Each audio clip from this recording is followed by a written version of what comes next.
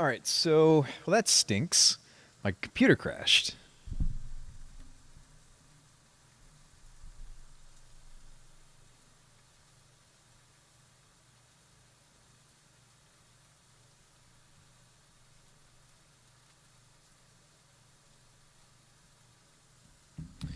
Okay, so where do we leave off?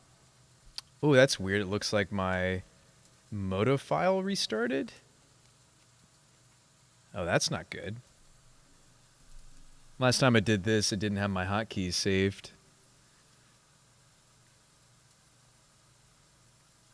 Yeah, Mont Blanc. So the Plundering Barbarian is really cool technology for our deck potentially.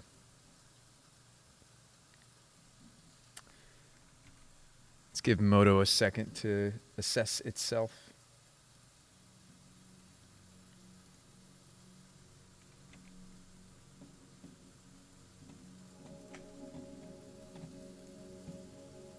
There we go.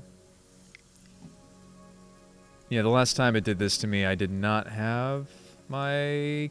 Gosh, my hotkeys are all screwed again. Looks like it reset the file. Well, that stinks, but at least we were in a brewing mode, so maybe I don't need my hotkeys for how the rest of tonight's gonna go.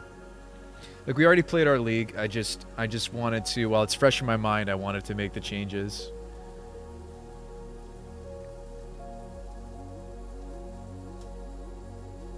Because, like, if I'm really not going to play Wave Sifter, I do need something like a Pyromancer as I'm going off to give us extra permanence. And there are not many that are in red that I want to actually be playing, right? Spyro is one of the few.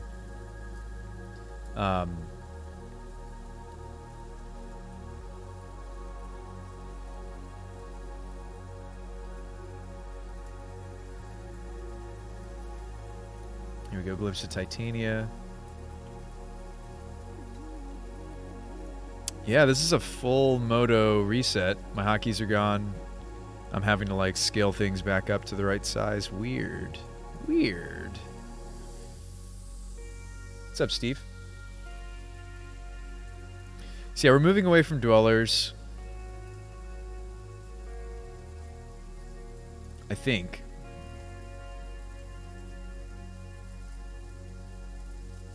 Yeah, because if the idea is to do multiple Karn activations, then at least with Queller there's a chance. As long as I'm not popping it with a Fury, there's the chance that I get to... Is there a CMC3 Goblin Mix tokens? You're saying instead of Seasoned Pyromancer? My computer crashed even before I actually had finished working with Card Hoarder to give them all the cards back that I don't think I need.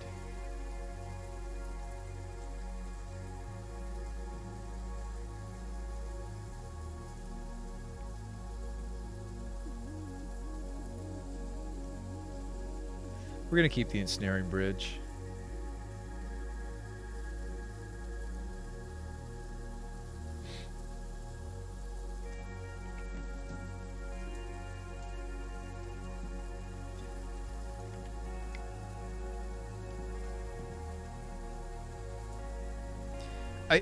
I think it's Seasoned Pyromancer, Steve, is what we're going to go with. I mean, there are CMC3 goblins that make tokens, yes, like everything from... there are ones that make a token at the beginning of combat, for example. Pyromancer will probably be the best CMC toker. Not today. Let's not do it today. I've got a delicious steak cooking behind me, so like the computer crash wasn't a complete wash. I did use... Also had like a weird random Windows update. It says starting trade with you now. Why is it not able to trade with me?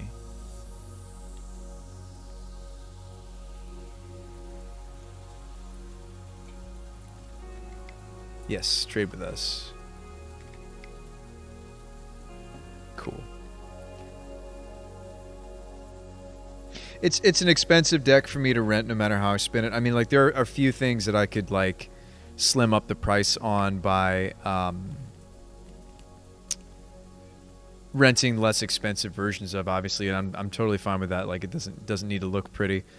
Like, the random Misty Rainforest we could get rid of because I'm pretty sure that it's Scalding Tarn. Like, there are little things I could do to make it more affordable. I just wish I could figure out which other fetch was most important. It could be Flooded Strand, because, well, no, if we're going to play Spyro, it would probably be another red fetch. Maybe, like, not Wooded Foothills.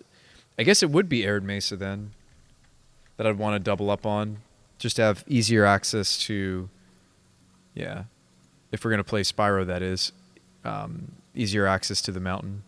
Because we already, naturally, our deck usually has the necessary green, just thanks to the playset of Colony Garden. I do think that Scalding Tarn,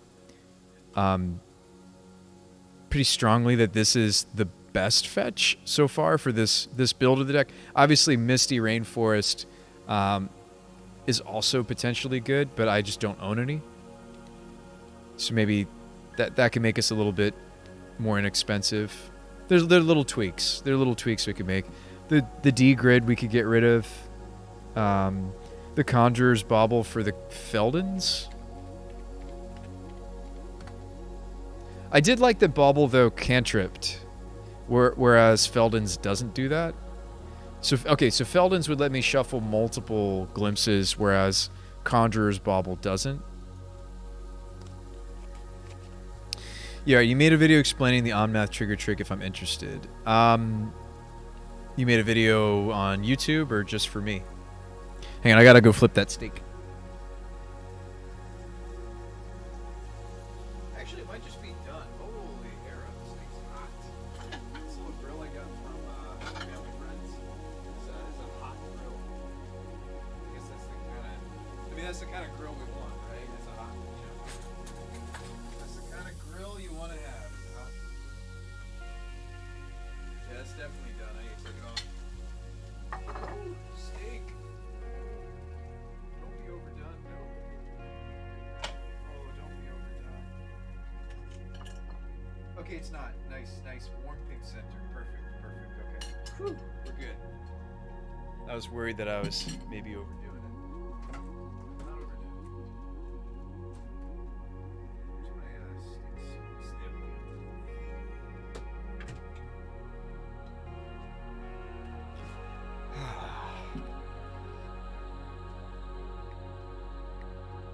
Yeah? Actually, I should go full screen for that. Don't burn the steak. There's so much at stake. Don't burn the steak, Bruce Spy. There's so much at stake. Oh, yes. There's so much at stake. Don't burn the steak. I know. Oh, I said, I thought that the grill might be too hot, and then it's like, but that's the kind of grill that you want, right? You want a grill that's, you know, it's nice hot grill. That was the joke that I made that you might have missed. Let me eat this briefly. So yeah, but we can keep discussing while I munch on this. So we've got quite a few empty slots, right? I mean, like, as much as I want to do maybe a Queller thing, just because, like, I want something that replicates what Dwellers does but is a lot less mana. The problem is that Dwellers was making it so... Oh, earlier, Steve, I was saying I didn't want to work on what's causing my computer to crash tonight. That's what I was saying earlier.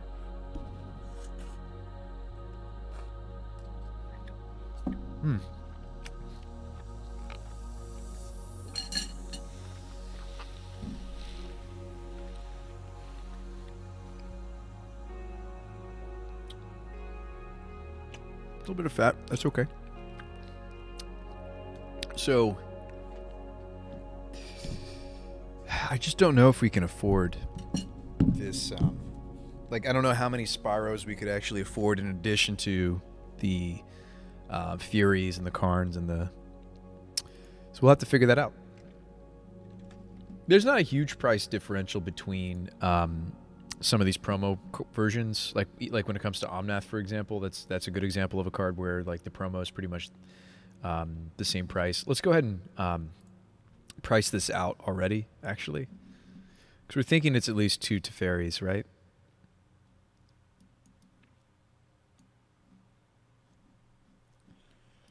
So maybe we should just let the defense grid go.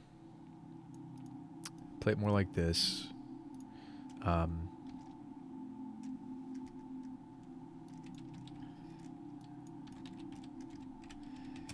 Seasoned Pyromancer. Because at the end of the day, what's the ideal red count, right? And I think that'll help us determine the number of Spyros. Is it 21? Is it 22? Do we want to play the full play set of Quellers?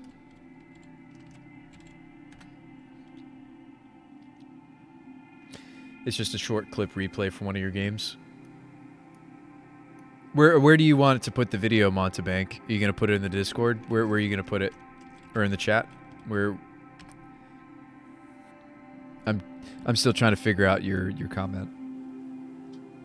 Oh, and this is me cutting down to 1 provisioner, but I think the deck can function just on... I mean, I was actually playing this a little bit with no provisioners. So I do think the deck can function with little to no provisioners. The Teferis don't need to be main board, even though they can synergize.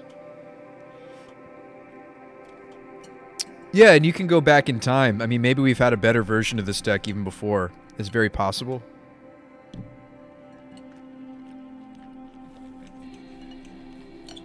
From my own personal testing, I was fairly confident this is a good direction for the deck, but now I'm not so convinced. After that league. Not nearly as convinced.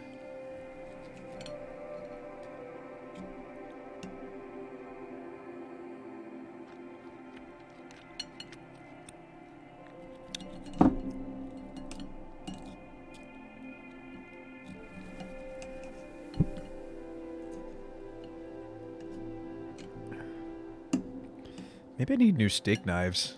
The steak knife is having some trouble. I don't think it's too tough. Yeah, so the Feldon's Cane is a really cool suggestion.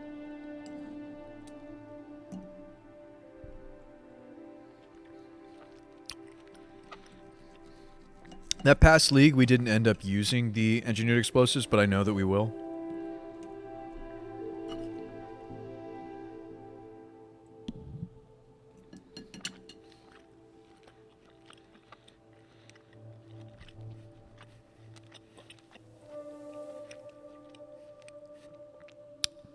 Like, I might be sitting here thinking wrongly, right? Like, I'm thinking that Bone Crusher is the interaction that we want to have, but who is it? It was you, Bank. You were suggesting the interaction that I might actually want is actually Barbarian, right? And again, Barbarian is 2 permanents. I mean, Barbarian is another card that lets us go wide. I mean, if I don't have enough money to get us into the Spyros, maybe I should just try some Barbarians, right? In the Spyro slots. Like, could Barbarian even be the Provisioner slot? Maybe not.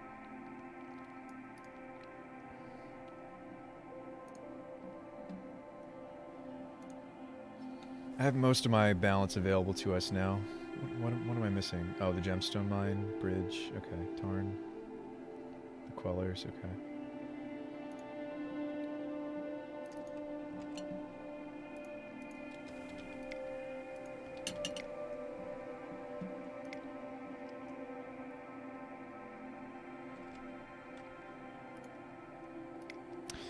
Yeah, we'll get back to Batterskull since I think we're not doing that anymore.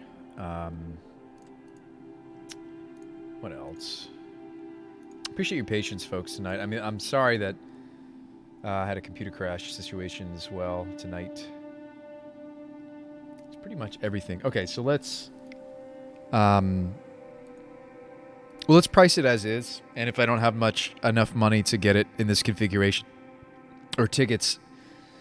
credit, excuse me, to get it in this configuration, we can maybe swap out some of the Spyros and play Barbarians instead.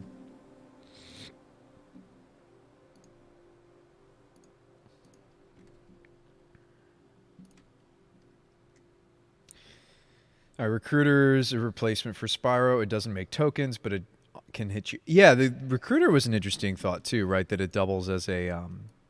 it ends up... So how are you shuffling your glimpses back in? I guess I should look at your list again. I don't know if I still have it. Let me see. I don't know if I still have that link in front of me.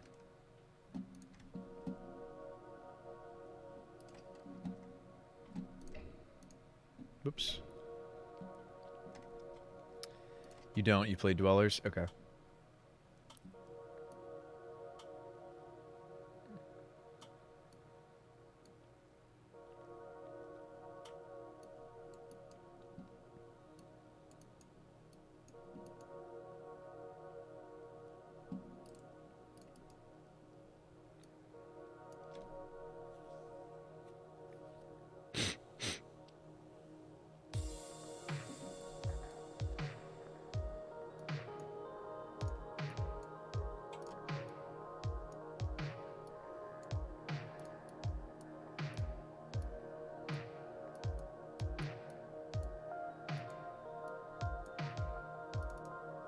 It's weird when it does that. When I can't break up the sideboard, because I was trying to figure out if there's any more pieces. It's okay if we have an overblown Karn-board, because I'm trying to figure out which Karn-board pieces are necessary. Like, the haste piece and the agent, yes, those are obvious, right? Let's look at our sideboard real quick for a moment. These are obvious. The less obvious pieces are, okay, do we want a reshuffle effect that doesn't interrupt our cascading? Brainstone also sacrifices itself. Surfy with the Prime subscription. Thank you so much for that support. Thanks for your... or actually, no, you're a first-timer. Thank you, Surfer7. Thank you so much for that support. Welcome to the Brew Crew. Your first-time subscriber. Well, tell me a little bit about yourself. What are you jamming in Modern these days, my friend? Okay, we like Bridge. We like the coding. We've liked the crypt. Ballista kind of doubles as a piece. I mean, it's just a threat that's also kind of part of the combo, but also just a reasonable thing for us to go get. The explosives will come up. Needle didn't come up that last league, but I'm sure it will. Combo piece. We wanted this for what? We wanted this because because we don't have any colorless mana sources. We wanted something, another removal piece in addition to explosives, because Portable Hole can get Void Mirror, and it can also remove a Chalice that's on 0, and that's something that explosives can't do. Yes, explosives can remove Void Mirror, but explosives actually, in my mana configuration, can't be cast for 0 and blow up Chalice on 0. So I do think that the Portable Hole is a reasonable choice too. So again, we end up with like about 13 cards that I want to test, and then the extra room could be for something like Teferi. You're trying every flavor of Asmo. Oh, let me spin you a tale. You need to join our Discord maybe, because I am working on an Asmo shell that I think. So there was like a green-black Asmo food thing, right, for a while, and I wasn't a fan of the cat combo. I get it. I understand. I think. Okay, here's the video. Thank you. I'm gonna need you to explain this. Hang on. Let's come back to this in a second here, Montebank. Renegade Rallier. Oh, interesting. Let me see if I can't find that list, Surfer. I was working on a list of... we were getting into it. Who is this? Me and Mortal were talking about this card for a moment. So yeah, if you want to join the conversation, this is the place to be. Let's see. I was working on like a Panza Karn Titania. I just couldn't get it to work. Like lava darts. Let's see. Lava darts to sacrifice your mountains to get elementals was the idea. Lava darts are like something weird like devastating summons. This was a Panza Titania using Obosh. Sorry, that's still not the archetype you're asking about. Here you go. So I was working on... Well... This is a very different look to the deck, for sure. So this one was kind of in the Brew Spy vaults. I still haven't actually played this, but this nonsense... I think I was trying to do too much with this deck, because I was trying to do Infuse with Vitality with Fury was actually where this deck started. But then I just threw in another engine that I'm trying to work on, which is Asmo Hornet Nest. Let me see if I have a more, like, less doing all the things build. Here we go. something more like this. But anyway, the concept is you've got your Asmo food, right? And I saw a bunch of people doing just like the plain, just green-black Asmo, which I think being 2-color is reasonable, right? Because you're playing a playset of Urza Sagas, right? And so the concept here was I was trying to use Asmo's ability to... Here, I'll just show you in Moto, honestly. The concept is Asmo, Hornet's Nest. And I think it's I'm not going to say it's a sleeper. I'm not going to say something that bold. But I do think that this combo is something that people haven't considered, and I have been considering. So what happens if you have Asmo plus Hornet Nest? Like, think about the implications of this, guys, just for a moment. Briefly. Just contemplate it with me. So you would definitely be a devastated... what is it? Devastation? Devastating?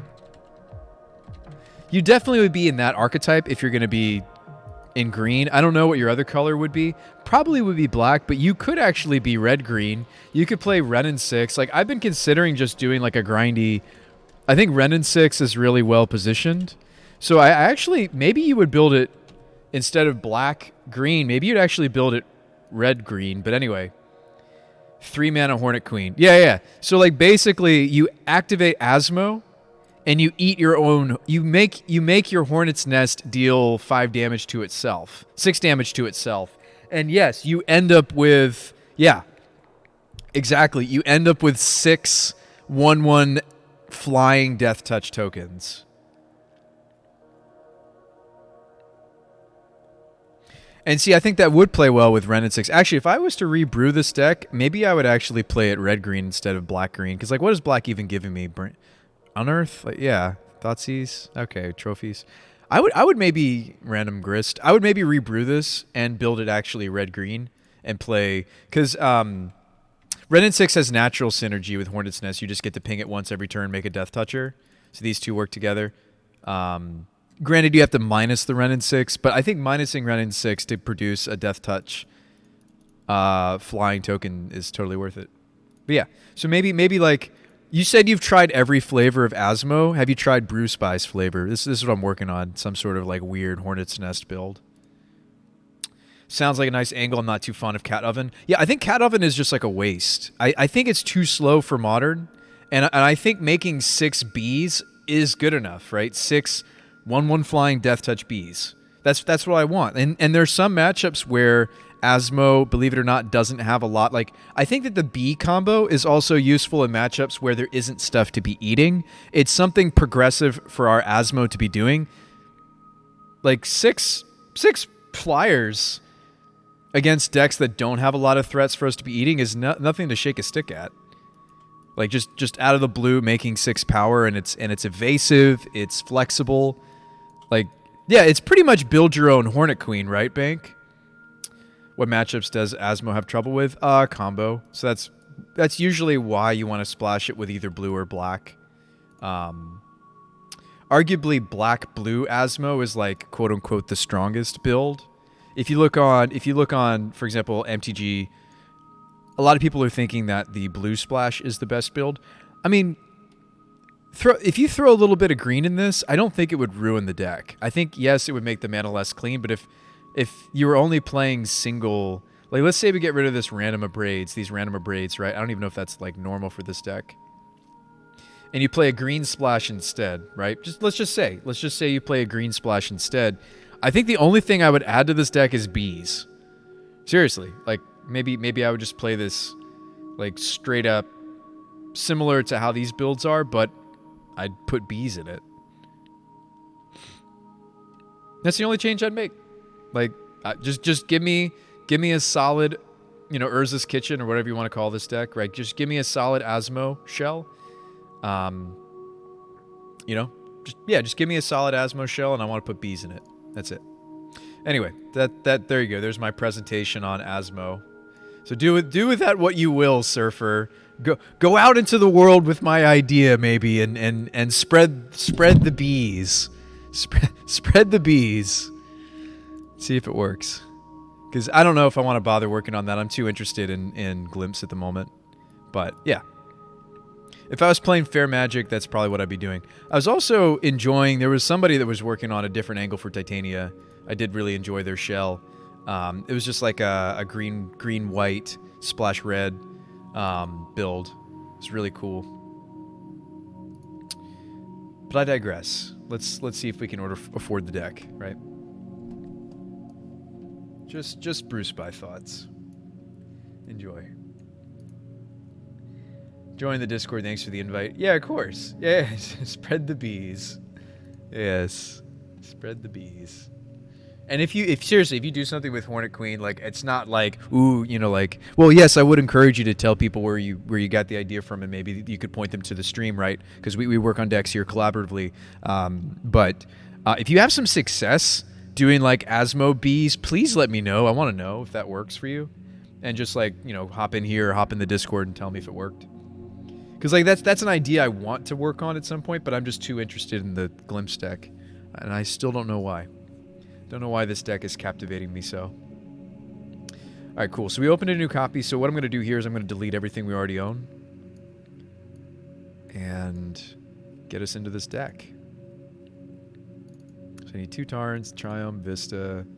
Already have my Gardens. Need the Furies. Need all of this. Need all of this. Already have some Quellers. Plea, Provisioner. Need. Already have my Titanias. I have all of these that we need. Don't have all. So I like 33 cards out of our main board I don't have. And then in the sideboard I have the Brainstone, the Hole, the Needle, the Bridge, and I need this 11. Okay. And then you just export this. It can be a deck file. It can be, it doesn't matter what it is. And then you pop it into Card Hoarder. You go to Deck Editor, browse this, load. All right. So it's actually more than I can afford. Because if I go, you'll see. If I go add to cart, I have 459 tickets worth of borrowing. So we gotta budgetify this more than cutting just the Misty Rainforest. How much are Spyros? Let's see. So see, like, yeah, cutting 1 Season Pyromancer would get us there. They're 19 tickets a pop. So let's see. Yep. So let's do something else. Let's cut 1. You'll start with a red-green idea. Yeah, if you already own Ren and 6, highly recommend. Do you, Surfer, do you have do you rent? Do you do a rental service? I do think Ren and 6 would have a lot of natural synergy for the bees idea.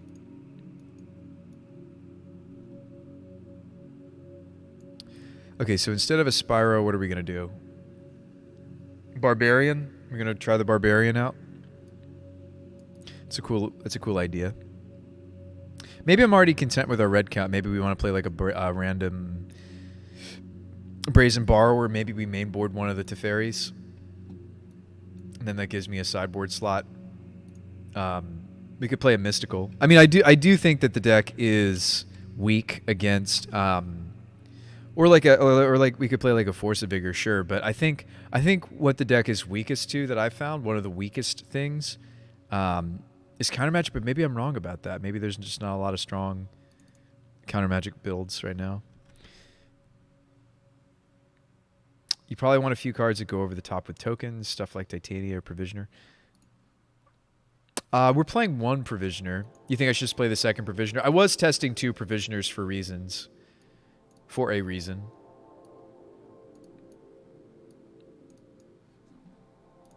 Well, let's just go ahead and rent this, and maybe that'll help jog our memory. Or get the juices flowing. Glimpse.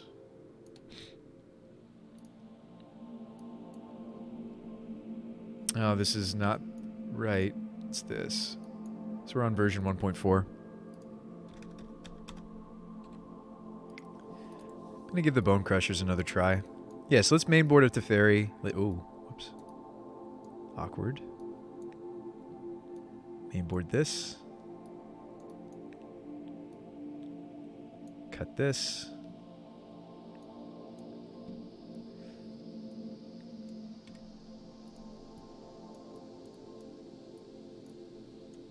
Trying to put things where we're casting them. This is where you could suspend Glimpse on too. It's tough because like normally our first land is garden.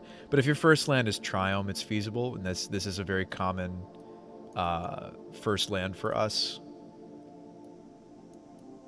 I think our deck pulls off red just fine already. Let's see.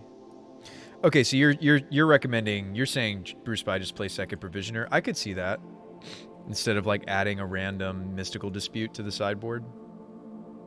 I think Teferi's great right now, though. There are a lot of other players also on. I gotta finish this steak before it gets cold. There's a lot of other players on Cascade decks. So I think for that reason,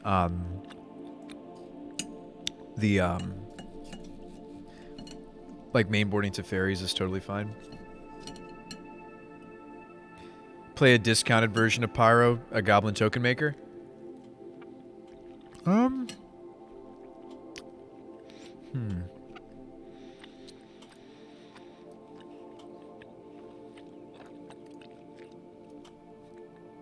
You did remind me though, Steve. I was trying to give the deck another something that like helps us set up a little bit better. I do think the first Barbarian would, and would also be red count, which is kind of what I wanted.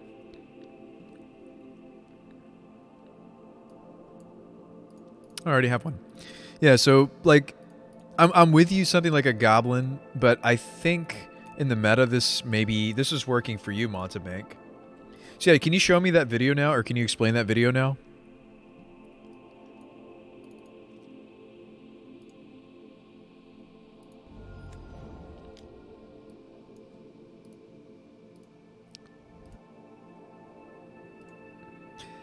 Okay, so you've got a Fury, a Sifter, an Omnath, and you're shooting the Omnath. And I don't understand why yet, but you said you're going to show me. So the first thing you did was... So you stacked it so that the thing on the top is the Fury on the Omnath? Right? No. So we're just fetching because we wanted to Provisioner. Okay, Omnath died. Let 2 Omnath triggers resolve, then have Omnath leave battlefield.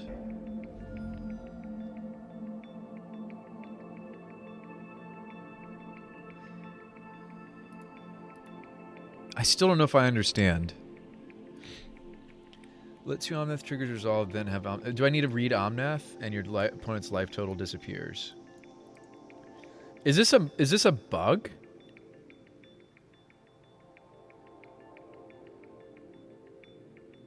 I don't want to cheat. This seems like a bug to me. Why is that doing something?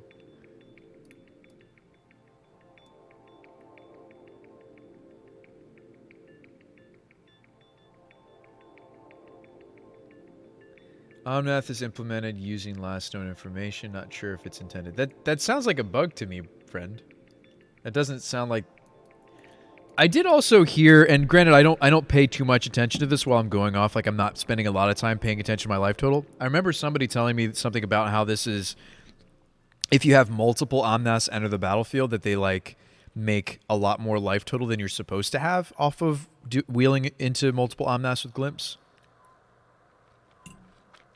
Now, let me watch your video one more time. Okay, so our opponent's at 17.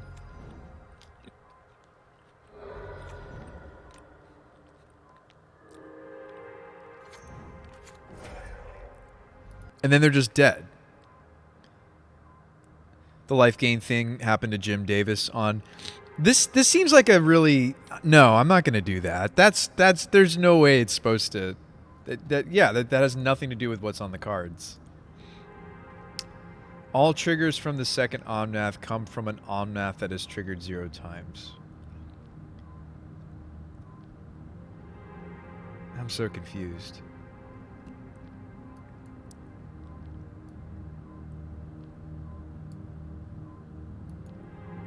But yeah, I mean, it's not supposed to...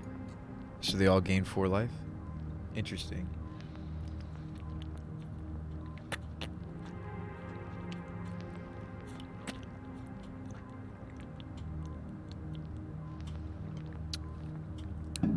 Huh.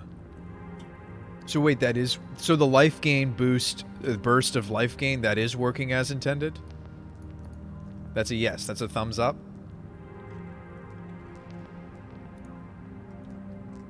But the they die immediately thing, that seems off to me. Or wrong to me.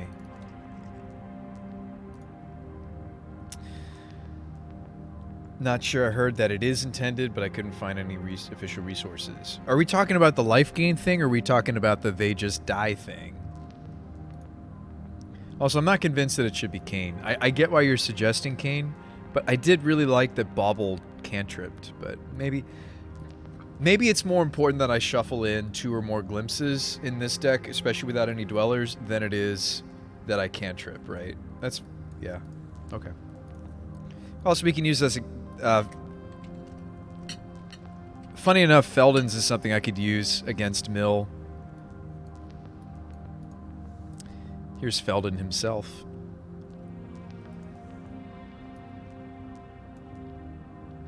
They're the same thing.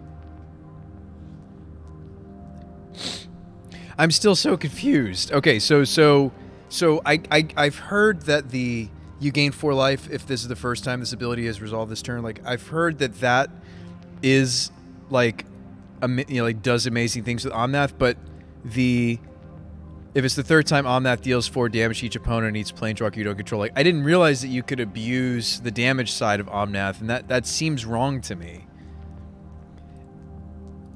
I feel like until I hear more confirmation about that I feel like more players would be doing that if that's really how the card's supposed to work, Montebank. Right? Like, if that's really how that's supposed to work, I'm pretty sure more people would be trying to do that, of just glimpse into Omnath with some number of land triggers. Right, glimpse into Omnath with 3 lands and, like, a way to kill the Omnath. Wouldn't that be a thing people are trying to do? Like, I'm with what you're saying and Mr. Fleshy is saying, the life gain thing. Like, I'm aware of that, and I guess I feel less worried that that's maybe not working as intended, because it's just a bunch of life, and, like, that doesn't always matter in Magic. I mean, yes, like, I want it to be working, because I don't intend or want to play a deck that's theoretically cheating. And that's kind of like why I'm worried as I watch the video, Montebank, that maybe it's not implemented correctly. That's the question that's on my mind. I'm not saying that you're intending to cheat or that you're intending to, anything like that. I'm just saying, like, at that point, I'd almost want to hear from a judge how that is supposed to function. No, the life gain thing is annoying because you don't have your 2nd mana trigger. Yeah, I did notice that I'm not getting lots and lots of mana. Like, I think you're supposed to. In paper, I do think you're supposed to get tons and tons of mana, right? Like, if I hit multiple Omnaths, I do think that that's programmed incorrectly. That we're supposed to end up, instead of with just 4, we're supposed to have 8 or 12, right? Tested this version. Oh, that's fun. An Omni build. Ooh, the Singleton Asfertold. That's nice. Only 1 Grizzle? Okay. Well, they're legendary. Interesting.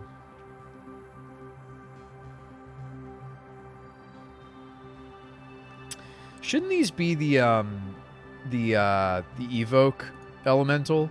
The Reclamation Sages?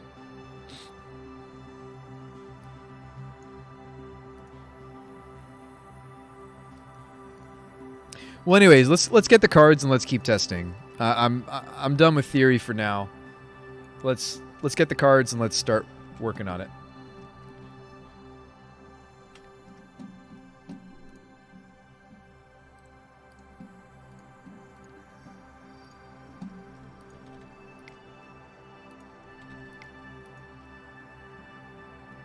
Fleshy says the Omnath version's insane to try and play in paper. Omniscience for paper is the way to go if you want to stay sane. Is it just because it's too much to keep track of? I don't understand. I guess I haven't played it in paper myself, Mr. Fleshy.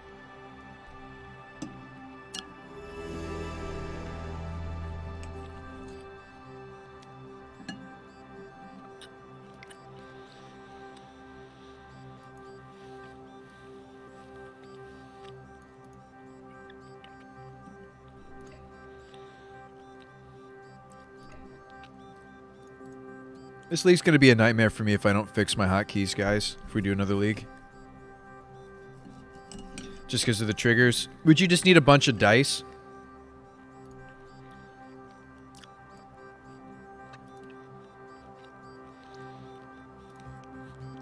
Just a legitimate question. Well, I don't know if I'd do a Risen Reef build.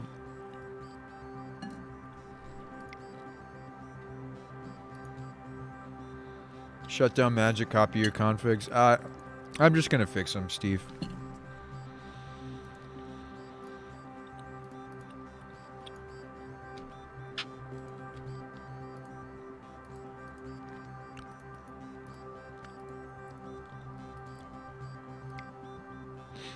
Just going to fix them. I know I'm complaining and you're trying to help me, but I'll just suffer through it.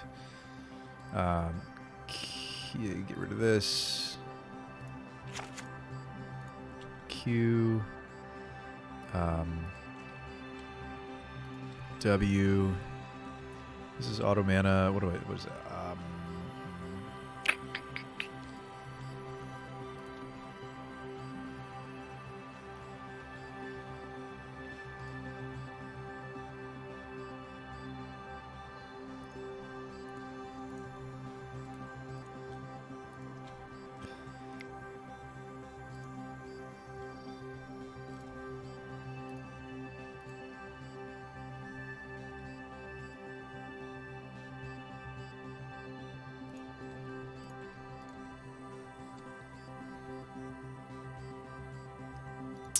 I tend to just click for those if I want to always yes to things.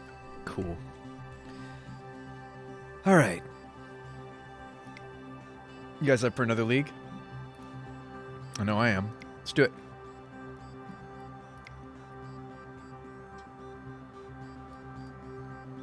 Or let's at least start one.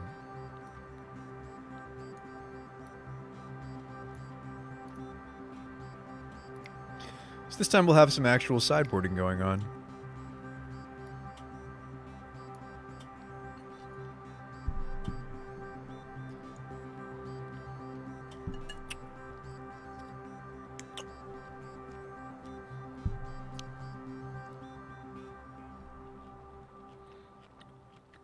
Yeah, I mean, you'd have to have a bunch of different colored dice, right, Mr. Fleshy?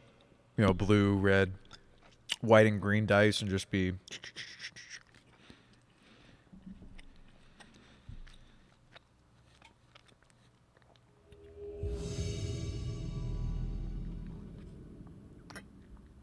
I'm with you. I do think that would be... You'd have to really... Yeah, I mean, practice, and even then you might still time out, right? Yeah, full-blown Moto reset we're looking at here. Look at all this. Gotta fix. All right, cool. So opponent's on a Lurrus deck. They're probably playing Rakdos mid-range, but it could be Hammer Time. Could be a bunch of different things. This hand is maybe gonna work. I mean, it's on the draw. This is turn 2 Suspend Glimpse.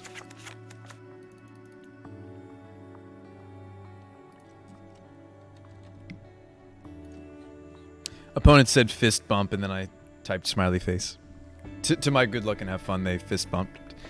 All right, so let's see. I mean, we could theoretically keep this. It's not like... Well, no. We're going to mulligan this. We can get a better 6. This 6 is worse. Wow. This 5 also is just a one-lander. What's happening? Guess we're mulling to 4. That sucks. All right, so we'll put back Provisioner... We'll put back Giant, and I'll put back... Am I putting back the Pyro too? No. We're on the draw, right? Like... Oh my goodness, this is horrible.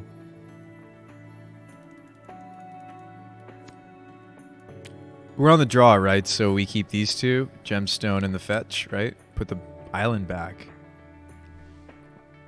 Man, rough that we're mulling all the way down to 4. Against my opponent's Inquisition deck, right? Watch them be a Thoughtseize Inquisition build.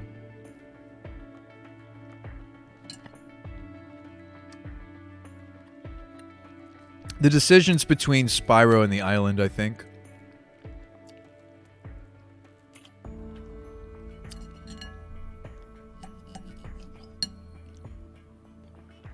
I mean, we couldn't keep those one-landers, right? So...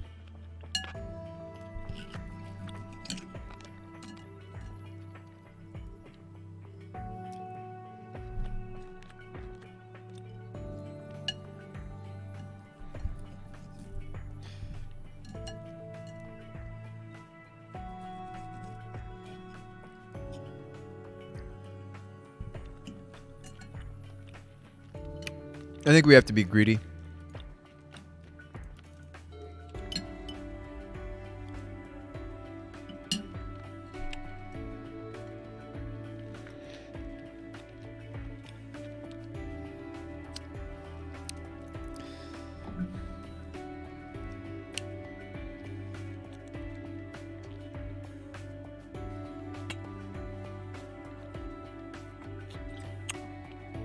I think so too, especially since I don't have like Leyline of Sanctity in my sideboard anymore. Like when I'm on this low of resources, the Singleton Gemstone mine like feels pretty awful, right? I mean, the thing is if I'm aiming to Spiral, we're not even going to keep this agent, right? Like maybe I should have just kept. Well, no. Against a Lurrus opponent, with the possibility of them being a black build, and most black builds are going to have Inquisition and or Thoughtseize. Like, I do think... I don't know. That was a tough choice.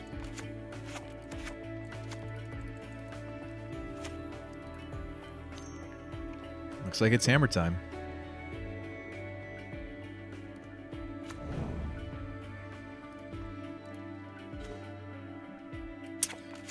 That's good, right?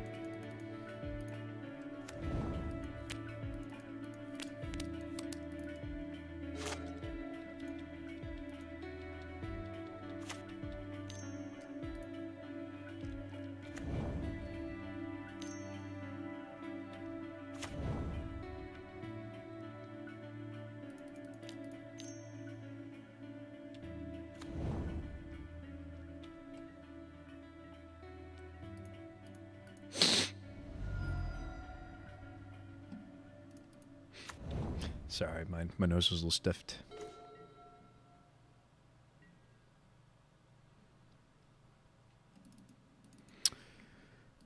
Trying to see if I need to add any steps here.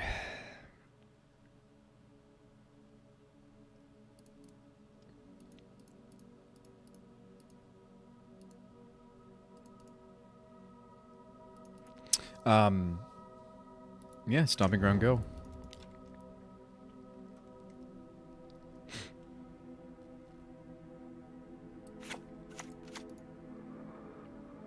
Trying to again, yeah.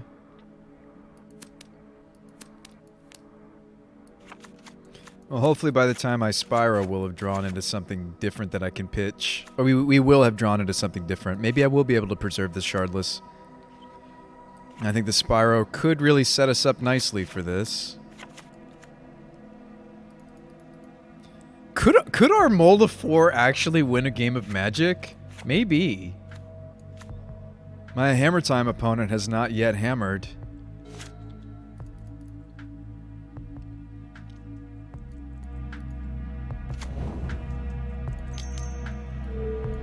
Well, that's a hammer.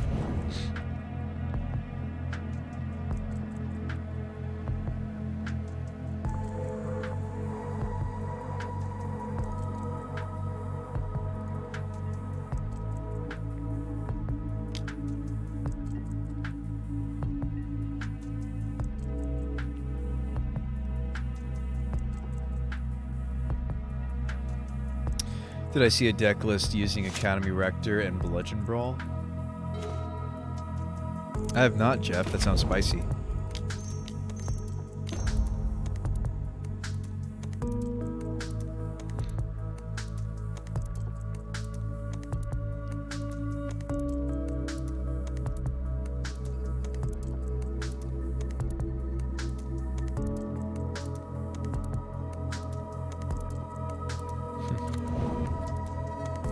Alright, we're keeping the Cascader. Spyro is really great for this deck. We really should be playing more than a fun of. I'll work on that and see if I can make it so that the list could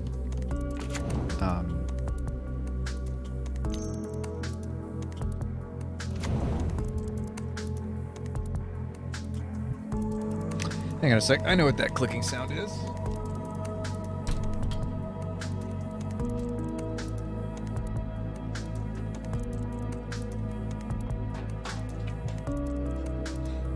Sorry, I had something I needed to turn off. All right, so they're going to draw a card.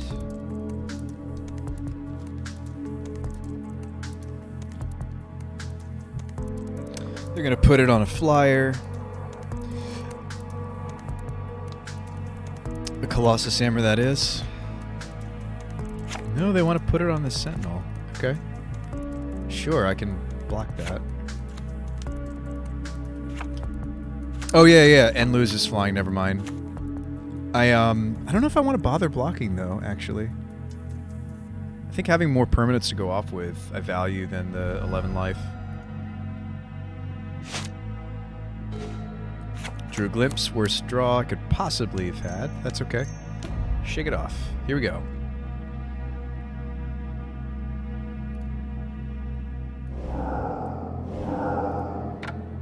Glimpse.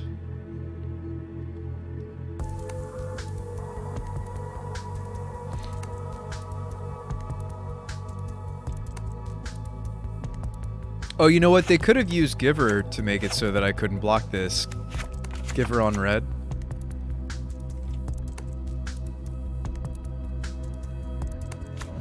That's not good. We hit 2 tap lands.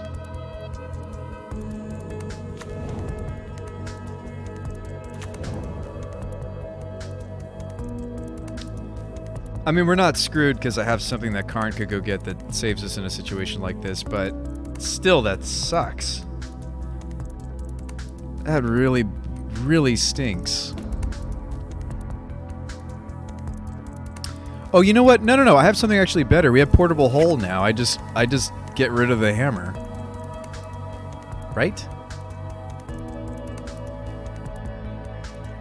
And we'll go off next turn.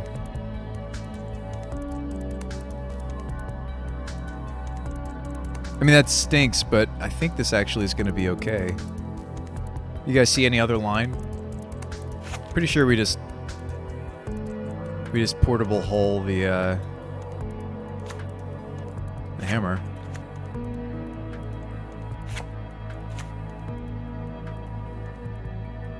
Karn +1 on hammer was what you were looking at.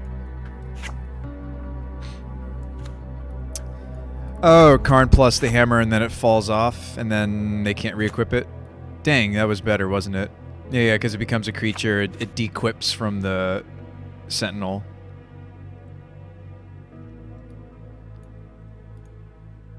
Opponent says they have to be right back and feed the dog, apparently. Yeah, I wish I'd seen that line. It's too late now.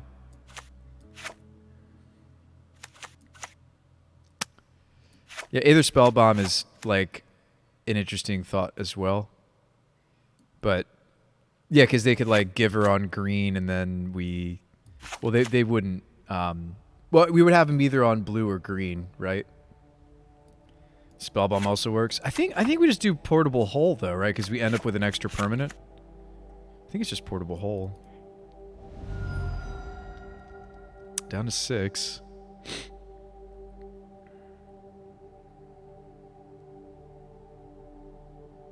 I have liked adding the basics. Like, it is nice to be able to get basic planes. The flavor text on this card is great. Oh boy. This card's cool. There's a blue white Urza deck floating around. I saw it on Versus today. There's just like a straight up playset of Portable Hole in that list because it's good interaction and it's +1 count to your War of Invention. Opponent is gone, so we have to wait for them to come back. Yeah, I wish I'd seen your line, Bank. Please, seriously, say that if you see something. I know there's, Twitch chat delay. I guess once I had the Karn, I went very quickly to minusing it, and I didn't even think about the implications of plussing it. Yeah, let me take a look again, you Jeff. What is this wonderfulness?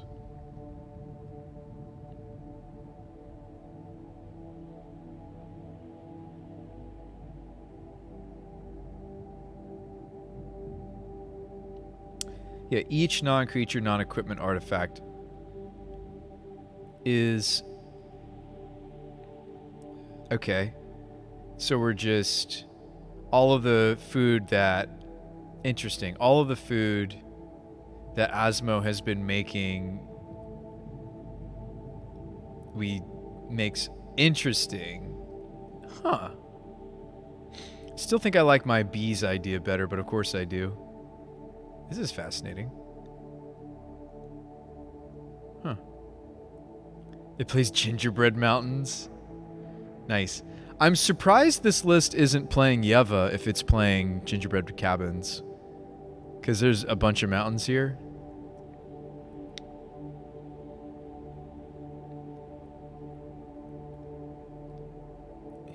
Bludgeon Brawl. Are you sure that was their list, Genya?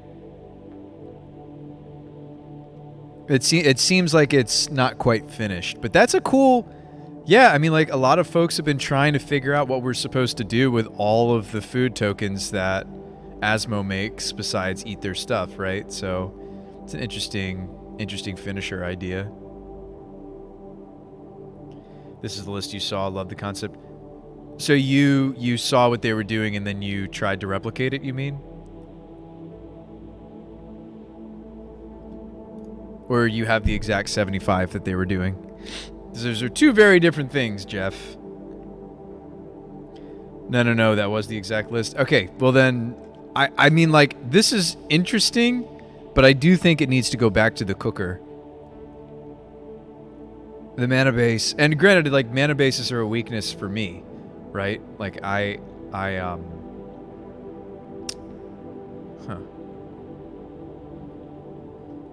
Fire Weaver's interesting.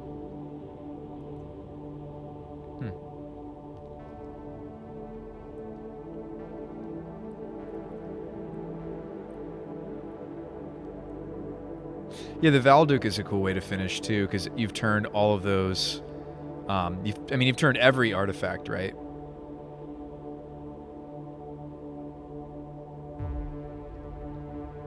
Yeah. So they're all equip zeros, right? The Underworld cookbooks would be equip ones, but yeah, Bludgeon Brawl is interesting with all these zeros, right? All the zeros we're making with Tireless Tracker and Provisioner and Manufacturer, all the zeros that we're making with Asmo. I think this maybe needs some work. I think the mana base needs some work. I don't understand, like, the 5 mountains. Yeah. And also, usually when you play Asmo, you should be playing some number of the lands that sacrifice themselves, or like cycle lands, or whatever you want to call those. Because I don't understand why this doesn't have the red-green fast land. I don't understand why it's 4 stomping. So, just lots of little changes I would make.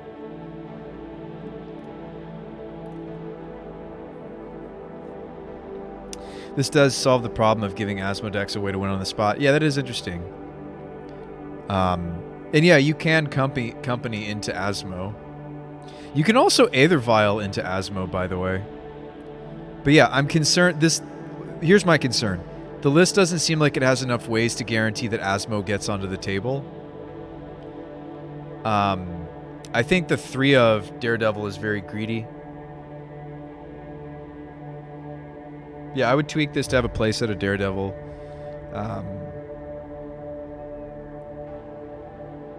I like the synergy that Goblin Gavalier seems to have, but I feel like it might be win more. Doesn't this just win on the spot anyway?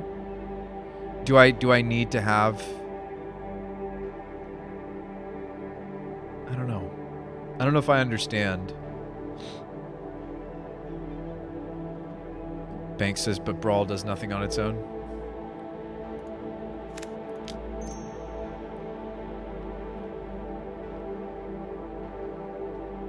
No, the equipments are +0, +0. Yeah, oh, okay. Well, maybe I'm less excited about the idea now. Right, so you would need... I'm more into, I guess, than the Gavalier and the Valduk than the Fireweaver, if that's the case. I mean, we're just dead to them drawing another hammer. Whether or not I messed up the Karn. That'll do it. Oh, no, it won't, because Karn is preventing them from being able to equip. So, actually, we're okay. We're okay. We have a turn. Really need to not draw the third glimpse. That would be good. Yes, yes, yes. This draws you a card still, but you can't equip it.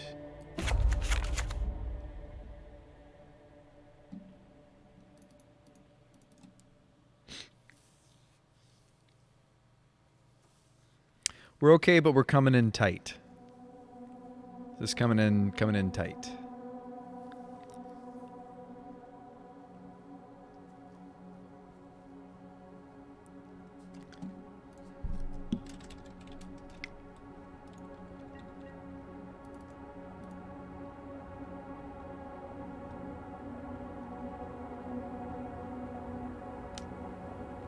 Going after Karn, huh? So if I trade with Pure Steel, I get to keep the Karn.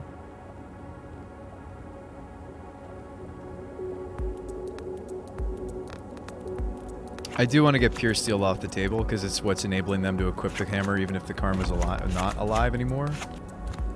I think this trade is justifiable. If we blocked with Plant... oh, of course they have Giver. What am I doing? I think this block is still fine. Like, we were either going down the Karn or we were going down... Love to get this off the table. We were either going down the Karn or... Like, I was going down one permanent either if I did a block or... yeah. Either way, we were going down a permanent and there was not much I could do to stop that. Let's go Steam Vents.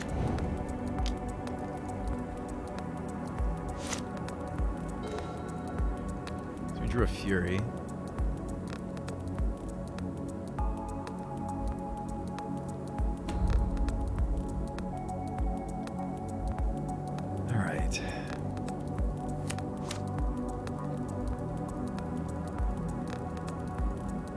I mean, if I kill the Sentinel, I don't have to pay the tax. It might be worth. Kill Sentinel, kill Pure Steel, kill... Just kill those two.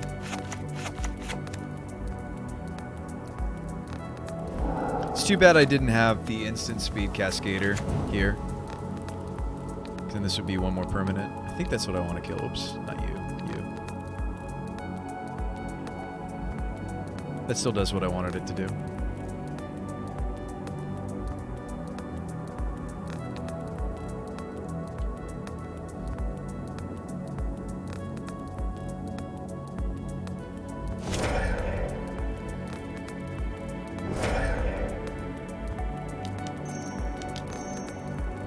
Here we go.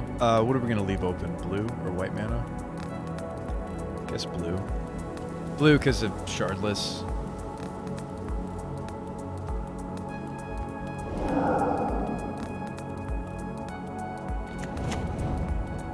So Queller can grab this Shardless, but I don't have...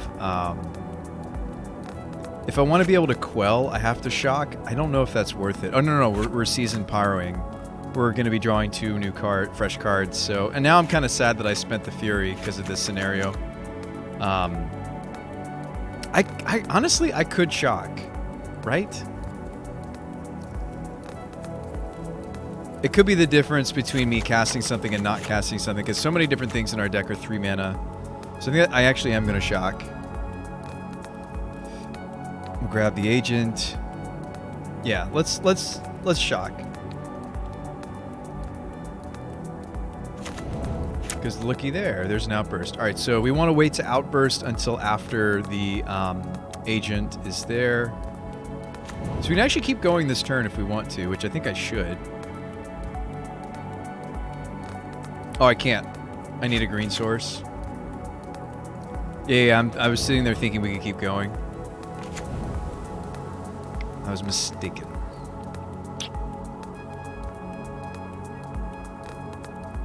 Yeah, go get the green source. Yeah. Do I have a 4th glimpse? Oh, wait, are we down a glimpse? You're right, I would need a Karn. This might be good enough, though. Honestly, this might be good enough.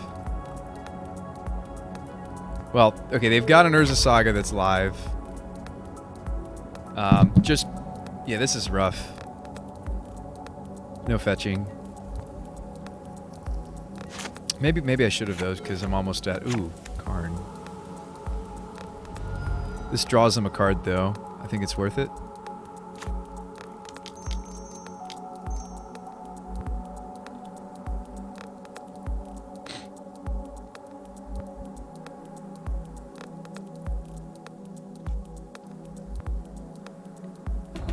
So what am I getting with my Karn?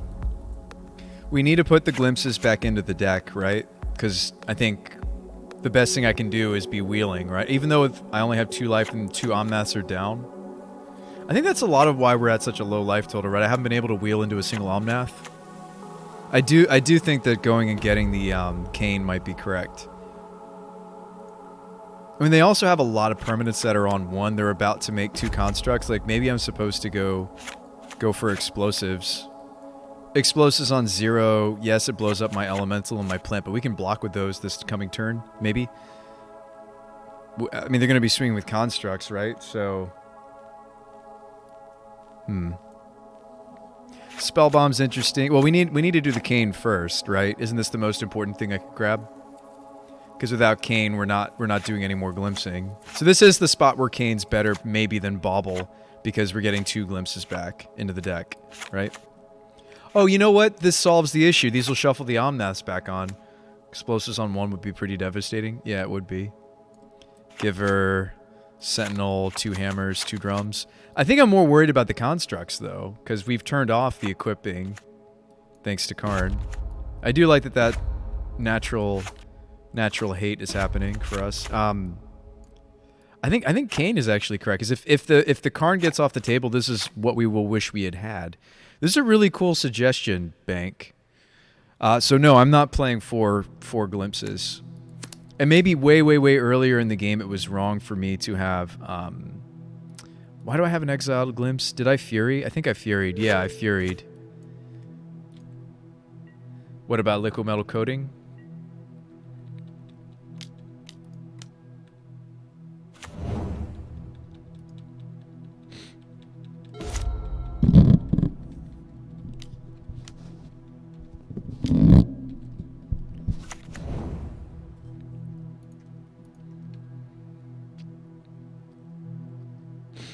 So they go construct. Be really nice to hit some actual mana producers. Yeah, I think the Felden's Kain putting the Onmass back in will be really nice. A little concerned about some of these other things going back into our deck, but like the 2 Onmaths is nice. There's a Nexus that could end us. Maybe.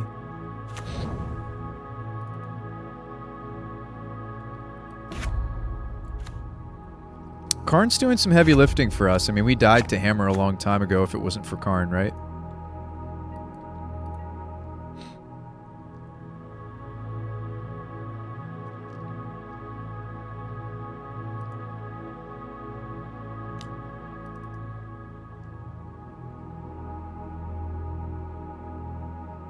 I mean, I'm concerned if we, like, don't loop off all the way.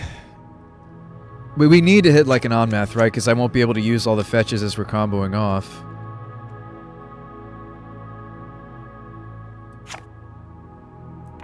Protection from blue? Oh, you don't want me to be able to crack my crawler that way. I understand. I have a block.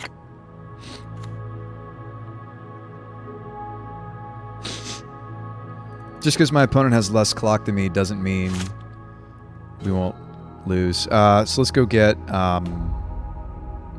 Okay, so we have the Kain. It might be nice for me to just bounce my Queller, wouldn't it? With the Spell Bomb? Just a thought.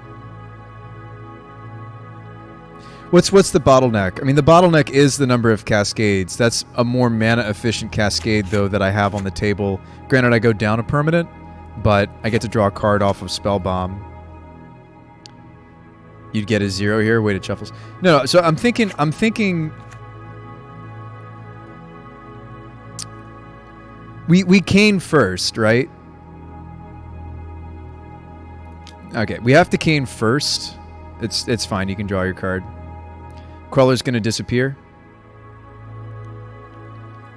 No, I know, and we almost want that, right? So maybe the spell bomb's unnecessary. Maybe I should have gotten the thing that makes everything hasty. Yeah, now I'm kind of regretting my decision here. I mean, I've kind of already committed because I tapped the green source, right? I did burn the green mana. Alright, so before this goes off... We're thinking it's red, right? Outburst. So yeah, I think I should have outbursted instead of going this line. The spell bomb idea. Nope. Okay, so maybe we're gonna be alright. Make a treasure. Grab the agent.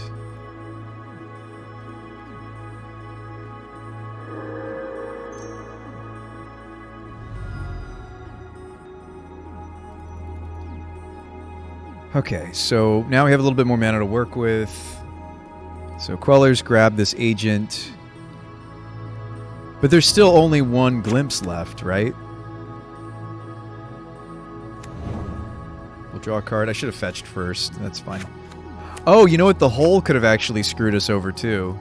So this was maybe loose that I grabbed this earlier. I could have accidentally cascaded into that. That's true.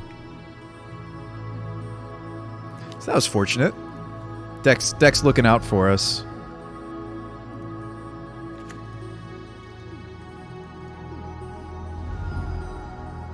Deck's looking out for us. Alright, so we're just outbursting, right? And we're just hoping this lasts. I mean, I guess I should just go ahead and play out the portable hole because we won't cascade into it anyway. This is kind of a freebie.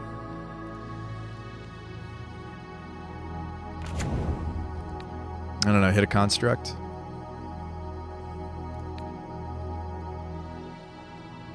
It's kind of a freebie. Since we're only going to be able to glimpse one more time, right? Because one was exiled. Yeah, from a Fury.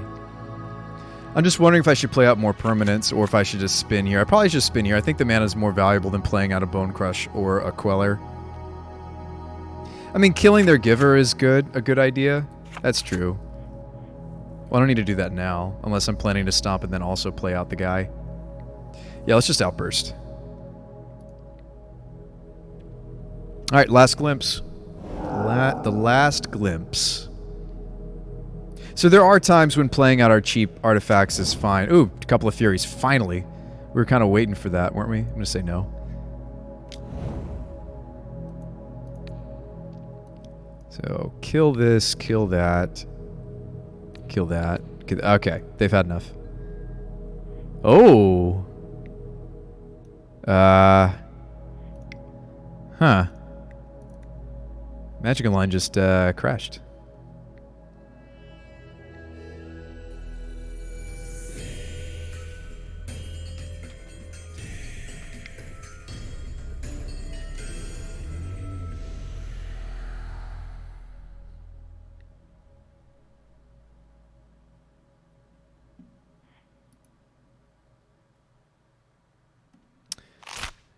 Well, that's not good.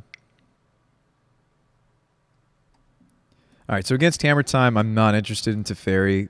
So we're already pretty much ready to go. Yeah, we need to be wary of that with the portable hole. Technically then, didn't we just get, super lucky? Because didn't this get shuffled at one point? I'm pretty sure it did. So you need to be careful with, stuff like explosives, things like Cane or even Ballista. They're safer because they can kill themselves. But and the Spell Bomb, Brainstone, even Tormod's Crypt, we need to be very wary about things like Zern Orb or Hammer. Not Hammer. Hammer's fine because it's CMC3, but Needle, Orb, Portable Hole, Coating, they're not so safe, right? These at least sacrifice themselves and they are safe for our combo. But these four we need to be careful about when we go tutor for these because it could interrupt the glimpses. So Just something to think about. Let's run it back.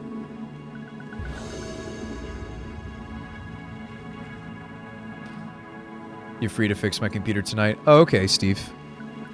We might need to do that. So this hand is 2 gardens. Yes, it has Karns, but my opponent's on the play. Like, yes, it has Fury. Actually, we could keep this. It needs a Cascader. Like, it needs a blue source, like, because Karn can go get Agent. Shardless. Like, this hand actually could be... So, something to think about.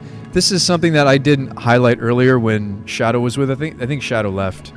But maybe you can appreciate this, Mont. The Karns are an extension of the Cascade package. So, I'm actually running more Cascaders in a Karn build than I am the normal builds. Normal builds, the most you'll see is like 10 Cascaders.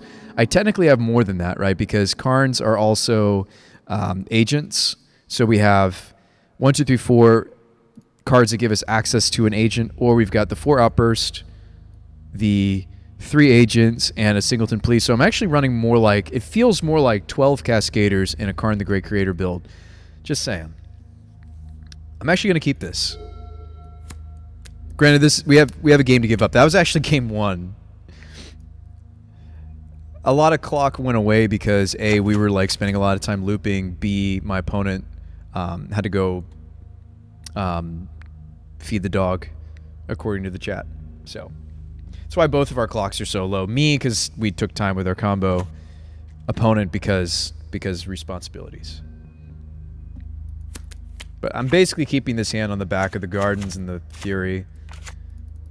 I'm hoping to draw a different Cascader. But if we don't, we can hopefully find another land or 2 and use Karn to go get one. But that would mean we're going off on turn 5, and that's pretty late. So hopefully this is a good Fury.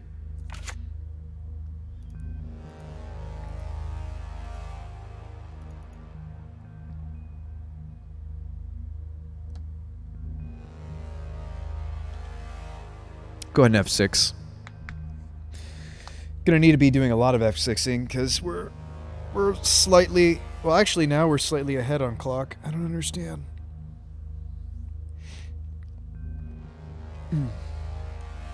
Our clocks are very close though, and my deck takes a lot more time to resolve, so we shouldn't be that excited that my clock is slightly higher than my opponent's.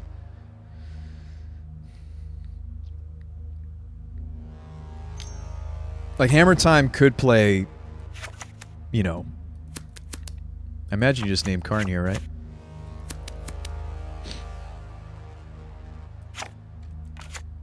Scalding Tarn. It's aggressive.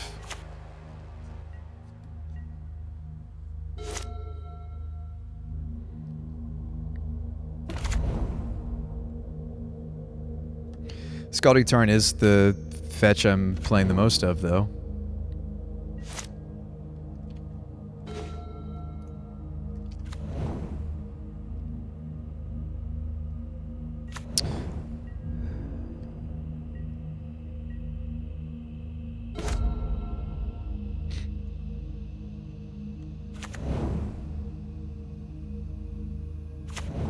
Chalice on 0. Gonna have to get rid of that.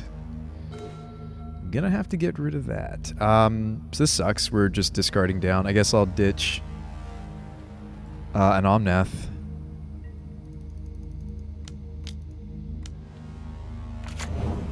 We may just die to not finding third land. Very possible. There's a moment here. We could still pick up this game. Go ahead and F6. Get that F6 value. Get that F6 value while you can. So they go grab Spear. Okay. Do they not tap their Urza Saga? I see a lot of players doing that, and it bothers me. I've made that mistake myself, but that's free mana. Because Saga goes away during a main phase, so you can float. Even if you're not intending to make a construct, you can still float mana. Anyway, to all you Urza Saga players out there, don't forget to float your mana. We'll take it. A Barbarian, the Chalice. Need to draw Steam Vents is my best draw. Or way to get to Steam Vents. Tarn, unfortunately, is the most common fetch, though, I'm going to run into. Unfortunately. Found Triome. Okay. Unfortunately, I can't Fury away this construct. It's too big. Why didn't they go for Hammer for Inkmoth and just kill you? Because they're afraid of the invisible Dismember in our hand, Lucky Dice. They're afraid of the invisible Dismember. I'll go to F6 again. I don't got nothing. Don't got nothing. Never mind, it would lose flying.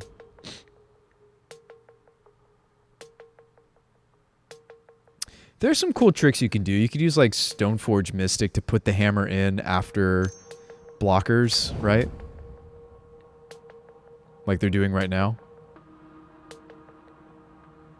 Sorry, it's Sigarda's A that lets you do that wonderfulness. Alright. Let's run it back.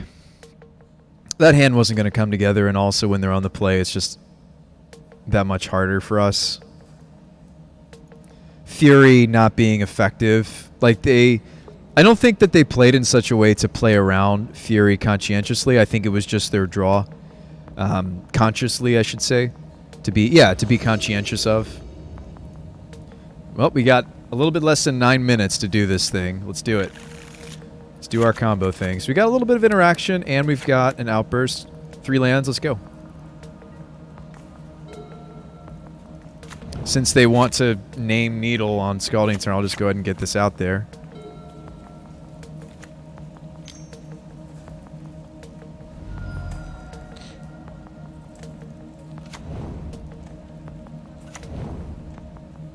So they did last game.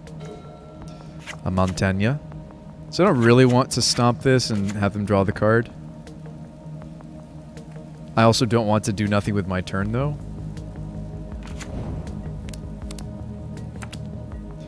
I may stomp this even though it draws them the card. Because next turn, like, what do we want to be doing? We want to be playing out a Bone Crusher.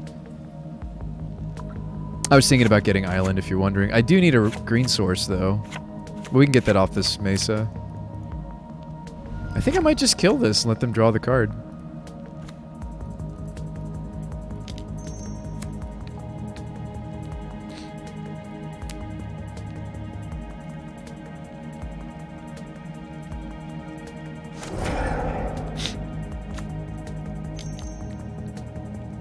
Sanctifier. Okay. We're not doing a graveyard build. Most people think this is a Dark Dweller build. I mean, it usually is. Oh, wow, they have a bunch of graveyard hate in. Oh!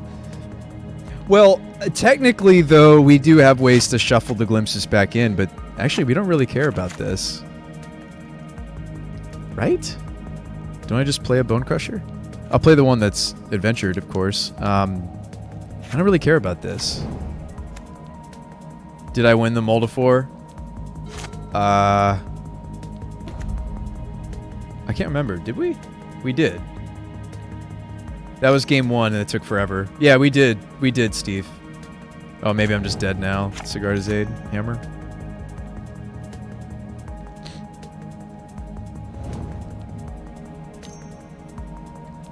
It's hammer time.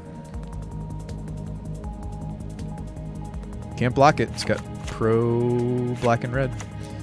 All right. This is it. We got to go off, and they've got our graveyard shut off, but I don't think we care.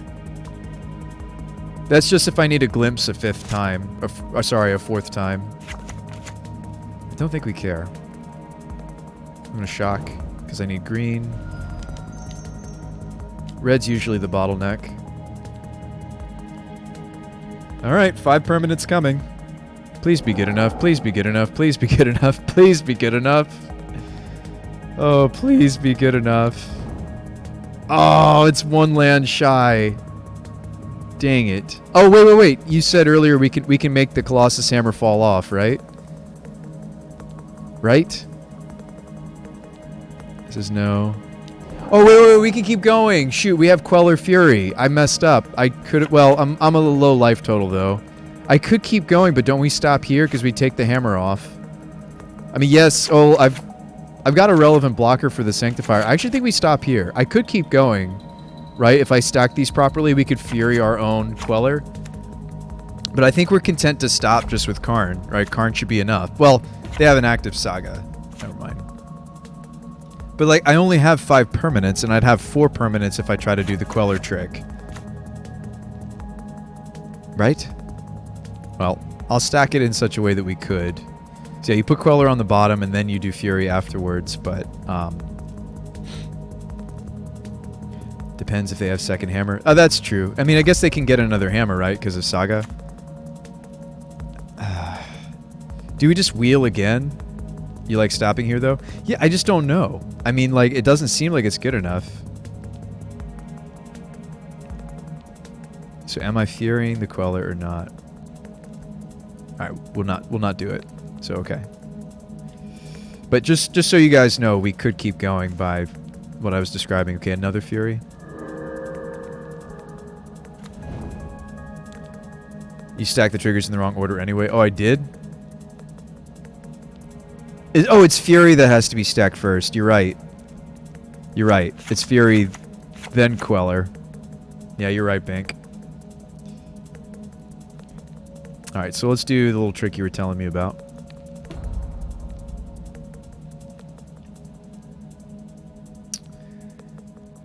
What else can we do? It's got pro red, so we can't kill it.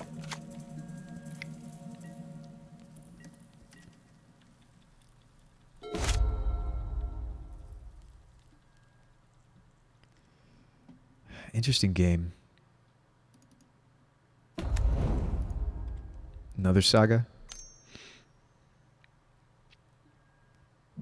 I mean, in theory, we can go off again next turn, right?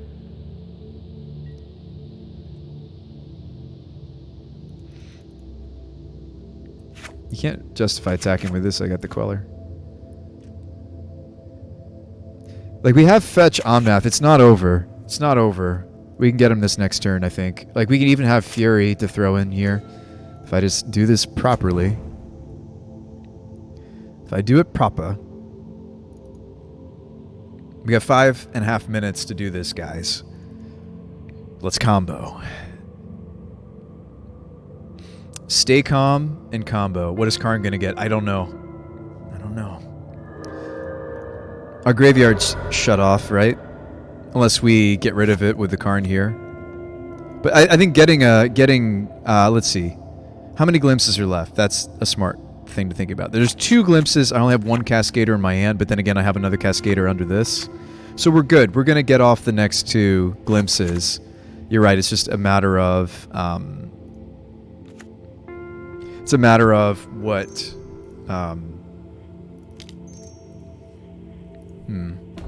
Actually, I should have gotten red there, I think, off of the stomping ground.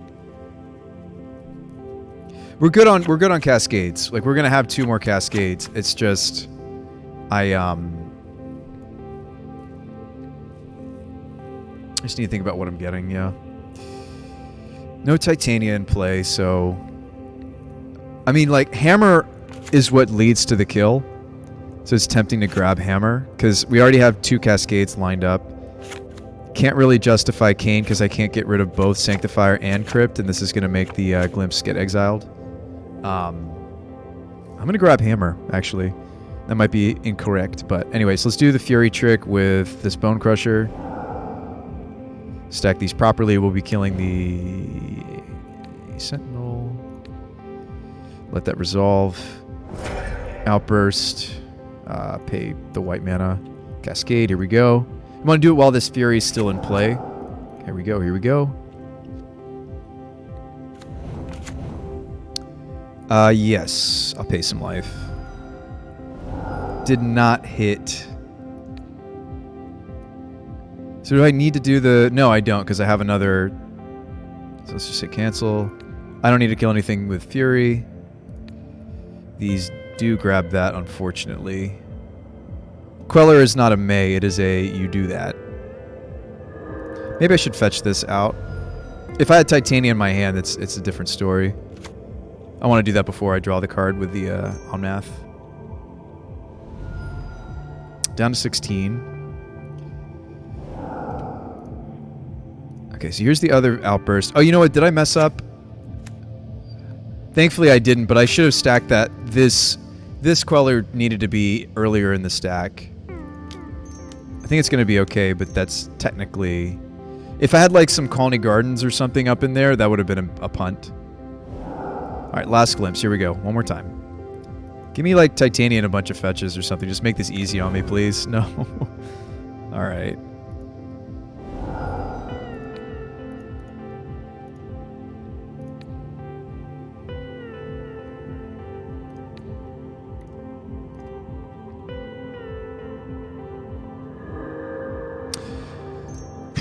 So different than when I'm goldfishing this by myself for sure, because I have the pressure of the clock.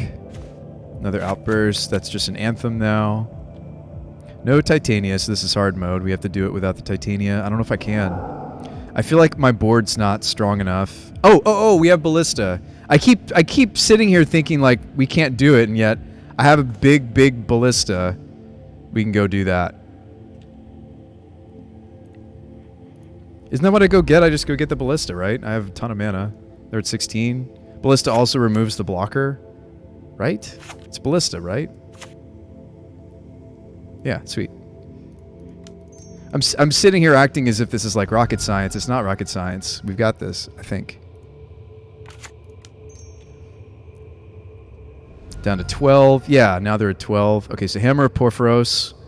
What a meme, and it's one of the most important things we tutor for with our Karns in this weird, convoluted deck. I could also hammer a land. I don't think I'm going to do that. Now we just make a big Ballista. I'm glad that I put that back in the sideboard. 5, 6. Cool. Is the Anthem better than a slightly big Ballista, though? Hang on. I may want a 5/5 Ballista and also the Outburst Anthem instead, because I have 4 attackers, and the Anthem's really relevant on Fury. Fury's already a 4/3. Okay, good, right? This is it? We want to remove the blocker from the Fury, right? For sure. I do realize they have a construct, guys, so this is still going to be close. Maybe I shouldn't bother shooting the Sanctifier, right?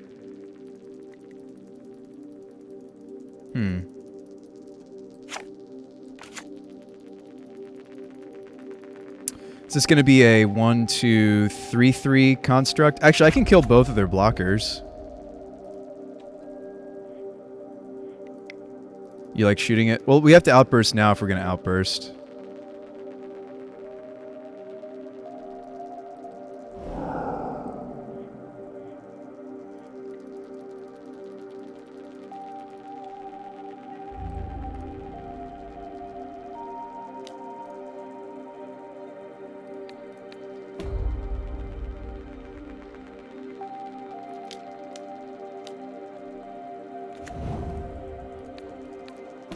Yeah, let's take out all their blockers and just kill them. Seems smart. Wow, this is sweet. My goodness, the Ballista, really important. Like, yeah, if I don't hit Titania, it seems like the Ballista is the next. And that begs the question. Did we just make a discovery? Do I not necessarily... No, it's actually really hard to still get the kill off without the help of Titania. And they're dead. 47 seconds left. You know what? That begs the question. Should it just be... Well, I think some number of Titania still makes sense, but still. The Ballista enabled a kill, guys. It's a beefy spell queller. Hey, we beat one of the supposedly, like, really good decks in the format right now. Sweet. Off to the good start. Yeah, we had a league that didn't go so hot earlier today. But this, so far, so good. So far, so good.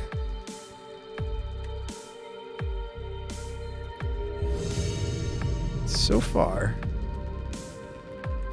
Seems to be going our way. Well, I'd rather not use my whole clock, Jackie Chen. Banks says that was a cool finish. You like the hammer? Hey. This has been a really weird deck for sure to work on. Am I up against Hammer Time again? Not surprised. Technically, this hand would suspend Glimpse, and this could go off on turn 5. I'm going to look for a faster hand, and I think this is it. I might even put the Provisioner back into the deck. I'd almost rather have the 4th land drop than the Provisioner. Is that crazy? It's pretty crazy doing it, though. This deck just really craves making your land drops.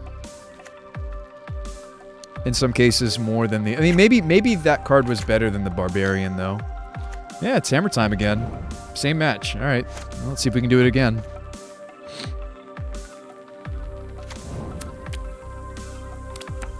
I'm kind of disappointed it's the same matchup. Wanted to test against some other stuff, but... All right. Smith, huh?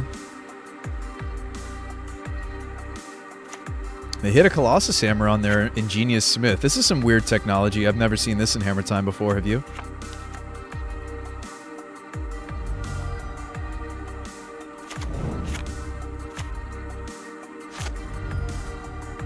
It's strange tech. Do you like just killing the Sentinel so that we don't have to let them draw cards later? Or, I mean, I'd much rather just hit the hammer, though, right?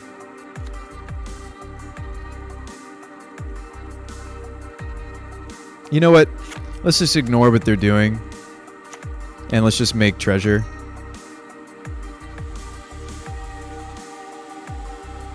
That's how we beat our last Hammer Time opponent, right? We just weren't really focused on interacting. We were just like, let's do our thing. Now, I could play Omnath by using the treasure and then play my fetch land, and we would generate... We'd end up with extra mana, right? Well, no, it would still be... We would. We would be working with 9. Shadow Spear, huh? Omnath would be 0, though we would lose the treasure. Right. You know, maybe I'm wrong. Maybe we just... Maybe we don't care about playing out Omnath. Maybe I just want to Agent. Like maybe it's just Tarn, crack Tarn, play Agent. It's permanent neutral, but then we'll have an extra Omnath in the deck to hit with Glimpse. I think I'm going to do it. Druid Karn. Kind of wish I could hit that. I'm going to do it.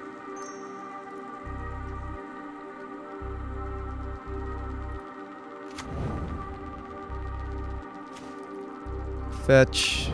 Crack fetch. What's our bottleneck here? It's usually red, so... Especially with hammer being a finish. Alright, so agent. Although I ended up using it anyway because I would rather have the flexibility of the floating white. Cool. Doing our thing, Yes. You can draw a card. I'm gonna say no. We're trying to combo here, folks. All right, so we did go down a permanent, so I did hit a spell, but we have double Omnath, 2 lands. This should be juicy.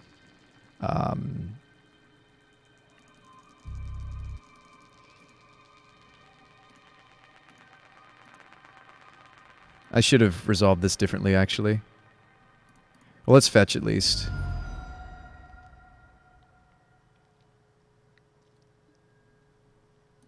Should have resolved that slightly differently. Yeah, maybe I should Queller the agent.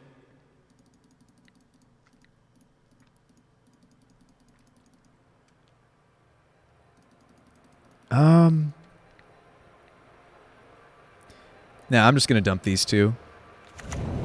Drew to a Titania. I'm gonna draw a couple more cards because Omnath is sweet. Make a bunch of mana. Well, we just hit a bunch of lands, though.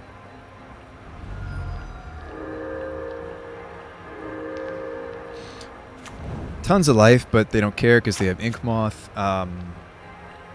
Okay, is this a spot for Titania for once? I think so. Oh, I cracked a fetch I didn't need to earlier in this, didn't I? Didn't I search for island? I feel like I did do that. Whoops. That was a mistake, because I could have... This could have been my green source for Titania. Hang on. 1, 2, 3, 4, 5, 6, 7, 8. I could Titania into Outburst. No, I can't. I don't have enough green. Never mind. Yeah, we should have maybe gotten more green into... I mean, I could, like, shoot the, I could shoot, like, the Sentinel here. Titania will get you the green fetch, though. Oh, that's true. I could shock and get a green source. I'm in. I'm in.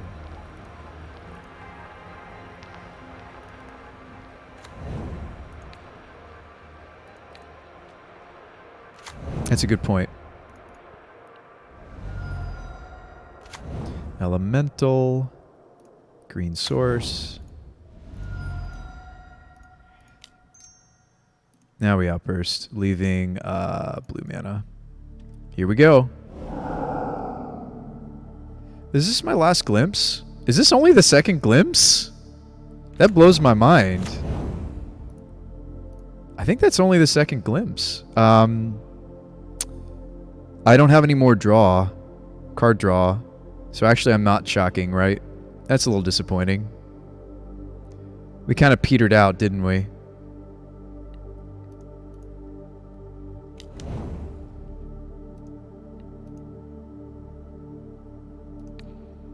That is an advantage to, if I can find a way to kill my Queller, I don't have, we needed like a Fury here, more Bone Crush. Still probably correct to make mostly treasure tokens. Sometimes it's correct to make a little bit of food though, if, like, especially if it looks like we're petering out, it's correct to make some amount of food. I mean, plenty of permanents, like a reasonable board.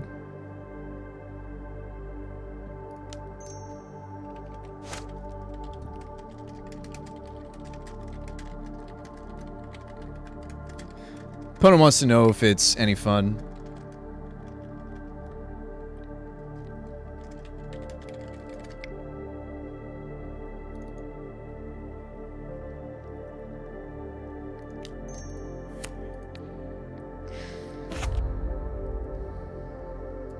I mean, this thing's gonna keep getting bigger and bigger. I guess I'll just kill it.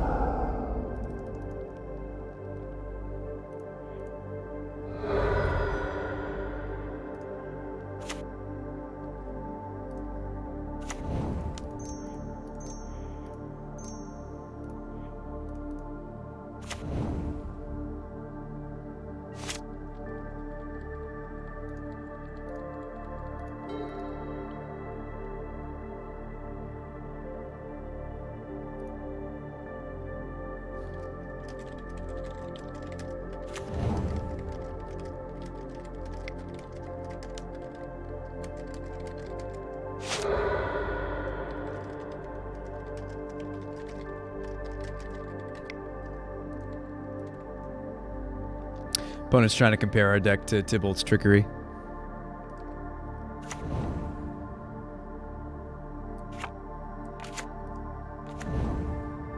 So yeah, we have one last glimpse. If we can find a way to kill our Queller, we can go off again. I mean, if they attack, we just block with this Queller, we can keep going. Right? So, like, we're not actually out of fuel. We do have one last glimpse, and their deck does attack. You want to see chat? I can maybe copy the chat. You want to see chat? Here.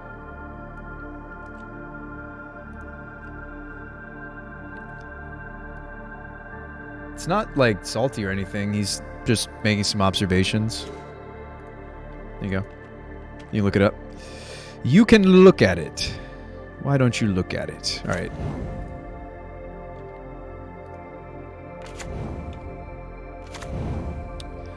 All right, so what are we doing here? What are we doing?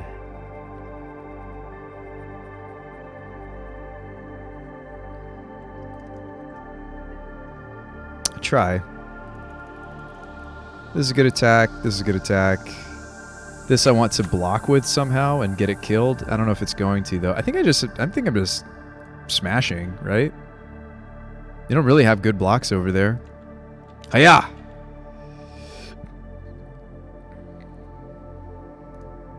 Just want to kill my Provisioner. I think I accept. I accept that. They go to 4. I mean, my opponent's sitting there over there giving us a little, you know, critique, but it's like, but you're dead though. Like, I get it. They're giving this nice, gentle critique of the combo, but like, my combo did result in a win. Right? Like, I get it.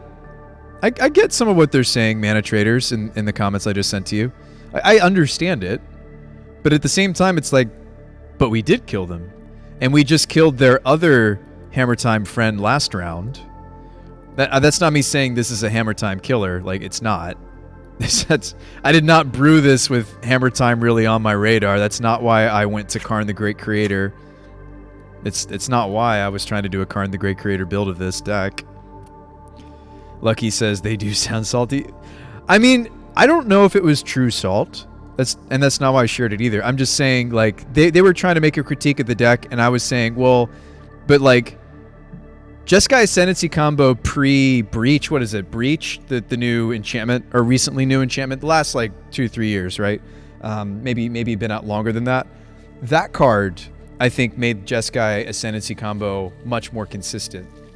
I remember playing that combo back when it was like, and I think it's still a Glittering Wish build to this day, but, you know, Underworld Breach, that's the card I'm thinking of. I do think that Underworld Breach makes Jeskai Ascendancy combo truly consistent. I do think back when I was playing it, it was a more indeterminate combo than it is maybe now, with some of the cards that just make it more consistent. But yeah, we don't do any sideboarding for this matchup. We're happy. We are happy the way we are. Let's run it.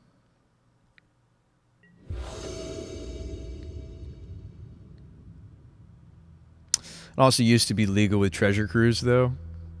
Oh, I'm sure when it had those things legal, Bank, it was consistent. No doubt in my mind.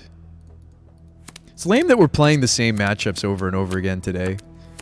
But yeah, people are grinding points, grinding trophies, right? Like, why be creative? Give me the best deck, Bruce Spy. I get it. I get it. I get it. I mean, opponent asked me if I'm having any fun. I am having fun. I don't think we keep this either, right? This is a very interactive hand for us, right? Fury and a Giant and a Barbarian. Like, maybe I do keep this and put the Omnath back in the deck and hope to hit a Cascader or a Karn.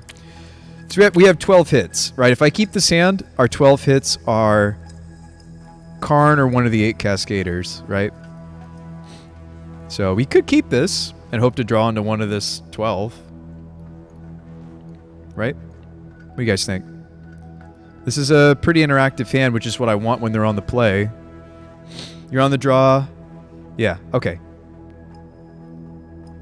You would keep that one, though? What, Omnath? Are we more interested in the Barbarian? In the Giant? I'd rather wheel into Omnath, right? We don't want to cast them. Huh. Who does that? I'm just kidding, Dice. You're probably right. Maybe Omnath was a keep, but I'm gonna keep these. Sure. Sure. Oh, the hand you mean? Hey, we drew Karn. Sweet. Easy. Do we just kill both of these? Nah, we can get more value out of this Fury than killing the little duders. Patience. Patience, my chat. Sure. Oh, this is gonna hurt.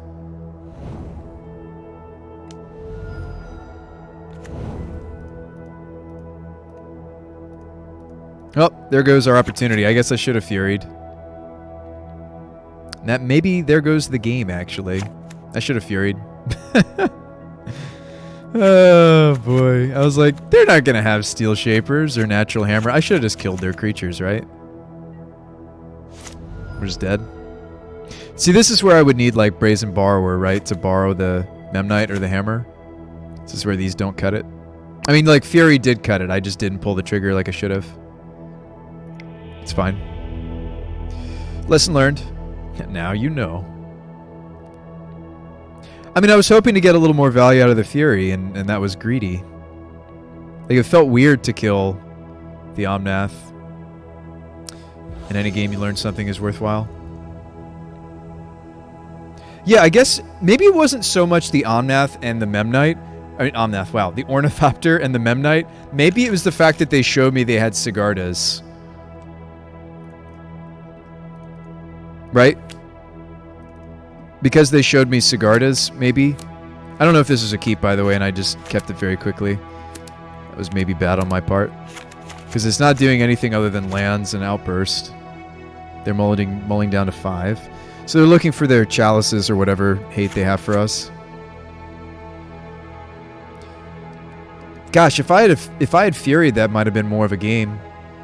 That's frustrating. That's frustrating.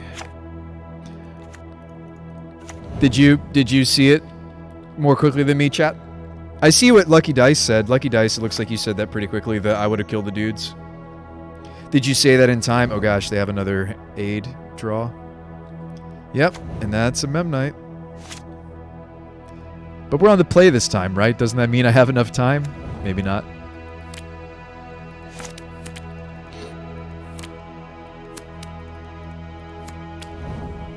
Maybe not. Smith. Is this guy not playing Stoneforge? I've not seen Ingenious Smith in this archetype. It also just missed. Oh no, it says put Hammer. Actually, they found Hammer. Oh. Wow. Did they find Hammer both times off this guy?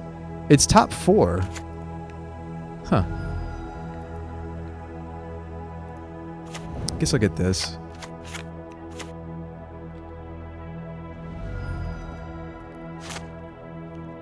I really don't want to outburst when all I have is 3 permanents. Like, that's just a recipe for disaster. Right? I need to be doing something different this turn, and I just didn't draw anything. Do we just wheel and pray? I just don't think it's going to result favorably for us. I almost wonder if I should wheel after they put Hammer in, and maybe we hit, like, the Singleton Plundering Barbarian. I guess I could wheel into a Spell Queller and counter the Hammer. Is that what we're doing?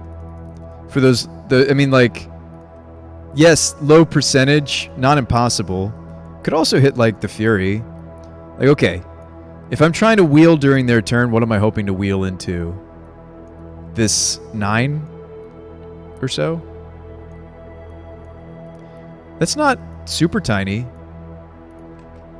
We have more lands in our hands, so even if we don't hit a lot of lands, yeah, I guess I'm gonna outburst in response. That's weird, right?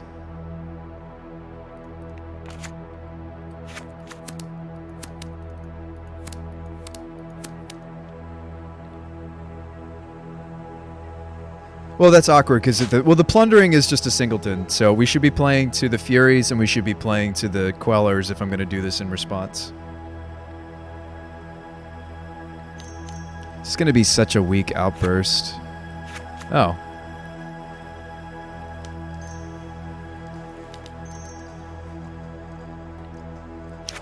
So that's his hate card of choice. Alright, well, hopefully this wheel's true. Nice. Okay. I'll take that. Right?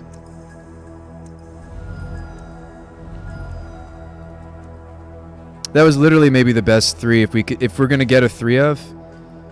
And now I can just counter the... I think it might be more correct since I have a fetch in my hand instead of trying to keep going off now during my opponent's turn, which is a little awkward.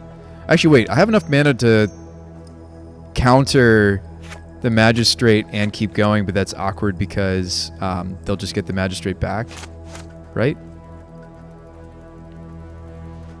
This is a weird position. Yeah, don't I just Queller this guy? I mean, I know they have a Hammer in their hand, I know, but they'll get it back, but they get it back at a bad time. Well, I don't think I keep going this turn. I think I'm just going to play Vista and play out Karn and stop them from being able to equip the Hammer. Or no, they will equip the Hammer. I can't stop that. Because it gets equipped thanks to Sigardas.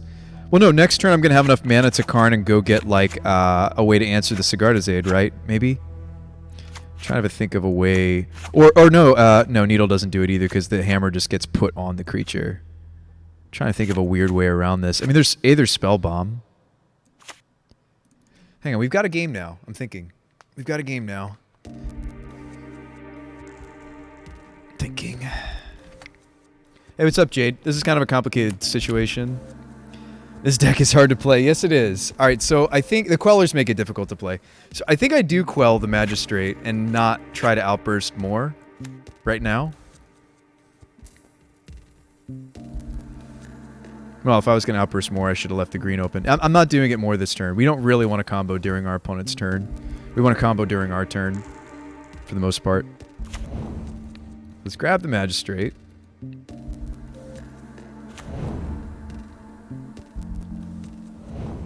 Yeah, this deck's definitely about like when we're stacking things. So they do have the land, so we're going to see them put the hammer in.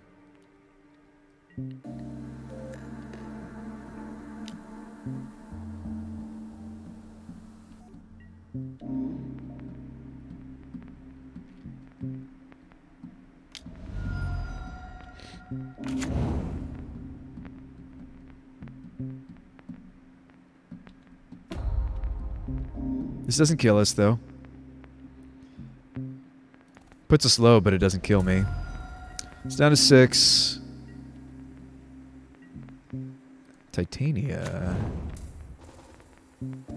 It's weird seeing Hammer Time as a tier deck now. Yeah, it's good. Alright, so do we do that weird thing that we've done in the past with Karn? Guess I'll get green. So we get a bunch of mana. We consider Karning and making the hammer fall off, right? Which we've done in the past. And maybe I even get rid of the Sigarda's Aid. Does that make subsequent hammers deadly? It's easier for them to find hammers than to find Aid. Aid's just a playset. Do I still have EE? I do. EE on 1. Kill Aid and hammer? That seems good too. That seems even better. Does Karn plus unequipped hammer? Yes, it does. I've made that mistake in the past of not doing that. Hang on. Should we actually... No, we can't Titania and also Karn. Like, we're Karning. I'm just trying to think of what else I'm doing. Karn EE on 1. Sounds good to you? Karn EE on 1. Kill both of these, right?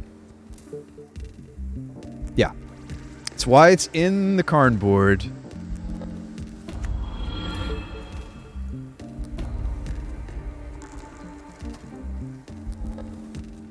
Hey... It's the first time today we're getting to use explosives. X is 1. Can we wait? We don't want to wait, right? We can wait. Can't we? To pop this? No reason not to wait?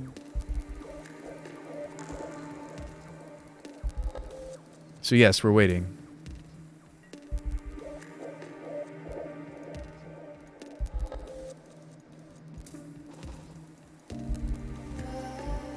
I mean, the Ingenious Smith is big enough that I might want to keep the Omnath back, right? This thing's a 2/2.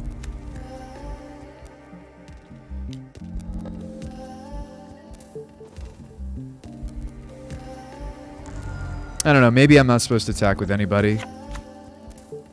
Maybe I'm supposed to be running protection for Karn, because it's kind of hard for me to get the other one out. Yeah. Maybe that was a mistake.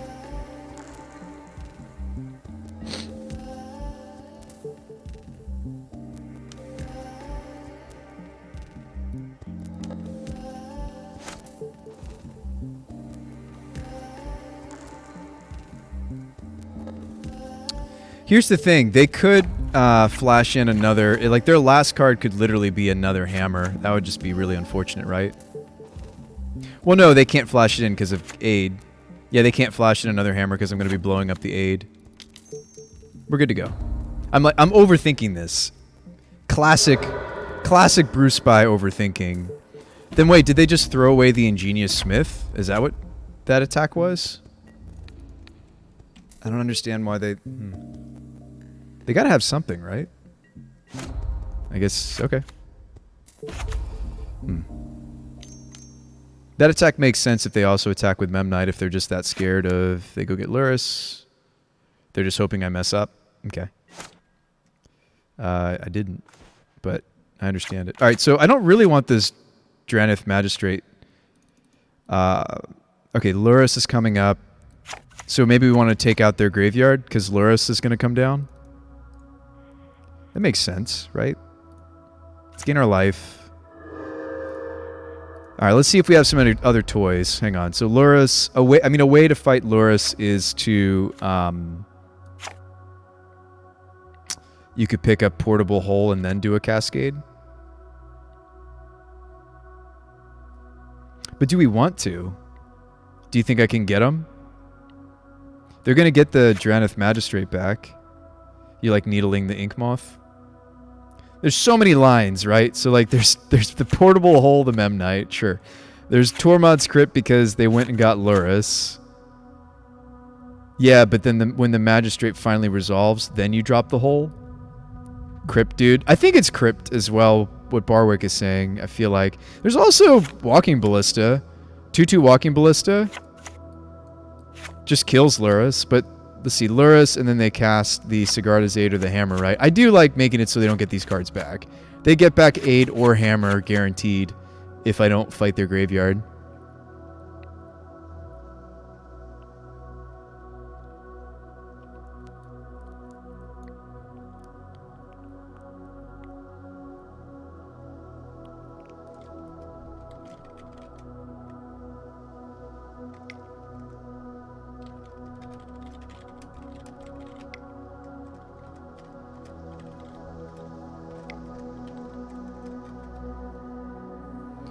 Alright, so the only issue with Crypt is it won't advance our board. I think that's okay, because I have another Karn.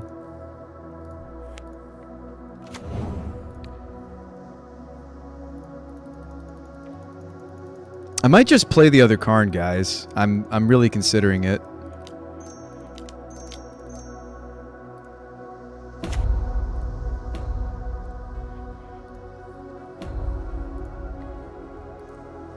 So we've got the graveyard checked. What do we want to do after that?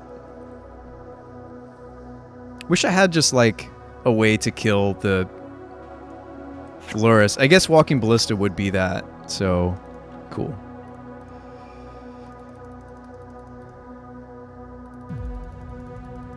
Spell Queller can block Nexus, but that's not what they're doing. I guess we're okay with Memnite taking a loyalty off this card. No, we're not. No, we're not. Okay.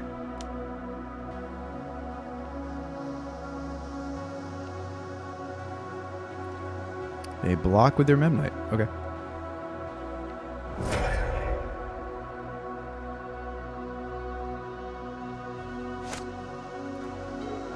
You're in control mode now, aren't you? Yeah. I mean, we win the match. Well, we're 2-0 against Hammer Time. I mean, we lost a game against them both times, but that's good.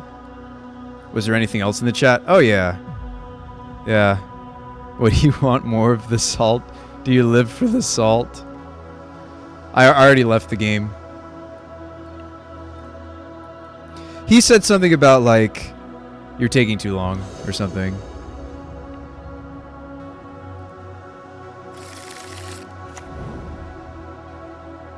I don't know if the chat gets repopulated.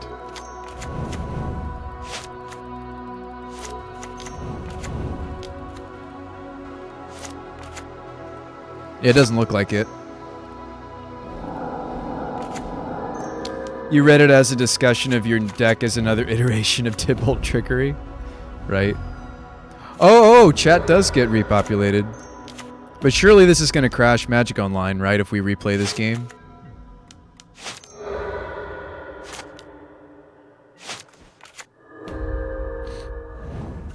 Yeah, so he says, to be honest, it would be very kind of you if you get way more used to the deck. It's a bit annoying that you take hours to complete easy game actions.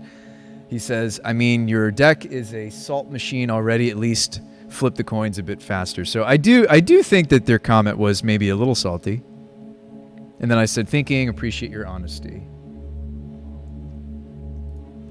A little salty in the end. I didn't pay all that much attention to it. I was focused on winning the game. But yes. Guys, they want to play their little hammer deck and play quick games. Right?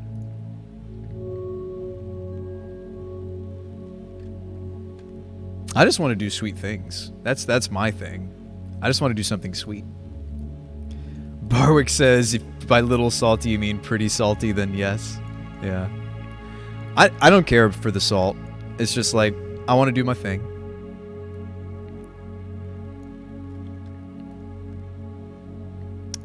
I want to do my thing.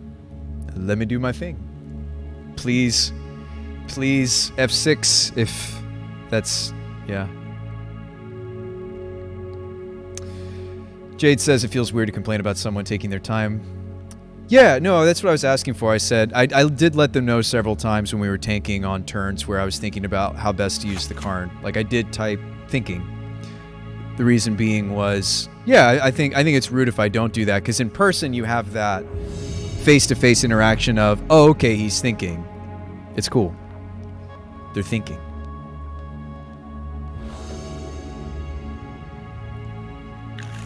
Hey, good luck and have fun. This is a 2-lander Cascader. I think we can pretty safely mulligan this, right? This isn't much better. This is actually worse in some cases. I'm actually going to look at a 5.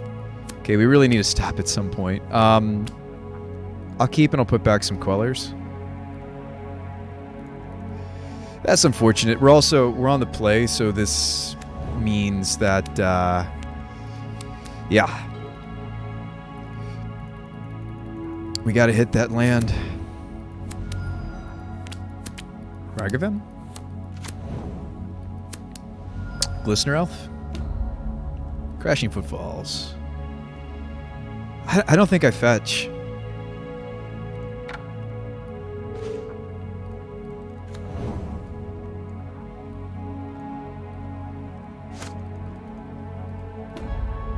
Like, we're really hoping to coax another land out of the deck, but maybe I should have fetched anyway, because it's like, I kind of want to just stomp.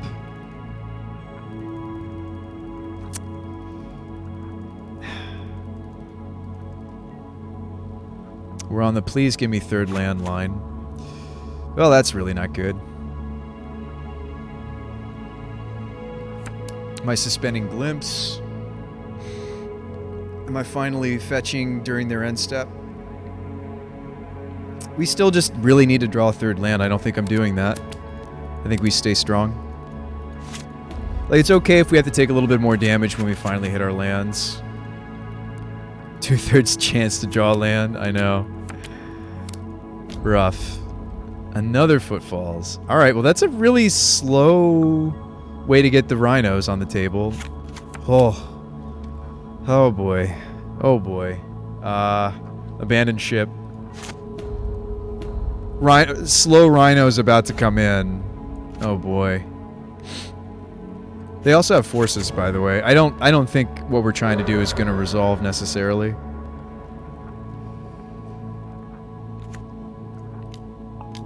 Let's just put in rhinos.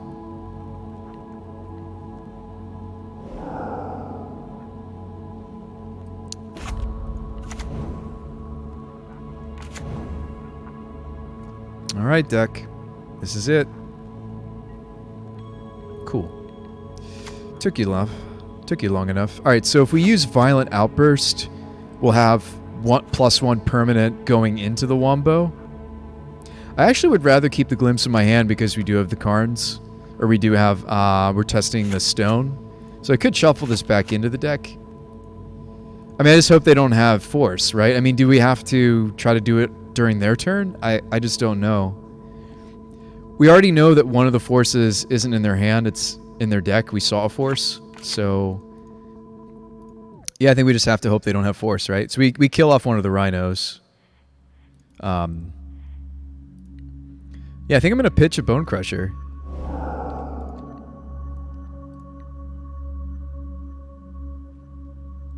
It's important that we stack these correctly. Ooh, are they considering subtletying? They might be considering a subtlety.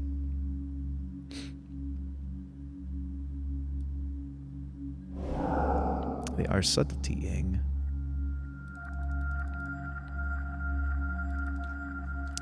Interesting. Should I consider quelling this subtlety? Queller blocks agent. I do realize they have another footfalls coming off. I realize that, folks. But like, so these are going to attack. If I fetch correctly, I could still have outburst or plea behind this. Like, I could fetch Jeskai colors and not take a million and have plea.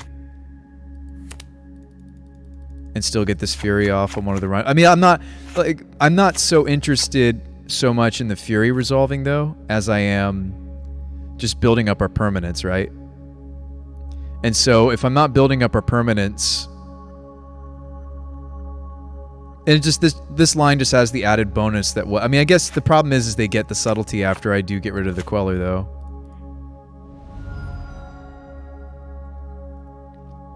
I guess that is the issue with this line.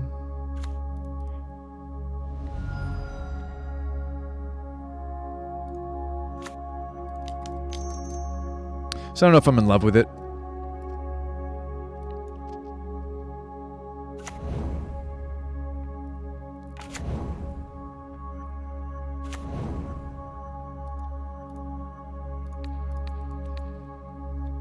Like, killing a Rhino really doesn't achieve much in this matchup, right? But I just wanted another permanent. I don't like going off on only 3 permanents, and we're hoping to draw land, right? Hoping to draw land, hoping that they don't have a piece of interaction. They exiled a Cryptic.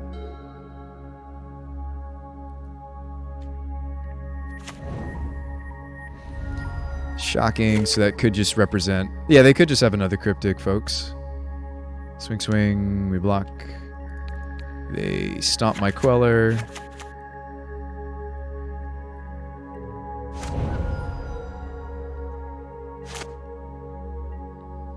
Provisioner. Yeah, I think we just go for it. Show me your counterspell. Your counterspell. Show me your counterspell. Are you ever so tired that you counter the Cascader? I'm assuming we didn't win this. Subtlety's going to come in, right? And if we time it incorrectly with the Queller trigger, right? If I time this incorrectly, wouldn't they be able to subtlety something or no? I'm thinking about it. I'm assuming this doesn't resolve.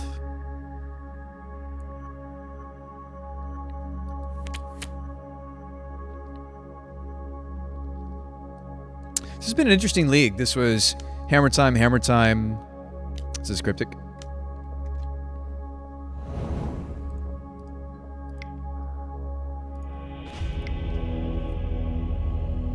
I think the only change I make is... I do think the Bone Crushers are weak, right? I think the Fury will still work even if we go down some red cards. Barbarian also could go. Maybe Crusher is better than Barb? I don't know. What am I killing with Bone Crusher in this matchup, right? That's the thing. So we cut some number of Bone Crushers, I guess.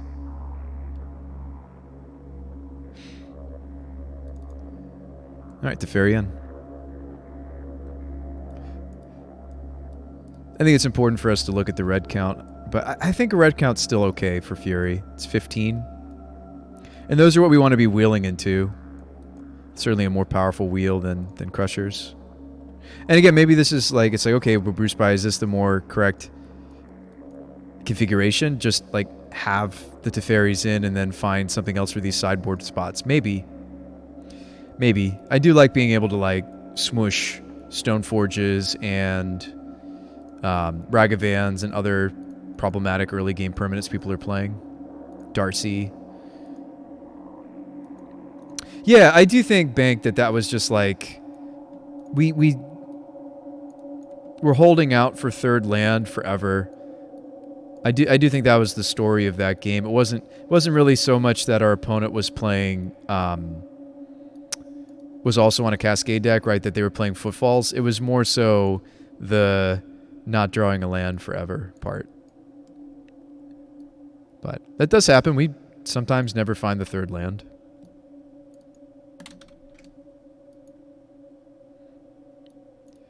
Sometimes. Sometimes you just don't find the lands. But yeah, that's pretty much the only change I make in this matchup is just bringing the Teferis. This deck's been a lot of fun. I've been really enjoying this deck. Hopefully, you guys have been enjoying it too. Hope you guys are enjoying the stream. If you haven't hit that follow button just yet, why don't you welcome yourself to the Brew Crew by hitting that follow. You guys will see when I go live on Twitch. If you haven't joined our Discord community, that's a good thing to do too. I post all of my brews there, and you guys are welcome to post your brews and get some insight from other folks in the community besides just me. So yeah, we're working on a little brewers community here. For those of you that don't know, the reason why I rebranded to Brew Spy the Magic Guy is I'm trying to be the Bill Nye of Magic the Gathering. Melfina with the Hydrate command. Thank you for that, Jade.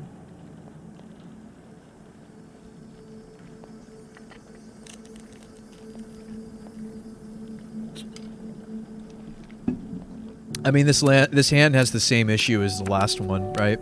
It just doesn't have the third land.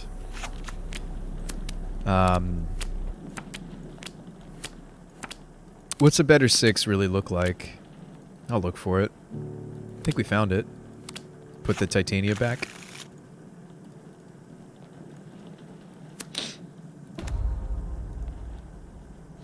How dead would I be if 10 people... There is a certain point when water kills you. That's true. There is a point when water you can get... Is it literally called water poisoning? I don't know. I don't know. Alright, so the gemstone. Here we go. We almost... Yeah, we're hoping for a different red card, right? So that we could do the Fury out... Excuse me, Outburst Wombo.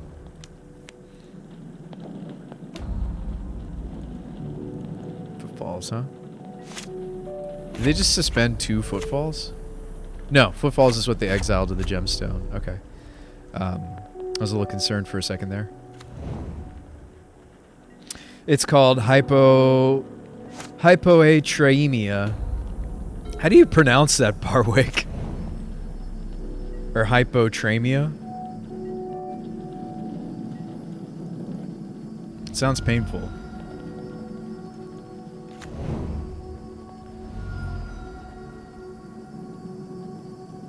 Third time's a charm. It's hyponatremia. Hyponatremia. It's low sodium. Body can't function without sodium as a chemical receptor. I see. Your body stops functioning because you are overhydrated. It's tempting to even just like play out a plea. I know that seems like such a weird thing to do. Like play this out just to add to our permanent count, even though I know that it's probably getting countered. I mean, we need to start working through their counters, right? I'm imagining this is getting countered, and we're okay with it because I just want the Ardent Plea. Isn't that strange? I'm sure somebody's like, wait, what? Basically, in the early stages, you feel drunk once it starts to get that far. Huh. I kind of just want them to counter this, right? Because I just need the extra permanent. Sweet. Alright, footfalls on 2. Their deck is a pile of counter magic. I mean, I don't know if we can beat it. I kind of like need a Resolve to Fairy to win this, don't I? And maybe I should have started with Outburst on like one of their end steps or something. Do you think they countered a Karn? I mean, if they can, they will. Maybe, okay, maybe I should do an end step Outburst and then follow up with Karn. I think that's where my mind is.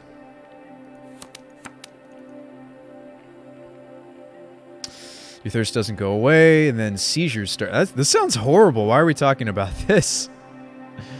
Oh, we're talking about this because I read Jade's comment and then I took it literally. Yeah, that's what happened. It's a bad way to go.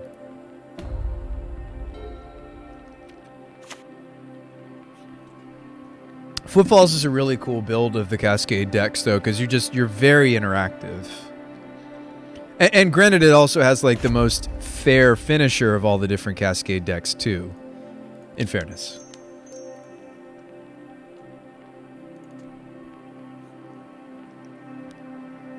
I don't think this is resolving, so I'm not going to bother cracking my fetch. Just because I don't think this is resolving.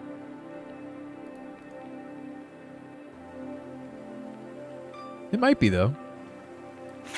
But during an end step, like, floating the mana doesn't usually matter so much. Especially, I don't have another Cascader in my hand. And since we're a Planeswalker build, all the more reason why, like, the instant glimpses are just a lot weaker.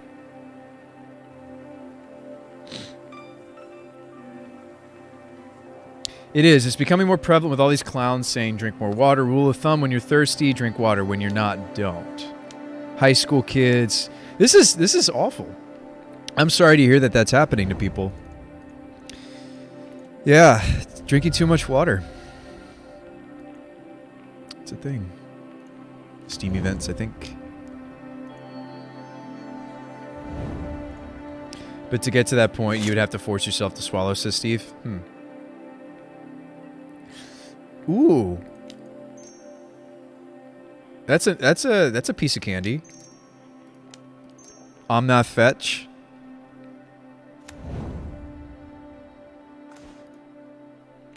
Oh, guys, we're doing it. Folks, we're doing it. Guys, we're doing it. We're doing it. Don't have force. Don't have force. I shouldn't float yet, right? Because they might have force. Yeah, we'll float. Whatever. Here we go.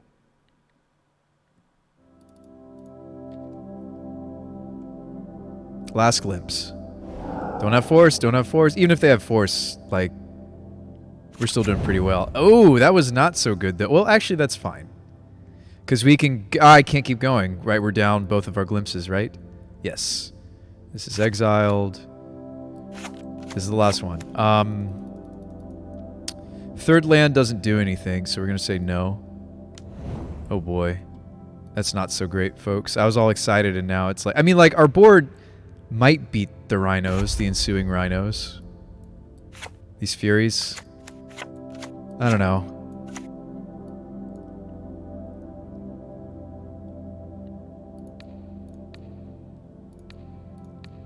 We're not going to get the agent, but that's okay.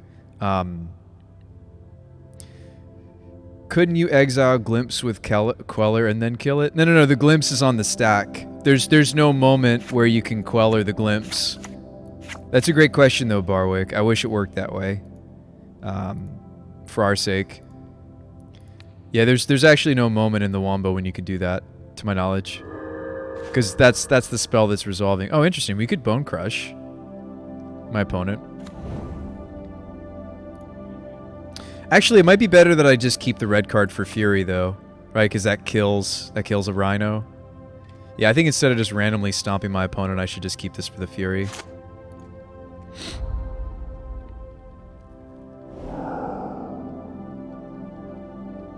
Our board isn't bad. Like we ended up with an Omnath. Like these are strong enough to tango with the rhinos, and these fly over. I mean, I don't think we're out of this necessarily, but that was not a very great final glimpse. Like, our board state was actually looking happier before that last glimpse, and I do think that we hit some spells along the way, right? Because I only have 1, 2, 3, 4, 5, 6 permanents, so I do think that we hit a spell or two in the reveal off of glimpse. Some number of not glimpses, but we must have seen some outbursts. We do have 7 spells in this current configuration. And we're going with Outburst because of the instant speed nature of it, the Anthem. It's instant, it's an Anthem, it's red for Fury. There's a lot of reasons why. That's why, like, when I see builds that are also... Ooh, we could also just Fury that. We might see them bounce something. Yep. If we draw a land, we could Bone Crush the Jace. Maybe that's what will happen. You know what, though? I mean, we just punched Jace and he's dead here, right? I mean, I can't imagine they can protect the Jace. So I kind of just like shooting down a Rhino. We're probably not getting to this Omnath, right? So we're going to keep the Bone Crusher. I think we just Fury away a Rhino. think it's very simple.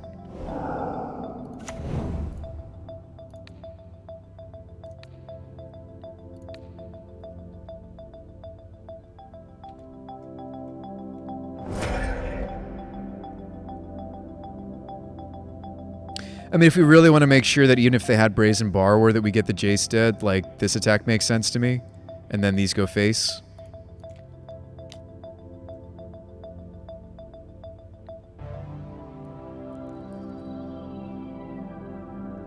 They may be wary to kill this Queller because it has the agent beneath it, but... Alright, so these are going to trade off. That's fine. We figured that's what was going to happen, right?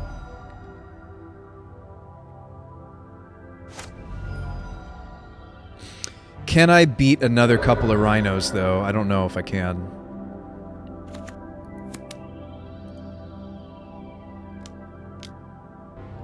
Yep.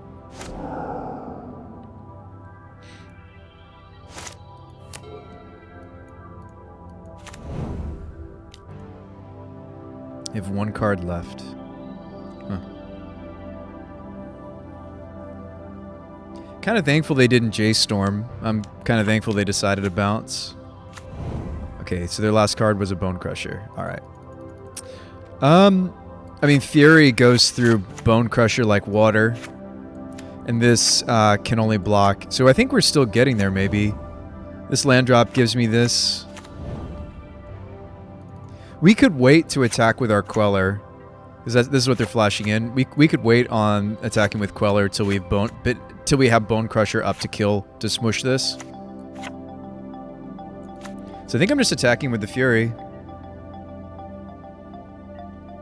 And not giving the Queller up to the Brazen, but maybe that's wrong.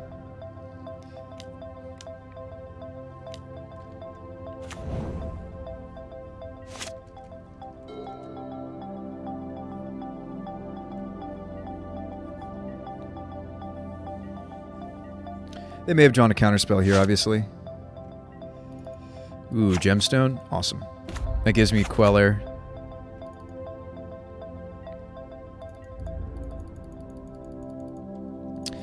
Yeah, I think I'm just attacking with Fury. I'm kind of curious what they just drew. So we get a chump off here. I think I just like sitting on the Queller, folks. I think that changes things. Yeah, we got white here, blue here. Wow, we got there. Okay.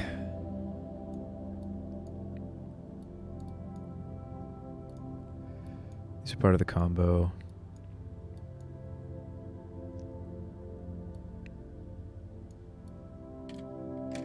These aren't. Yeah, let's just run it back. Definitely this is some of the lightest. I feel like when you play Karn decks, there's a substantial, which this deck is, and I'm not sure if it's correct yet, by the way. Please don't take me as if I think that I've figured out like the perfect build for this or anything.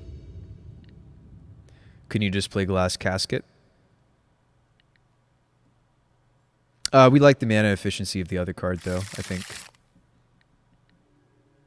I think we like the mana efficiency of it. Unless we needed to exile something like a Trinisphere, right, Barwick, or something of that nature. Okay, so we know what we're up against. This is enough land drops. This is some interaction. This isn't nearly enough Cascaders, though. Like, this hand would be really... I mean, I'll keep it, but this hand is, like, a lot more... Like, this probably... The Cascade off this probably gets countered, and, like, what this hand amounts to is just some Bone Crushers. So, a little concerned about that, admittedly. Kind of hoping to see maybe just one more Cascader. Queller's maybe nice. I mean, what am I supposed to do? Mulligan until I see 3 lands and a Teferi, or 2 lands and a Teferi? I just don't know. They can just counter the Teferi.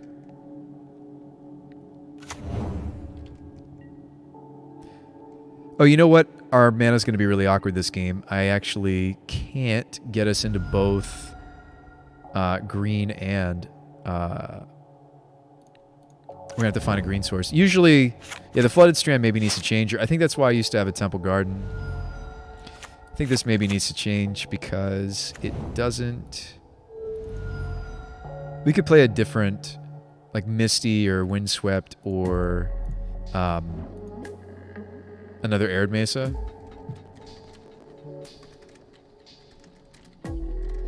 That's a big problem. I forgot about that change to the mana base. I'll fix it right now. We'll find a different fetch. Or maybe even another Wooded. Nah, Windswept. That's potentially going to really hurt us. That's fine. Spyro, but not a second. Red. Yeah, Fire Ice is such a fun card. Like I would play Footfalls just to mess around with this card. It's just a fun card. Oh, you brought it up just because you forgot what it says. Gotcha. Gotcha. I think I just consider... Well, no. We'll sit on the Queller for a turn.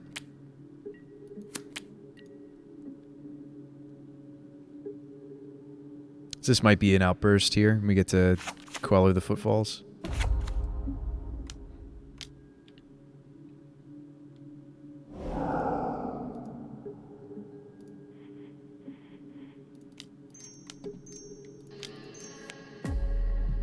Imagine if I misclick here. That would be funny.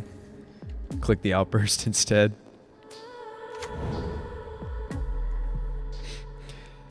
That would be a little sad, wouldn't it?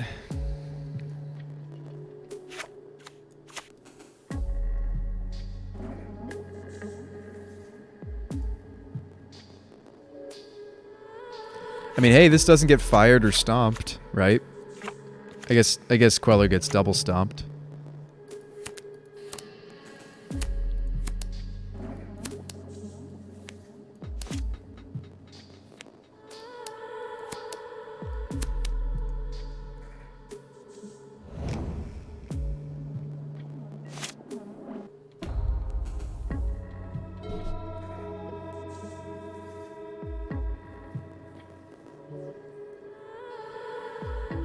There's a lot of folks that feel like Footfalls is one of the arguably best ways to be doing your Cascade decks. I see it. I mean, like, it's very interactive. You're trying to go over the top of smaller creatures. I get it. But there's like, I don't know, there's constructs. Those get bigger than rhinos. But I do think the deck is, they play like Prismari's commands and stuff to try to keep up with the constructs and such. I don't know. They've also got cryptics, so maybe they don't care, right? But yeah, the philosophy behind the deck is trying to just go over the top, right? I mean, the philosophy of what nonsense we're doing is we're trying to combo, right? We're not really trying to play the fair game of try to beat down with some number of rhinos, right? I think the deck philosophy behind the two different decks is very different. Really wish I had Teferi, because if what they're about to do here is Cryptic or Jace my Queller, I wouldn't care so much. But I do care. Oh yeah, certainly this matchup is like, I wish I had like a playset of Teferi, you know? This looks like Jace to me. Jace bounce my Queller.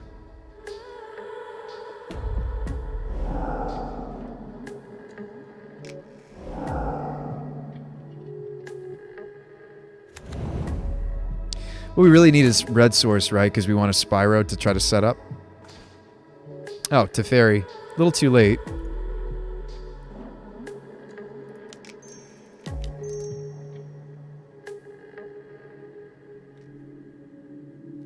So, they have 3 cards in their hand. Should I be super greedy with this Teferi and bounce a Rhino? I probably should, because the Teferi's dying anyway. It's just... this kills 3 rhinos if it resolves. I think we have to go for the nut, which is we just hope they don't have a burn spell for this, right? Ooh, we drew a glimpse. That's not great. And we have to consider Furying the... I guess I'm pitching Glimpse. Fury the Jace. They might Subtlety here, though. Well, they can't anymore, because Teferi. Sweet. So kill this. Spread the love, right? It doesn't matter. Alright, kill the Planeswalker. They untap and kill my Teferi. Oh, no, this does work, right? Because they can't They have to cast the Footfalls now, and even if they had an instant speed burn spell, fantastic. Exiled forever. The fairy dies to the Rhino, but maybe we still have a chance. Still really need to draw a second red source, right?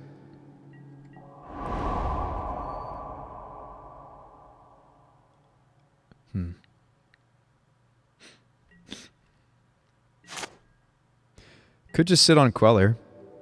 I know I just said, like, I'd really love a red source because I would consider the Spyro. Gosh, I still don't have a green source. Deck is, yep, letting me know that I maybe constructed it a little hastily.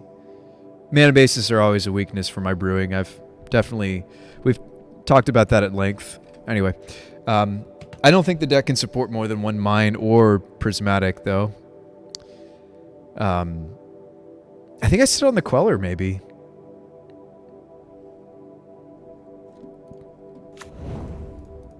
Means I don't have to shock. Yeah, I mean, I really want the Spyro to resolve. If I can get some more action out of this Queller, that would be great.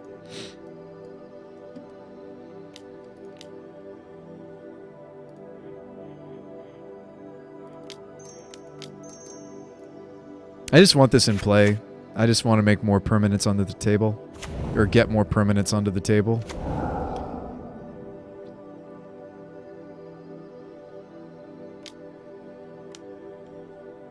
Okay.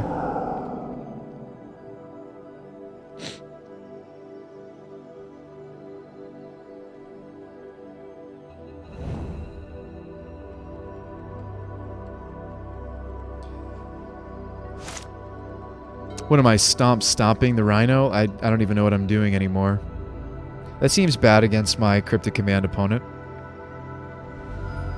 We're not in a great spot. This agent. Okay, so they might not have interaction this time. So if we draw another land and it's a green source, we go for it, right?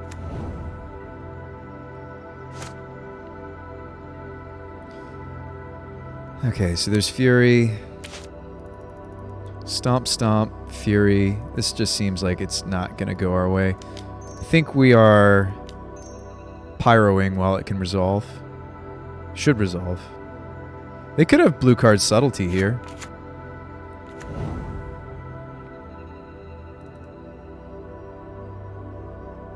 I think it's long gone for some of these cards to do enough. There we go. Oh wow. Yeah, we weren't gonna see the only fetch we saw this game was Flooded, and Flooded no longer has the Temple Garden, and that's why we were short on colors. Like this or this should have been a green source. Or sorry, this or this should have been a green source. I think it was the Raugan Triome. I think we drew these naturally. The Triome wanted to be something different. This is 12. Could just take it all and then I'm just dead, right? I don't hate this block. Dead to some combination of burn.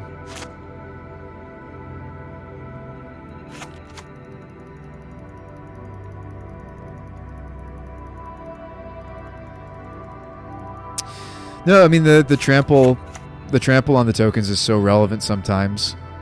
So we're toast here. It's okay. We'll go back to the drawing board as far as I'll fix the mana base for later leagues. I think that was the Singleton Flooded Strand was leftovers from when I did originally have a Temple Garden in the deck, and I think I cut it, and then I didn't go back and fix that. So I think these fetches all can get the different shocks I'm playing now. Yeah, they should be able to. That's disappointing. Oh well. I do realize that the Windswept can't get the Steam Vents, but that's okay, because Windsweeps can get Raugan Triome. So all of these different shocks do have access to the to a green source now. All right. Gosh, I don't think we can win this anymore, folks.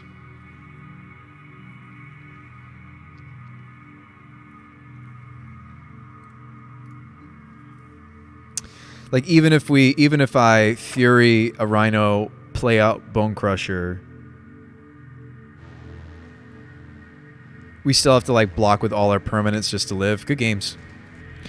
And by the way, you might be sitting there like, oh, like which is the better? No, I mean that in that matchup, like one of the things we're weak to, and why I would advocate for maybe even just straight up playing main deck Teferis. Like I do think that we've been pulling off. I do feel as though we have been pulling off the red requirement, or sorry, the red card requirement for Fury. Even that game, you saw that we still had enough red. Like maybe the 21 is overkill. Maybe 18 or 19 does do it, because this is how we were sideboarded for our opponent, right? We had these two in. 19 red might be enough, right? And so it's okay. We cut some Bone Crushers, and then what are we doing else? Which Triumph was out? Rogren. I used to have a Ketria Triumph in this Mana Traders. I've cut it. Because usually we're not hurting for green mana because we have a playset of Gardens. That rarely comes up. I hadn't updated the... I shouldn't still be playing a Flooded Strand, and that really hurt us. But I think it's one of those situations where I think we weren't getting there anyway, and you might be like, oh, it's because they're the better Cascade deck. Well, yeah, I think it is maybe the better Cascade deck, but more than that, I think it's the fact that they're a Cascade deck that's filled with a pile of counter magic, and I do think the counter spells are tough for us. I might should put the Omnath back into the deck. I do think that a lot of that deck has the most counter spells in the format next to like blue-white control. So therefore, I do think that that's a difficult matchup. Not impossible for us, but if we want to win that matchup, we need like more stuff like this, and then like some Mystic. I really don't like Mystic Dispute though. I just don't have enough money to also get us like 2 more Teferis. But yeah, we could like just play some Mystic Disputes. Like, yes, they're not happy in the archetype because we're a Glimpse of Tomorrow deck, but these might be a fair concession to there are blue decks in the format. And that's affordable for me. 3 Furies. Yeah, I have 2. We have 2 for the deck. I think our red count's actually fine since we added like Spyro and Barbarian, and I do want some number of Bone Crusher because I do want this deck to be a little bit more interactive than it is normally.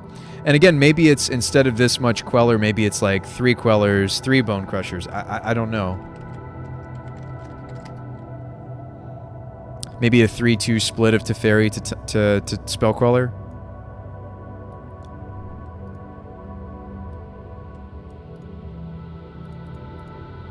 Maybe the random plundering is not worth it. It was fun to test it. That was, who was it? It was you, Montebank, I think, that reminded me of that card. Maybe I just want to continue the philosophy of having as much interaction as possible early game, which I do think this deck lacks.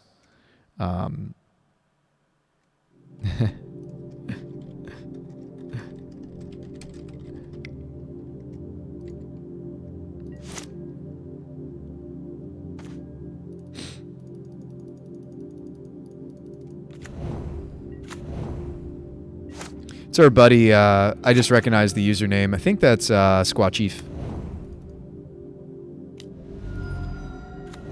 Yeah. Coin flips, huh?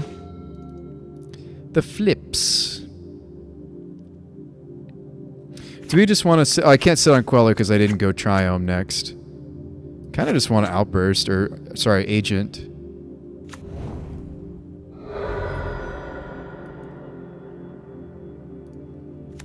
I think 5 permanents is fine. Let's go for it. Spin. Spin. Spin to win. All right, so we do have enough mana for another Cascade. Let's ditch. Queller, ditch. Triome? No, I want to make the extra. We'll ditch a Karn. I want to make the extra token.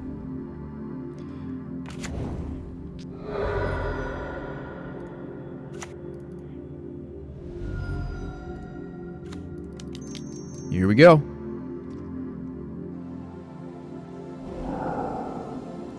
He's playing some sort of coin flips deck. Sweet. Provisioner, and we're going to end up with a Titania in the end, huh?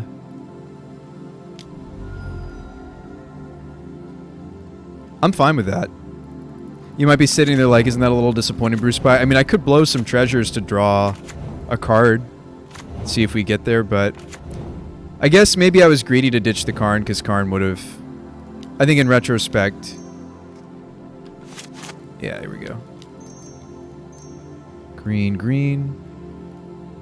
Like, I think we're content with this. This is Titania with 2-3 fetches. I mean, what more do you want, right? Windswept. Like, what more do you want?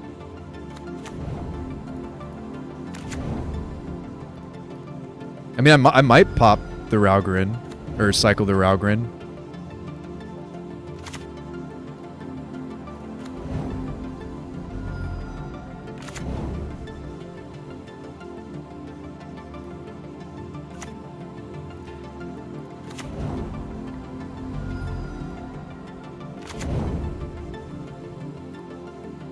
I guess I will. Cycle. Another Titania? Okay. I think we're still content with how this turn 3 ended up, though, aren't we? Like, this is not a bad turn 3, folks. Like, yes, I could play the other Titania out. I don't think I should. Made 15 power, 20 power. Alright, show us what you can do. I'm excited to see what the Wombo over there is, aren't you? It's a fiery gambit. Here we go.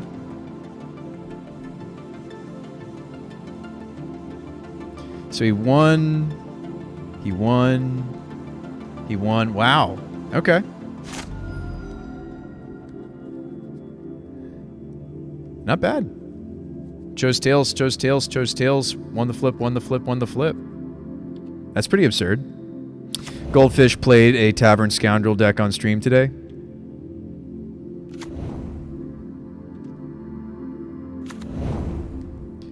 I guess we just lose now, right? Be very surprised if I'm not dead. Maybe I should have made some food, huh?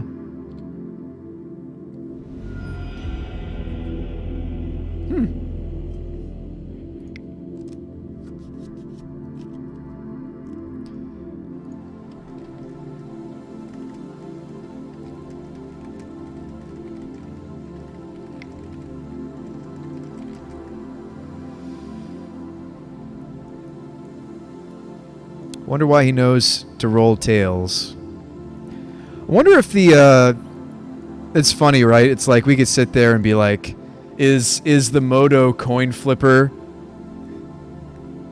bugged or something? I don't think so. Also, I have plenty of interaction for Scoundrel. Like, I think we just run it back. I mean, maybe we cut the Plundering Barbarian for Teferi. I don't know. Maybe. Maybe that's something we do. Run one Teferi.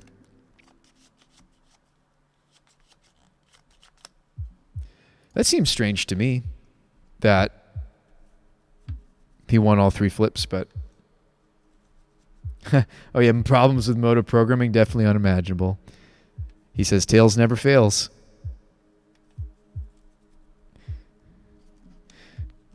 I mean, I'm sure Saffron Olive Jade lost some flips.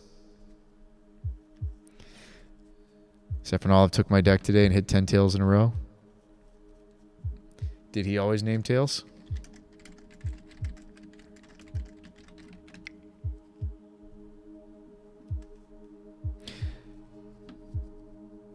He won like 5 in a row, then lost like 10 in a row. No, he named heads sometimes. Oh, that was his mistake. That's what I just typed to.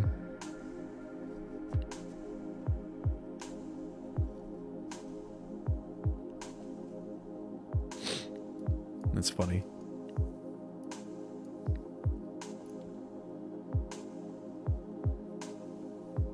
But yeah, we'll change this Flooded Strand. That was a mistake for it still to be in, I think. And yeah.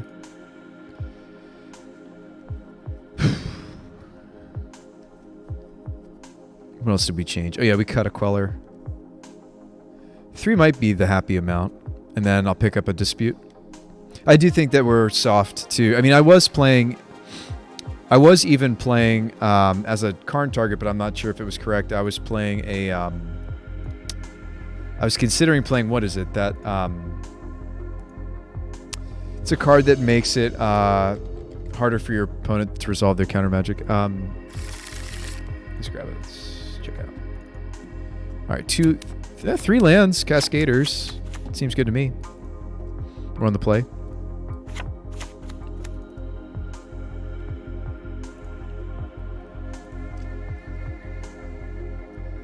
These extreme outcomes that Moto loves to hand out seem a bit suspect, as they say, losing 10 in a row. Yeah. Yeah, losing 10 rolls in a row, yeah. A little bit suspicious. A little bit suspect, agreed.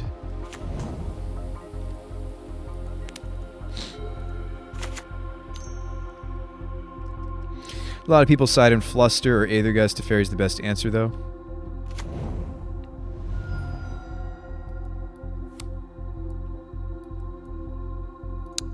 Oh, well, but people are siding in Fluster or Gust. Teferi is your best answer. Gotcha.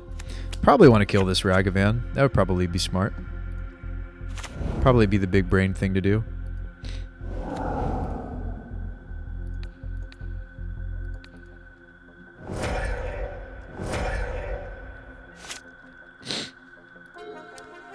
The the real miracle was the 5 in a row. Yeah.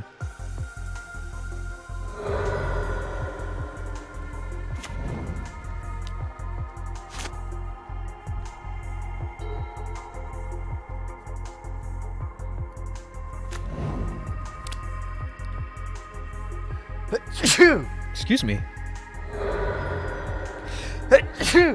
Excuse me. When I sneeze, it's usually in 2s.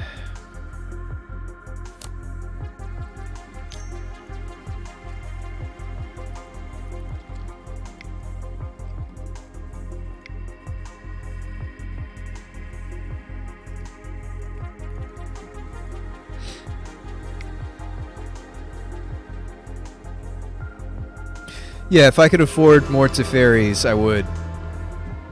We'll just play the disputes. Mass hysteria, huh?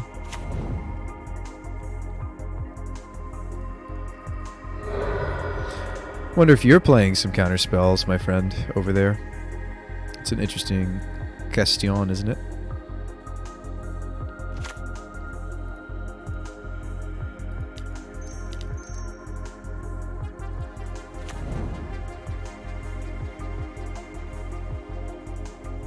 Do you think his deck has room for some counter magic? Maybe post board he's squeezed some in, but here we go.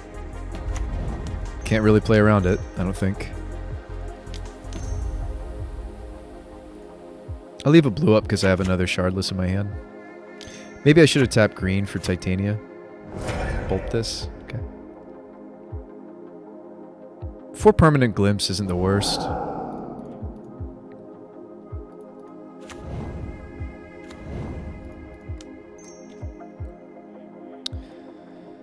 Okay, so he's flipping coins. What can we do with Karn?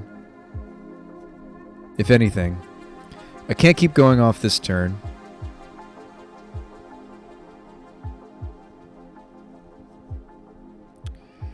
I guess I could just go get... I guess I just go get liquid metal coating, right? Just blow up his lands. Yeah. Guess that's the plan we're on, unfortunately.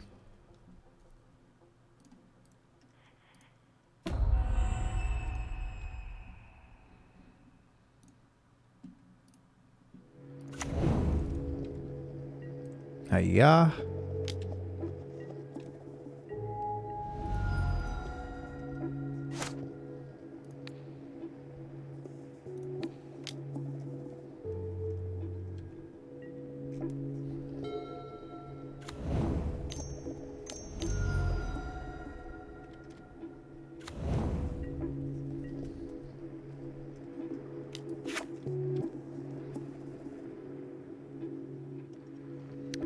chose 5. Tails flipped 4 heads and 1 tail, so you drew 1 card. All right. Tails never fails. It never fails. Tails does not fails.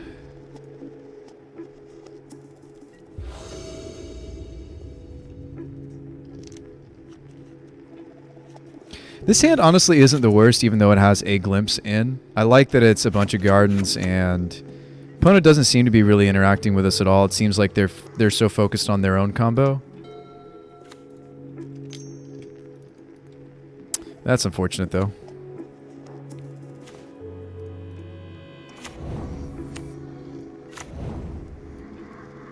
It's not letting me move the cards in my hand. It's okay. No blacks.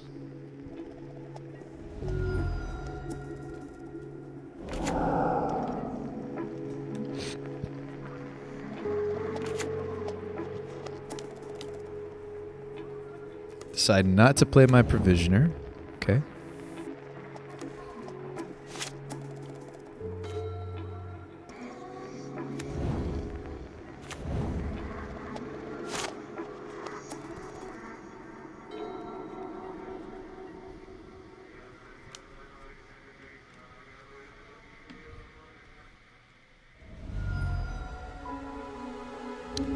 Flip 2 heads, 3 tails. They just drew 3.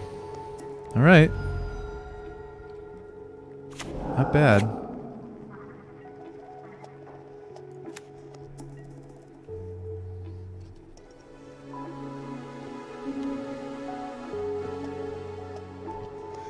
It's a cool little deck. I mean, does it have anything other than that 2-drop we saw in the first game with him that like really benefits from the flipping?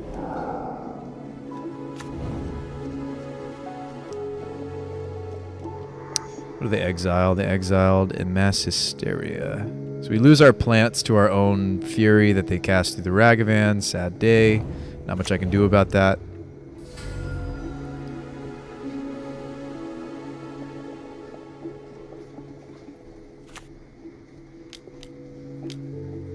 Stitch in Time.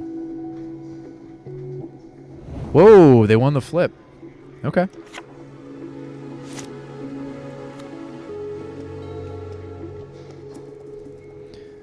They won the flip.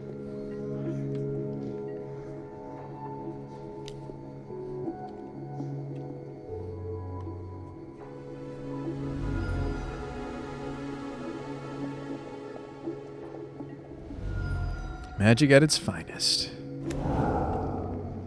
Bone Crusher. Okay.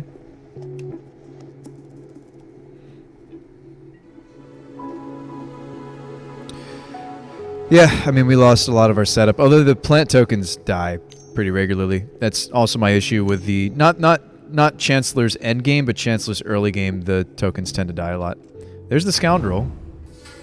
Do they have something else that's like a similar engine to Scoundrel? They lost the flip. Just curious. Okay, shocking. Right.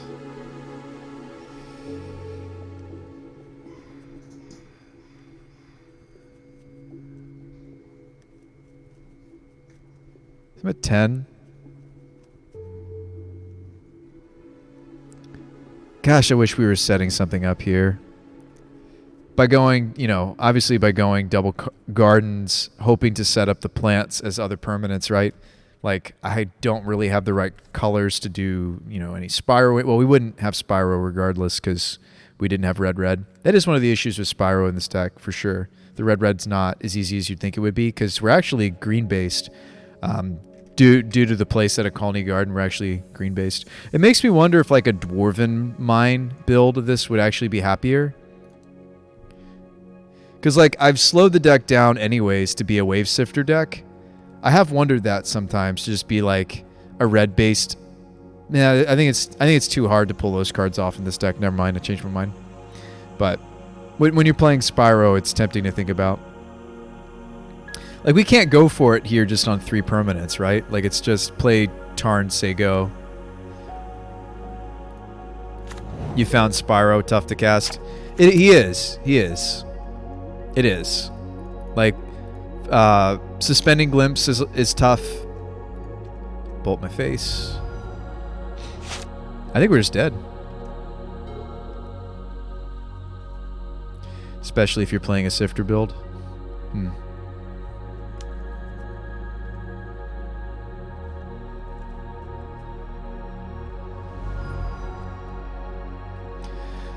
They chose to do 3 flips, and they got 2 tails. Down to 2.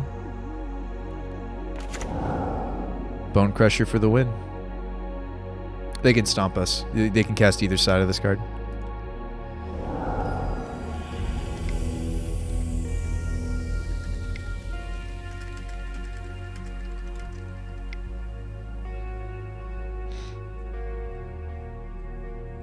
Opponent says I shouldn't have won game 1. Opponent says shouldn't have won game 1, got so lucky. That's the fun of flipping, isn't it?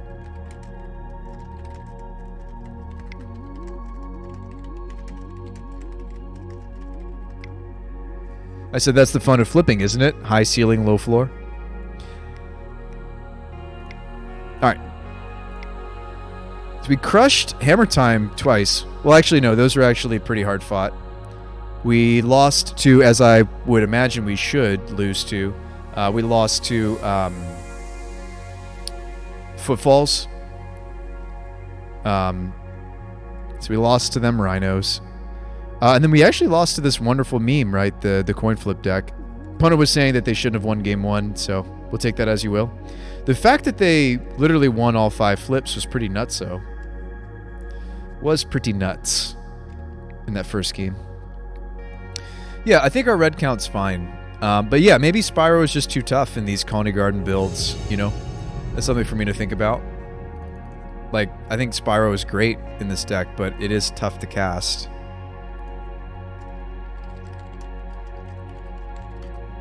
I don't know.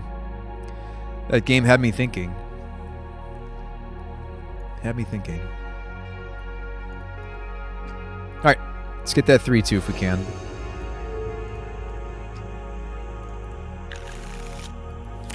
Oh, this is an easy mulligan. The mandatory discard 2 also has wrecked you before. That's true. There are some true drawbacks to the card. We're going to get the land drop, right, guys? We're going to do it.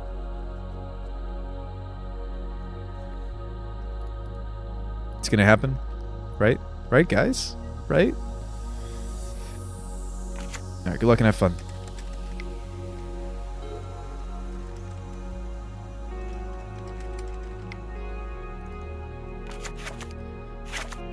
Ah, the cookbook. Cookbook. Cook in a book. Alright, guys, we're gonna get that 3rd land, right? Right? Right? Right? We're gonna get it, right? Yes. We sit on the Queller, though. We quell instead of agenting.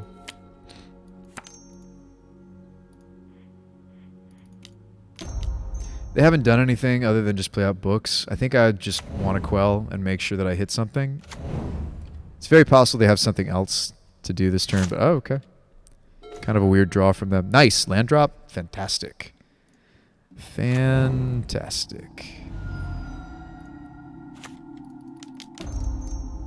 Let's give ourselves another green, actually. Because, like, both of these also just need extra green.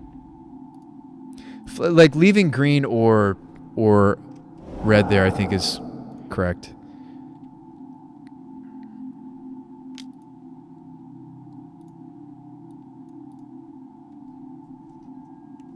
Neonate. I'm with you. Alright.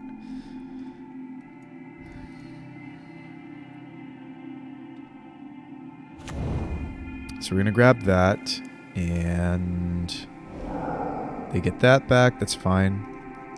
Don't care. So what do we do now?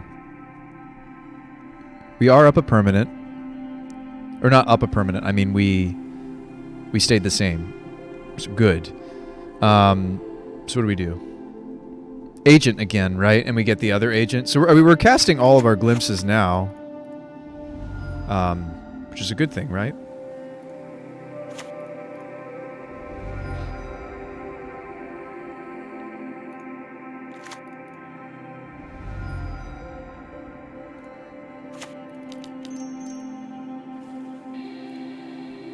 Leaf red floating. All right, glimpse number 2. Here we go.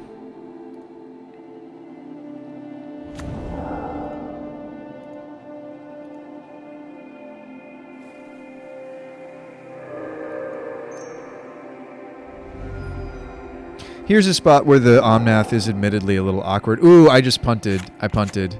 Dang it, I punted. Hold on. I should have...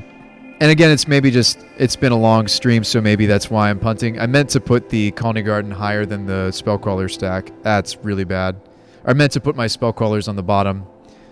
Or at least that Spellcrawler on the bottom, the one that was holding the Shardless. It is optional to cast it, but it just sucks that I messed that up.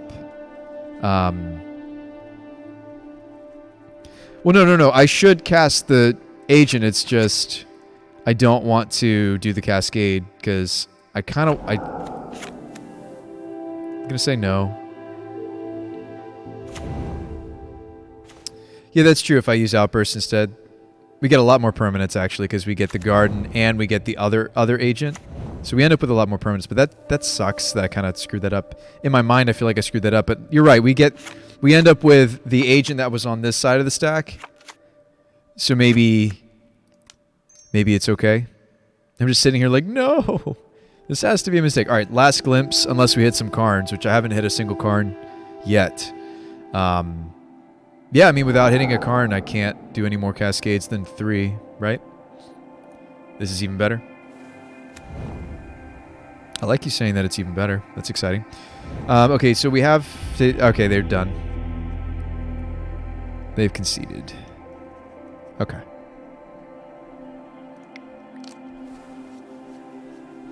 Let's run it back. Yeah, I mean, I'm not convinced that the plundering or the Spyro is like where it's at, you know? I'd even be fine with just some more early game interaction. Like, I've liked Borrower in this archetype before.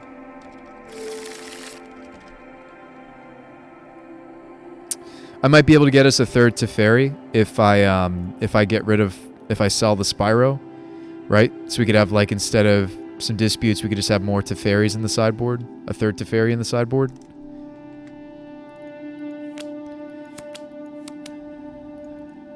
Mulligan that. Keep.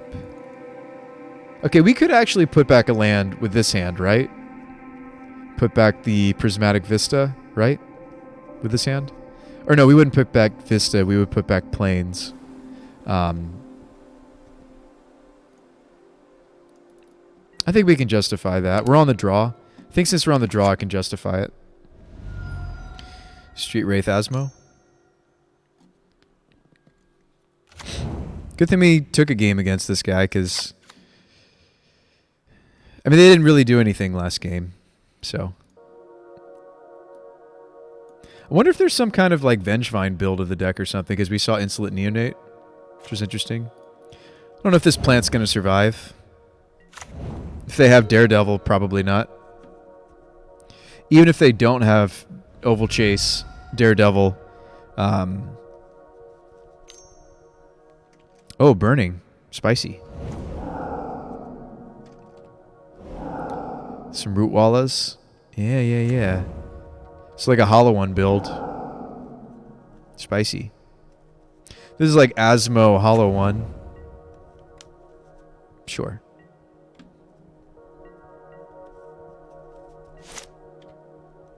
It's an interesting combination.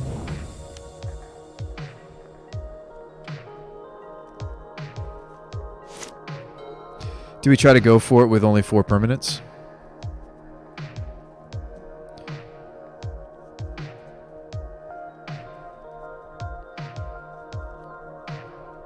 Because all we really need to hit is 2 lands and an Omnath, right? 12.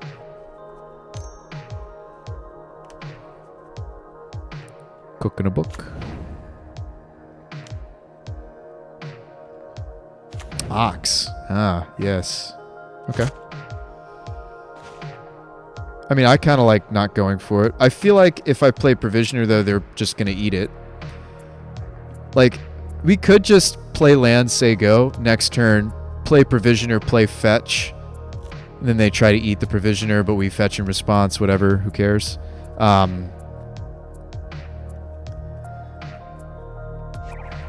Thanks for that follow. Siam Melty, thanks for that. Also, I missed you earlier, Surfer. Oh, no, that was a subscription from you. Okay. Yeah, welcome to the Brew Crew. Thanks for that follow. So what are we doing here, folks? Are we just playing land, say go? I guess if I don't do anything, though, they're just going to eat the plant. Why don't we just go for it? We're up a game. I kind of like rolling the dice. I think it's just going to get worse for us if we pass.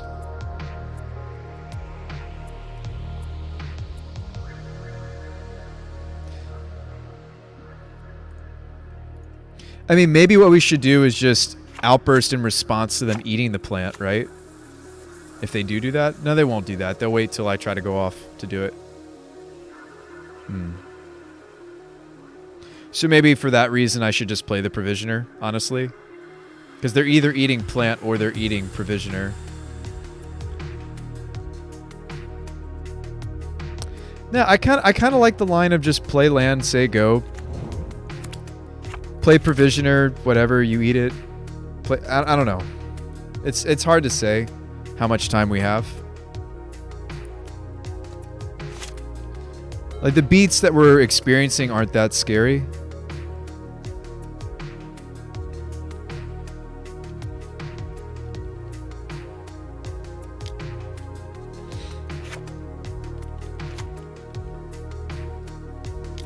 Maybe they're going to pump the roots. Nope.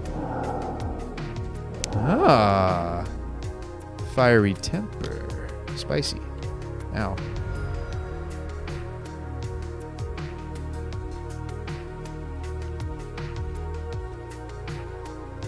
Yeah, I think we're not going to be able to do Provisioner. I think it's just going to be land, outburst. Just sucks. They're going to eat my plant for sure, right? But now I'm at 4. Down even further. It's okay. We took game 1. I think that this is theirs. Agent's better to go off with than outburst initially. Yeah, if I play Provisioner, I don't think I'll still get to outburst this turn, because in response to the fetch, they can kill the Provisioner with Asmo.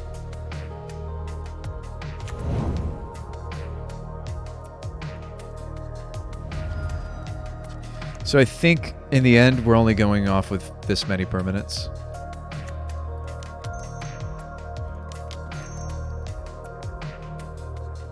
So it seems.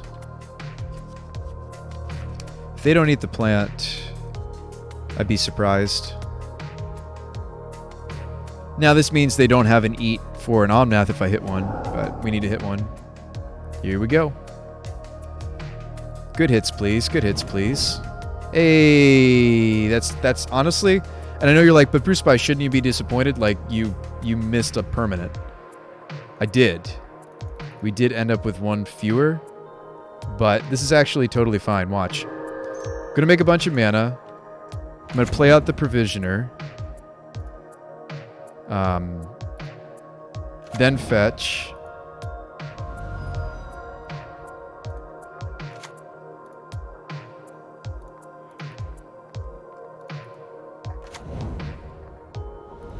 Deal damage to them.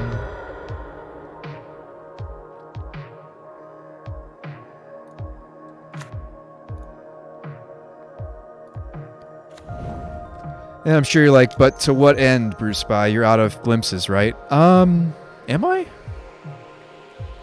I know that I drew one, but I have one more in the deck. Right? We don't have one in the exile or anything. Yeah, that was actually just our first glimpse. So we can glimpse again, or outburst to glimpse again.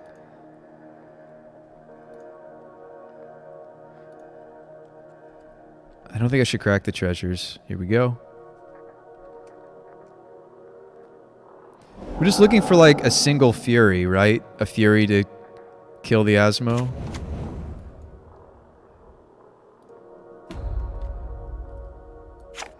So we could destroy the... I don't really care to destroy the... Oh, okay, we win. Sweet. The 3-2. We did it. All right. Okay. So, what do we learn? What do we change? What do we learn? What do we change? We got a chest.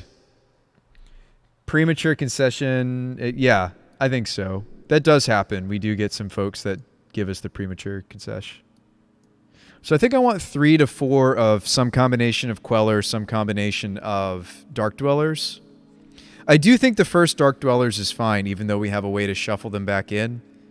Open to chest. Open it. No. Steve, I sold a bunch of chests the other day, and I ended up with a bunch of tickets. And tickets play more leagues. Just play 4th glimpse? No. 3 glimpse. 3. But we have ways to recycle them.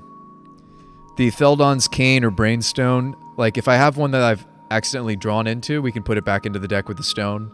Cane lets us put the ones that are in our graveyard back into the deck for more cascades. I'm not convinced that we want a bunch of just random disputes. I do agree with the assessment that you made earlier, Montebank, that in this deck, Teferi's just the bee's knees. Teferi's just better. I could try to get us into a 3rd Teferi somehow. In practice, you're having some problems not having enough glimpses. Yes.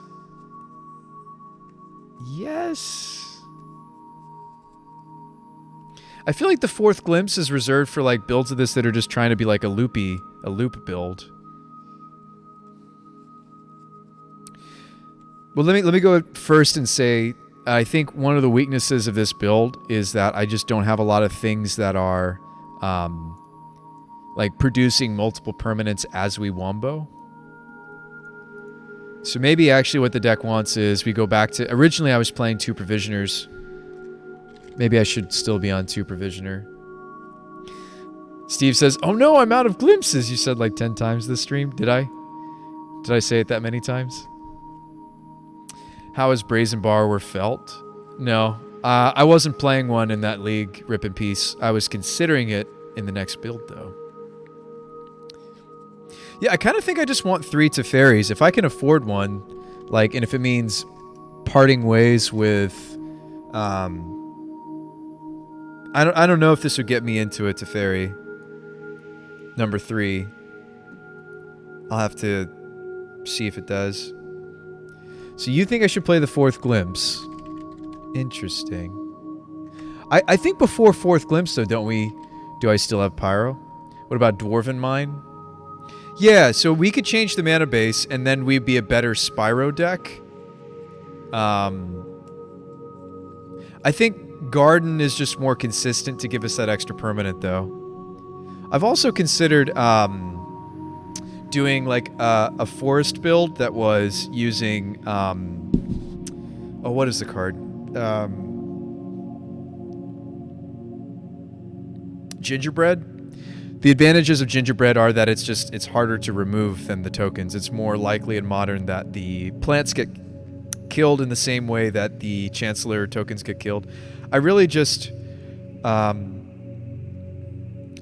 want more stuff like maybe Provisioner, etc. to... I mean, I think before I play the 4th Glimpse, I probably would play the first Dark Dwellers, for sure. Rip says, seems like something like Dark Dwellers just seems better for consistency. Yeah, I think 1 to 2 Dwellers is really nice because they pull the glimpses out of the bin, and then you don't have to go consider doing Cane, like you're just getting extra glimpses off. What about Dryad? Well, at that point, though, wouldn't you just be like a Valakut build? Like, when I first looked at this card, I thought that I wanted to do Valakut Glimpse. Seriously, that's what I thought that I wanted to do.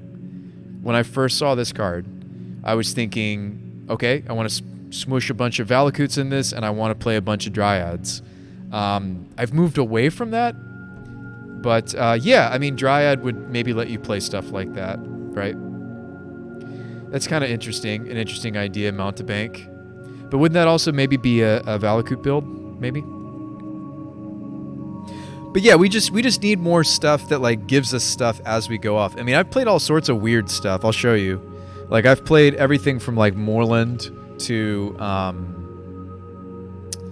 there's like a random land that makes a kobold. I mean, there's all sorts of weird stuff you can do. I was playing stuff like this. Kobold token.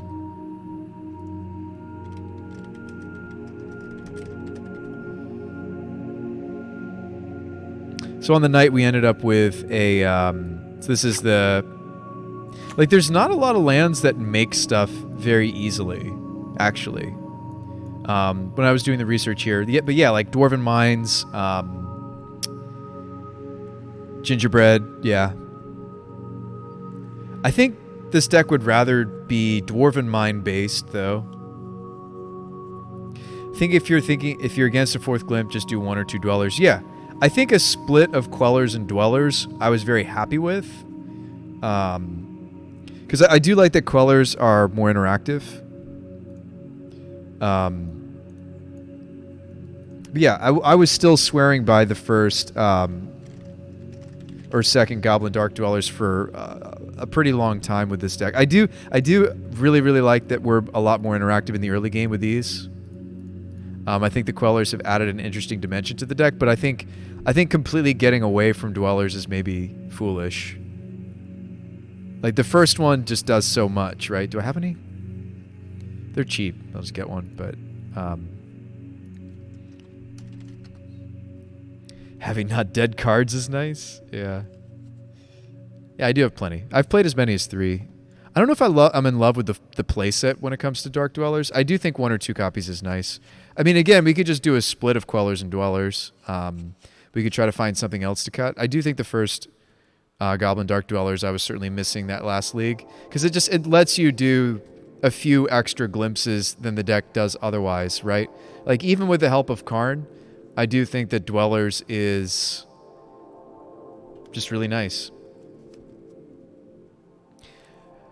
I think the strong thing about this build, though, is that you don't have a lot of do-nothing cards. Well, like, Titania is a bit of a do-nothing. I think that she's powerful enough. I like the 2 copies. I think when I first was testing her, I was playing 3, and that came down to 2, and I've stayed at 2 for a long time now.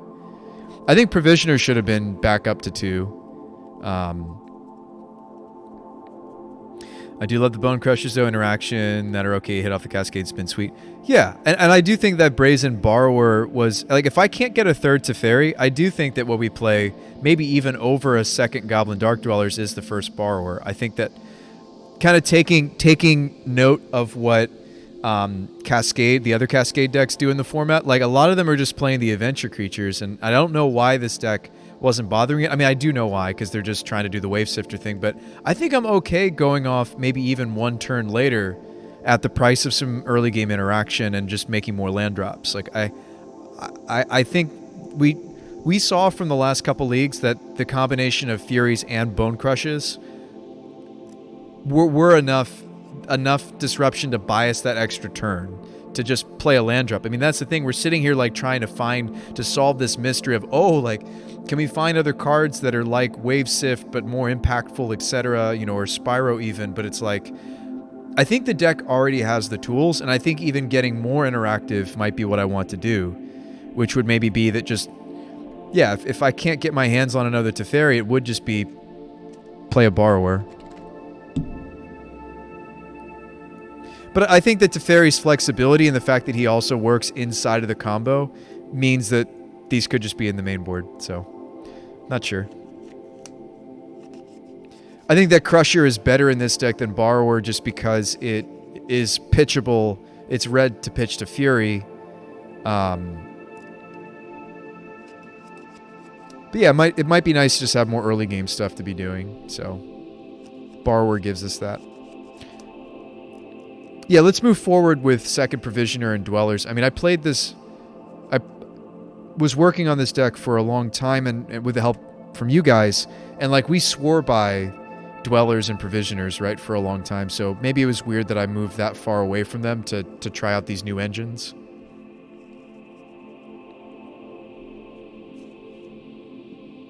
That was sweet that we smashed Hammer Time twice. Like, yeah, we lost to Squad Chief's special, which was awesome. I'm not salty at all. That deck was sweet. We did lose, but we should lose, by the way, to Crashing Footfalls because they have a lot of forces and cryptics and interaction. Do I dislike Wave Sifter? Yes and no. Yes and no. I think that Modern's not really friendly to me spending my turn 2 just... I think we actually need more interaction than this, to be perfectly honest with you. Like even though I have a full Karn-board, like honestly, the amount of interaction I feel like we need in the format is more like... And somebody's gonna like jump and scream. Hang on, I'll open a new copy.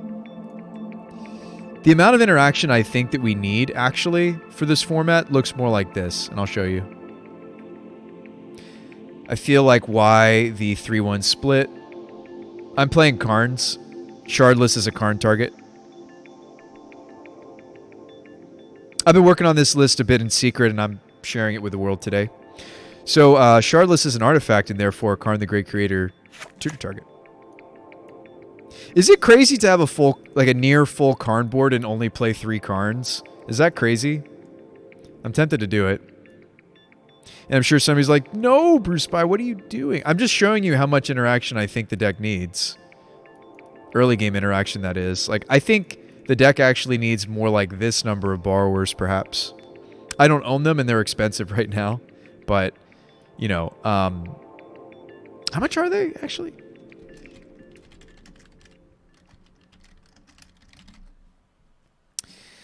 Either you have to win turn 3 or you need heavy interaction. Yeah. There are 25 tickets for either either the promo or the regular. Wow, that's a lot of tickets.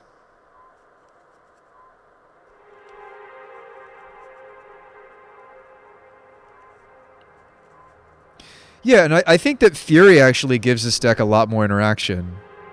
The Karn and the Titania aren't adding to the red count. Our red count is still the same as before, right?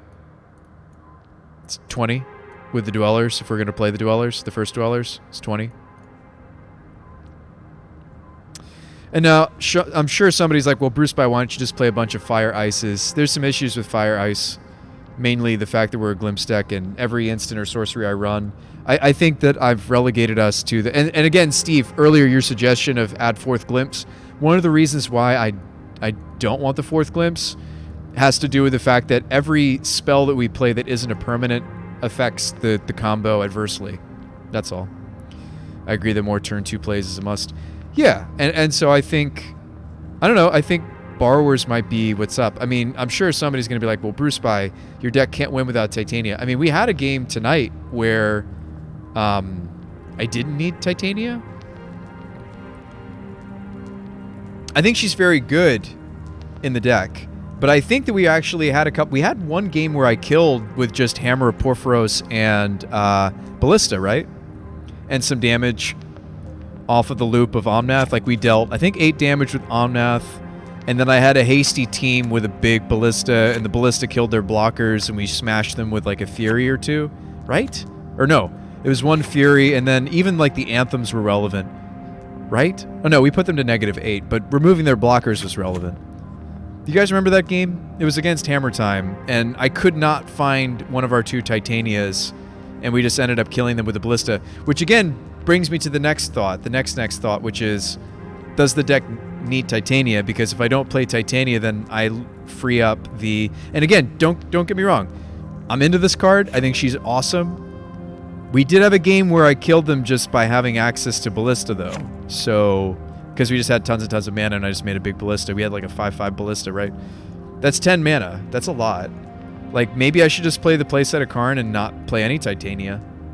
And that means we don't need to have the Zurin Orb that frees up a slot. Don't you feel like she's a win more card? Do I feel like she's a win more card? Yes and no.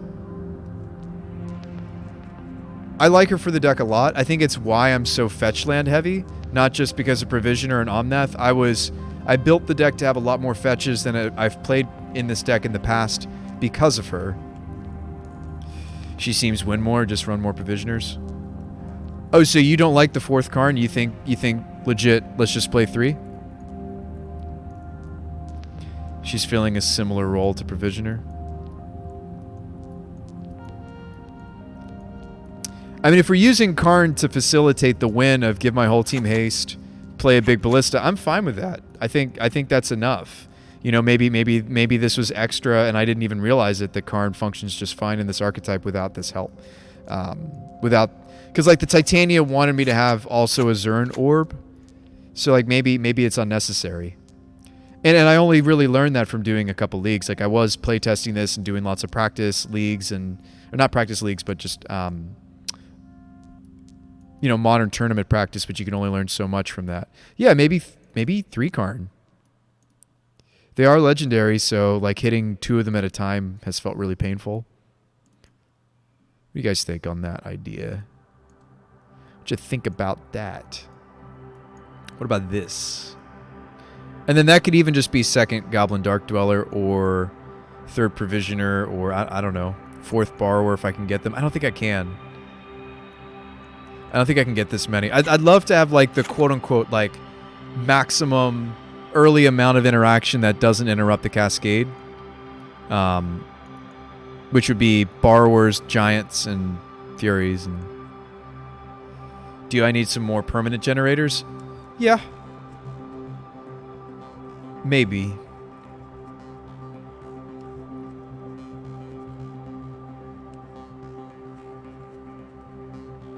And again, I think that's normally where you're playing the sifters, right? I mean, my red count is content. As long as I don't change the red count, we could go back to some number of sifters. I don't think I'm going to be able to afford this many borrowers anyway because they're so expensive. So I do think that maybe I am just going to end up playing some number of sifters, and I'm okay with that. But if I have this amount of interaction, it might be unnecessary. Yeah, I don't know. Like in my mind, the way the deck is working is we're interacting, we're just making our land drops, and like those are the extra permanents that we've just, you know, bought enough time to do it. I mean, it feels weird to only play 3 Karn when so much of my sideboard though is related to the Karn-board, right? Like, okay, if we did cut Titania because maybe she has win more and unnecessary, and a 4th Karn, like so much of our sideboard is still about the Karns. You know, bridge, explosives, ballista. We've slimmed this down to the things that we're actually tutoring for, right? Within reason. Bridge, explosives. We've used the ballista a lot. The agent is a very common choice. Hammer of Porphyros is a very common choice because it's kind of it's the linchpin, and we actually kill them that same turn. Without this, we're not killing them the same turn, unless we can find something else besides Hammer of Porphyros.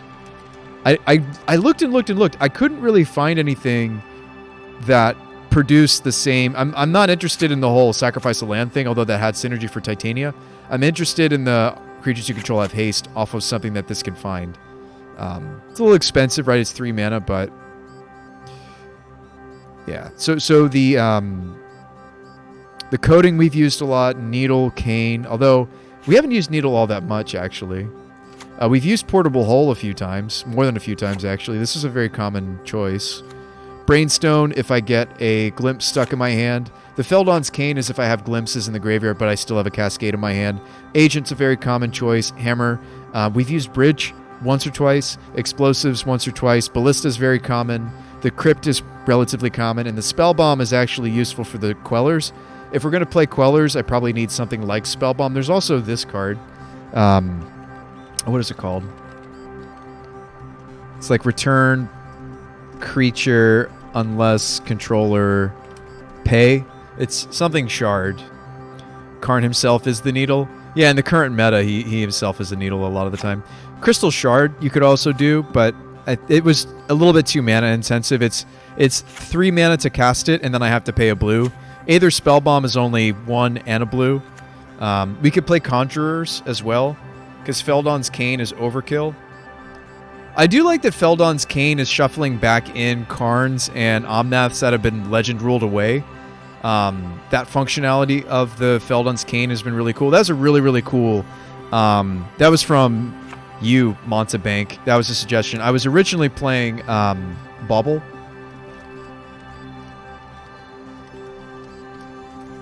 And it's like on the surface, Conjurer's Bauble looks better, right? Because it cantrips, right? So sacrifice this, put up to 1 target card from my graveyard on the bottom of my library, then draw a card. Like, on the surface, this looks better. But the issue is I needed to be shuffling multiple things. I didn't even think about the fact that I need to be shuffling back in the cards that have been dying due to the legend rule. So I do like that Feldon's Cane is like making it so that we're Karn dense, so that we're Omnath dense as we get down deeper into the deck. So that's kind of nice. That's a little small upside. And it shuffles, if I have more than 1 glimpse in the graveyard, it shuffles multiple glimpse. All right, Rip and Peace says, if you're glimpsing +2 times, you're hitting your 3 Karn pretty often, is why I'm in support of a 3-of. Yeah.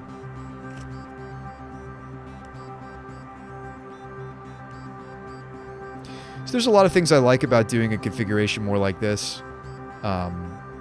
And again, I would like to afford a 4th Teferi. I mean, Brazen Borrowers bounce hate, too. Like, this helps us fight Chalice and Void Mirror a little bit better, or other hate pieces our opponents have, because that's a relatively common thing that's happening, is people are trying to fight us with Chalice of the Void on 0.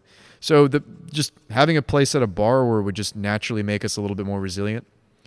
So yeah, let's try to do that, and I'll actually add the 4th Teferi, even though I don't think we're going to be able to afford. Sorry, the 3rd Teferi. I don't think we will, but let's try to. Let's open a new copy, and let's give back. I'm trying to stretch this budget, this ticket budget.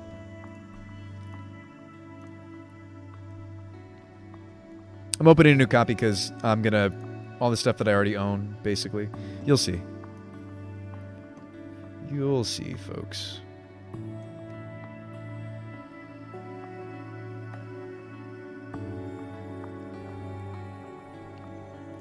And I could go budgety on our fetches, too. I actually only own 1 Scalding Tarn. I'm pretty convinced that Tarn is the fetch that's the most happy in this list.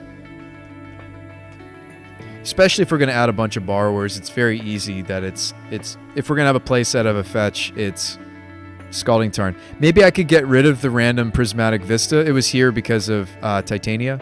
And I could just play a fetch I already own. That would save us a little bit of budget. I don't think we can get away from the playset of Scalding Tarn. I'm trying to see if there's anything else I can give back. I can give back this random Chancellor. I mean, it's not random. I was testing some number of Chancellors.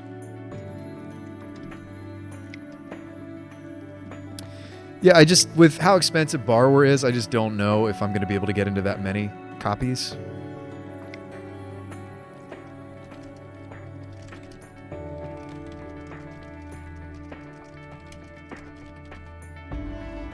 I just want to see if there's a significant price differential between the promo version and the other. There's about a ticket difference. We'll see if that matters. Okay, so I already have this. Oh, I already have Brainstone. Already have the Portable Hole. Already have Needle. Already have a Bridge. Okay. Already have this. Already have one of my 4 Borrowers. Have the Provisioners. Have the Plea. Have the Quellers. Have most of the mana base. Need a Triome. Have this. That's my turn, and we have another turn here. Have these. Okay, so we need this 31 and 11. So I'm going to export this. When it comes to importing into Card Hoarder, you do want to export it as an MTG deck a .deck file. Then you go to Deck Editor. Click here, browse, this, load. We'll have to give it a different name if we're not going to play Titanias. But yeah, maybe the Titania wasn't necessary. So this is too much money. It's 52.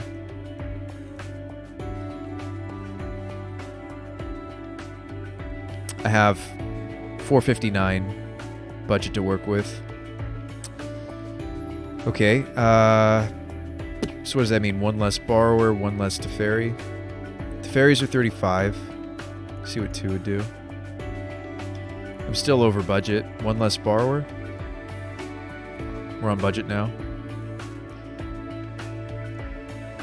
And this is with me playing one of my other fetches that I already own, right? You left an extra Tarn in there? No, so I have 2 Tarns. I need 2 Tarns. Yeah, I have 2 Tarns. I need 2 Tarns. Oh, whoops, this is the previous build. Well, maybe it'll be good for us to like have real reasons why we're changing what we're changing. Yeah, no, good eye, Flashcaster. Good eye. I appreciate the heart behind that. You're trying to help, and I appreciate that. So let's see.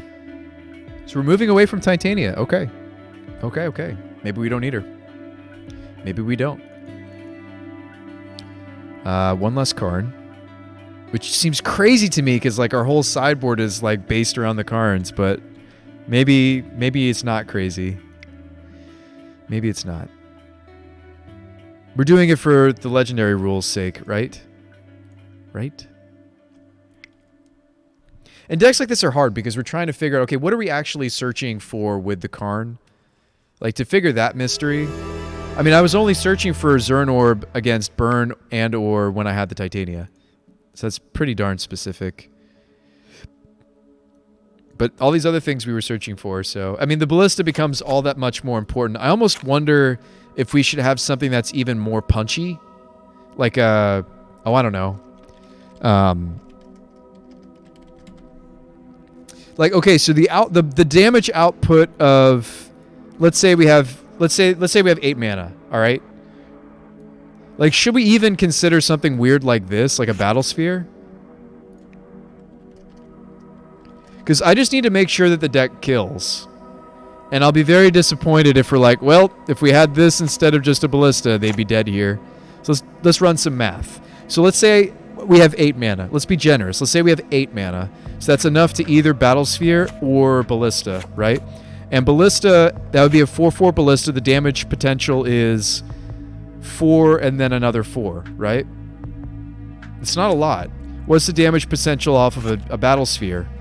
Is 4, 5, and this is also with hammer. So don't forget, I'm thinking about a hammer board state, right? We've grabbed hammer already with Karn at some point during the loops.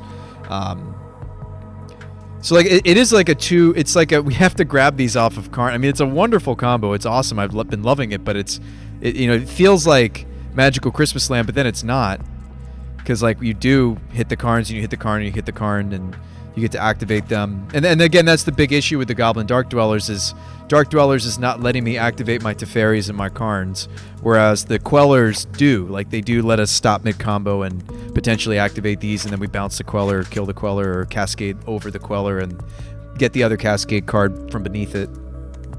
What about Sky Sovereign? What about Mindslaver? Sky Sovereign gives the most value for the mana. Sky Sovereign. How much damage does Sky Sovereign deal? Sky Sovereign comes in and deals 3. Oh, it's creature or planeswalker. It's going to hit them for 6, though. But, I mean, like, yeah. Okay. This comes in, kills something.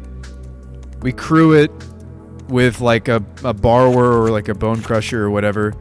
And then this attacks in the air, kills something else. I think you might be onto something with Sky Sovereign. That's going to be in the pile. But let's think about Battle Sphere one more time. Because we're getting to this much mana when we're trying to kill them. And it's like, okay, we just need something that wins. Right? Like, it's not like I can, like, Karn for Emrakul or whatever. Like, it needs to be an artifact. And I think about... It's probably 10 or less mana that we're ending up with at the end of the loop. I may tap X untapped mirrors. If I do... This gets plus O until in a turn deals X damage to player or planeswalker. So what's the damage output of Battle Sphere then? It's 1, 2, 3, 4, 5, 6, 7, 8 damage directly. And then it's getting pumped. So it's 12? If it's unblocked, it deals 12. Oh, that's the problem, though. It's going to get blocked. Right, that's why we liked Ballista, because Ballista's clearing blockers that would otherwise be blocking my Furies. The Furies and the being... the Furies actually is where the damage comes from, right? Because of the Outburst plus Fury. You know what I really need? I just need, like, an Anthem effect. Like, an artifact that can come in and just, like, pump our team up a lot. I think that's actually what the deck wants, is an Anthem. Just like a... Hoof. We need to find something really weird. I need, like a Crater Hoof Behemoth effect is what the deck really needs. Can anybody think of something? I know that's a really weird thing to think of, but creatures... Because I think that could produce more than even Sky Sovereign or Battlesphere or Ballista. I think we'll still play Ballista because it's a good tutor target for Karn. But I think we need a Creatures You Control artifact. Right? We're going to have to go deep, folks, and find something weird. Classic Bruce By style on him. This brings me back to, like, Robopod. This is like our Legacy days, right? I'm getting flashbacks because the deck's just going... This deck's just getting weirder and weirder. All right, so something like a Chromus Memorial. What are we doing? I don't think it's this. Flying, First Strike, Vigilance, Trample. Oh, wait. Draco? This makes me think of Draco. Draco? No, Draco just gives us a bunch of abilities. Maybe Draco. The new Draco or whatever it's called. I'm going to throw up my Rhythm of the Wild idea. Oh yeah, Boss Rush. I want something that's just like, yeah, creatures we control. Creatures we control. Something like... I want them to be bigger or double striking or something. Well, Fury already double strikes. Multicolored creatures I control. Something. Flying, First Strike, Vigilant. I have to spend 4 to crew this thing. Whenever this attacks, I make... Oh. Parhelion the Second? 5 damage in the air. With... I have to crew it, though. That's a lot of damage. That might be it. Parhelion the Second? What? Is that what we're doing? Bring in the angels. This thing is awesome. All right, come on now. We got to find something more reasonable, right?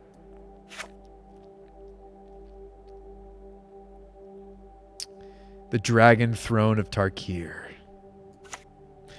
My other creatures get... Oh, Trample. The Trample could be relevant, actually.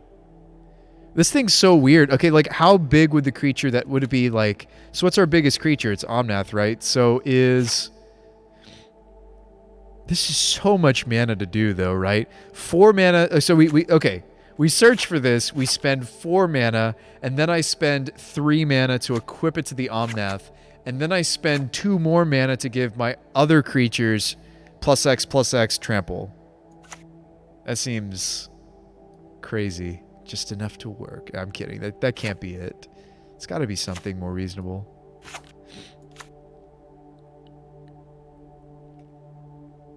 I mean, the problem with, like, Memorial... I mean, there's Eldrazi Monument. +1/+1 flying indestructible.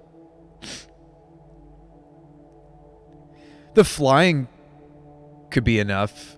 We just fly over their blockers. Huh. Could be that, actually. I like the indestructibility. Reaper King. Scarecrows. Can you guys think of anything? Like an artifact that just, like, pumps up our team drastically. Or just gives us a lot of power. Like the Parhelion that's a lot of power. It's 5 + 8. I mean, that's 13. It's on par with the Battlesphere damage output wise, and it flies. The fact that it flies over, I like. We have to crew it though. But there's nothing, right? Hall of Triumph.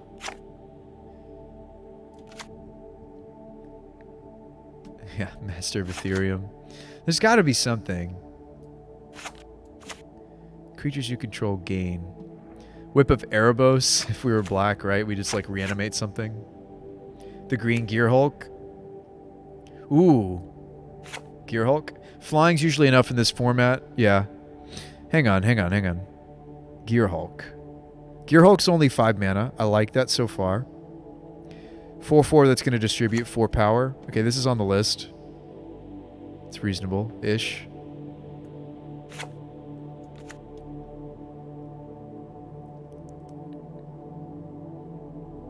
Yeah, I just need like a big artifact something to go get. I mean, like Blightsteel Colossus, right? I mean, we have a lot of mana.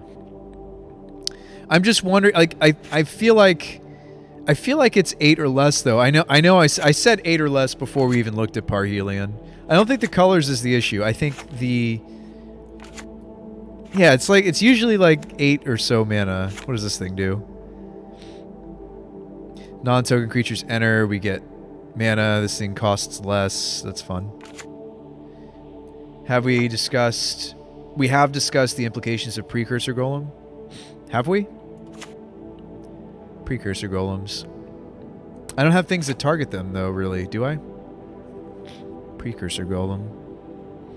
Just wish that this, like, gave damage or did, like, double strike or something. Just first strike, but not double strike. I think that Eldrazi Monument might actually be what we want. Just fly over. Like, don't get me wrong, Parhelion's fine, but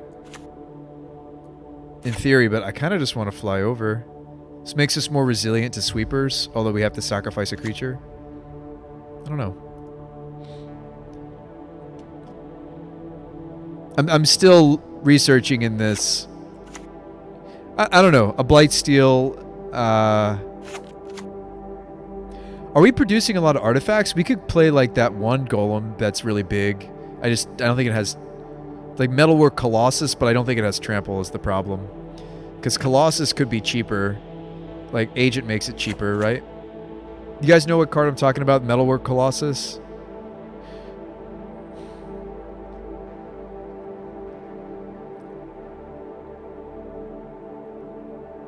We just need something that like finishes the game. And I don't think it's Ballista. Ballista has been what I've been getting when we just have a bunch of mana at the end, but sometimes it's not enough, right? We would need multiple card activations. Yes. Where are we getting the haste from? Hammer. Hammer gives us haste. Although I guess that's the advantage of something like a Chroma. Hang on. That is the advantage of the Achroma's Memorial. We're going to put this back on the thinking block. It's the evasion and the haste all in one. Whereas the Hammer of Porphyros is just the haste. We could actually be doing this, as weird as this thing looks. Because it does both. It doesn't give me more damage output, which is an issue. But maybe we don't need more damage output. Maybe we would just need the evasion and the haste. I feel like without... I mean, like, we don't have to deal 20 damage oftentimes, right? Because Omnath, unless my opponent has been gaining some life naturally or through something in their deck, right? Omnath has usually dealt them 4 or 8 damage, right? We usually have dealt at least 4 to 8 damage with the Omnath, so I don't need to attack them for... And couldn't we also just, like, Karn animate the... if we have an extra Karn, couldn't we also just animate the Memorial? And then it's a 7/7? Yeah, I'm wondering if we're overthinking this. Maybe this is literally what we want. Oh, that seems so strange. But maybe it is this card. For the flying, the haste, and the trample. Not so much the first strike, vigilance, black and red, or any of that. We want this for the evasion. If they do have blockers, the trampling, and the haste. I actually think this might be more correct. Evasion's kind of extra damage. With trample, you're dealing more damage on average. Yeah, maybe it is a Chroma's Memorial. Is that strange? That saves us another card slot. I don't have to play Hammer or Porphyros necessarily. Yeah, I think we just found the card, actually. It's 8 or less mana, which is about where we're ending the game. The game on 8 or so mana is what we're finishing with, or less. But it's 7, which is less. Okay, cool. So let me figure out how much budget I have left. Thanks for being so patient as we brew this up. On the day, we had a 3-2 and then a 2... sorry, a 2-3, then a 3-2. Okay, I have 8.83 tickets left. So let's cut the Vista. I'll play a different fetch. We did get all the Tarns. Good. I could play another Wooded Foothills.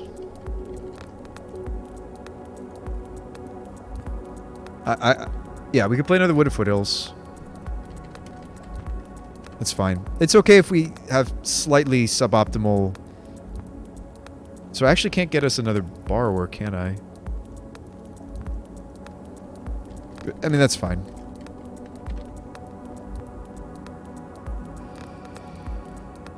I thought I rented us another Borrower. Or 2.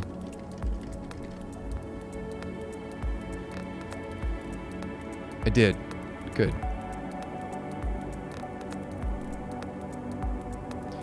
So we have room for one more sideboard card, and we have room for... Or we could just do a split on the Teferis. Don't have enough budget to get another Brazen. Oh, let's see how we're curving. Let's start there.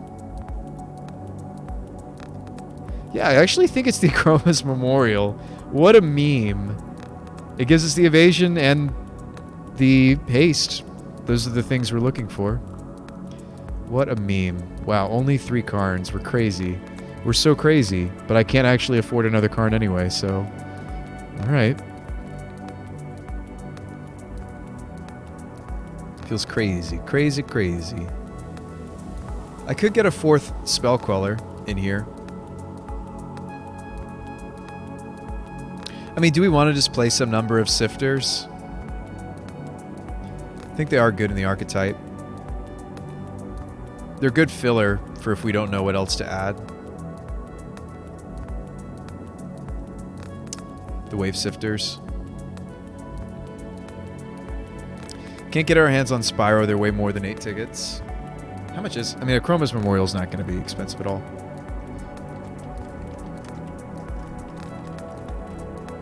What a weird card. What a weird card. For us to be using. They're 0.2 tickets. Alright. So another sideboard slot. Could just play Mystic Dispute. I mean, it could just be put the Teferi into the main board, do a 1-1 split, and play 2 Mystical. Because I just don't think our deck is breaking through my opponent's counter magic. Like, I think that's the thing that we lost. Like, we saw from the league that it would have been nice if we had something like Dispute or whatever to be able to bring in to break through my opponent's permission. My opponent's counter magic. Why don't we just do that?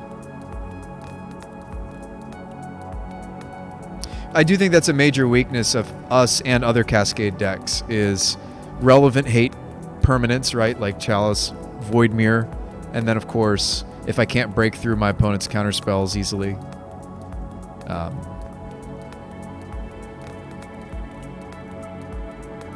So we gotta give this thing a new name.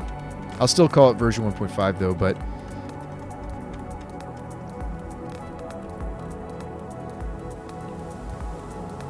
Karn's Glimpse, Glimpse of Karn.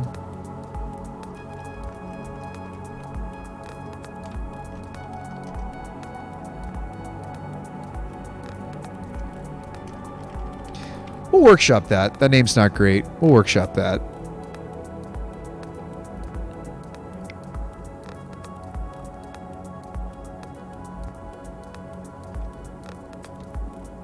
Who knew? A Chroma's Memorial. Awesome. I would not have guessed that. Alright, so our sideboard kind of breaks into 3 categories then, right? So we have more things to kind of help us break through counterspells. We have things that are part of the combo. I will put Ballista in this pile. Because I think removing blockers... Well, no. No, Ballista is just a good card. It's either removal or just a good card to have in your Karn-board, pretty much. This is part of the combo. Good card for the Karn-board. Karn-board. Part of the combo, part of the combo. Part of the combo, Karn-board, Karn-board. So we've actually really boiled this down then, which is good, right? There's only 5 things in our Karn-board now that are part of the combo itself, right? So a reshuffle, if we get a glimpse stuck in our hand, if we need to bounce the Queller, you could bounce. This also would let me bounce the and reuse the Dark Dwellers. So something to bounce some of our creatures that need bouncing. Brainstone if this gets stuck in our hand. Cane if we have some in our graveyard. And instead of... Yeah, so these pieces make sense to me. The most important being the extra agent, though. And then a finisher. So extra Cascader, a finisher, and then 3 different situational little pieces to kind of help facilitate the combo. But most of the sideboard is just Karn targets for just different situations. Cool. It feels good. Seems like it's getting closer. Legitimately, I think it's getting closer. Feels weird to only play 3 Karn, but let's do it. We're even more interactive now by playing the Borrowers. Mainboard Teferi, kind of interactive. The fact that we're on Quellers makes us more interactive. So, I mean, this is definitely, and I'm not saying it's better for that, or it's better because of it. That's not what I'm saying. I'm just saying this build will be the most interactive build of this deck that we've ever conceived, right? Like if we look at the deck that way, what parts of our deck are interactive and what parts aren't? What parts are just the combo? We've got a pretty good split. So we have 18 cards that are combo, right? I mean, like Dark Dwellers blocks and has Menace, and Omnath like does things, gains his life and all that stuff. But like for the most part, like all this stuff at best, this stuff is blocking or part of the combo, right? So we've got 18 cards that are interactive, which is a lot more than this deck normally has. Main Teferi slows down the mirror. It can win the mirror, actually. Or it can win against other Cascade decks, actually.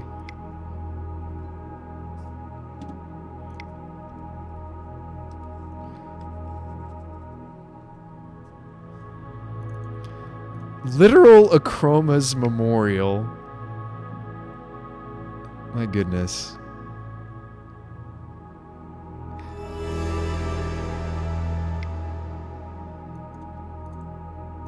I mean, technically, if we get multiple Karn searches off and we already have the haste, like another Karn search could just be for the Ballista. If I really do have that much mana, we could still just go get the Ballista. So I think between the Memorial and the Ballista, I think the deck has the finishing power. I actually think it does. Ballista to remove blockers and ping their face and attack them. Memorial to fly over and give the team haste. Deck is so cool. Now let's see if it works first. Honestly, my brain's pretty fried. It's almost 1 in the morning. So why don't we see if the changes to the mana base function, and why don't we play some practice? Honestly, let's just goldfish. I think I'm to the point where I'm that tired. Now, what's awkward about goldfishing with Teferi in, what's awkward about goldfishing this deck with Teferi in is, and if you are going to play something like this, I do recommend a goldfish. All right, if I had to go off this soon, let's see what happens.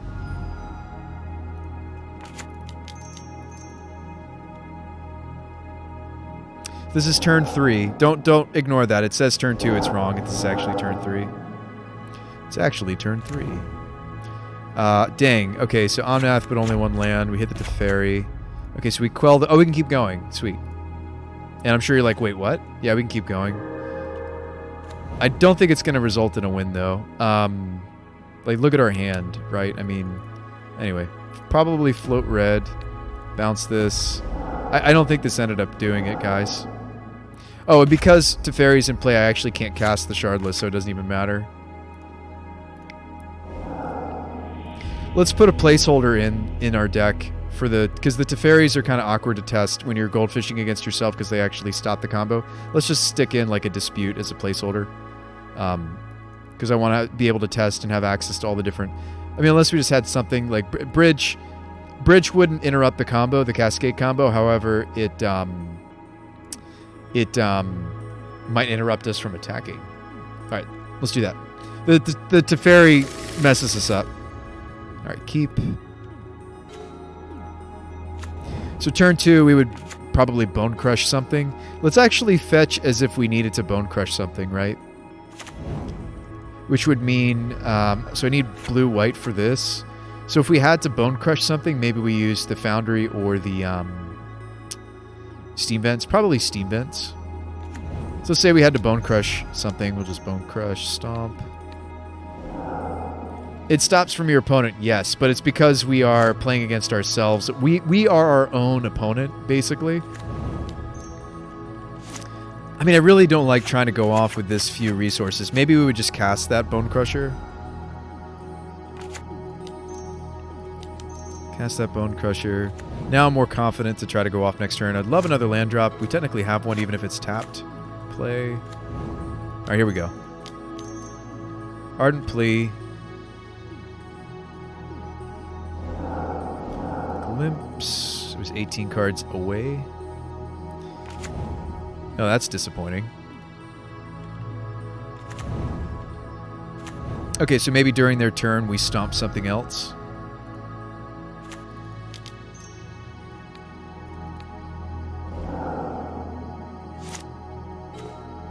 Drew an Outburst. I don't know, maybe I would just play out this Bone Crusher though. I mean, again, this is all dependent on, because we're doing a more interactive build. I can't really know. This gets exalted. That's fun. Swing for 4. Queller I can't cast, but we probably just Outburst. This is enough permanence. I think we're good. Good to go. Glimpse number 2. Oh, you know, I just messed up. I was supposed to put the Fury out because we had a red card. So I was supposed to Fury. Since this is Outburst, it combos with Fury. That's my bad. We should have had 8 permanents actually for this. Okay, Dark Dwellers, sweet. So let's put Dark Dwellers on the bottom of the stack. Cool, cool, cool. Good, good. No doubt, no doubt. Fury, kill some of their things, whatever they have. Make this, fetch these. Let's go,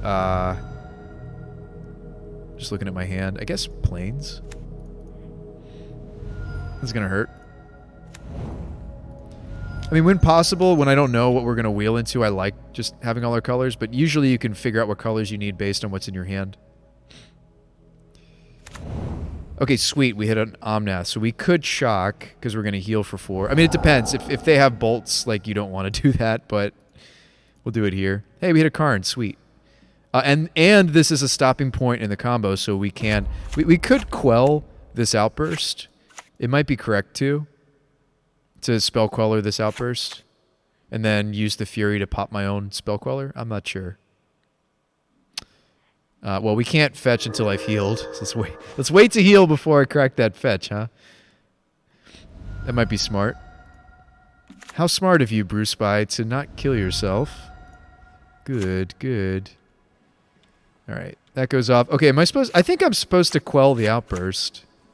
So I don't have another Cascader in hand. I could go get one with Karn, but this saves me from needing to do that. Probably supposed to do this. Memorial time? Is it? But, like, what's my opponent's life total is the thing. I think we're supposed to keep going. I think I'm supposed to do this. Watch this little trick. Well, let's Karn first. So, I actually think we don't go for the Memorial yet. I already have another Karn in my hand. I don't think we get the Memorial yet. I'm trying to deal 18 damage. Or, no. I'm trying to hit, like, for 16 is, like, in my mind that... Well, hang on. 1, 2, 3, 4, 5, 6, 7, 8, 9, 10, 11, 12, 13, 14, 15, 16. Okay. So this would be lethal if they took damage from a single Omnath. Actually, I think it's fine. I think it's fine. We'll let this be lethal. Right? I think this actually would have been good enough. Right?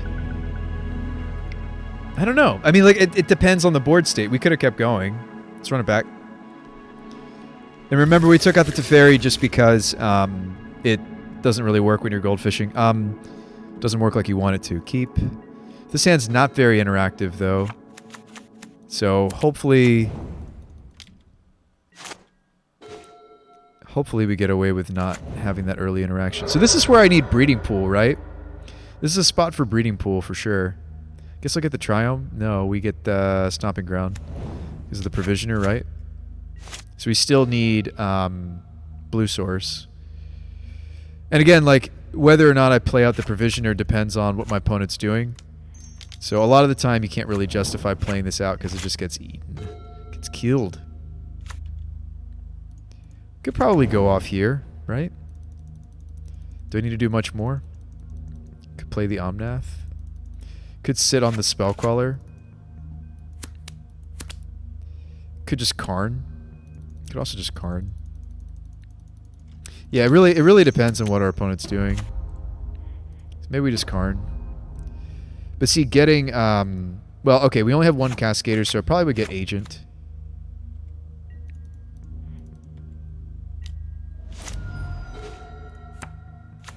Oh, you know what? I should have played my Omnath, right? Off of the treasure, because, yeah, that was a mistake. It's fine. It's hard to predict what we would need. I mean, I don't have any glimpses in my hand, so we don't need the Brainstone. We haven't hit any Spellquellers off the combo, so I don't know if I need the... Like, okay, the thing that we know that we need for sure at some point during this combo is the Memorial or, like, the Ballista, so we probably should pick one of these, and then once we figure out which of these we need, because we do have another Karn in our hand, right? So let's grab the Memorial now. And since I already didn't play the Omnath, we should just fetch. Make a token. Blue. Shardless Agent, right?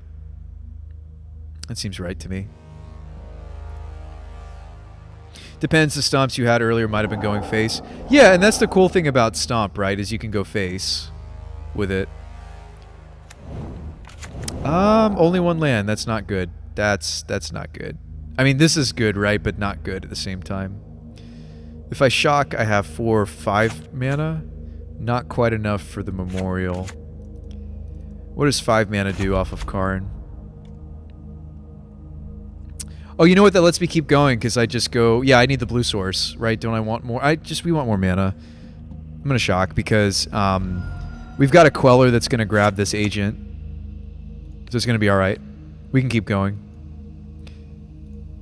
Because of Karn. Karn can... See, now we ran into the situation where if I didn't have something weird like... I mean, I guess you could theoretically use an Engineered Explosives on 3, but that would kill so much of my stuff, right? So this is we go get the... yes. This is we go get the either Spellbomb off of, I guess, red mana? I do like that the Memorial doesn't care about what colors I've been floating as we've been comboing off. That is a nice thing. Bounce this, cast this. Bunch of permanents. Awesome. I don't think I'm supposed to crack the treasure though, right? We'd rather have the permanent, I think. Guess we can cane later. Yeah, we'll cane later.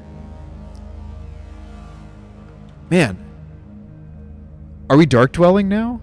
I guess we're Dark Dwelling now. Yeah, let's shock. That was not that great. I mean, we hit a lot of mana. I guess I should be content that now we have a lot of mana. Like I'm content that we got to keep going, right? It's the little victories. Ooh, wait, should I have played that? No.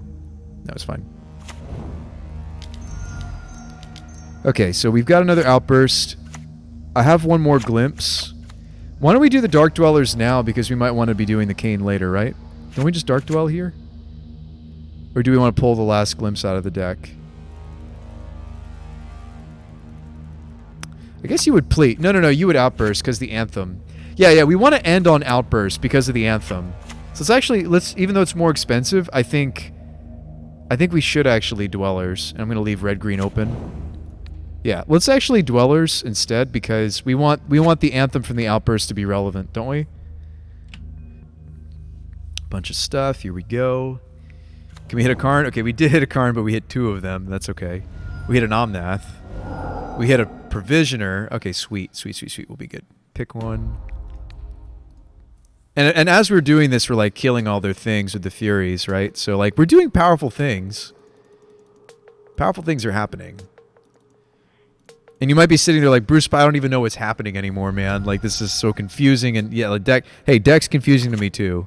So that's why I think it's important for me to goldfish it and learn how to like stack my Quellers and stuff, and let's auto yield to some of this nonsense. Treasure token, draw a card. To a forest, that's not great. Okay, but they're dead now, right? Like, let's say we just need to deal about 16 damage, right? In theory, if they've taken damage off of an on-math at some point during the loop. So, like, we just want to cast Memorial and go get Ballista, right? So this is a Ballista kill, right? So the Memorial. I do like that this kill doesn't matter what colors I have at the end. I feel like that could be very frustrating for me. And then we'll have a 3/3 Ballista. This version's pretty light on the triggers. Yeah.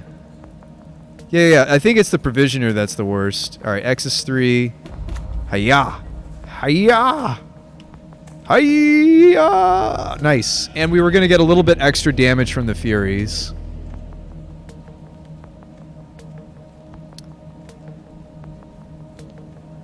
Woolsmoth says, "Dear God, I somehow have all of this for paper except for like 3 Omnaths. I'm definitely going to get some headaches at F&M. Woolsmoth, definitely let me know how the deck works out for you if you're going to play this. I'm excited to hear that some of you guys want to give this a try. I'm literally just goldfishing it though, because I'm too tired to maybe play against opponents. That's an easy mulligan. I feel like this deck is interesting enough that we could just like play it by ourselves here and there just to warm up. And couldn't we keep this? It just needs one more land. I mean, it's not a strong hand by any stretch, but... And maybe I shouldn't be fetching. Oh boy, well that didn't help. Oh boy. Alright, so during their end step, we would fetch both of these. Rough. I mean, like, maybe we Fury'd. Like, they very, very well could have had some threats. Like, it's not like we were doing nothing. Like, this hand was double Fury. We would have been Furying them, right? Get the Stomping Ground, get the, what complements Stomping Ground? Hollowed Fountain, right? So, I mean, it's not like we weren't doing things. We would have been doing things. It's just, okay, Outburst, Fury combo, right? Let's check this out. So let's go Fury,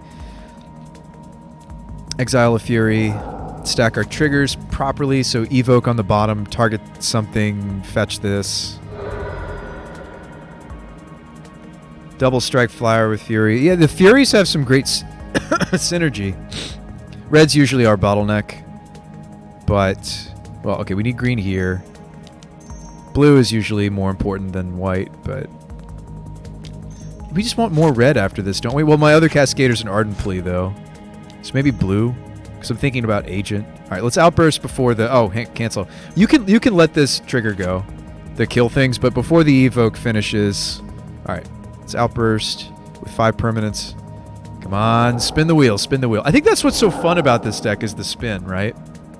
It's the spins. All right, well, that was really bad. We're not coming back from that. I mean, like, there are some matchups where the Karn is good enough. And, like, me Furying is good enough. Like, this board could be good enough, but, like, this is not what we're looking for. This is where I kind of like having things like Conjurer's Bauble. So I have 1 mana floating. Do we want to do something with it? Do we want to, like, grab the brain? No, we'd probably grab the Aether Spellbomb, maybe. Can't cast this off the mana we're floating. I don't know, Needle, Explosives, whatever. Choose your poison, right? Just gonna get this Spellbomb. Just don't like wasting mana. Alright, play the Garden. Gain some life. I mean, this would be a very sad... I mean, should I be plussing this Karn? Should I be minusing this Karn? I don't know. Guess I'll plus it. When will we Brainstone with Karn? Oh, that's a great question. So you Brainstone with Karn. I didn't think about Brainstone initially when I was working on this deck. Sometimes you have Glimpse of Tomorrow stuck in your hand. And so Brainstone was a way for Karn to... I looked into it. There are not a lot of ways to shuffle cards from your hand back into a deck. Brainstone doesn't shuffle, right? It lets me put the Glimpses back into the deck, basically, for more Cascades. So the Karn is really what's allowing us to get away with and still be like a glimpse loop build. Yeah. Sorry, I hope I explained that well. I'm trying to slim down the Karn-board targets, but the cane is to reshuffle because we lose our finishers because they're legendary. We sometimes lose them to the legend rules. So Feldon's cane is to shuffle multiple glimpses back in. You could also try this card. I was playing Conjurer's Bauble, but Feldon's cane was Montebank's suggestion, and I think he had a good suggestion. Just so you're aware, this used to be a Conjurer's Bauble, which is the sacrifice, put up to 1 target card from your graveyard on the bottom. They're both the same mana cost. They're both 1. This is exile. This has implications against mill, I guess, outside of the combo, but it's pretty much just here for the combo. Bauble is you choose 1 card, but then you draw a card. So, I mean, they do different things, but I think we've been happy with the cane. What about just play Echo? Just play Echo of the Eons? I mean, that's not going to be a Karn target. Play Echo using, what, like a Spiromancer build?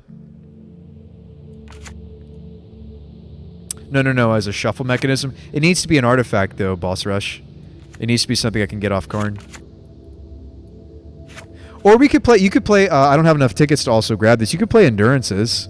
Endurance also, as you're womboing off, lets you shuffle or put the glimpses back into your deck. Endurance. If you own those Wolves, you could use Endurance. It's just, I wanted something in the, I think you would still play something like Kane or just something in the Karn-board to put these back into the deck. Let's get back to our testing. So this like didn't pan out. Like we basically just are hoping that mediocre beats is good enough, right? We need a fetch. Like we would need exactly a fetch, right? I probably should just be searching with this Karn.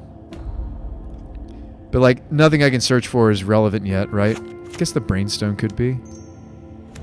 If I don't draw a different land. Nope. Come on, fetch land. Oh my goodness. Brainstone.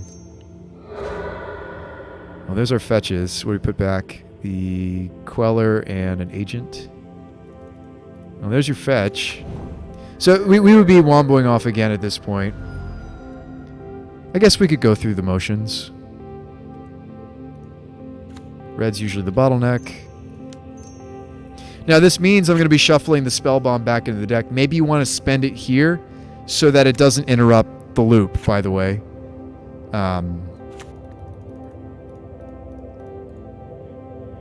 Just draw a card.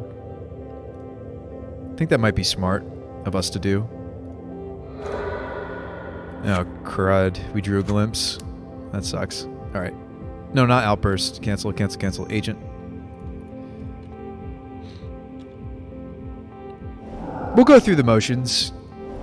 It's good to see, like, if we get, like, a bad glimpse here and there, like, what it might be like to try to get out of the situation. Oh, nice. Provisioner. This is going to make a bunch of mana. Queller's going to grab that Agent. Yep. Can't do anything about that. Not that we want to. We actually kind of want that to happen. But the last glimpse is in my hand, and we've already spent the Brainstone, so... I mean, I can glimpse again, because I have Dark Dwellers, though. Alright, let's do that. Going through the motions.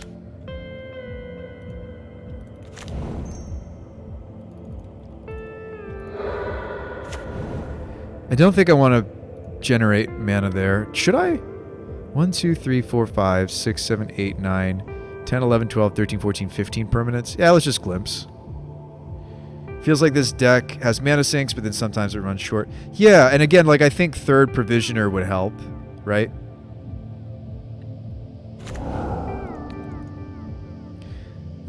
We shouldn't need to kill anything here, right? We don't need to pop our own Spellcrawler. This is a nice mix.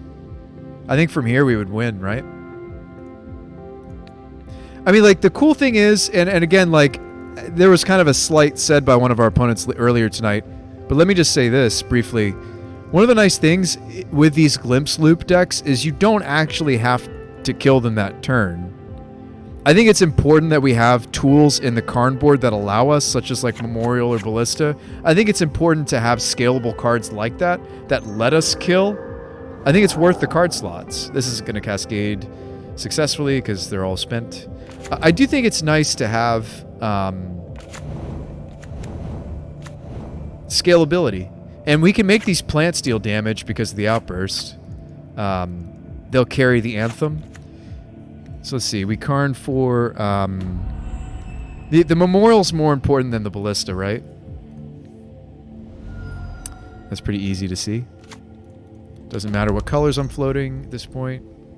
So we know we need to get the Memorial. We're trying to kill this turn, right? So Memorial... Am I going to have enough mana to Memorial and also Outburst? I'm not. So, yeah, it would just be like, okay, was this enough? Let's see how much damage this is, right? And they're vigilant, too. I mean, like, okay, all right, so maybe you don't kill here. Right? I don't know, let's see how much this is. I mean, we dealt damage to them also with Omnath, right? Our theoretical opponent. -8, that means we just dealt 16 damage. This, honestly, I think this would have been lethal, folks. If I'm at -8 here, we were at 8, that means we just dealt 16, and we already dealt some amount of damage off of an Omnath. The third mode of Omnath. The deals 4 damage to each opponent, Planeswalker. I think it's very possible that that was lethal. It wasn't clean, right? It said, what? It said turn 7, and that's because we had a bad glimpse. Mulligan. Keep. Put this back into the deck, right? Hope for third land. That's not it. I'm just trying to predict. We probably would need to be... Let's go ahead and fetch. I think... Let's pretend this is a matchup where I need to be spending the Bone Crushes and the Borrowers, right? Let's just say. And let's make it so we have all our colors, right? So say we stomp something or borrow something. Nice. And then maybe we just play out a Bone Crusher. I don't know. Oh, you know what? I should have gone blue there because of the Borrowers in my hand. Whoops. Yeah, the 3 of Borrower is going to make us want more blue mana than usual. That was a mistake. Has the Karn package felt good enough? You feel like we're covering the narrow holes? Yeah. Think you need green source? Oh, yeah, I can't cast Ardent Plea either. I should have gotten Island, at least. Or a Shock. I think this is greedy. I mean, like, I felt like I was fine because these are castable here, but, like, and I can still cast the bounce side of the Borrowers, but, yeah, maybe we just spend some time just, like, stomping and playing out these Bone Crushers. I don't know. A Spellcrawler, we can't cast that either. Yeah, so I think because of cards like this, yeah, Ardent Plea, Spellcrawler, Borrower, I definitely fetched the wrong thing. And again, this is where it might be nice to try to get a breeding pool into this thing again. The problem is the breeding pool I can't find off Mesa, but I could change up my fetches so that we could play like a singleton breeding pool. I think that the breeding pool is going to come up. I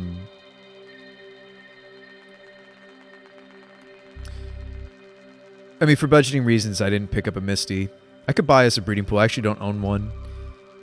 If we get rid of the Mesas and play more Windswept or more Wooded. Have I fetched Foundry? Foundry complements the Colony Garden really well.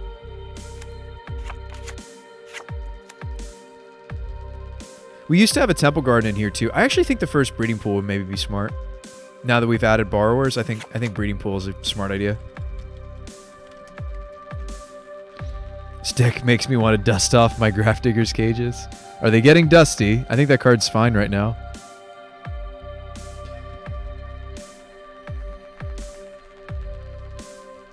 We don't need as many fetches now that we're not playing Titania, that's true. So maybe cut those and play... what fetch could I play instead?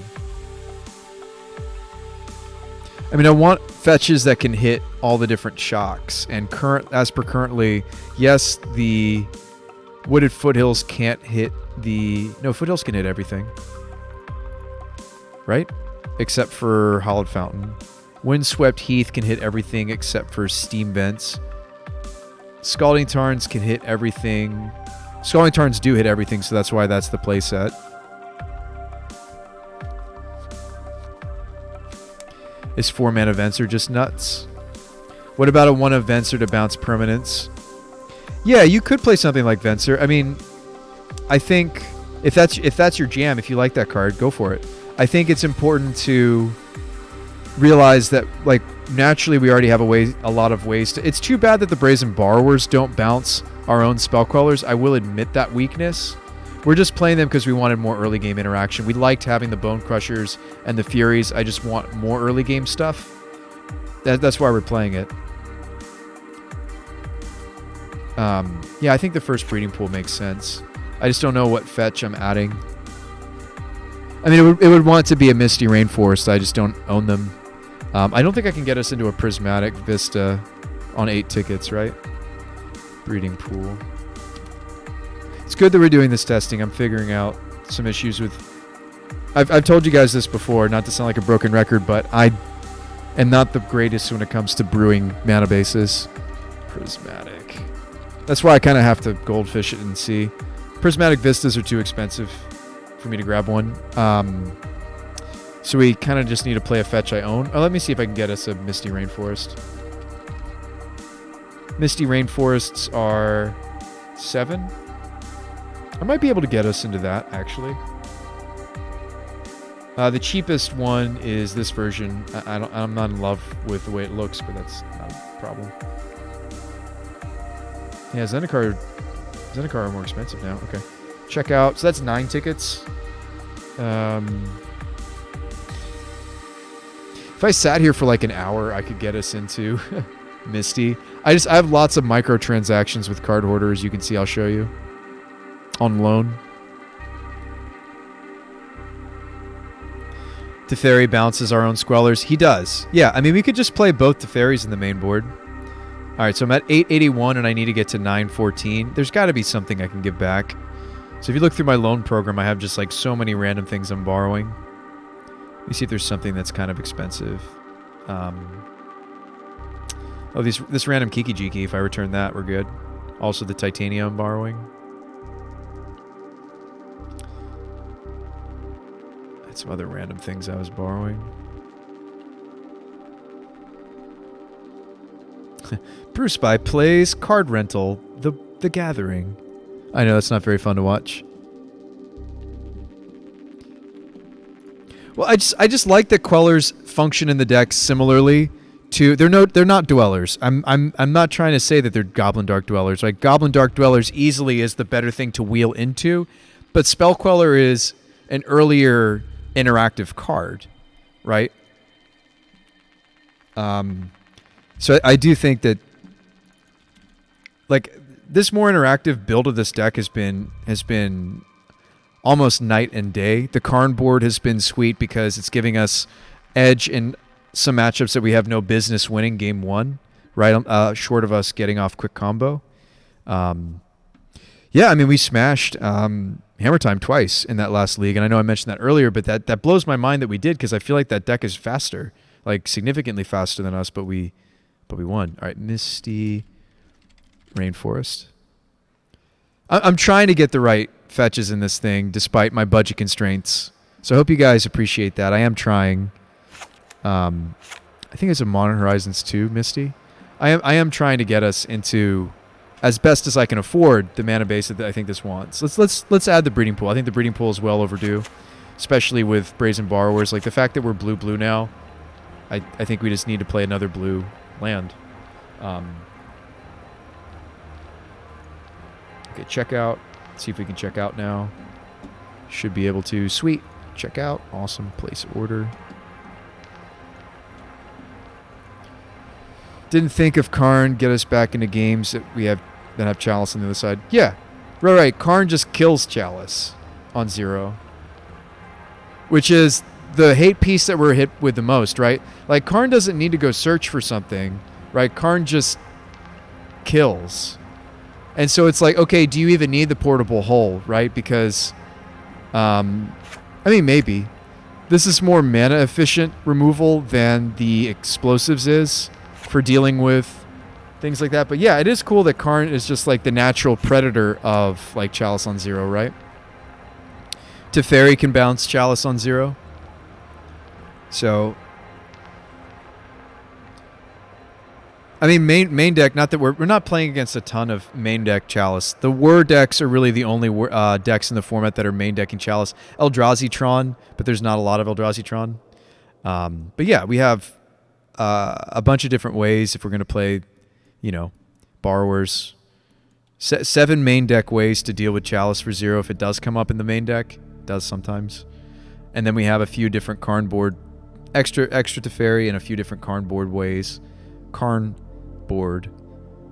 to deal with some of that stuff. Well, Explosives doesn't. I don't have a way to generate colorless mana. If you can generate some colorless mana, you can sneak Explosives, and it's still Sunburst 0, but because you spent mana on it, it gets around the Chalice on 0. I don't have a way to do that. Our deck's too colorful. So I think these being cheap answers to some of the stuff that could stop our combo. So like I was showing you earlier, I don't know if you were here, Woolsmoth, but there's certain pieces that are just good Karn-board cards, and then there's certain pieces here that are part of the combo. I still am skeptical. I still feel like I want to research and find something better than this, but I do like that this let me cut the hammer of Porphyros. Yeah, it gives evasion and haste. That's why we care about it. You have to get the 7, but we do get there. And then Ballista. Ballista is kind of in the middle. Ballista is kind of part of the combos sometimes, but it's just also a good card. This is part of the combo. Good card, good card, good card. So, good card for the Karn-board. Here's what I'll say. I wouldn't change this, except maybe you could play, instead of Feldon's Cane, you could play the Conjurer's Bauble. And then this is up to you, right? The rest of your sideboard, I think, is up to you. But I think we've pretty happily locked in this 4 or 5 cards. The different 1-mana rocks for different situations, and then the extra Cascader, and then the actual finisher. And then I do think it's smart to have Ballista too in this pile. I wouldn't change this 6. And I do think that Disputes and Teferis are the better ways to interact with the decks that are trying to counter our Cascade. And then, yeah, this, you got to figure this out, what you want these other pieces to be. I feel like you have to call sketchy on the coding. Why? This card's great with Karn. I feel like anytime I play Karn, I don't want to leave home without my coding.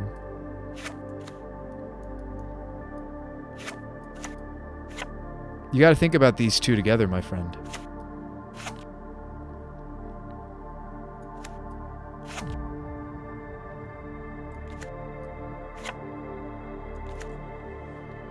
I'm not going to not play Liquid Metal Coating in my Karn the Great Creator deck, my friend.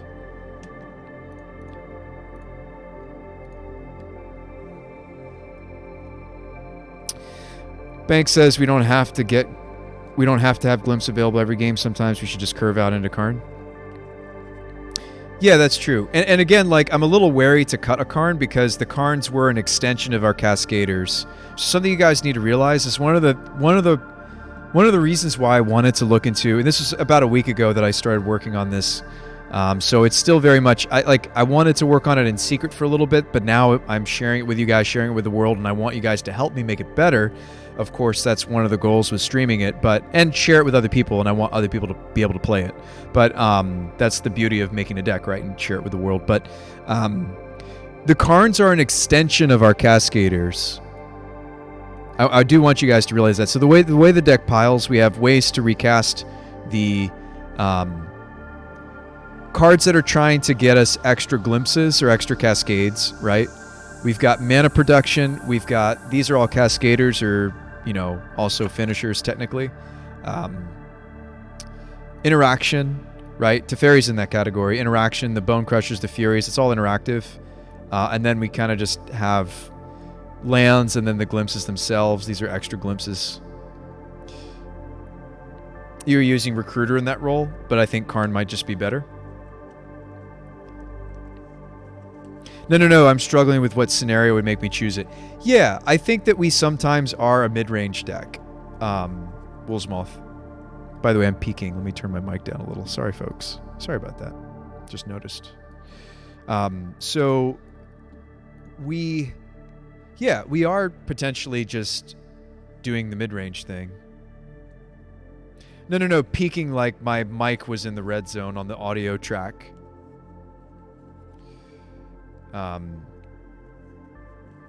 Yeah, Recruiter's cool, though. I do like that Recruiter's red for Fury. I mean, I think that we're very much on the edge of having enough red cards with this current build. It might behoove us to play, like, instead of 3 Quellers, to still play 2 Dwellers. I mean, what's our red count down to? Just why I'm having a hard time squeezing in, like, extra... I mean, maybe we should cut the disputes, or another dispute, and just put this Teferi in the board. I don't know. Why not just play General? Oh, play General Ferris? That's a fun idea.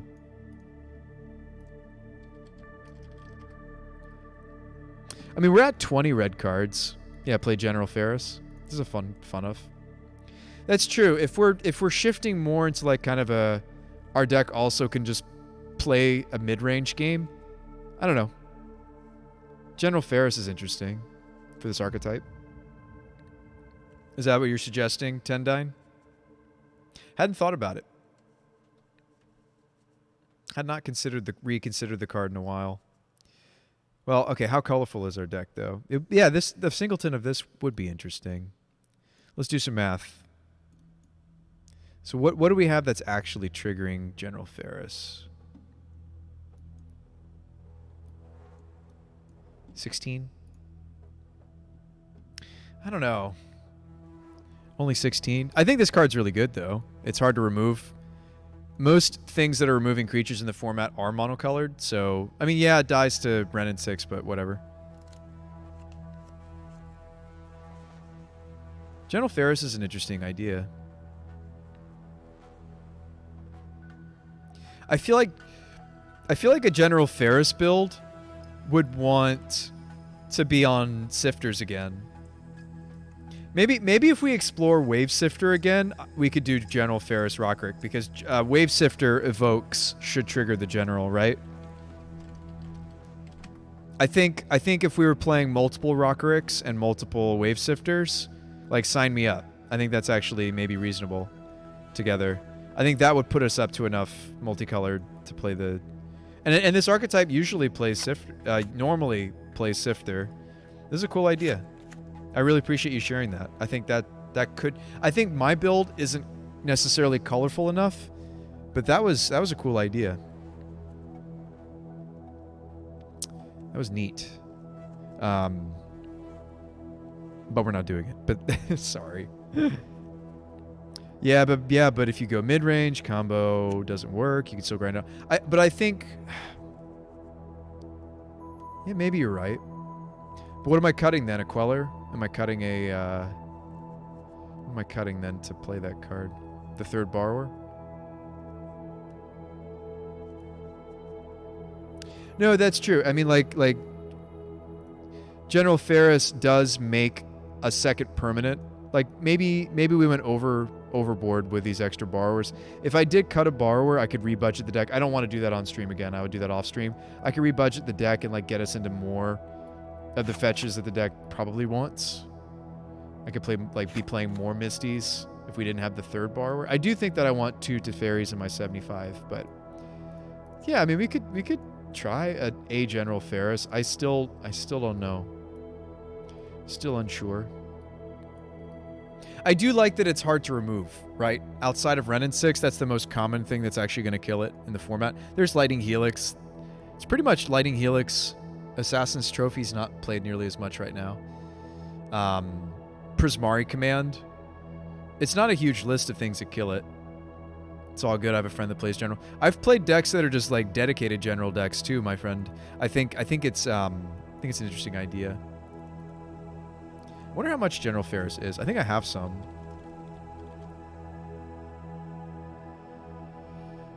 A Ferris? I mean, I do like that this would increase my red count. I'll say that much. And even though he's legendary, like, the deck wouldn't mind multiple. Sorry, I was trying to do a red count real quick. So that put us up to 21.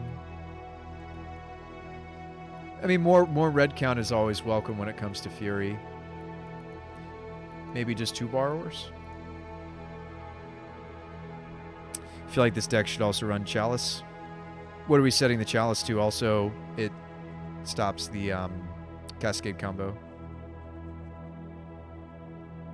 We would run Chalice, except that it stops us cascading.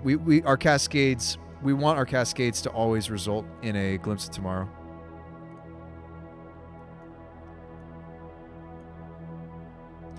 Right, and like that's the issue with Portable Hole, by the way.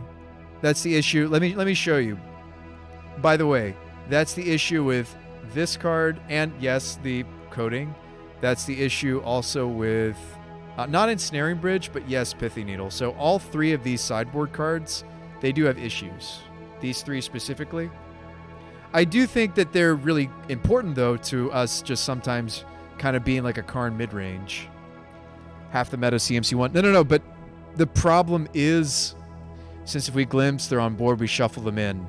I don't know if you're listening, Tendine, to Mountain Bank. Mountain Bank is laying down the knowledge. Like, you don't see Chalice of the Void in Falls either, right? And, like, theoretically, they could be playing it. Check it out. We're not crazy. Just listen. Listen. Check this out. It's because it bricks the deck. Thank you, Woolsmoth. I think that's maybe the most blunt way to put it. You won't see it in any of these styles of decks, right? So this is another deck that's kind of the same family. You could argue it's the Crashing Footfalls deck. You won't see them playing anything that could interrupt the combo. Even Fire Ice doesn't interrupt the combo because it technically counts as CMC4, even though the individual sides of it are 2. Isn't it on 0 that bricks? No. It bricks on anything between 1 and 2.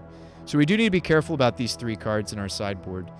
Dispute won't brick it, neither will Teferi. Anything that's 2 or less mana will brick this combo. Glimpse shuffles it in, then yeah.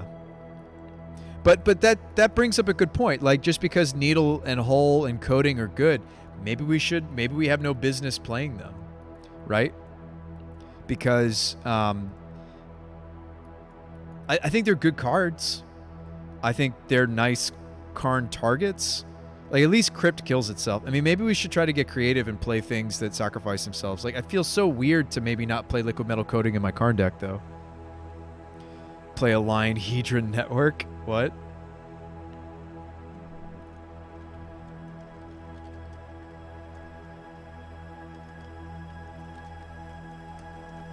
Aligned Hedron Network loops our Goblin Dark Dwellers? What? No, it doesn't. Goblin Dark Dwellers is a 4/4. Yeah. That was a cool idea, though.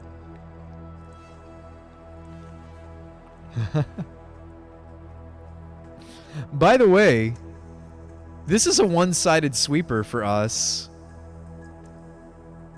You may have just found something that I've been interested in for this deck to have in the past. I was playing a Cataclysmic before. All right, let me show you the weirdness. That's a cool idea. So I was playing a Cataclysmic Gearhulk.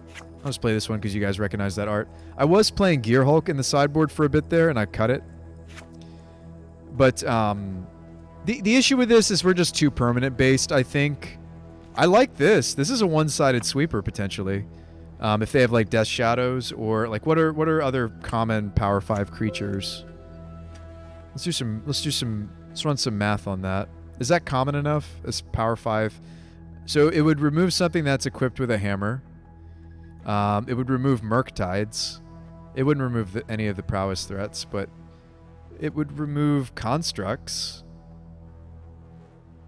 The problem is that Ensnaring Bridge is just as good. Yeah, no, that's true. And I mean, like in Bridge, we can remove like through our combo and bounce it when we're ready to beat them. So yeah, I mean, it's a cool idea. I appreciate it. Like Cataclysmic Gearhulk's useful against artifact heavy decks. Cataclysmic Gearhulk's useful against Enchantress. I mean, like if we could figure out where we would want that, you know, like we want it here, maybe here. I think Gearhulk could be useful in these 2 matchups. I don't know about the other matchups though. Right? Like this is probably a nope. Nope. Maybe nope. Yes. Yes, definitely yes. Nah. Not really, nope.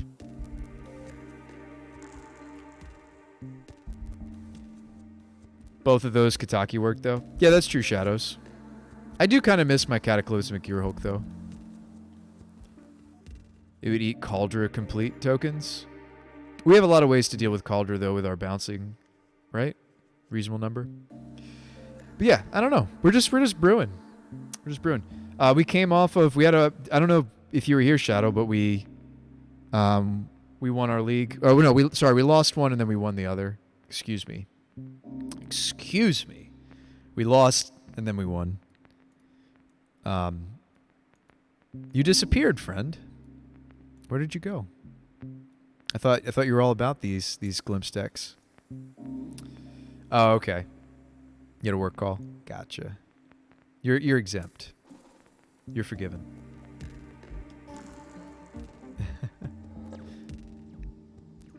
So we've cut down the Karns. We've cut the Titanias. We're trying to get a little bit more interactive, actually, in the early game, as you can see. Tenadine suggested General Ferris. I don't know if we're colorful enough. Still, like, I'm looking at the card. I'm trying to consider the card in my mind. I still think we're not quite colorful enough for General Ferris, but I really, really liked this idea, and I really appreciate you suggesting cards. I think we're still not colorful enough. In another build, it could work. Oh yeah, definitely, like a Wave Sifter build maybe or something. We've been trying to fix the mana base too. You see, I've added a breeding pool. Will not cast enough spells for... Yeah, I think we just aren't colorful enough. But it was a cool suggestion. You still want Sifters?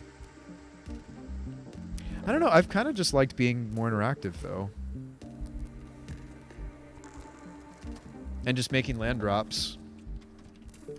Like, kind of taking borrowing kind of like what we see out of, like, Footfalls. I mean, there's a reason why Footfalls is, quote-unquote, the best performing... okay, most played build, right? Of this archetype, right? Of the, if you want to, you shouldn't rope them all in together, right? Will we ever have as much interaction as this deck? No, like, because this deck's just trying to be a pile of interaction plus the Crashing Footfalls. So let me show you what we were testing. Stuff that's not interactive and stuff that is, right? And I'll put Shardless into this pile because it best like blocks, right? Even the Provisioner is not really interactive. These are interactive though. These are interactive. Not interactive. Interactive, and then just mana base, right?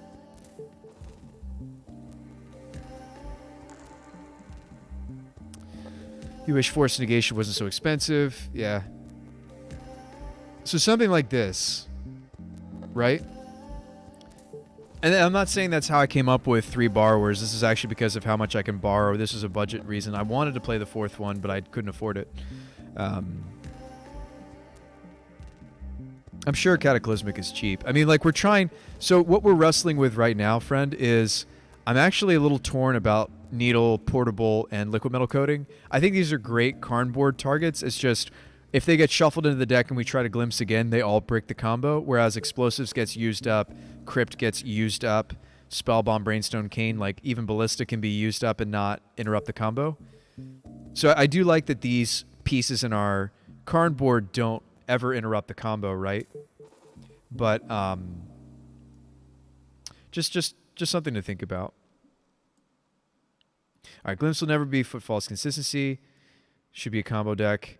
Go for the power level. Yeah. No, and I'm with you. And I don't think we can achieve Footfall's level interaction. And I don't think I'm trying to. I'm trying to figure out the right amount of interaction for this deck, right? So I do think I should preface that, Shadows. I want you to help me. I want us to work together, right? And I do think you're bringing a lot of good points. I'm just at this point, I'm just trying to figure out the Karn board. And then we can play some more games and I can go to bed. So, like, Gearhulk, I mean, if we're behind, I think Gearhulk is great. If we're significantly behind, it could catch us back up. And we get to keep the Karn. Actually, we get to keep more than that, right? We could keep creature, because Gear Hulk is pick. Yeah, you can pick this as your artifact. So actually, like, if we did go for Gear Hulk, we'd get to keep, in theory, if the Karn was still alive after searching. You end up with Karn, Cataclysmic, and also potentially, you know, the Ardent Plea, but probably not, because it says enchantment on this, right? Yeah, chooses artifact, creature, and an enchantment and planeswalker. So we would get to keep, like, whatever our best creature is, right? Maybe a Fury, whatever. So I do think that Cataclysmic is kind of spicy for this archetype. I do think that white is difficult, but I think this could be fun. I cut it, but I kind of miss it. Cataclysmic sets us back. No, but if I'm behind and I'm gonna be dying, I mean, like, maybe Bridge is still just better in those situations that we're behind on the table. I do think this is cool that this could, like, beat Enchantress in theory, or help us, like, you know, kind of like a Fracturing Gust kind of an effect, or like against the artifact heavy decks, like against like an Asmo deck even that has a bunch of food and constructs, like they're left with maybe just a single construct. I do think that Bridge is still better for both of those situations though. Mont says I have yet to lose to Enchantress. Yeah, and maybe I'm just trying to go too deep. Like, again, maybe we just do some more testing and, like, we'll play the hole and the needle and the coding, but we just need to be careful when we go grab these, right? That we just realize that they're getting shuffled back into our deck if we don't bounce them, right? Which we can. Like, we have the potential, well, not off of Borrower, but, like, we could theoretically get these killed or bounce them or something. I'm wary about shuffling them back into the deck, you know? This would be weird, but would Bergie possibly enable more one-turn kill setups? Bergie, because Bergie makes...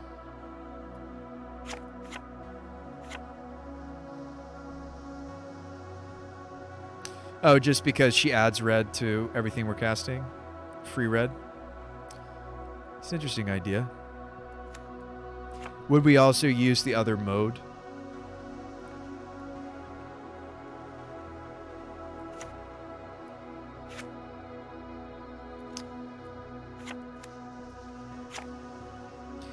We would rather Hedron than Cataclysm, because yeah, or probably just play Bridge, and then when we're ready to go off, you know, I do feel like it's hard for us to get under the bridge though. I will say that about this sideboard Bridge. I've been having a hard time getting underneath of it against smaller creatures. Granted, like the other card, the Hedron alignment only helps us against big creatures, whereas Bridge, you know, can help us against the small. Just a thought. I also just wish we maybe had something that I could get against, like, hyper-aggressive decks like Burn. I wish there was a 3 mana or higher. I mean, there's Witchbane Orb, right? But I do wish there was something I could tutor for against those styles of decks. Just to give us a little bit of cushion. I mean, there's Zurin Orb, right? We could still be playing Zurin Orb even though it's anti-synergistic like Hole and everything. But, you know, against Burn, it's nice. But... I don't know, if you're not getting any value out of the lands as you sacrifice them, that feels pretty bad. Is there just like a gain life artifact? I don't know if I want something as specific as like Witchbane Orb. Kind of curious if there's just like something tutorable with Karn that just could gain us some life besides. The issue with a lot of these cards, like the problem with Elixir is it shuffles itself back in and then it just, you know, just like these other pieces, like makes it... This sacrifices itself. This is so much mana, though, to get the heal off, right? That's 3 mana before I get any life. Treasure Chest takes way too much. Bottle Gnomes is... It has to die. Is there anything that just, like, gains us some life that we could play? I mean, Elixir is the most...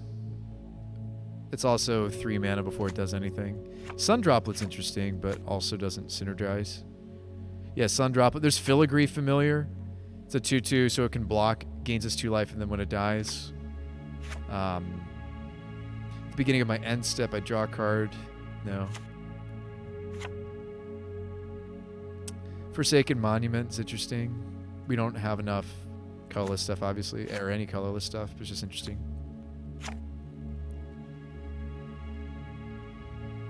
This card's fascinating. Make mana. Obviously not for this deck, but that's funny. Just curious what's out there. Peace Strider is an ETB, gain life. I just don't know if I want to play, like, literally Witchbane Orb. Just curious what else is out there. It's good old Platinum Empyrean.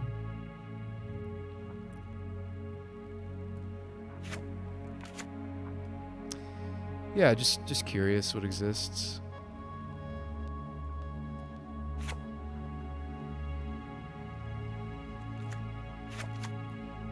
Trading Post. Yeah, Trading Post is flexible. There's also Aether Sphere Harvester. But at that point, I almost would rather just be playing Batterskull. Which we were playing a Batterskull originally. They're not that expensive, I can get one. Probably? Oh, no, I can't because I decided to get the Breeding Pool. That's true. Why are we even thinking about other cards? Yeah,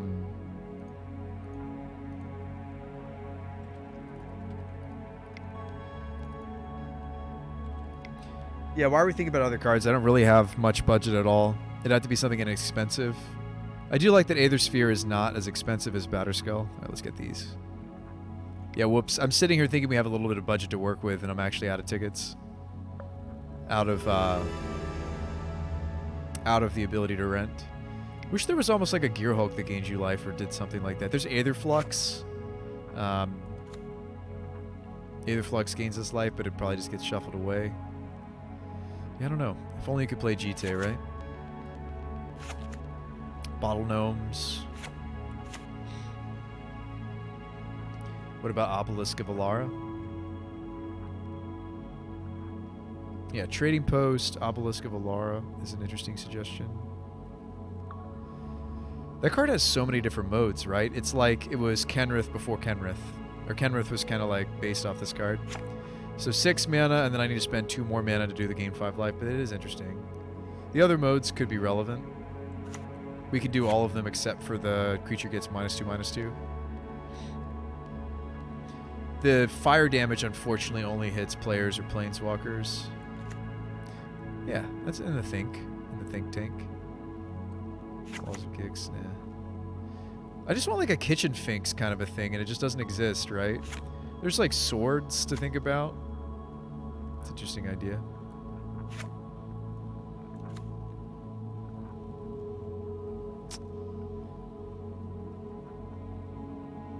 I thought about the sword that destroys artifacts, by the way. But it's nice that Karn just naturally deals with Chalice on 0 for us. I do love that aspect of the deck. Didn't come up in our 2 leaks of the night, though, did it? Oh, no, there was a Chalice on 0 played against us, and we beat it anyway. Yeah.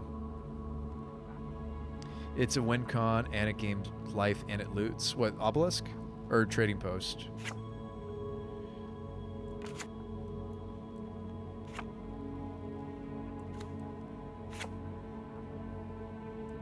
It's just a lot of mana, that's all.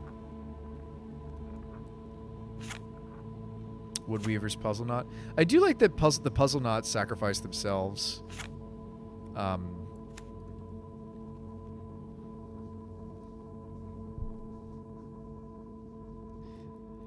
It's when things are sacrificed. Right now I'm thinking of, what was that card? It was such a weird card. There was like there were people trying to make that card work in this format for a little bit.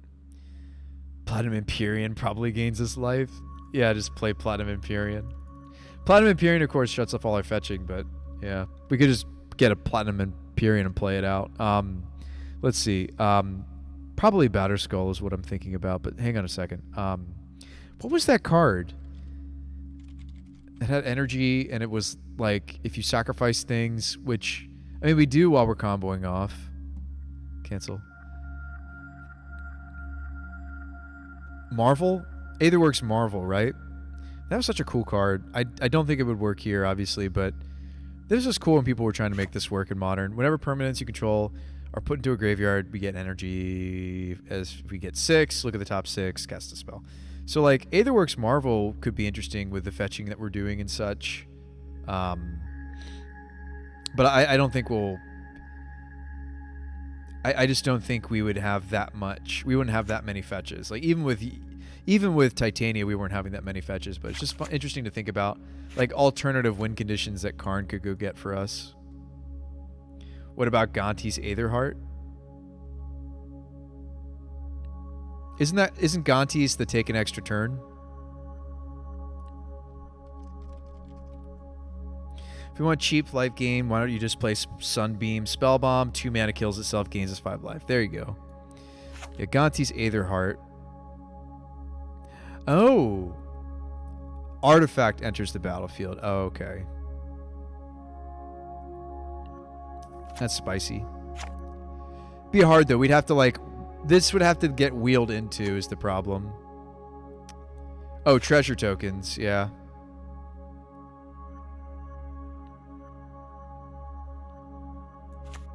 But, like, could we really, like, go get this, then crack some fetches with a provisioner out or whatever? I mean, I don't see it happening, but this is cool. Cool to think about. Thank you. That's what we should just play. Spellbomb. It's cheap. It gains us life. It sacrifices itself. Cool, cool, cool. Has all the check marks. Thank you. All right. Cool. It's 5 life, right? Sweet. I think we'll just play Spellbomb because it sacrifices itself. But yeah, I am a little bit wary about Hole and Needle and Coding. I mean, like, seriously, we may actually want to get away from these. Because these others either don't have anti-synergy for the combo or they sacrifice themselves. I know it's strange to maybe not play Coding or Needle in your Karn deck, but maybe we don't in this archetype. That frees up a lot of sideboard space. We could also play the red Spellbomb instead of Portable Hole. We've already got Aether Spellbomb, though. Do we want that too? Do we want red Spellbomb as well? Are we sure about that? Let's see. This hits graves. This hits different permanents. This hits creatures. This gains us life. This locks the board. This shuffles... or puts glimpses back into the deck when they're in our hand. This shuffles our graveyard, putting glimpse back in, but has other applications, not just against mill. This is actually here because we want to be doing more than just shuffling the glimpse. We found that out the hard way. Aether bounces, Hole kills. Red Spellbomb also kills. Yeah, I mean, it kills some of the smaller creatures in the format. It's not going to deal with, like, Asmo, but... Because, like, Spellbomb could deal with Asmo for a turn. I don't know. Hole gets Asmo. One of the things we're trying to kill, though, is Drenith Magistrate, apparently. Yeah, that's funny that the Magistrate came up. I don't know if we're going to be able to get away from some of those cards on that list, guys. The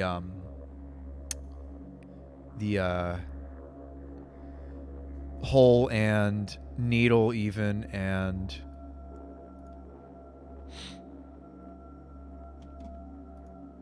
Yeah. So wait. So is it Portable Hole that's the important piece? And, like, maybe Needle's not what we need right now. Yes, it could brick us on the glimpse after the glimpse, right? And I feel so weird playing Karn without liquid metal coating. I think I'd rather have coating than the Singleton Needle. We haven't been using the Needle. I've almost just wanted a boost of life more. So I think the Sunbeam's interesting, or like a Batterskull, or what have you. It could be Batterskull.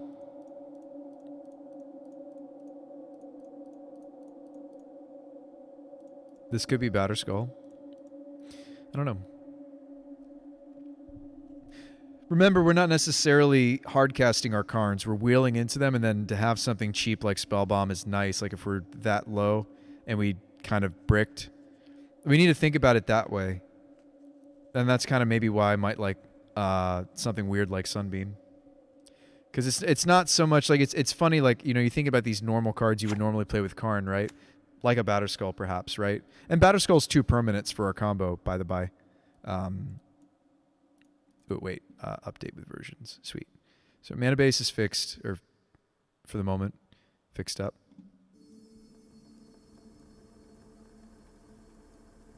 I appreciate all the help you guys are pouring into this deck. I really, really, really appreciate the help. Hope you guys realize that. Your card suggestions are helping me build this deck a little bit stronger, a little bit better. Why don't we just go with that 15? We weren't using the Pithing Needle. Let's just not play it. To me, Hull has had the same issues as quelling them. The fact that they get the thing back. Right, I mean, if yeah. Well, riddle me this. What if we had a way through Karn to the glimpses that are exiled to get them back again?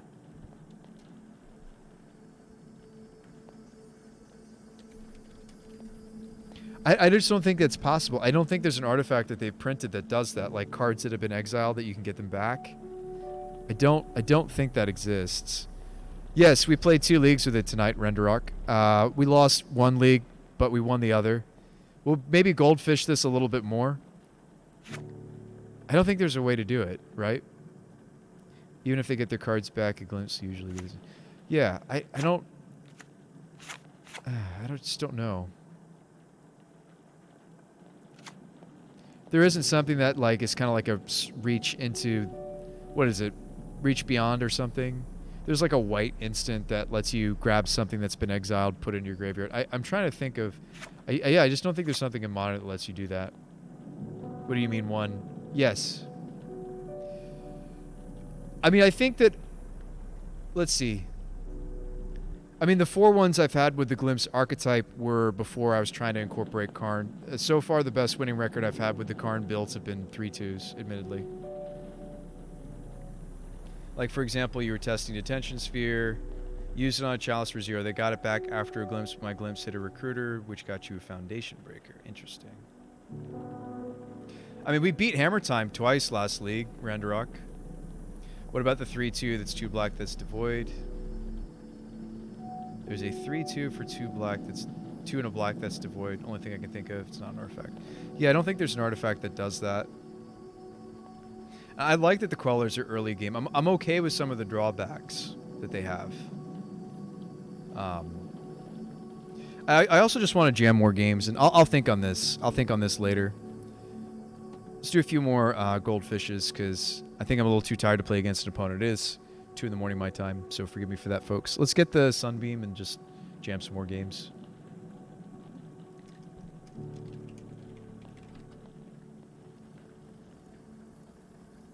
But yes, if you're asking winning record, yes, winning record. Yes, winning record against even, I guess Hammer Time's considered tier now, isn't it?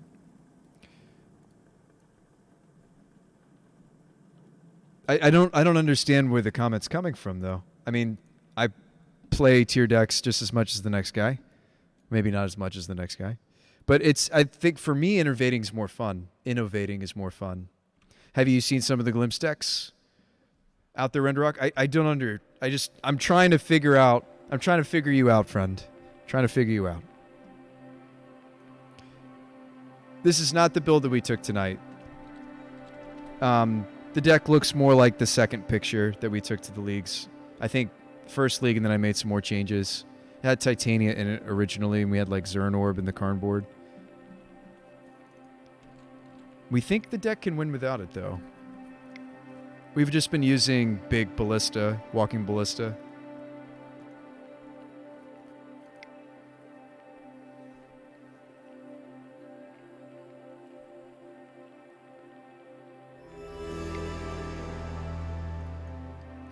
So 12-card Karn-board seems fine. All right, how often do our loops result in mana in the pool?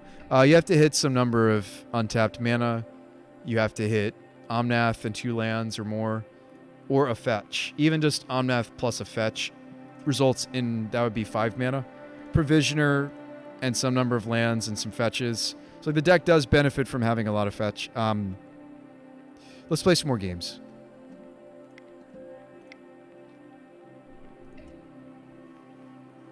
What about Sphinx Summoner?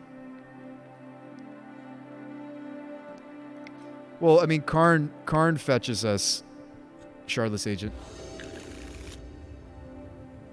All right, this is maybe mulligan. That's easily a mulligan. Keep here and hope. Keep here and hope for a blue source. Nice. Don't know if we deserve that. True Bone Crusher can't cast. I guess we would just play out the Provisioner here because our mana is a little... And again, like, the Colony Gardens definitely make the mana base a lot more naturally green. I would maybe sit on the Queller, actually, instead of just going for it here.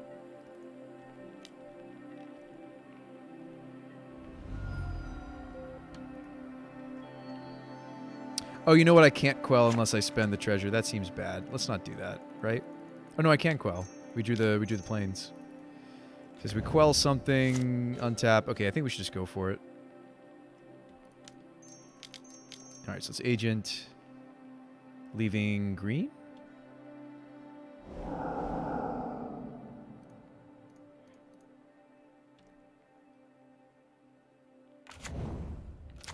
So we hit a Queller and we also hit a Dark Dweller. So let's put the Dark Dwellers on the bottom of the stack. Then let's... Oh, you know what? I already messed up. Oh, no, I didn't. Put, yeah, Fury on the Queller. Cool. Doesn't really matter. This... Okay. Oh, target this. Cool. So we're going to put the Shardless under the Queller. Fury's going to kill Queller in response. Let me fetch. Do some fetching here. That's fine. Let's go get red. Float. Kill my own Queller. Queller comes back. Sorry, the Shardless comes back. We're going to get a Shardless Cascade off.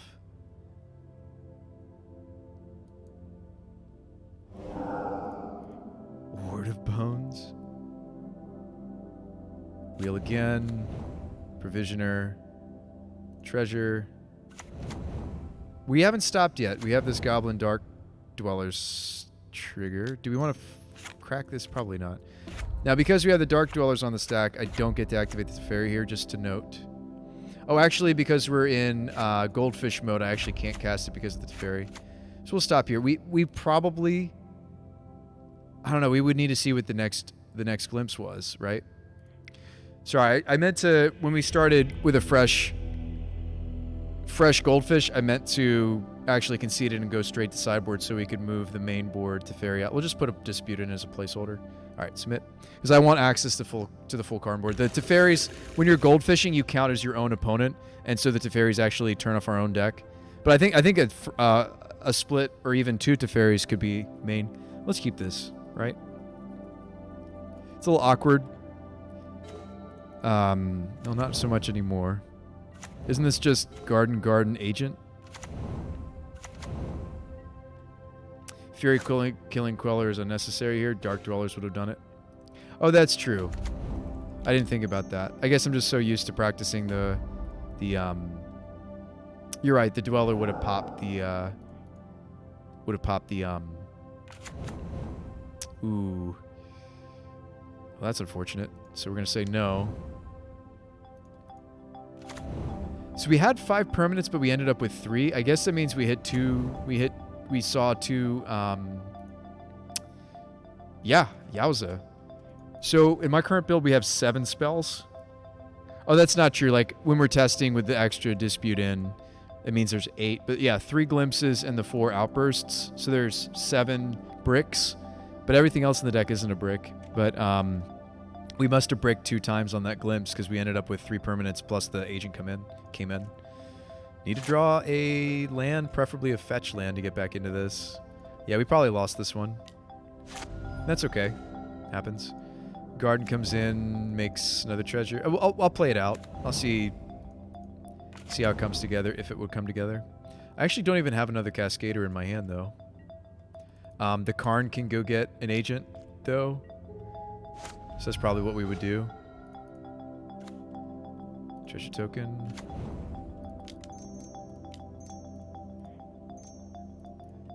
Okay, Karn, go get... I guess we'll stop attacking ourselves for a moment. I just like to see... The reason I was attacking ourselves here is I kind of like to see how the deck functions off of a low base. Okay, fetch is good. Actually, shouldn't I play Omnath? I think I should play Omnath. Offensive treasure. Draw a card. Play this Misty. Sweet. Treasure token. I guess Forest is fine. Karn, go get. I don't know what else we're going to need.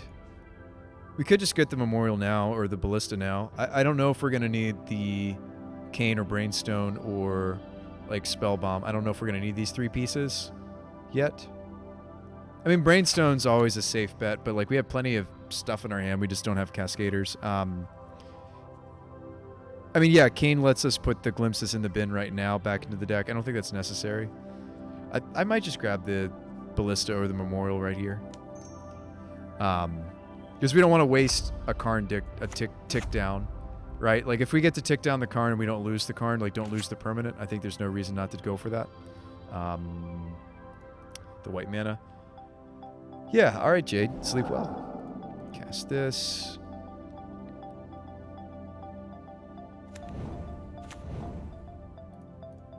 Yeah, we'll pay the life. Choose an Omnath to keep. Cool. Should be good to go. Cane removes itself? Yes, it does. And like I said, you could also play Bauble, but I think the Cane was a cool idea. Like, Cane would shuffle 2 Glimpses right here.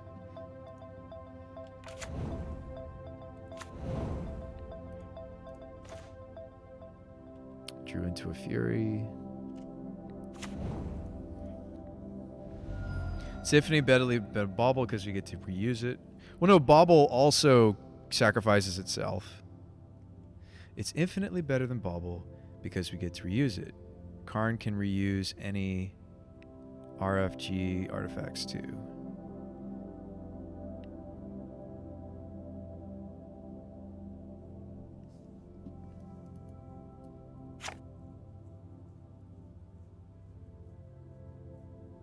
Oh, or face-up card, you own an exile. That's true.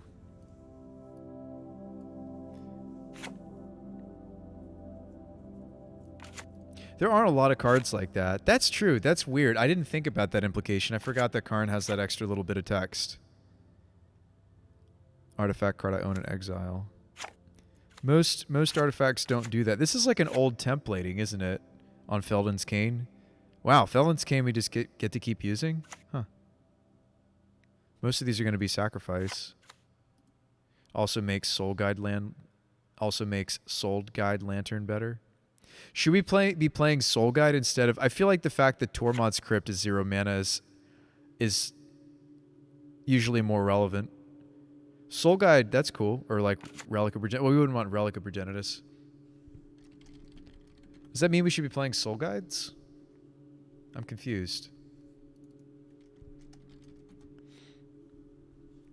You'd still lean on Tormod probably. Yeah, but like that's kind of neat. I didn't think about that. Oh, no. This says sacrifice. Exiling our own artifact from the grave lets it get its back as all. Okay. I thought this was templated similar to Cane. I understand what you're saying. Okay, cool. Anyways, while we were... What we were doing, we were still comboing off. Sorry, I'm back. Back to doing the deck. Back to doing the things. Treasure token. Also, I'm in the wrong interface. Forgive me, folks. That's ugly. Wish somebody would have told me.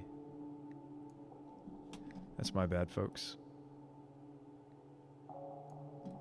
We're being a goldfish stream for the moment. Goldfishing, not MTG goldfish. There's a difference. We have more than enough mana to Memorial, but would it be lethal? So in theory, our opponent's life total is something like 16, right? Because we Omnath triggered. Well, we have a Karn activation. Ballista, maybe?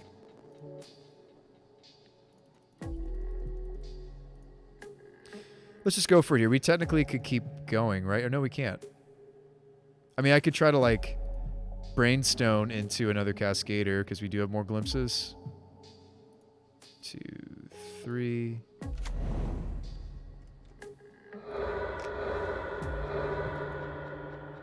That sacrifice sound, right? Then play out a Ballista for X's2. Swing and shoot. We could loop our other artifacts post. Relic is probably really good though. We could loop our other artifacts post. I don't know if that's necessary though.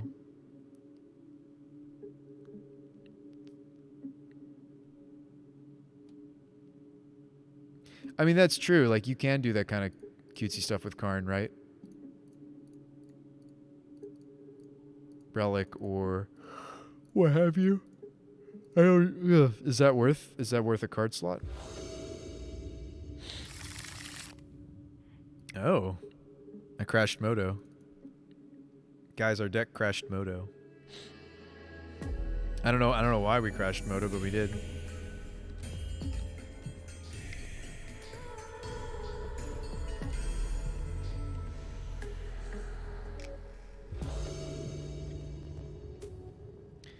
Hey, what's up, Loose Love?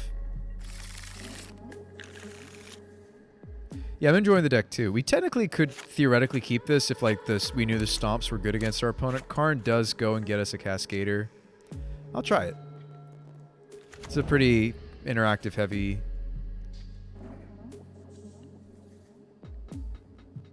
Whoa. Moto's having a hard time with our deck, huh? Alright, so let's stomp something. Whatever. Next turn.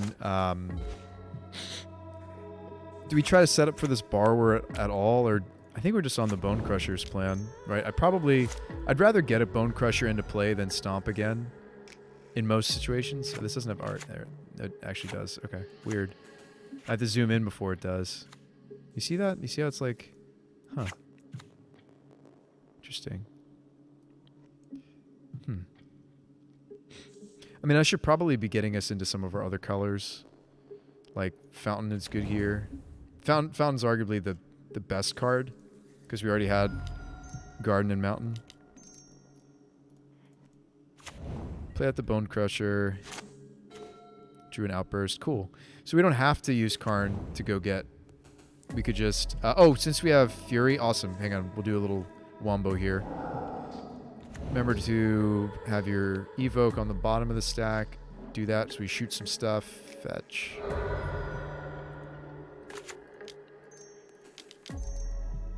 Leaving open green? Blue? I guess green.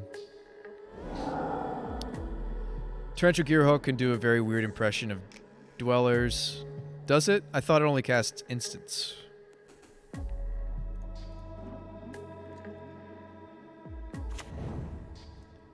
We have one floating... Okay, I can keep going if I shock. Ow.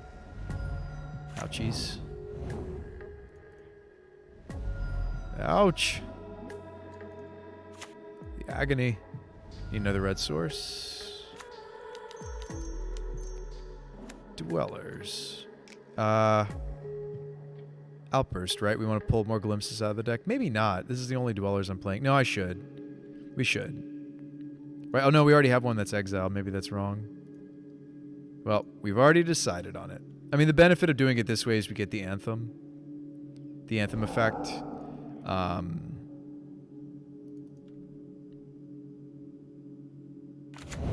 Right, we'd have to be looping out of Outburst. Shadow says, but it's instants. Yes, that's the issue with it. Torrential Gearhulk is instants. Gearhulk, are we still talking about Gearhulk, Woolsmoth? Gearhulk doesn't say sorceries. Oh, what do I do here? Looks like we are bricking, right? We don't have a way to return the Ardent Plea. This is where I wish these were any permanent. These would be so much better if they were any permanent, right? I mean, I guess I can't complain with just Karning. Yeah, so we'd have to be reusing an Outburst. Oh, I see what you're saying. It does like a really bad Dark Dwellers impression. It has... I mean, we only have the playset. I only have a playset of Violent Outburst.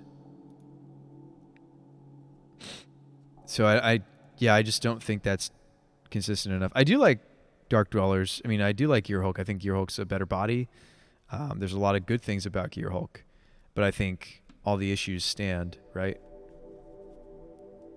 It's not red for Fury as well. That's a nice little thing about Dwellers. I'm with you though. I get what you were trying to say. Like you're trying to say Bruce by, but it does work. I think we're stopping here. Unfortunately, I guess we just Karn. I mean, granted, we furied our opponent a bunch throughout this loop, but I guess we just go get agent and say go. We're not gonna crack the fetch because Omnath. We will do it now. I don't know what I'm getting with the Karn just yet.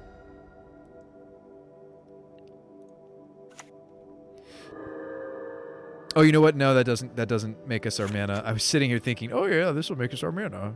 No. Silly Bruce Spy. Foolish Bruce Spy. Brainstone? What are we doing here?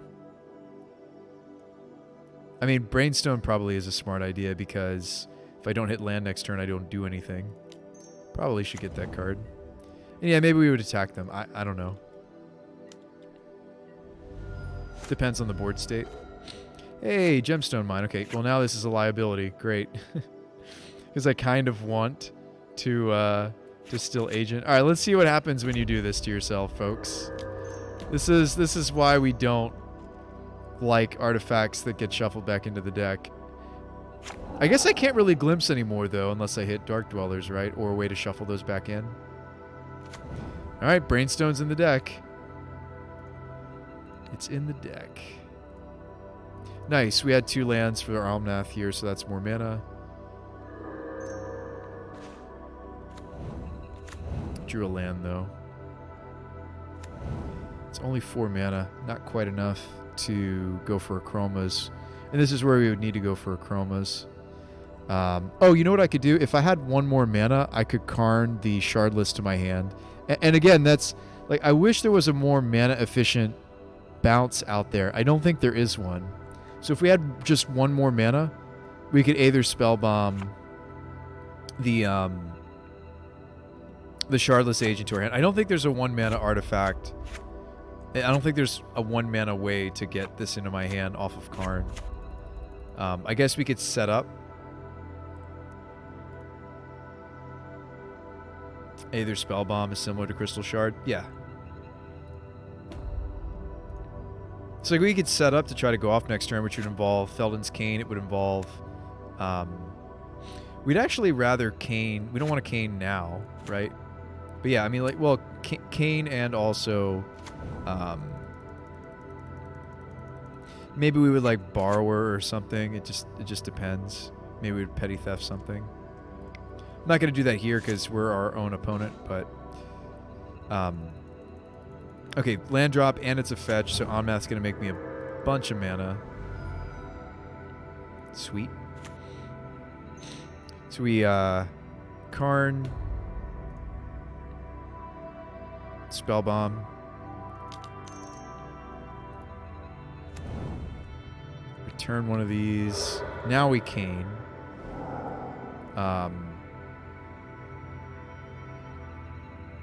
Oh, you know what? Actually, that was in the wrong order, wasn't it? Because now I just shuffled. Not only do I have Brainstone shuffled in, now I have the Aether Spellbomb shuffled in, don't I? Yeah, whoops. Actually, that's some real problematic, right? Also, I didn't float blue. Oh no, I couldn't have had enough blue for this line we were thinking about. We were brewing up in our minds. So literally this turn is play Karn or... the way we're spending this mana is either play out a Karn or play the Fury, and that would just depend on what our opponents got. Yeah, I didn't have enough blue mana to do this. So yeah, I think that there's a lot of issues with like trying to loop that way. Right? I guess I could get this and draw a card with it. I don't know. Spell Beam or go ahead and get the Memorial. I just hate the idea of wasting mana. Maybe we would attack there, not sure. Yeah, we don't have a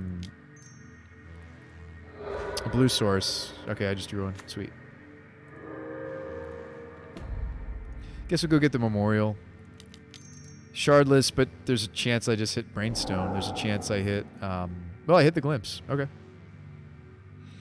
I mean, the odds were in favor of hitting Glimpse instead of one of those 2 artifacts, I'll admit. But, like, the fact that there was a chance to, that's kind of scary. We'll shock. Tons of triggers. Tons of triggers. Choose an Omnath. Tons of triggers.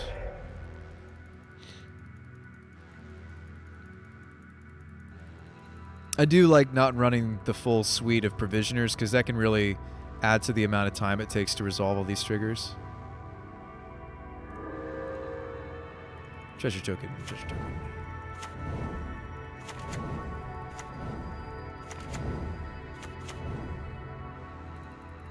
Guess we'll do our fetching before the Omnath draw.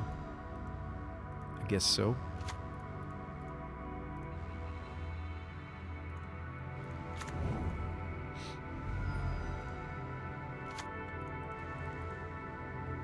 I'm not giving myself a lot of blue mana. Oh, we have a million treasure tokens, so it doesn't matter. Draw. Draw. Okay, and then depending on how much life total our opponent had at this point in the loop, I mean, how many times... We should have kept track of how many times we hit them with Omnath's ability.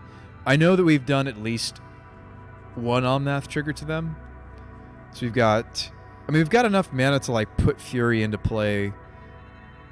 It's... Yeah, I mean, the double strike is relevant on this guy. Probably just play out a Fury. And the Memorial. It's fine. Maybe we remove some blockers. Cool. Memorial. 1, 2, 3.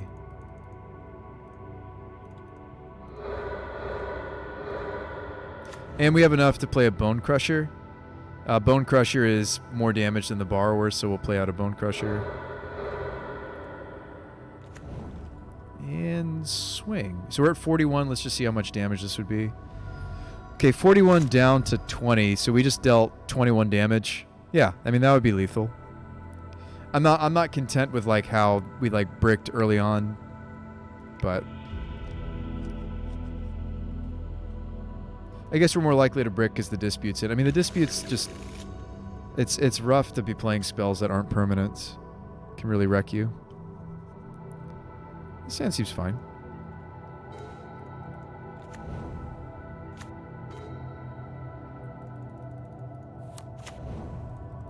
Maybe I shouldn't have led Colony Guard. Maybe I should have suspended Glimpse. Just thinking about that now. Can't Quell here. I think we just go for it. I think that's as good as this hand is getting. I mean, we're not guaranteed a 4th land drop. Doesn't really matter what I get. 4 permanents. Here we go. Awesome. Not bad. What are we doing now? Another Outburst? Problem is I'm not going up permanents, though, as you can see. I don't have, like, a Fury. If I had a Fury... I mean, I guess I could, like, put the Queller into play or something. I could even quell this Outburst. Actually, that's what I'm supposed to do, isn't it? Quell this Outburst? I'm glad I noticed.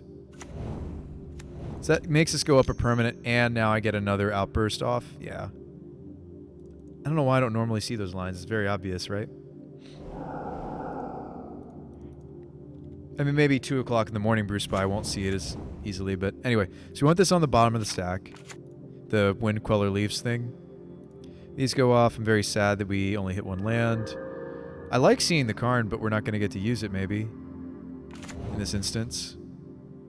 Because I think we'd be better off just, like, floating and casting this other. Okay, so this is the 3rd Glimpse. Coming off. Do we want the mana, or do we want the permanent? We want the permanent. Definitely want the permanent, right? Oh, no, my other Glimpse is in my hand, so I messed up there, right? No, I didn't mess up. This would be where we would Karn.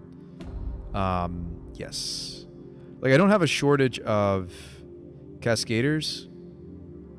Okay, so we have a couple different ways. And then, again, this is like the thing with the stone, or Brainstone and Cane. It's like, okay, am I better off using Cane here because I have another Cascader in my hand, or am I better off using Stone to put the Glimpses in my hand back into the deck? Alright, I've officially hit the point in the night where my brain isn't useful. I just temporarily thought about Stuffy Doll. Alright, good night, Woolsmoth. Sleep well, my friend. Sleep well, sweet prince. Like, we don't have a shortage of Cascades. Like, I could grab Agent. I have Outburst in my hand. It's just the fact that this Glimpse is in my hand. Is it Cane or is it Brainstone?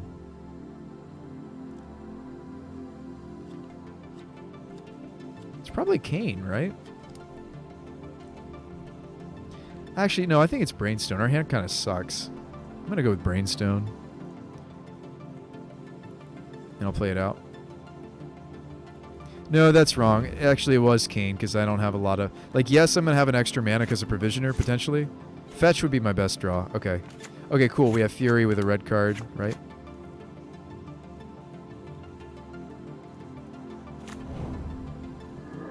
I mean, I don't also want to go get the Kane, right, with Karn. Like, I want to try to solve this problem with the Brainstone. Otherwise, we just shouldn't be playing Brainstone. But, like, the problem is I need to spend 2 to activate this. Yeah, this is a mess. Just go get the Memorial now.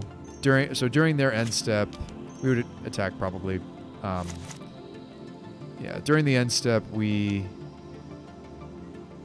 their end step, we could stone. Put this most on top, and you discard down. That's fine. I mean, 2 permanents seriously might be better than the untapped source. We have an untapped source coming up if we want it. So do we want the untapped source or do we want the extra permanent? We probably want the extra permanent.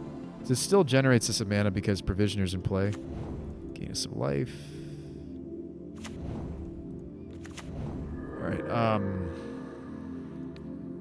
just for good measure. Let's see. No, we should have played this out because these colors weren't right for the outburst at all. But let's, yeah. Yeah, we have a glimpse in the deck now, so let's pitch this with the Omnath. Evoke, trigger, kill things. Alright. So that kind of sucks. I think I should have gone with Sacred Foundry because I'm spending another... It didn't actually put us up a permanent, not really. The Colony Garden. Because we had to sacrifice a treasure. Anyway, Outburst.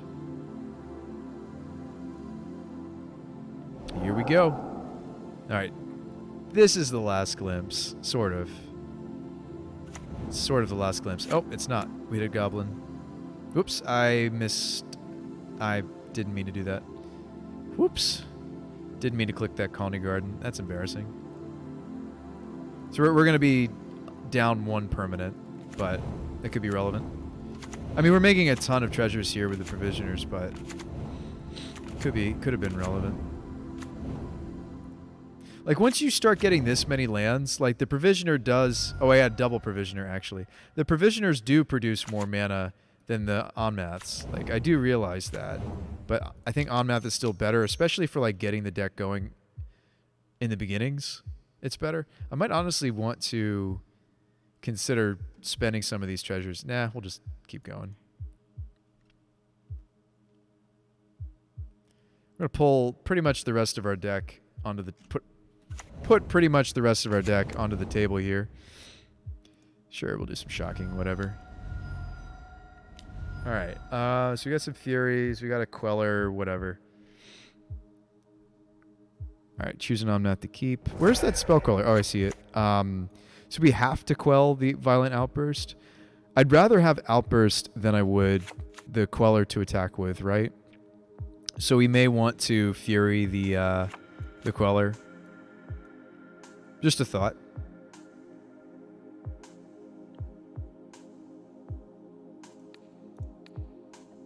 We may legitimately want to kill this because the Anthem is more... Because we're going for the Memorial here, right? This is plenty of board. Right? A couple of Bone Crushers and a couple of Furies. Like, this is probably as good as it gets as far as damage output for us. We might even go get the... If we have enough mana after all this... After all these triggers, right? We'd probably go get the Ballista too. So actually, I'm not gonna. You guys have seen this loop enough times. I'm not gonna go through the well, no, I should because I should practice my speed. Never mind. I will go through the motions. And yeah, we would use these Furies to clear any blockers or anything we have to. Click through these. Click through all these. Click through all these. Imagine if I'd hit both Tireless Provisioners here, though. Like, I think the deck might be better with more Provisioners, but I feel like adding too much of that card just adds so much to our clock on Magic Online. Which I think is something to think about. It's a legitimate thing to be concerned about.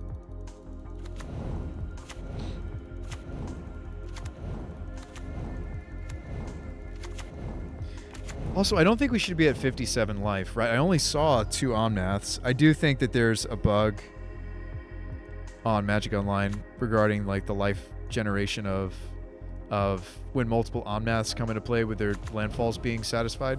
I do think it's a bug. I don't think we should have this much life right now. I think you guys are saying Jim Davis also noticed that when he was doing things with this deck. Oh, you know what? Did I misstack those? I did misstack those. We're still going to exile the Outburst. Dang it. I stacked those backwards. Shoot. I wanted that Anthem. I did stack them backwards. Dang it. I thought I stacked them right. I put the Spell Queller on the... Oh, Fury. Yeah, Fury needed to be on the bottom. Okay. Yeah, I did stack them wrong. I did. All right. We didn't end up using the Agent.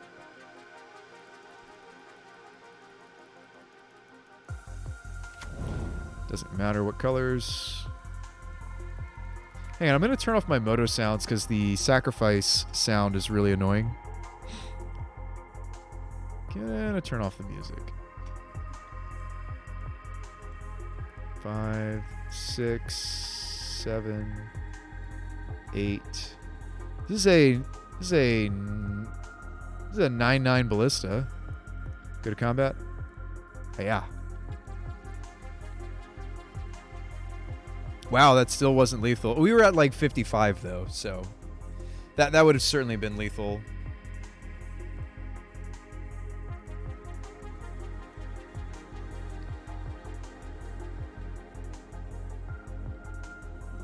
All right, 2 lands, but it has a glimpse. Doesn't have a Cascader anyway, or Karn. This hand's bad too. Put this back in. Actually, we really couldn't keep this hand either, right? Like, this hand has to draw straight lands. Which doesn't look like it's going to. I mean, it has a Fury, so, like, we would be at least interacting with our opponent with that, but we should have mulled a 4. That was a mulled a 4, maybe. That's rough. That's rough. We could have maybe kept the 6, not the 7. I would still mulligan that for sure. We'll mulligan this. 1 lander. All right, 2 lander, keep, put these back. Hope for the best. I mean, so we're bouncing something. We're in trouble. I'm not going to fetch. Cool. I'd maybe shock that in and during their turn. Maybe Blue's nice because we have Borrower. I would maybe either Quell or put in the Borrower. Just put in the Borrower. Depending on what was happening. Garden, and I guess we just go for it. Oh, I can't. I need this to be untapped. Okay, so during their end step, we would either consider playing out the Provisioner. Honestly, I'd rather just hold up the Spellcrawler.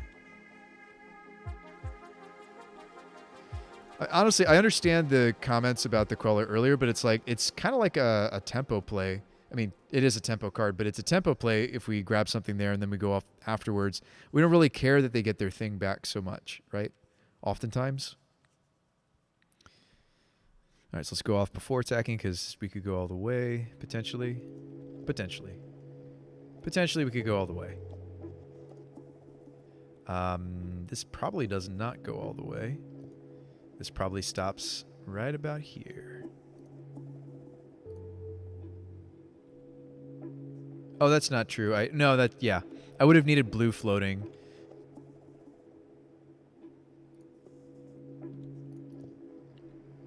So what do we grab? Oh no, actually I had a land drop. Never mind. We could keep going? Yeah, we can keep going. Sweet.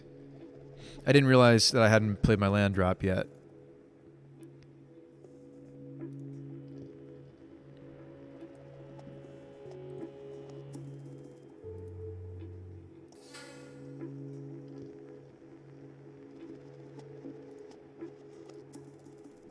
So what are we getting in here? We've used 1 glimpse. This represents a second glimpse, and we have a Dwellers in hand. I mean, it's probably still Agent, right? We're still in the early stages. Probably still grab Agent. Agent's still better than Outbursting anyway, because we get the extra permanent at the end. So, second glimpse. This looks bad, but actually we do have red.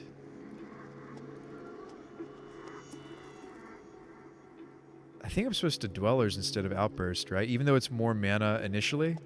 Because we kind of like having the Anthem at the end of all of this loop, right? I think I've gained a new appreciation for the, maybe I could have provisionered there too, because I think we had a fetch, right? Yeah, we did have a fetch. So I could have justified maybe the Provisioner, playing Provisioner.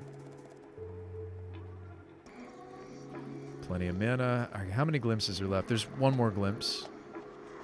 Beautiful. Click through these. And before that draw, do we want to fetch all these? No. I want to play out this other Provisioner, don't I?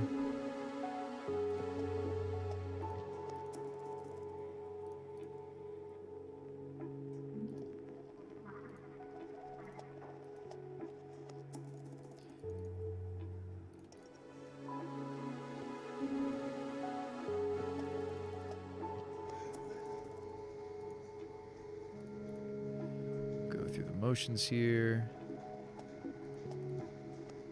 Getting mostly basics to conserve life total. Best we can. And yeah, I mean, the life gain off of, like, the Provisioner doesn't give us the life generation potential. I mean, like, yes, you can make clues, but, or food tokens, but red's usually the bottleneck. Yeah, we outburst here, right? And then we try to kill them. Seems good to me. Need to hit a Karn. Or draw to one. Ooh, actually I tapped wrong there, didn't I? We should pull out pretty much the rest of the deck with this last glimpse. Yeah. Awesome, we hit a Karn. Fantastic. We can afford to shock a little bit, I think. So we hit an Omnath.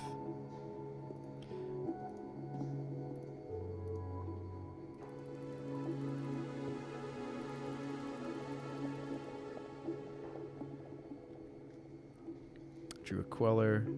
Don't want to quell this outburst. I mean, we could keep looping, but I don't need to, just because of the Karn-board.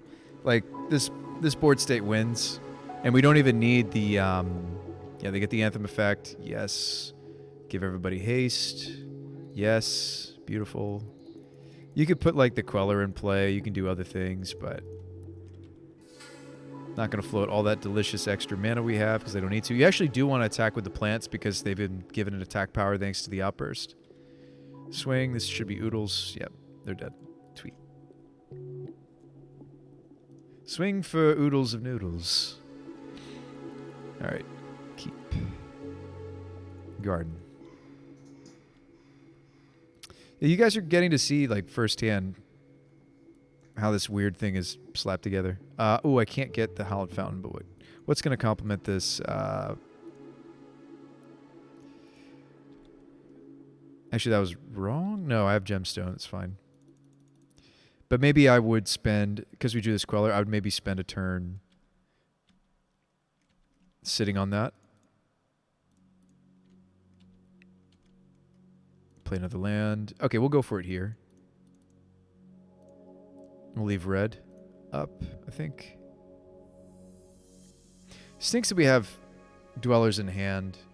Wish we had more Cascades. This is plenty of mana. Plenty of mana.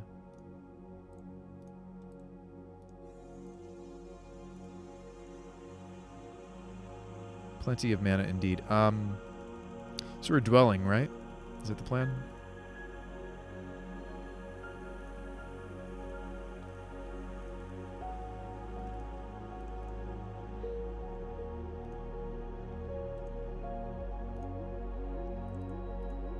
Guess we're dwelling. 1, 2, 3.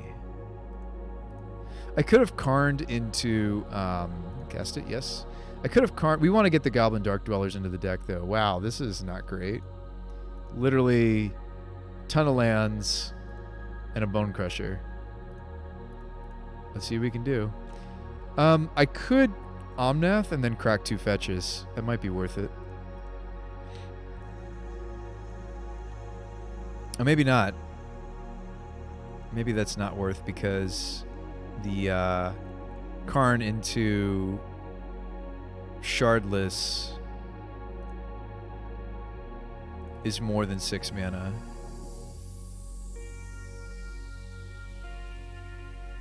We're going to be a little bit shy here, aren't we? Yeah. That's okay. I messed up. I shouldn't have gone with the on-math plan, right? Because we already had 2 floating. Tap, tap, tap.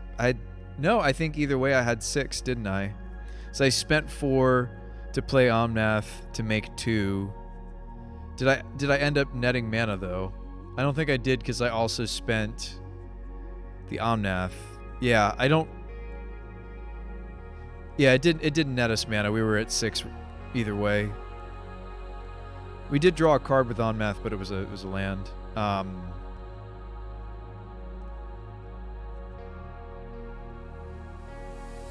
So we would have to stop mid-combo here, which sucks, but... What should I get? Agent? Agent, right? Yeah. That's fine. We get a couple Karn activations here. It's not the end of the world. We drew the Dwellers. Okay. Go get... what's going to be our bottleneck? We have an agent that's going to pull... Yeah, 1 Glimpse is already exiled. I think we don't want... Maybe we do want the Brainstone, but I think we're trying to just have the Memorial, right? I'm trying to think if there's going to be a bottleneck. So essentially we have 2 more Glimpses to do. And maybe 1 more beyond that, but the only way to get to it would be to, like, draw to it when the Brainstone offers the most % chance to get to it. Or I could spend 2 Karn activations just getting Ballista and Memorial. Might be more correct. I think that's going to be part of the difficulty of the deck, is figuring out when we're supposed to... I wish I had a fetch. Maybe I should have waited.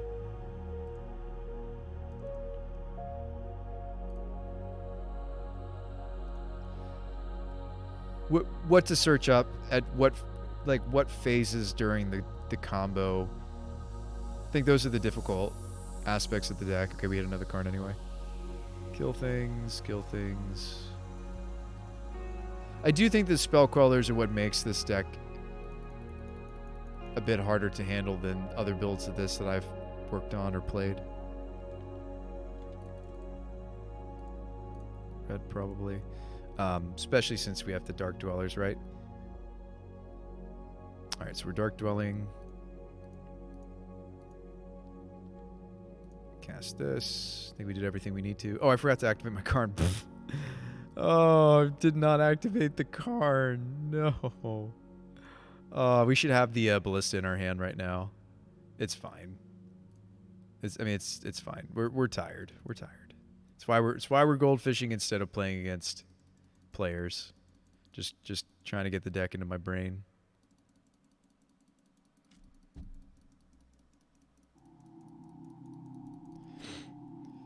Yes, that was the mistake this goldfish round. I did not... I guess we'll fetch first. I did not activate my Planeswalker when I had the opportunity to. Yep. Float these. Remember to get a card. That's smart. They're dead. We just get the Ballista. Theoretical opponent, you're probably dead. Let me kill you.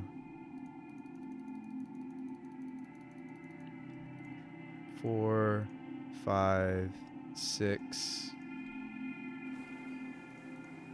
7 Ballista's pretty good. Yeah.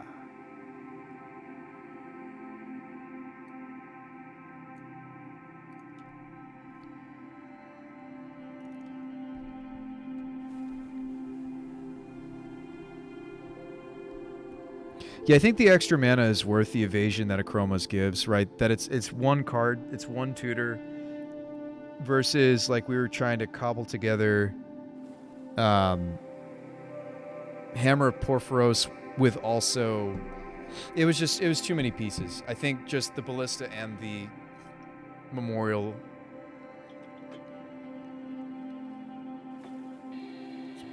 That's where it's at. Gotta hydrate.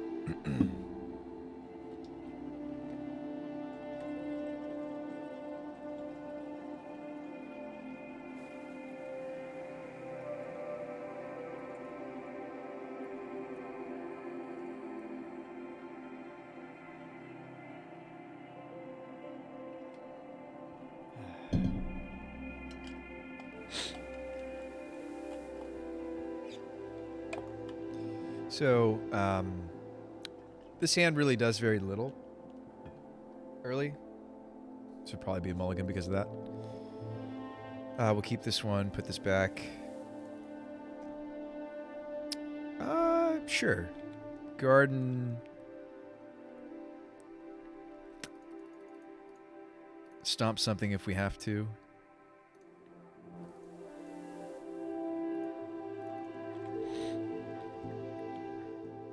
And I think I would play out the Bone Crusher. Will be Outburst now. I don't have a white source for the Spell Queller. We could play out Karn. It just depends on what the board state would be like at this point. I guess we'll just go for it. Usually, when I'm testing, I usually err on the whatever is the fastest line. Oh, that's disappointing.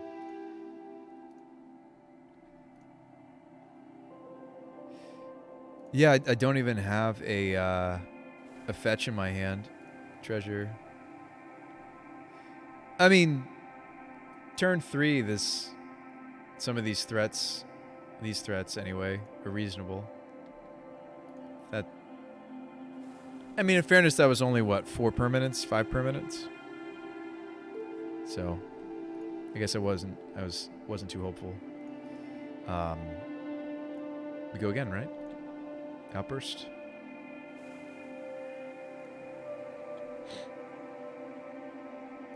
A few more permanents this time. I have high hopes. Okay. There's a lot of life points, but this is enough mana to keep going, technically. Watch. Karn. I don't know if we should, though, but let's just keep looping. Agent. Pay for the agent. Secret agent, man. Green. Here we go.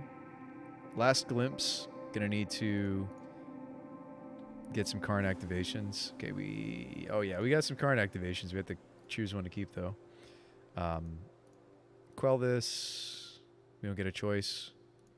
But I think we would want to. If I had another red card in my hand, I actually could Fury the Queller to keep going. We could Karn bounce the Queller. That's a line. Oh, no, we can't do that yet because I need... Oh, this is close, right? I mean, all the glimpses are in the bin, so we have to cane here, but it's just like, I guess I can set us up for next turn.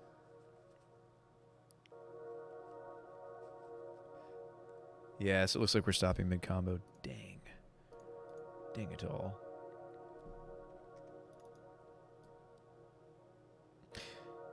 I don't want to shuffle this into our deck, do I? There's only like one fetch that we'd actually like to hit. So we wait to activate this. Drew Windswept, okay. So that synergizes with the Provisioner.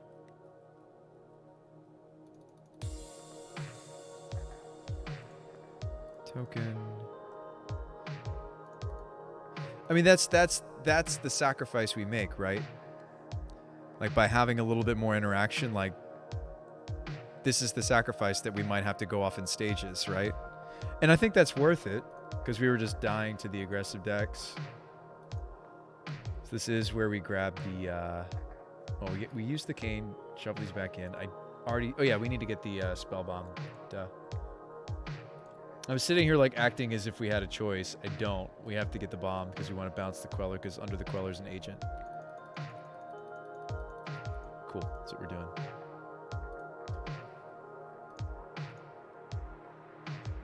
Yeah, so Vegan, you're welcome to borrow my list. We did Cat Sahili already. That's not me saying you aren't original and that we didn't come to the same conclusion. That's actually where I was for a while. It was like a cat build. Oh, this was me trying actually Nib Mizzet Reborn, actually. Anyway. Yes. We actually did Titania for a while as well. Still today. This was like very recent. Deck is quite different now. Here you go. Something like this, or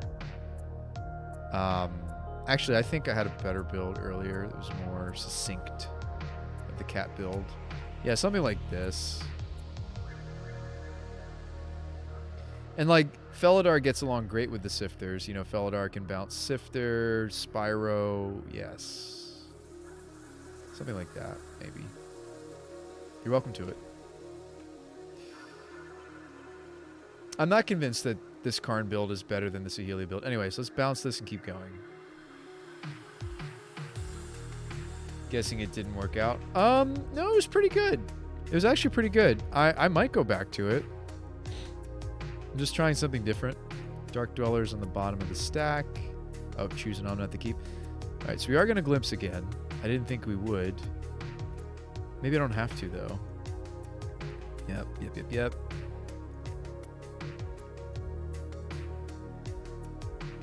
We do an outburst. Huh. Well,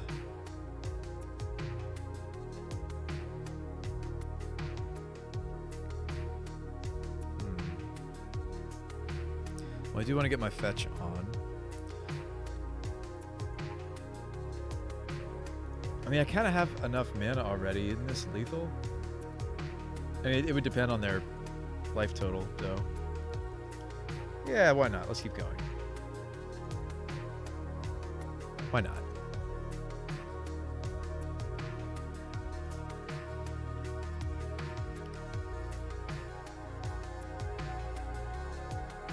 Oh, Omnath to keep. So this... Oop. This thing. Kill some of their blockers. We don't need to kill this Queller, right? Because this is the return.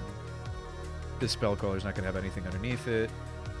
That was probably lethal with the Omnath triggers, though. Yeah, and I think that that's the problem when I'm goldfishing, is I'm not really keeping a lot of track of how many times the Omnath trigger's gone off. So I think we go for the overkill oftentimes when I'm goldfishing the deck. I fully admit that. I feel like we are going for overkill.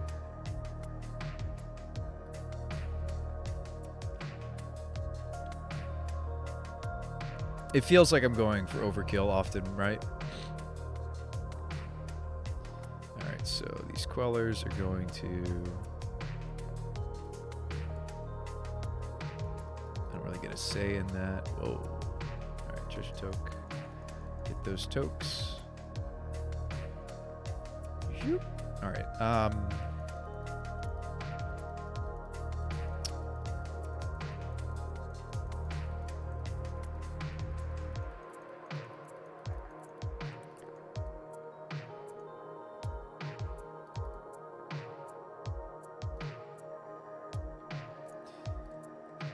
what are we missing? The Achromas? I don't think we need Ballista here, too. I think it's probably fine enough just to, like, do an Anthem with the Outburst.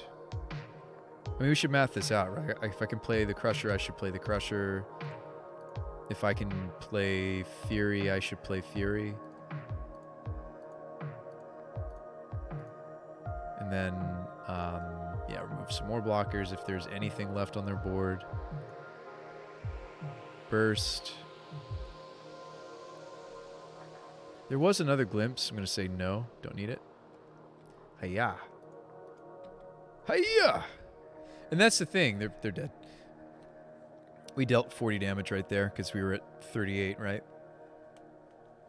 But yeah, that probably was lethal already, right? But it's just like I need to get to the... I think we're interested in the fact that Memorial's a one-card piece that gives both the haste and the evasion that we were looking for. Then the trample could be relevant. They could have some flying blockers. The fact that it also gives trample, even if they had several flying blockers, this still should be lethal.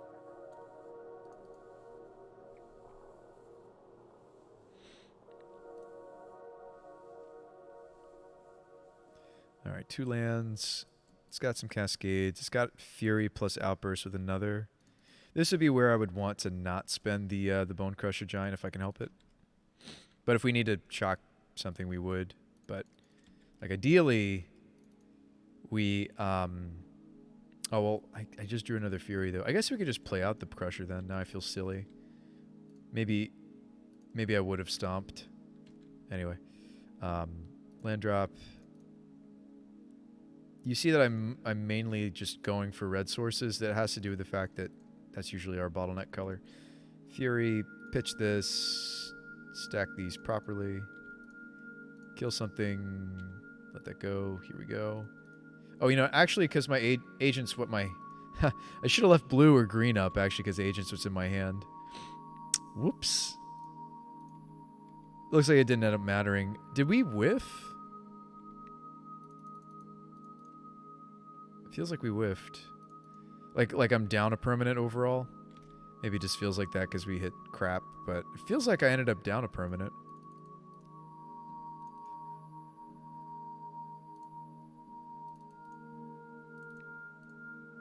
It's fine to leave green because we have outburst. Here we go. Let's try again. Yes, I'll shock. This is good. This is good. This I like. So here's the question. Oh, we drew a plea.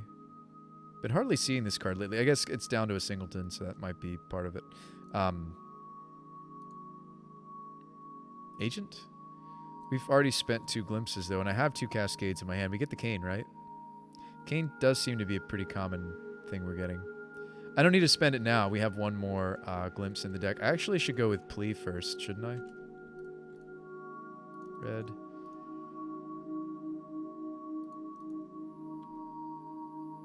It's good. We're remembering to use our Karn. Good job, Bruce Spy, right? Okay, Dark Dwellers on the bottom of the stack. Easy. Hit okay. Don't need to kill anything. Yep. The only time I need to consider killing my own creatures has to involve the Spell Quellers. And it's only if it has a cascade underneath of it. Drew another outburst. Cool. We don't mind drawing extra outbursts. I mean, they're anthems. So we're not going to get to use Karn here because we hit Dwellers. But I mean, hey, it's a permanent. It's a permanent. Guys, it's a permanent. It's okay. I know, I'm sad too. I'm sad that we don't get to use Karn here. I'm sad too. Here we go. Tap, tap, tap. Cast this. Hit some en masse. Cool. We'll shock. Go down a Karn, though. Well, we can shuffle those back in, and that's the nice thing about Kane. But then again, like, we might very well be... Like, how many times have we dealt damage with the Omnath, right? Twice? 3 times? Like, what's their life total, right? I don't really know. What is life? What is life total? What is life, guys? What is life total? I mean, they're probably dead here, right? But it's kind of fun to keep going, isn't it? Isn't it? We could just play this and they're probably dead, though. But we have to be sure. Let's cane the stuff back into the deck. Should have tapped a green there. Exile this. All right, 2 glimpses back in.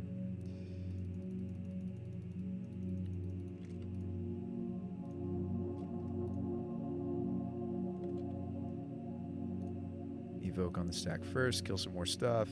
Kill some more stuff. Cast this.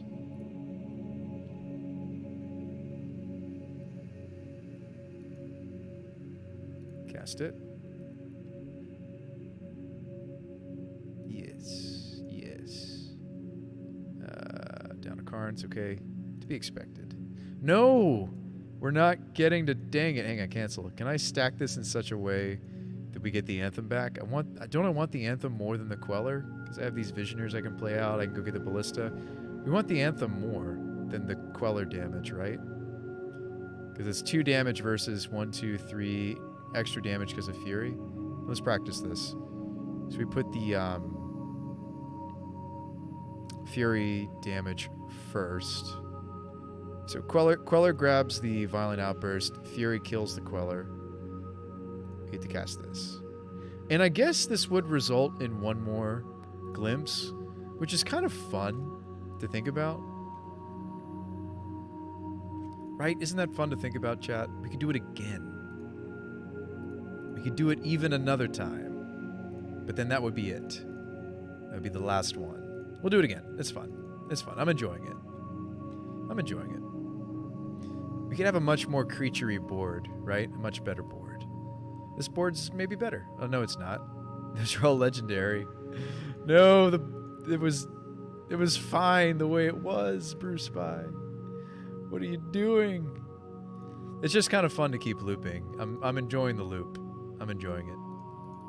But Bruce Spy, it was lethal. But like they're taking more damage from this Omnath, right? Like now that's clearly that's the third Omnath damage we've dealt.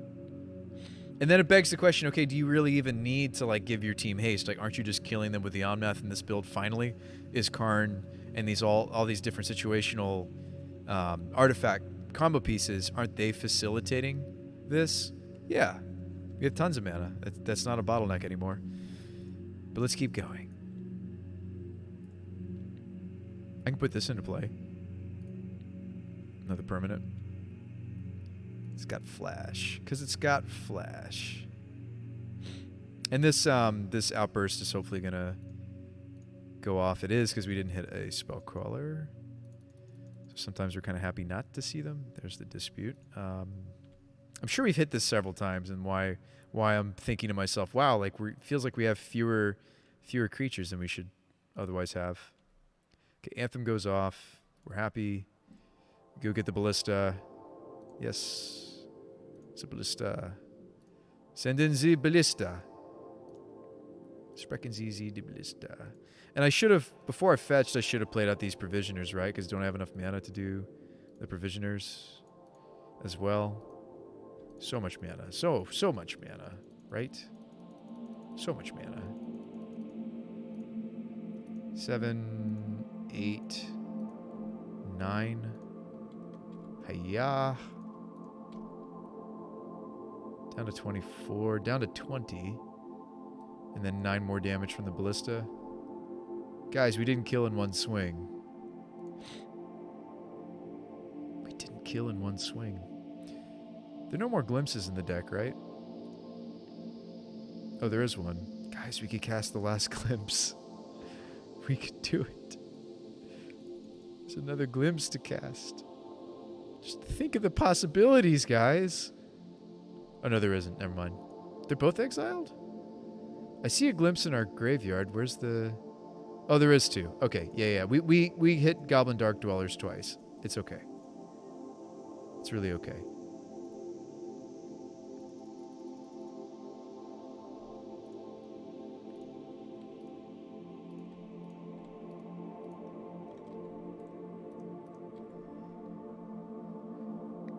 But the goal is to not have to swing more than one time. But I mean, granted, our opponents wouldn't have been at, what, 64 or whatever we were at?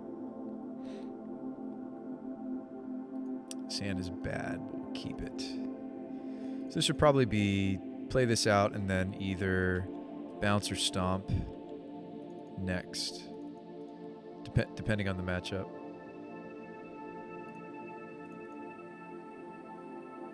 So let's say it was stomp. That was useful. More useful in the matchup. So we stomp. And maybe we take the time to play another garden, but see, since I didn't fetch greedily and get the or play out the gemstone mine, like I didn't get to also borrow this turn. But it's fine.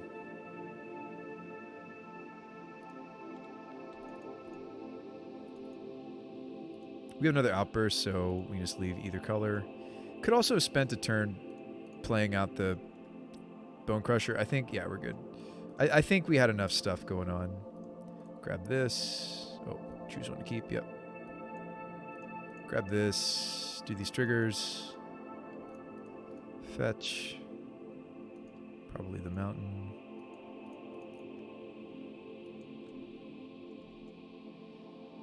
Okay, exile this.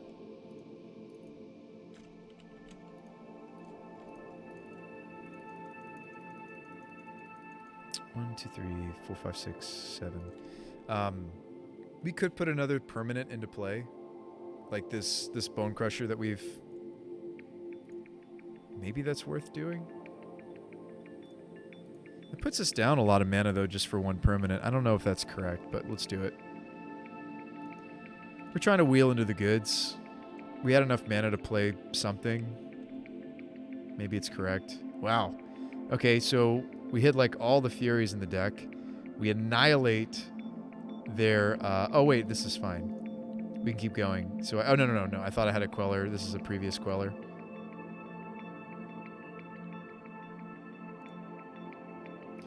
Yeah, we actually get to keep going, right? But this is so awkward. We must have hit a bunch of spell. Like, aren't we? We have fewer permanents now, so we must have. Yeah, we'll cast that. We must have. We must have whiffed a little bit. All right, last glimpse. No Karns so far. Probably wouldn't. No. I mean, this is great if they were like a creature deck. Like we killed their board 9 times to Sunday. We end up with a Bone Crusher and a Fury.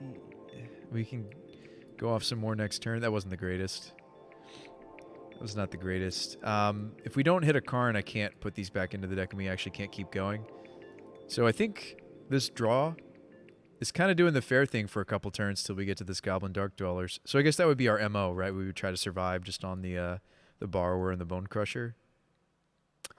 That would be the game plan. So maybe we stomp somebody, a creature, I mean. Do some blocking, attacking, whatever we need to do. Probably play the Garden, because we're trying to build up to this Dark Dwellers, right? Probably play the Garden, play out either Steam Vents or no, that's our land. So we'll have to shock to get this off. All right, so instead of playing out the Bone Crusher, maybe it's correct for us to Petty Theft, but since I don't have a relevant target, we'll just play out the Bone Crusher. But whichever was best. Attack. We're nearly dead. Or they're nearly dead. No, I'm dead. So if we don't hit Omnath, in theory, we can't keep going, right? Shock. Red. Dwell. Glimpse. Yes. Okay, so we hit the Goblin again.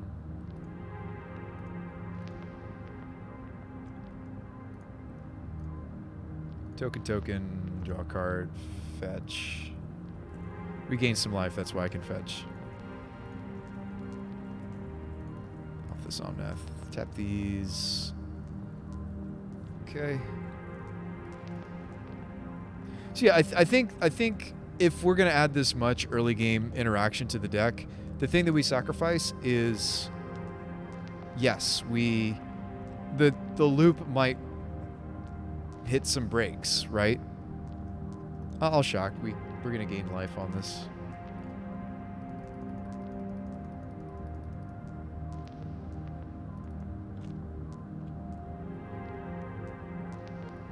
So we didn't get to activate the Karn. We had to shuffle him away. This still might just be good enough. I mean, we're just gonna get to play out all these Bone Crushers and everything, right? So we should start with the Provisioner before we do all these fetches.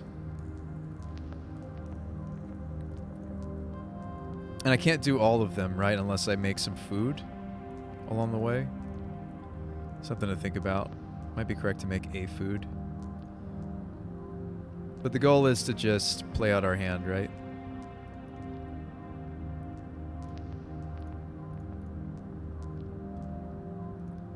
That's the goal.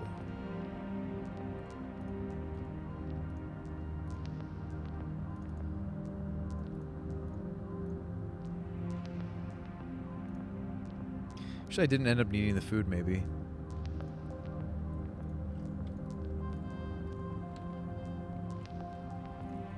So stomp and then Bone Crush, stomp and then Bone Crush, right? In the end, we end up with the 2 Bone Crushers onto the table. We play out the Borrower, bounce something and borrow. And I think that's sufficient, right? Crack the food. Maybe cycle this Triome. Drew into a Karn. Okay. Maybe I should have done that first.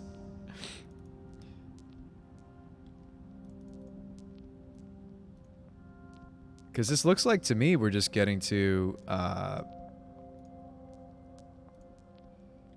do the Achroma thing. Nice. Maybe you alt cast Fury to remove some of their blockers or whatever. I guess it doesn't matter. We have the Memorial. Smash.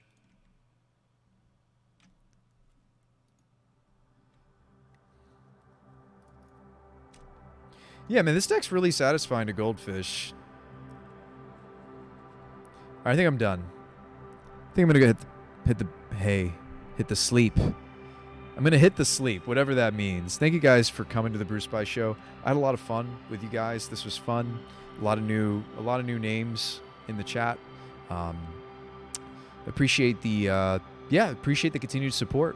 Appreciate you guys enjoying my weird decks. This was fun.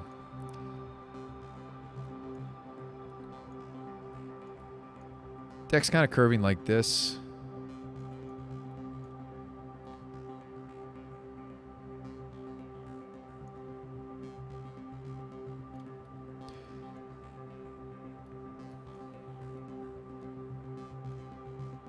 Yeah, the weirdest addition to the deck has definitely been Spellqueller, but I like that it does something similar to Dark Dwellers, but is a card that we can play a lot more early in the game. It's more interactive. We're still playing a Dark Dwellers. There's just a concession to the fact that I think the card's just very good in the deck. I don't mind having 1 or 2 copies of it because it's red, and ultimately that means it's pitchable to Fury. We have a few tap lands, quite a few tap lands. I mean, like in Modern, that's a lot of tapped lands to be playing. So, will this archetype ever be a reasonable thing to bring to your FNM? Probably not. Will this be a reasonable thing for us to play on Moto? I'm not sure.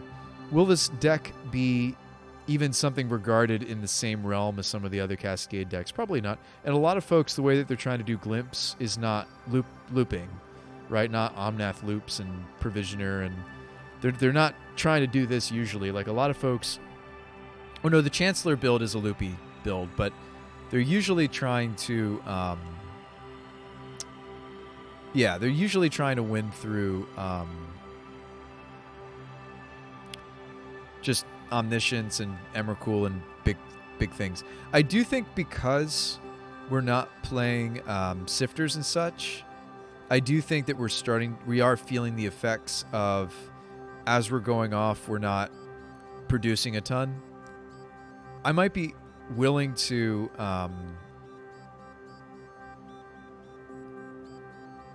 try to squeeze some of that into the deck somehow, at the cost of maybe even some borrowers. I do think that the Bone Crushers are better because not only do they double as early game interaction, but they're red count for Fury.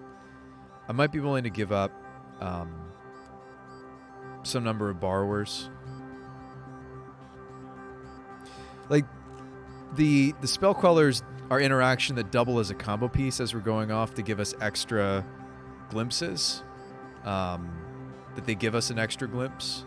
I mean, I might be willing to bring back the Sifters. We just need something else in addition to like Provisioners that allow us, that give us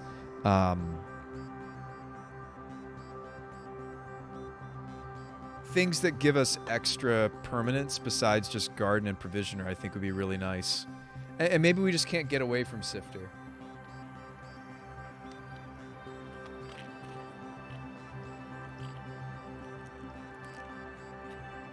Sorry, thirsty. We may just not be able to get away from that card in this archetype, right? It gives us something else early to be doing. Oh, I'm sure the second that I add like some number of Wave Sifters,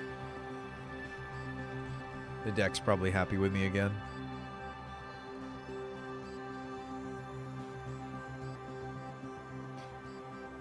And again, if I'm cutting some number of borrowers, then that gives me enough budget to grab the third Teferi. That gives me the ability to maybe clean up the mana base. The mana base has been running fine.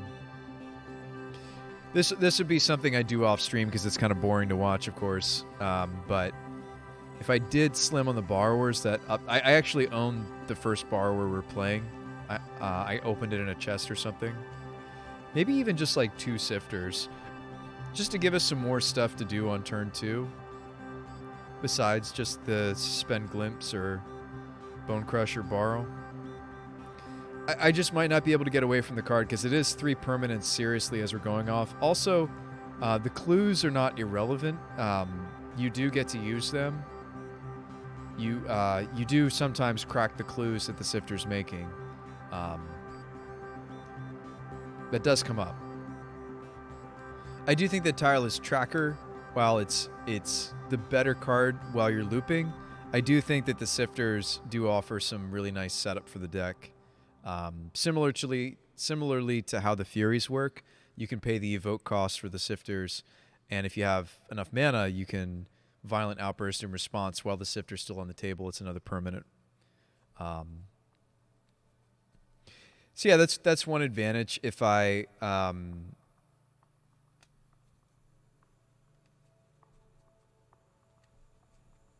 could get us into one more Teferi.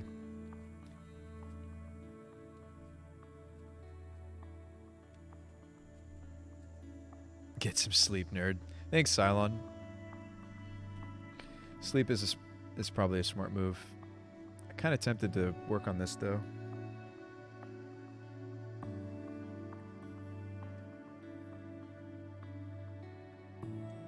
Because this would get us into another Teferi. Clear.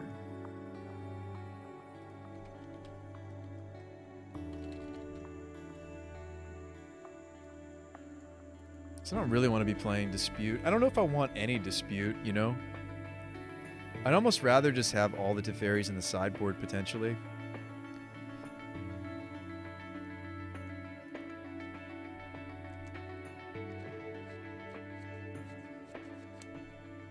I mean, the first one in the main board's fine, but...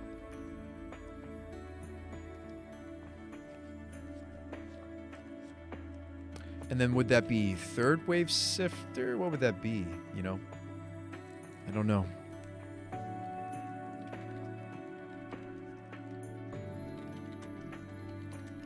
Oh, I'm sure as I'm adding these Sifters into the deck, like the deck's just like probably going to be very happy with me.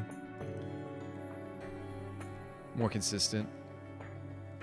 I probably just can't get away from that card, right? In this archetype.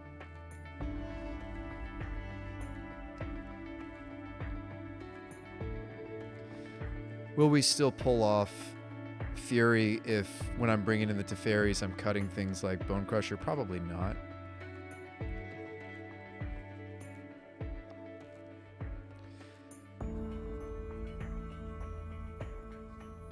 So that would be a reason to still play some more Dwellers. Not because the spell callers aren't working. Like, they're doing kind of what I wanted them to do. They are. But I'm just foreseeing, like, okay, we want to try to jam these Teferis in. Okay, great. What am I cutting? How do I run these? Like, are we cutting the plea? Are we cutting, like, what are we cutting to jam these in when we need them, right? Are we going to still have enough red count for Fury? I just don't know. Maybe a 2-2 split.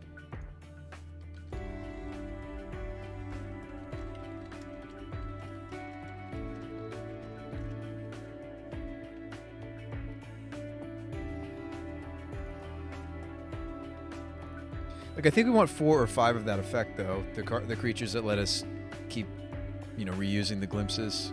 Well, let's be specific. Spell Queller lets us reuse our cascades. Goblin Dark Dwellers is the one that lets us, get an extra glimpse. They let us kind of go up a glimpse. Quellers let us reuse our cascaders, so they do different things. But I think the combination is nice, because it's like if you're all in on the Dwellers, eventually you don't have any more glimpses left. I think even with the second Dark Dwellers, we'll find that we're Felden's caning less, because they've been used up. But if they've been used up, we've done extra glimpses, so it's like, I think that's fine. I think that the deck could hold. I mean, usually this deck is just like, they just slam a playset of Dwellers in here, right? Is kind of the typical build. But yeah, if I get us out of some borrowers, I can get us into third Karn or third Teferi, I think. Let's try for that. with the nicer mana base, like the breeding pool, although I haven't been fetching for breeding pool all that much. We thought that was going to be good, and I haven't really been using it.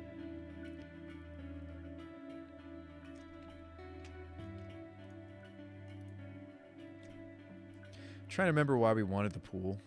I think there was a situation where I really needed it, but I don't know. All right, version 6. So we're changing some things. Let's export this. We're certainly a brewing stream tonight, for better or worse. So export that file, go to the deck editor, and we'll load that up.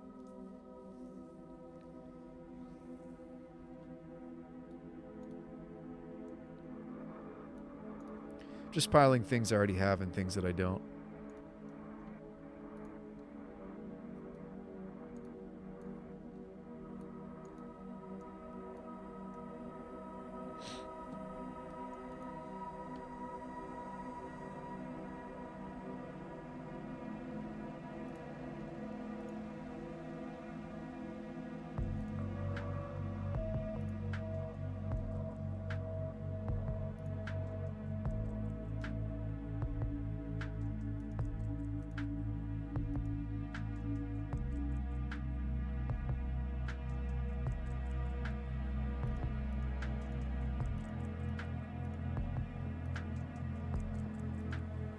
Need 2 Scalding Tarn. Okay.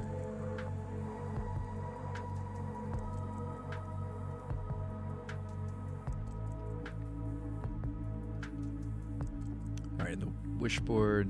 We have the whole Brainstone, Bridge, Memorial, Bomb.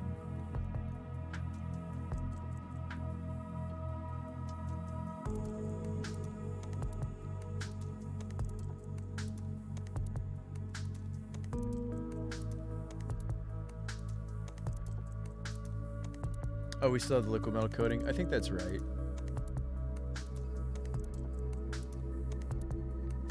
I think we, for a moment, were considering cutting it, but I'm glad we didn't.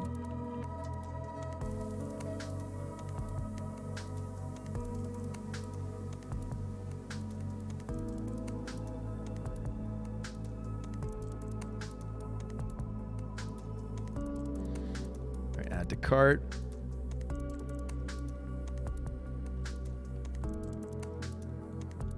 Yeah, we're good. We have a little bit of budget left over, which makes me think we could improve the mana base, perhaps. Would another Misty improve this? Maybe. Like, what's the weakest fetch? It's got to be the Windswept Heath, right? Is the weakest fetch I'm playing. I mean, they're the opposite of the Scalding Tarns that we're playing. We're playing mostly Scalding Tarns, so that makes sense to me. I just think they're the weakest fetch because my early game has the least to do with green and white. So, take that as you will. At least Misty has to do with the Brazen Borrower. Oh, we're not playing that many Brazen Borrowers anymore. You know what? I don't know if we need the breeding pool now because we slimmed down to just a Singleton Borrower. I don't know if that's necessary. I mean, I could see us... We were playing a Singleton Prismatic Vista. I liked the Singleton Prismatic Vista.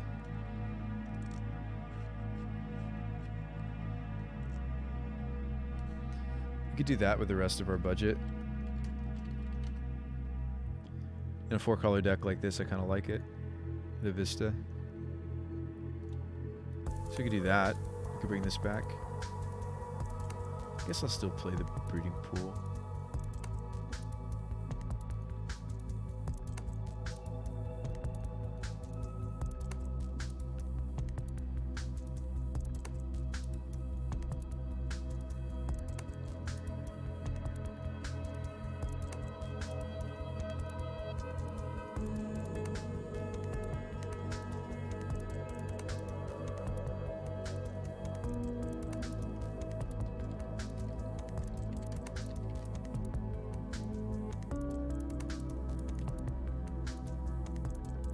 Hope that didn't just put us over.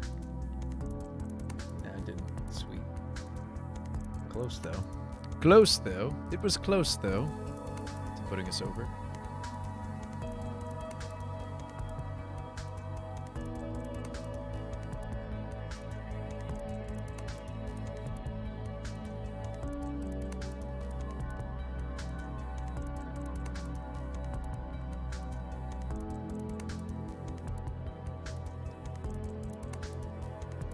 Yeah, I don't know if any of my contributions to this archetype are worth it. I think we'll have to do some more leagues to figure that out. So we got 3 Teferi. Combo piece, combo piece, combo piece. I'm going to put Ballista in this pile. Combo piece, combo piece. So Karn-board choices. Yeah, so we've got the Teferis, the Karn-board, and then we've got the combo pieces. Or pieces we're using as we're comboing off. I guess I should phrase it that way. It's not like they're a combo. They're there to help us while we're looping. And yeah, I think the more Dark Dwellers I add, I feel like the weaker the Teferis and the Karns are, right? Just an observation. I mean, that's what I found. The spell Quellers were doing a better job of stopping mid. I may still not want to play that many Dwellers. The nice thing about the Quellers is they pause the loop. Well, every other Queller pauses the loop. I should say it like that because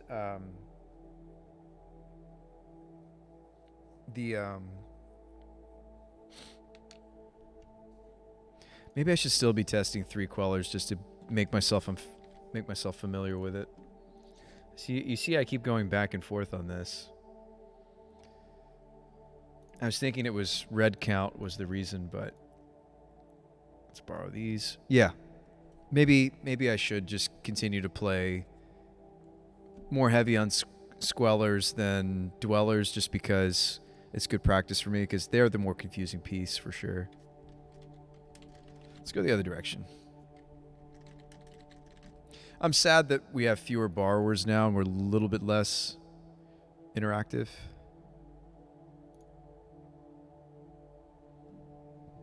But yeah, and I think we're giving up some interactivity to be more all in, like a Living End style deck, or I really should stop making comparisons to decks like or decks such as Footfalls, Crashing Footfalls, because we're just, at the end of the day, we're really not nearly the that's maybe the wrong fetch, right? That's fine. Now would we just play out the Provisioner here? I'm not sure. Land, cool, treasure token, sweet. Tap, tap, tap, tap, tap. Oops. Let's red.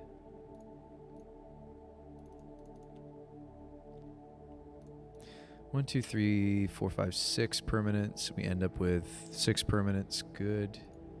Shock. Kill something. Hit a garden, so we're going up another permanent. So we could Dark Dwellers. I'm just going to do another Outburst. Island. Outburst.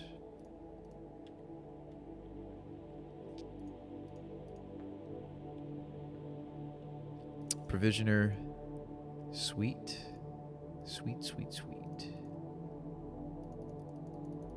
What's nice is even if our opponents had removal here, like we could still crack the fetches in response to said removal. What they would do is they should use the removal spell here while one of the fetches is on the stack. If they have something. If they did have like a bolt. They probably would have already bolted the plant token way earlier in the combo though.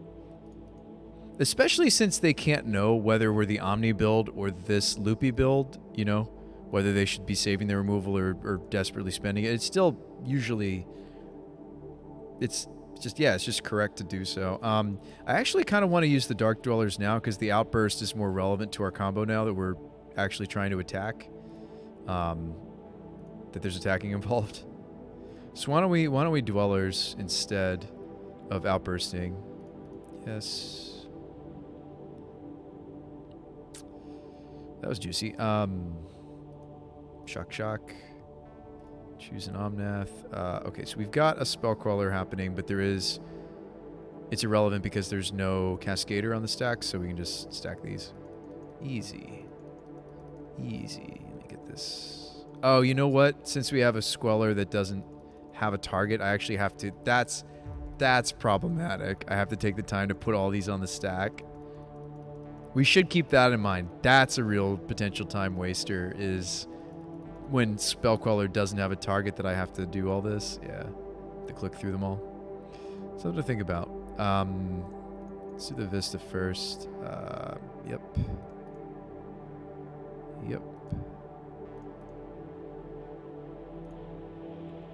Then draw the cards. And still drew a land. It's fine. Alright. I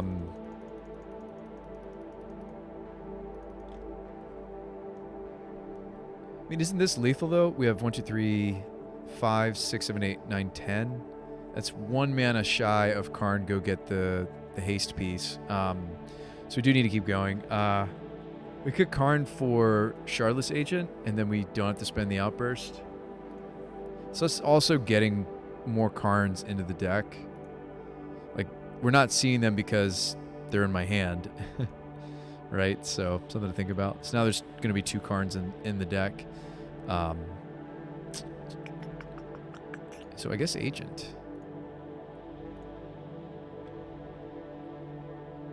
Alright, last glimpse. So we may just want to use this Outburst as an anthem. Shock. We hit the Dark Dwellers again if we want to go with this.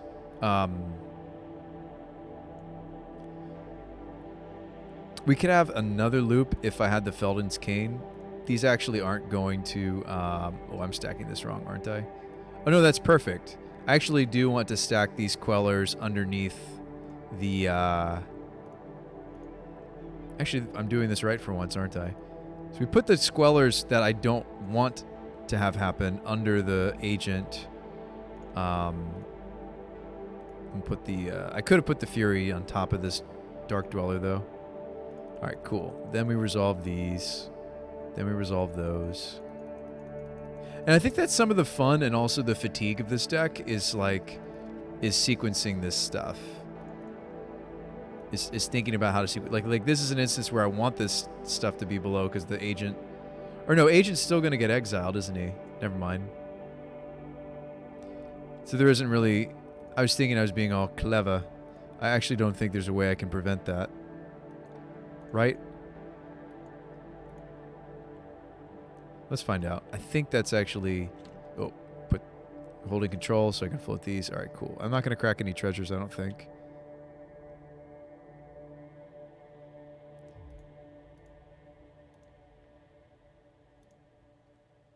That is a lot of damage. Just take shock-wise. Holy stacks, Batman. Alright, hang on. We're going to be okay. We're going to be alright. It's going to be alright, chat. There's a lot of triggers to go through.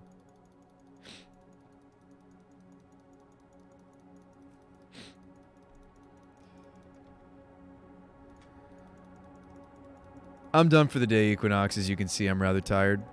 I was just trying to figure out what I could from some gold fishing as far as like the last few cards. I'm glad that we have a third Teferi. Card's very good. Could even be main board. It's just I don't really want to be testing the main board because we count as our own opponent. Oh my goodness. Once I finish getting these Omnaths on the stack, I'm actually going to reach for... The next big chunk of stacks is the Tireless. So I'm actually going to go after the Furies and the Spellquellers and all these other... Oh wow, we finally hit a Wave Sifter. I feel like that's the first Wave Sifter I've seen this whole game. It's crazy. I was sitting there like wanting to test Sifter in the deck again. I mean, I know how effective Sifter is in this archetype. It is effective. There we go. All right. Let's put all this on the stack. We'll come back to the tireless provisioner is going to go on the stack. Oh, I didn't mean to click that.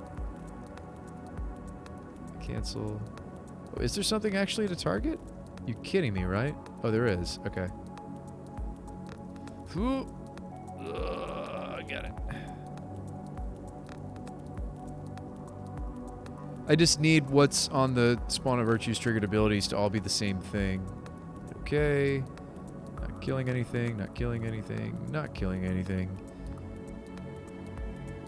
Sweet. Alright, treasure token.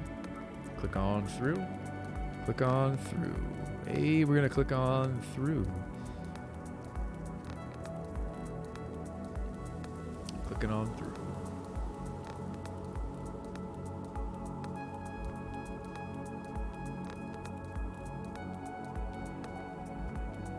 Draw some cards. That was a bunch of bunk. I should have done some of my fetching if I had any. I actually didn't have like any fetches to do. Weirdly enough, we hit. Well, a lot of our fetches are in the bin. Like once you go off this many times, you won't be hitting the fetches because you've fetched the fetches. Oh, why are we stuck here, Moto? Okay, there we go. Cool. All that happens, it puts us at 113, which is not actually how the deck functions, just so you guys are aware. I'm aware that that is not correct. But we certainly have lethal now.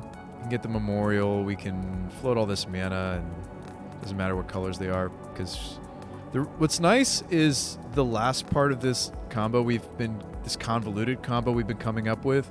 The nice thing is it is colorless, right? Get the memorial on the table.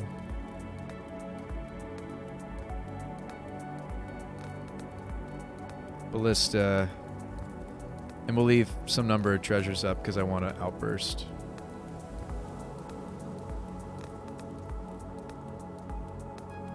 Alright, we'll stop there. Just because I want to outburst. Oops, wrong color. Wrong color.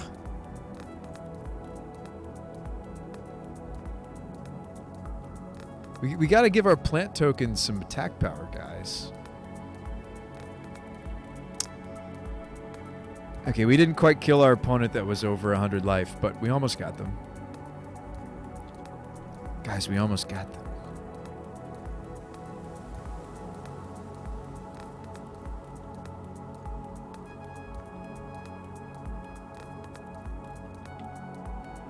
You could put in the Sifter. You could activate Karn, go get something. I don't know. Memorial and the Ballista are really the only combat relevant pieces we're still playing in our wish board. I mean, our Karn board. We used to have some more stuff, but not anymore.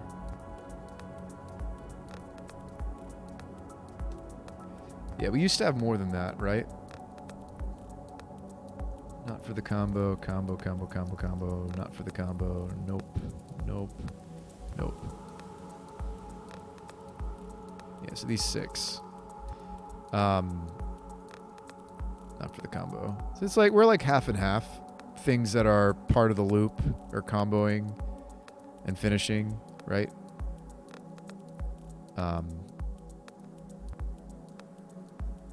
And then just Karn-board, just some semblance of selection. I mean, we've got some weird choices in there. I feel like we're still running the staples of bridge and coding and explosives. These are all very normal Karn-board things to see, and the crypt. I think where we're a little weird is like Spellbomb and the portable hole. Maybe this is fine if you're a Karn-colored deck and you've got white.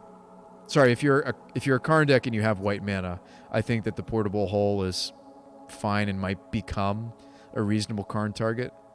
But yeah, I mean, and Ballista's not weird either, but all this stuff is pretty weird, like this Shardless Agent and yeah.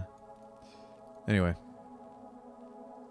I got maybe one more goldfish in me. You guys enjoying this? Seeing the deck fished? This hand kind of sucks, but I probably should have mulliganed this. Oh, Sifter. That changes everything. And you'd be like, Bruce Spy, how could you betray the Sifter? How could you possibly? I mean, we still ended up with a winning league, despite slimming on this card. But yeah, this card's pretty bonkers for this archetype anyway. Very unassuming card. Like, I could consider going off now. I'm not going to, but we could. We could like also suspend Glimpse.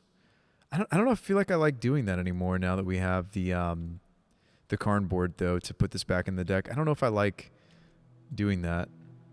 Garden. Okay, let's just go for it. Let's do it. Doing it. There's plenty of permanents. Hey, they probably kill my plant. Whatever. Sweet. Squell that. We can keep going. Because, well, I can either Fury my Queller or I can use the Karn to bounce the Squeller. I think I'd rather just bounce the Squeller. Spell Bomb. Cast the Spell Bomb. Bounce the Queller. Cast this. This is Glimpse number 2. That's a little disappointing. I mean, that's a lot of permanents, though. A little bit disappointing. I mean, yes, this is a lot of permanents, but a little disappointing. Youch. Okay, what am I doing? If I play the island, I can hold up Queller. Okay. Beat face. This thing flies. It's not bad. Yeah, we kind of didn't really get there. We might want to crack some of these clues, quite frankly. Let's play this Provisioner, and then if we have enough, I'm going to stop attacking here. I just wanted to put us at a low life total because it's good for me to test that, to see if, yeah, to just see if we can still like be fetching as we're comboing off. So during their end step, maybe we crack a clue. Okay, there's an outburst. Sweet. Karn. Okay.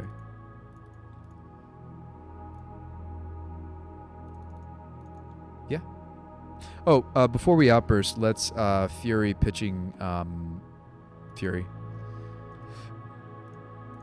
Put that there, put this here, kill some stuff. Before that goes away, do this.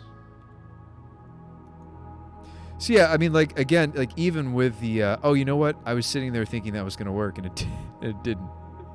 But you know what it did do? That's so funny. I don't know why I thought that was going to work. The correct line was either play Omnath or probably Karn, actually.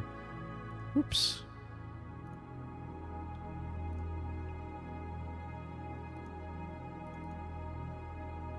I shouldn't have played that out because I have Omnath in my hand, right? That's also maybe bad. Anyways, we'll swing because we have the Anthem, whatever. We'll be dead. We'll be done with that game. That was silly of me. I'm like, oh yeah, we'll just cast the. Oh wait, we don't have any more. I'll actually keep this. This hand is relatively interactive. We actually don't have to take shock damage to do the Bone Crush into Spellqueller, right?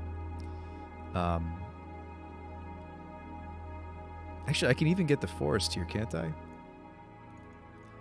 So maybe we stomp something like a Ragavan, whatever they have. Hold up Spellqueller. We quell their spell, whatever it is. Probably because we just want to get more permanents on the table. We don't really care. We're squelling. Maybe I'd play out a land and put the red. Maybe I would put the Bone Crusher in. And then we'll take pain on this because both of these basics are already out. I'd rather have this in my hand, I think. Whoops. Or, okay, I guess not. Whoops. It's fine. Agent.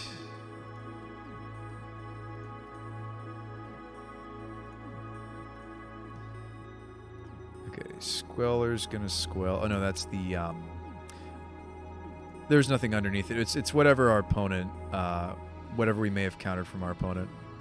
This hefty amount of mana we're making here. That's good to see. Island, forest, mountain. Auto yield. Thanks for those follows, 420. Appreciate you. Treasure, float a bunch. Oh, red, actually. So what are we doing here? We are... How many glimpses have been done? Why is there only one here? I'm so confused. Why is there only one? Did I... This is revealed, not exiled. Have we really only glimpsed once? I find that hard to believe. I guess we did. Okay. This is a pretty good glimpse. Yeah, I mean, Provisioner's just so bonkers. You know, honestly, Provisioner's just so much better than... I think because it's just the power level is there for the card, I think...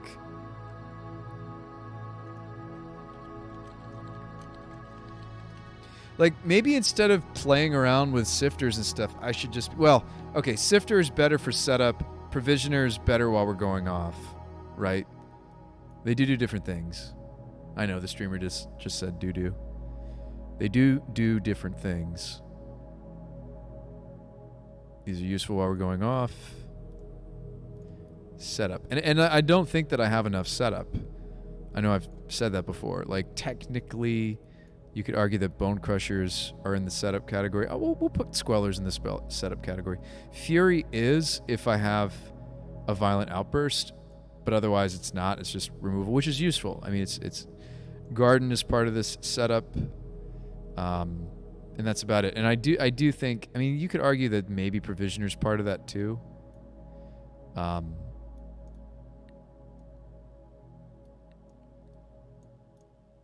Why not just play Chancellors? Chancellor is like very typical. Have I tried the Suspend Mana Dork? I have not, vegan. I have issues with that card. I wish that it always had haste. Then I think I'd have less issues with that card. Nah, I think we'll keep running it like this. I keep trying to talk myself into more Provisioners because just it looks great here, right? Like it looks completely bonkers, right? And then you're like, okay, well, why don't you just play more of this than Omnath? And it's like, okay, but the problem is Omnath is red for Fury. Omnath also deals my opponent damage directly, gains us life. Omnath just does too much, whereas this just does this specific thing of generating permanents, making mana. I get it.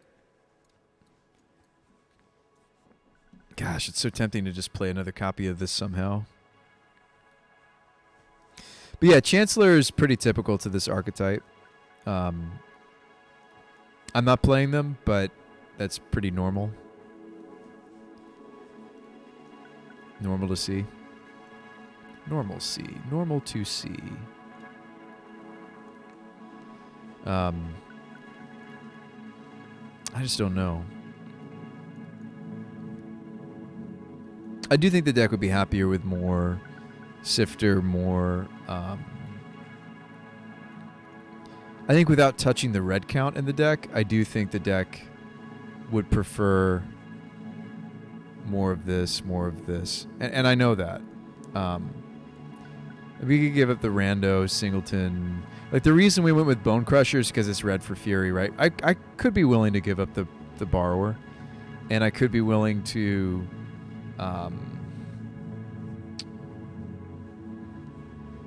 turn a Queller into a Dweller, or... I don't know. Third Provisioner.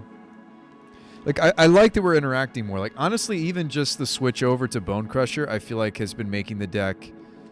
and it's not so much that I'm playing Queller just because we have a sideboard of Teferis, right? I'm playing the Quellers because they are able to let us reuse the Cascaders, right? So I really should stop comparing them to Dweller. They're doing different things in the deck. Like, they let us do a double Cascade if we can bounce or kill or do another Cascade. We get another free Cascade. That's what the Spellcallers are doing. Deshandra, Acolyte of Flame. So she lets you cast... I think she lets you cast Glimpse from the graveyard. She also makes Elementals. You're thinking of 3-mana Chandra, right? The one that's like got a plus ability to put loyalty counters on all the red planeswalkers you own or you have control. I do think she casts Glimpse. I think you'd still be better served with Dwellers though than a Chandra. but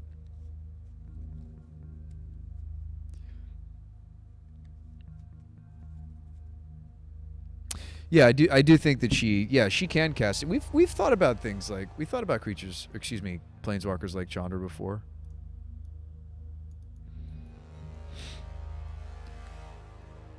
I mean, I think those planeswalkers function better if we're not on dwellers, right? If we're using Quellers instead, because Quellers pause the combo, so to speak, until you remove it. But that's not true in the like in the case of like us having to Fury our own Queller. That's not the case. I mean, does that lower our curve and does that make sense? I don't know.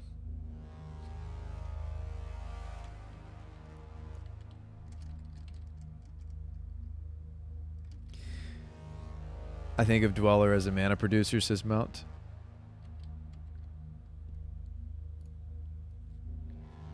It's funny how cheap Acolyte of Flame is. She's also red, which is... Red's tough on turn 3 for us, because we're actually more of a green-based, mana-based, thanks to Colony Garden.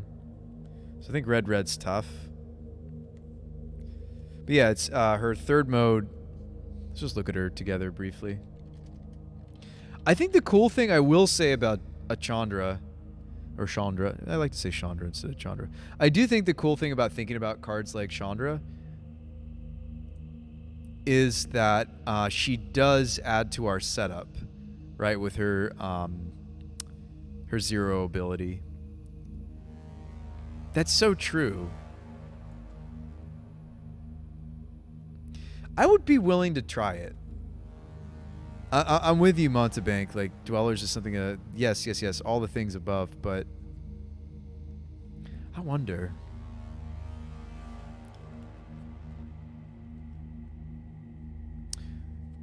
This could be fun to test.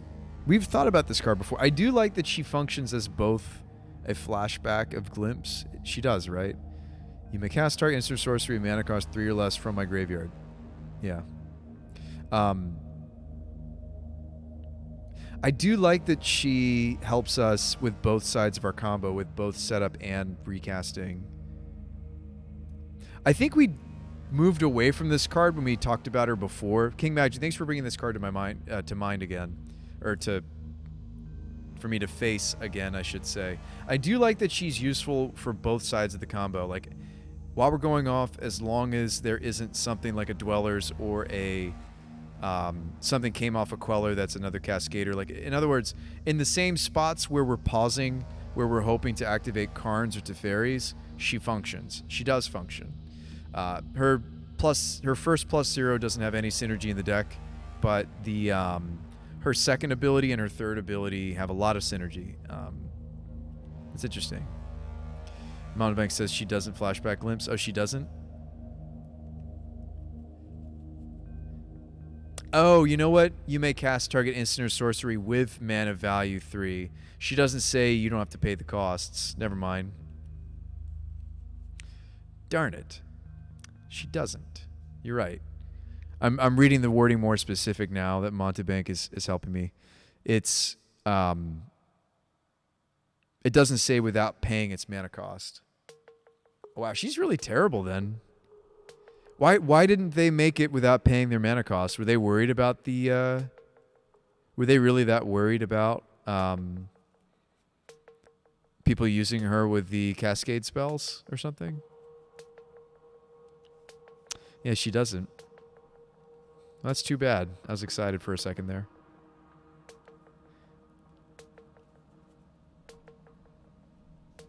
She was already pretty strong without that.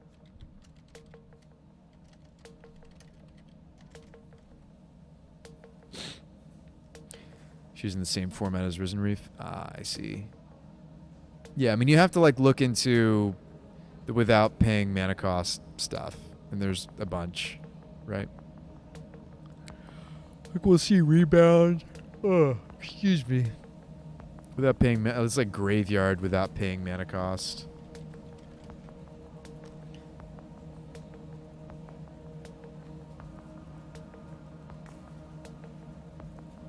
There you go, Living Lore. It would be a 0/0 and die immediately. It has to deal damage to the player, and then you sacrifice it and all this terribleness, right? I think there isn't really a lot of cards that do what Dwellers or Sweller does that doesn't interrupt. I mean, like, yes, there's Dreadhorde, there's the cheaper Cascader that has Delirium. Nobody's really figured out this card yet, by the way, which makes me sad.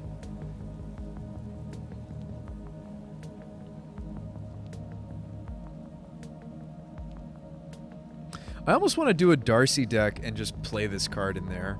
And that's probably bad, but Darcy, the new Delirium 1-drop. Let's look at Modern. I'm getting some non-Modern cards. Excuse me. Oh.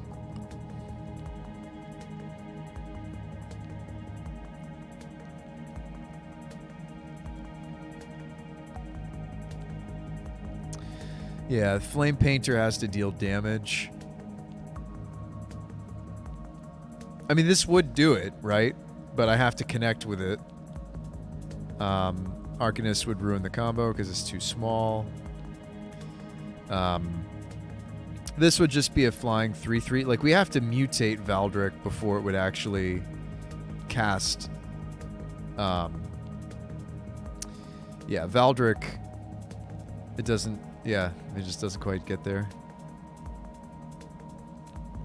Gearhawk, oh, excuse me, does instance.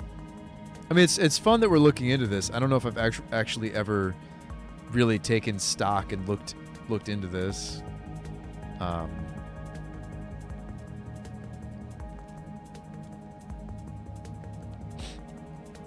Spellweaver. It's instant. Helix. Nope. Yeah. There isn't a whole lot of without paying mana cost in Modern. Brain in a Jar is so close to working. They thought of Cascade when they printed it. Yep. Primordial. And that's that player's graveyard. So it doesn't and like, we want it to be a red card if it's that much mana, right? Like, the Wizard's Spellbook does it, right? Copy that card, you may cast the copy. Copy that card, you may cast the copy. Rather than, oh, never mind. You have to still pay for it. That's the problem with Chandra, is you'd have to pay for it and you can't. We'd have to roll a 10 through 19 or... Yeah, I mean, you'd have a 50% shot for this to actually work, so no thank you. Yeah, I mean, Flame Painter would be the only other thing that could maybe work for us, but seems worse than just playing Dwellers.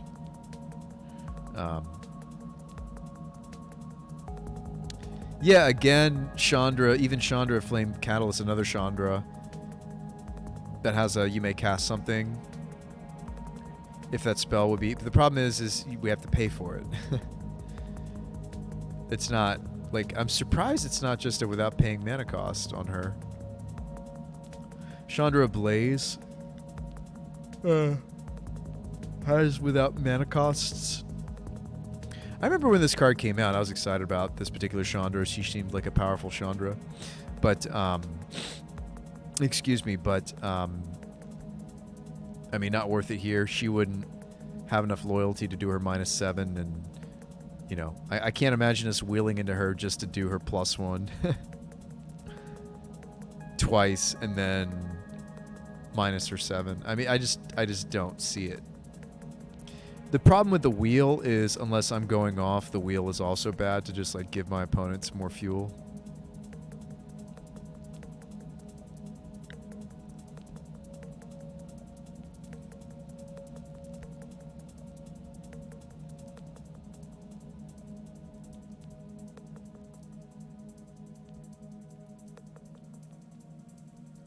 The Mutate card was interesting. Valruk. This is interesting to look at briefly. The mutates you may cast target. But yeah, none of these really work. None of these do it. But I'm glad that we looked at it briefly. But I was fairly confident that we've done this search before.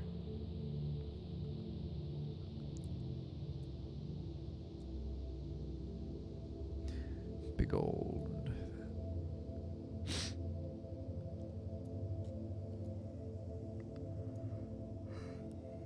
Oh, excuse me. Neither of those are permanents. Yeah, I mean, there really isn't another tool quite like Dwellers for this deck, or what we've been doing with Queller. How did I free up a slot? Oh, I gave up the Borrower slot, maybe. So that would give us the 4th Sifter. I do think we would just need more setup. So, I feel like we can't get away from the Sifters, and that's fine.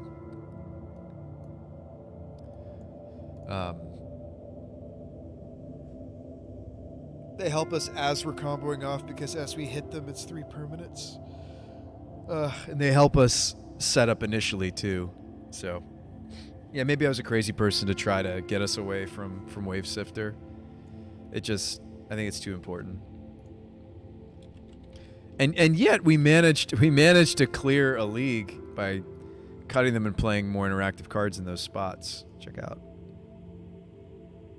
And I do think we were doing some weird, innovative stuff to the list, even with just like being mad people, crazy people, and doing the Queller thing. Because the Queller loops are confusing, and the stacking really matters. Like if you're just a Dwellers build on Moto, you just put this at the bottom of the stack, and you really don't have to think. I think the spell Quellers add a lot of, like, they give us some more interactivity, which is really cool. And they also make our, as we're comboing off, much more convoluted and complex. And yeah, I think that's kind of sweet. King says, but she can flash outburst though. Are you sure? It doesn't say without paying its mana cost though. Are you positive, King Magic 95? What makes you think so?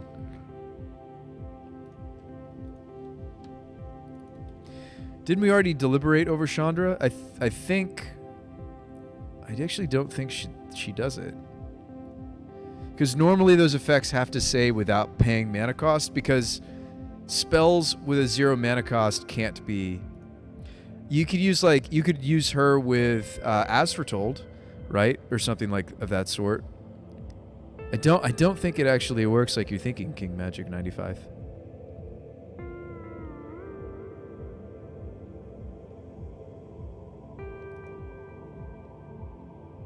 I don't even know where I would need to go to find out without having to test it myself. But I think the fact that it doesn't say without paying mana cost should give it away that it doesn't function. No. It does work with Outburst, but you have to pay for it. Oh, he's talking about Violent Outburst. Yeah, we're not interested, right? That was the same issue, Montebank, that we had with talking about...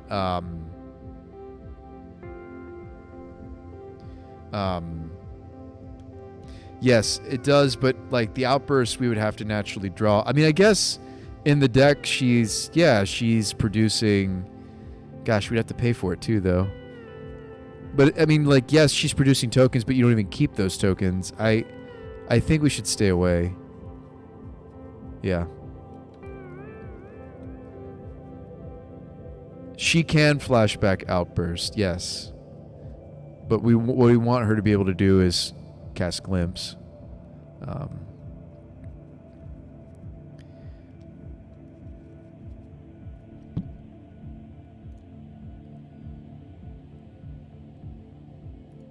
All right, maybe I got one more in me.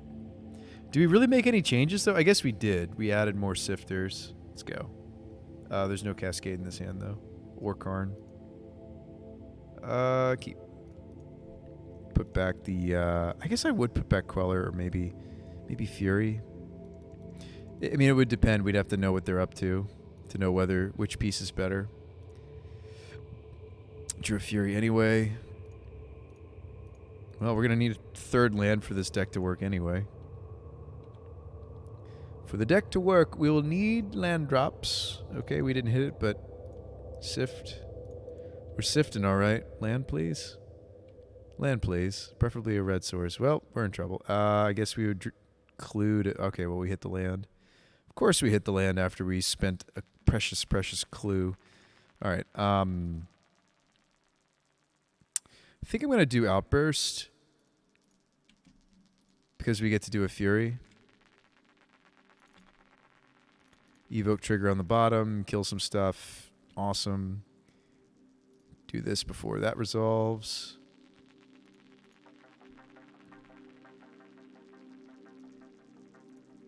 This on the bottom. Treasure token. I realize we're not going to get to use the Karn here because using the Dwellers is better. It's really okay. I still like Karn being in the deck. This is one of the many reasons why we're not running as many Dwellers, though, because we're playing a lot more Planeswalkers in this build. Here we go. Well, that's a lot of tap mana, but at least we hit an Omnath. It's a lot of Colony Gardens. Are we going up permanents? I feel like we just hit a bunch of spells. I feel like we have fewer permanents now than what we just had. Anyway.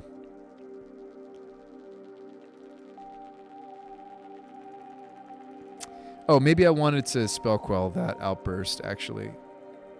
No, I don't think so.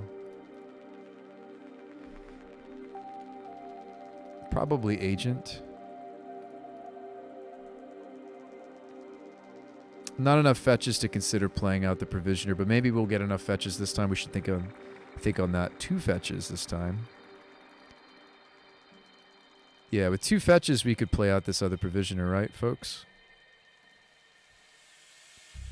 Oh, I shudder at the double Provisioner triggers to work through though. Oh, I should have fetched before that resolved. All right, here we go. Double Provisioner.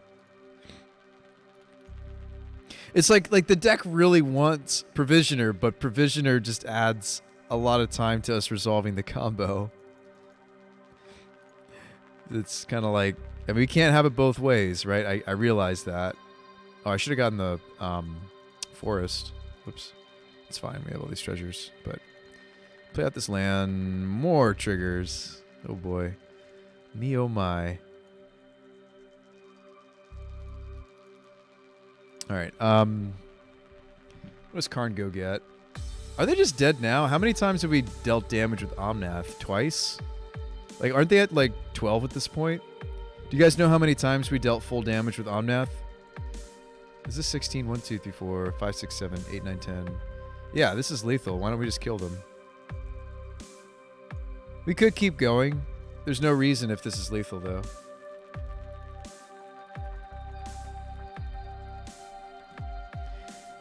I mean, like, maybe you put the Spell Queller in or the Agent in for more damage. I mean, it doesn't really matter.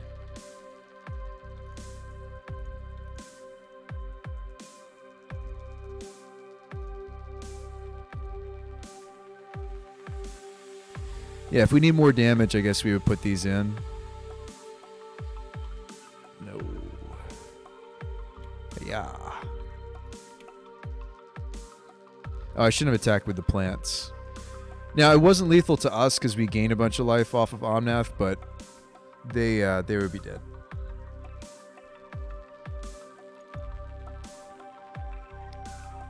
Yeah, I think we just can't get away from Sifter. This hand's alright. I don't know. This would be good if they have stuff for us to kill with Fury. Which is a lot of matchups. We'll keep it. No Sifter. I played the Breeding Pool because it complements the Foundry. Okay, we would probably sit on the Sifter, right? So during their end step, or during their turn, we would consider going and getting the our Spell Queller on. So since we've drawn Outburst, we could actually just go for it here and have a pretty clean path to victory. Oh, well, since Charless is in my hand, actually, I should leave blue or green open. So let's cast this. Trigger.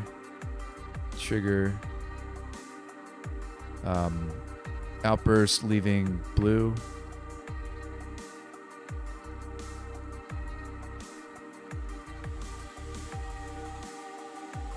Oh man, only one land with our Omnath? That stinks. Alright, well, we'll shock. Okay, do we want to grab this Outburst? I think we do, right? So actually I want my Spell Queller to be No, no, no. We want Goblin Dark Dwellers still on the bottom. Yeah. Grab this. Okay.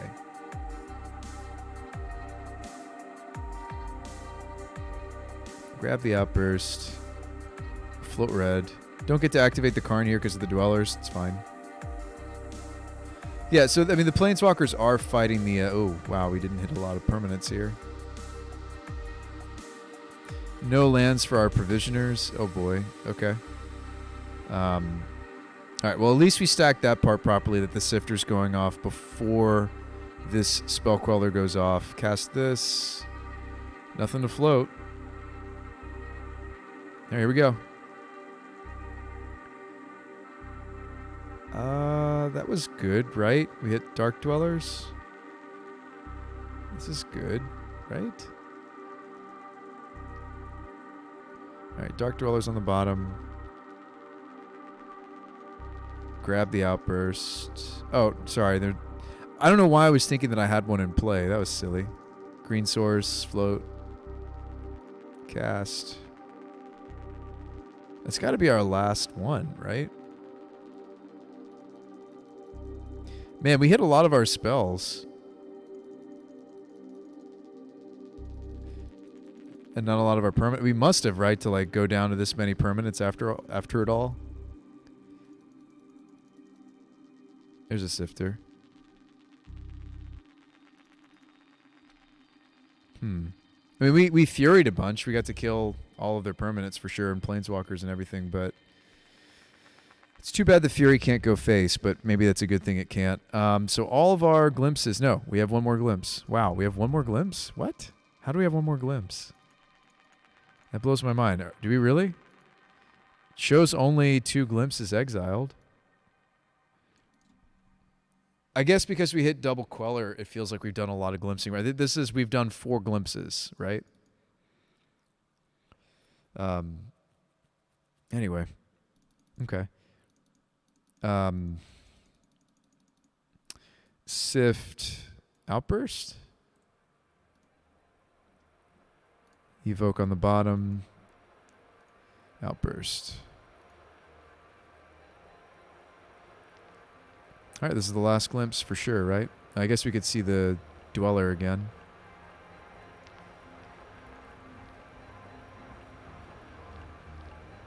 Okay.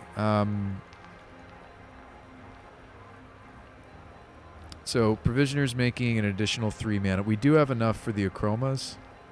The Anthem would be better than the Queller, though. We might want to shoot our own Queller.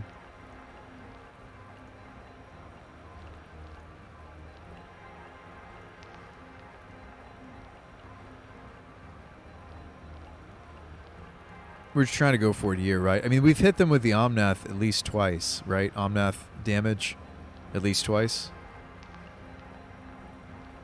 Yeah. So we'll Anthem our team.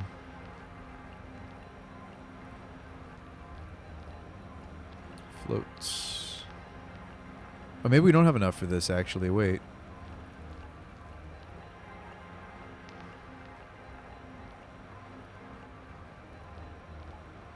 Yeah, we don't have enough for this, but we have exactly enough for Kane. I just don't think this is going to get there, folks. I think like this whole time we've just been like skirting on like, yeah, I think we needed to hit more Sifters or see the Provisioners throughout this loop, but we'll try one more time. So there's one last glimpse. Here we go. And after this, the only thing left to do would be to hit... we could shock because we're going to see some clues and we could draw some cards.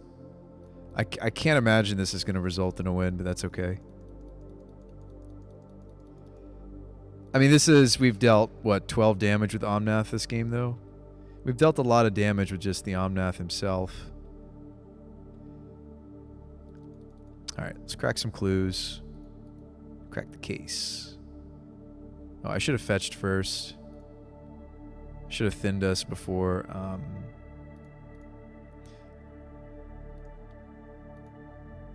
Doing that. Clue. All right, I guess we would play out the agent and then... I mean, this is making me wonder, like, shouldn't we be back on Titania? Because, like, we didn't do the thing. Swing. Back it up with the outburst. Anthem. So plant steel damage, basically. This is 1, 2, 3, 4, 5, 6, 11, 12, 13, 14, 15, 16, 17. I mean, 17 damage on top of the Omnath. I mean, if they have some removal, if they have some relevant blocks, that wasn't good enough. Yeah, I just don't know.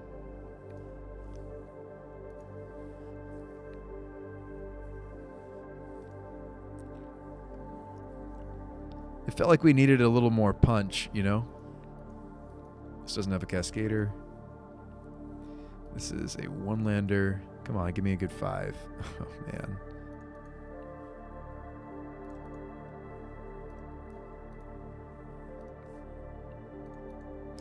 All right, guys. Mold of 4. We've got this, right? We don't got this.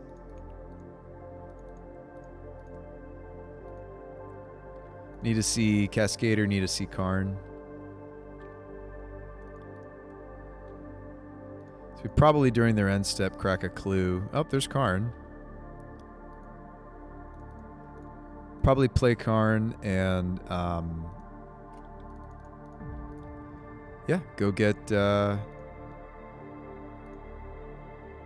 Agent. Go get Kane? Brainstone? Brainstone would be useful if we had a glimpse in hand. Spellbomb's interesting to think about. At least this cantrips. I feel like since we're on a heavy Spellcrawler build, I probably should just get the Spellbomb, and all the Teferis are in the sideboard. If I shock, I can sift Agent. Seems good. Right? Yeah, I can. Right? Yeah. Yes. Yes, we can. Yes, we can. Darn tootin' we can. All right, here we go. I think there's a few reasonable things we could get with Karn there, but we'll go with the Spellbomb here. Oh, hey, look at that. Spellcrawler. Glad we grabbed the Spellbomb. Sweet. Well, there's also this Agent that we could just return the Agent.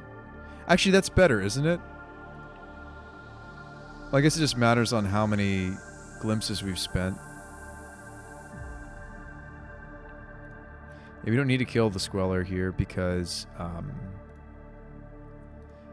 yeah, that's the plan.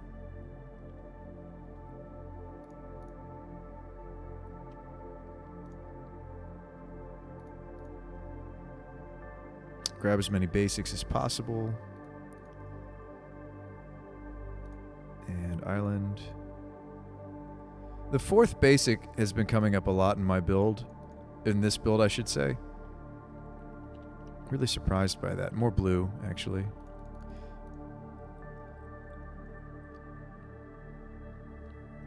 Alright, so let's Spellbomb. And bounce the Shardless, replay Shardless. Right? Yes. It's cool how, like, we're having Xaxes mana. It's making me a little uncomfortable. Okay, we hit a Dwellers. Yes, I'll shock a little bit here. Dwellers on the bottom of the stack. Oh, choose. So we've got a Squeller giving back something. Don't we want to do this first, though? Or no, we want that to happen at the bottom, actually.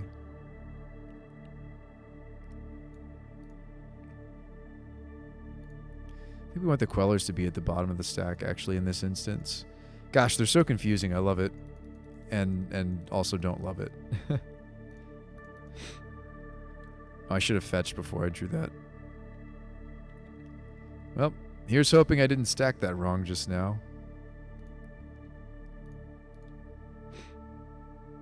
I guess we'll find out in a second. Tap, tap, tap, tap. Oh.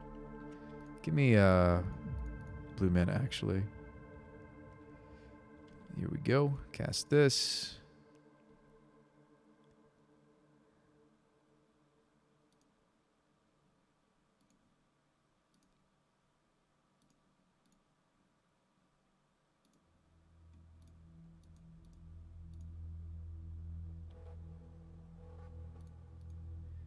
Oh, you know, I should have played the Provisioner before cracking this fetch. It's fine.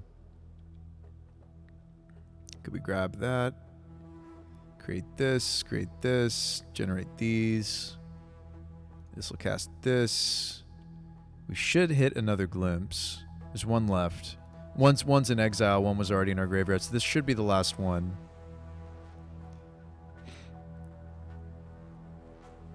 I'm not going to pay.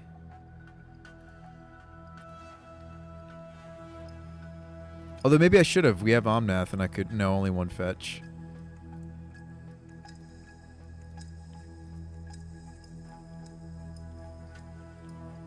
Yeah, I do feel like we have a little bit less meat without Titania or something like...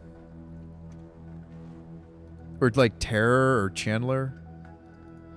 This is not going to hit anything. Exactly, Mr. Fleshy, right? Like, I'm saying the same thing. Like, because we're not hitting Karns, or the times we did have the Karns, we had Dwellers. I feel like I never got to, like, grab the Ballista. I never got to grab the Memorial, all this stuff, right? Like, we have a couple more draws, but I wouldn't have enough mana to, yeah, I wouldn't have enough mana.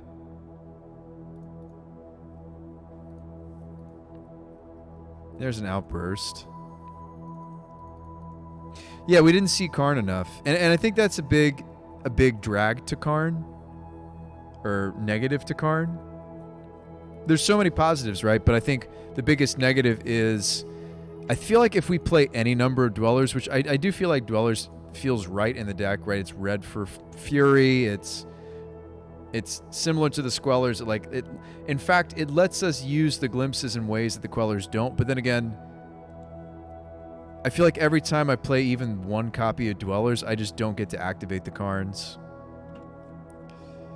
Maybe it's too convoluted now. Very possible, Fleshy. I think 3 Quellers has been fine, though, for capturing the, capturing, I should say, the Cascaders. I just don't know. And Endurance would shuffle. Well, no, we already have a shuffle effect. But yeah, I just feel like the Dwellers, like, as sweet as they are, because I've played Dwellers on and off in this archetype. It's very nice what it does. The reason I was trying to do Spell Quellers instead was because this kind of pauses the combo for a second and gives us a chance to grab something with Karn. But then we also just need more ways to bounce Queller. I can't really Goldfish that because it almost wants... That almost wants us to have some of the Teferis in the main board, and I think that's fine because Teferi is just really flexible. Gumanoob with the raid of... raiding with the 29. Gumanoob, thank you for that raid. Welcome, Gumanoob's viewers. We're trying to work on an alternative way to finish, or just an alternative build, I should say, of Glimpse. Glimpse of Tomorrow in Modern. I'm trying to find a way to make Karn work in the Wombo. We're already down to 3 Karns, which feels weird to me because I feel like he's just so important to the deck, but now we're trying to figure out if we could be playing the Teferis as well, because the Teferis would... give us the ability to not just bounce the Squellers, but they would let me pick up the Shardless and pick up the Plea, and yeah, it's a lot of pieces. I wish there was a red card that let us return the... I wonder if there's like a random Planeswalker we're just not thinking of. There probably isn't. Planeswalker or something. Something that's red that returns.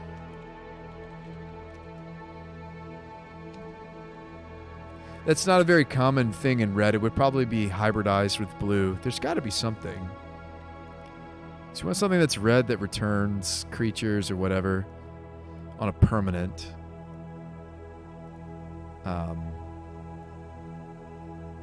It's got to be like 6 or cheaper. Nah, it's got to be cheaper than that. It's probably got to be like 5, maybe 4 mana.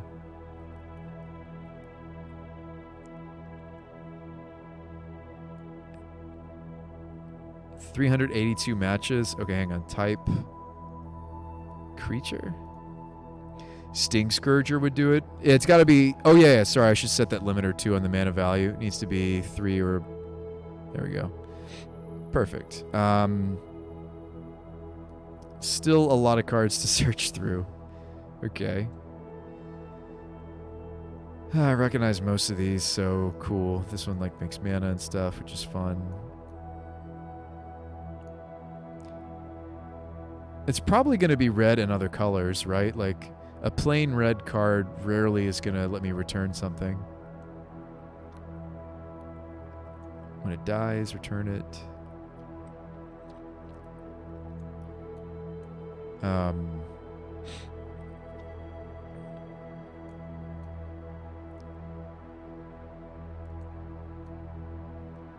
Has to deal combat damage. Feather's fun. I'm sad this didn't catch on in the modern format. Like a feathered deck. Twister. No, I need something that's, yeah, return. I mean, I want to return a permanent. That's just not common in this color combination. Kenrith doesn't do any returning. He does reanimating. Knuckleblade, yeah, it's a fun card, but doesn't do what we need it to do.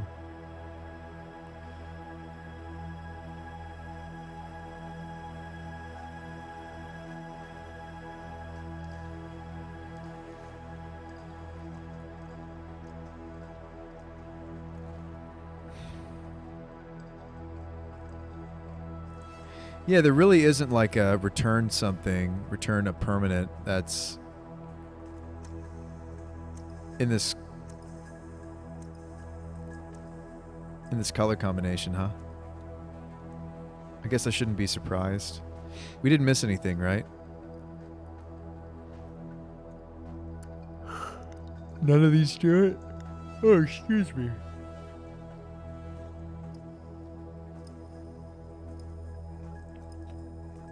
That doesn't quite work either.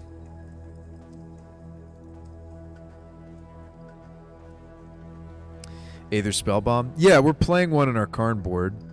Spellbomb, yes. I am playing Spellbomb. Good suggestion, yes. We are playing it. It's in the Karn-board. We don't want it in the main deck because it would interrupt the... I wonder if there's like an artifact that does it.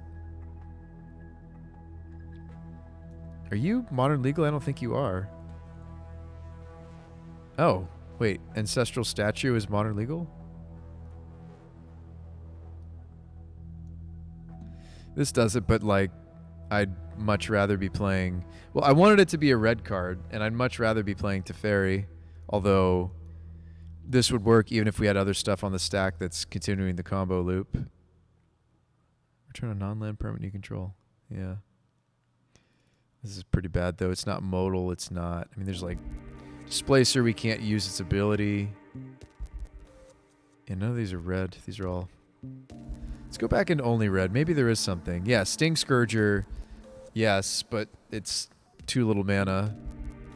Yeah, this just isn't a common thing for red. And maybe that's a good thing, right? That it's not something that red can commonly do. Maybe if I extended the search to some bigger permanents.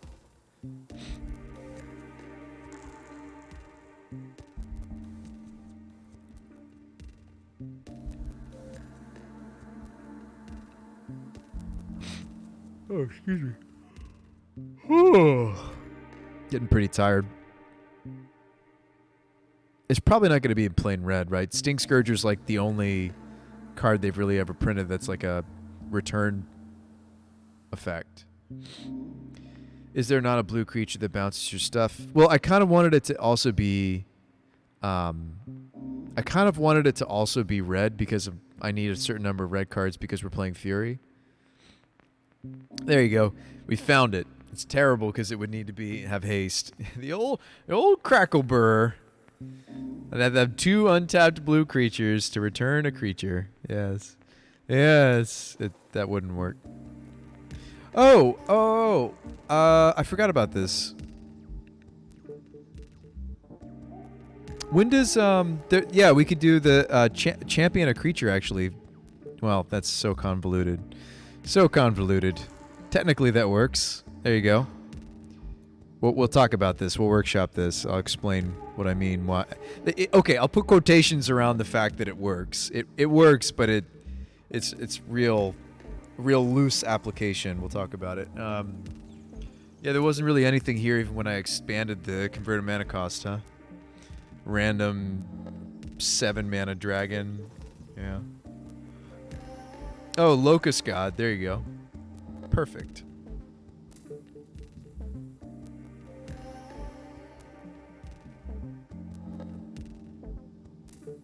I'm kidding. I'm kidding. Refamiliarizing myself with its text. Oh yeah, Fire Main Angel. Oh yeah. Oh yeah. Classic, right? Gosh, there really isn't anything, is there?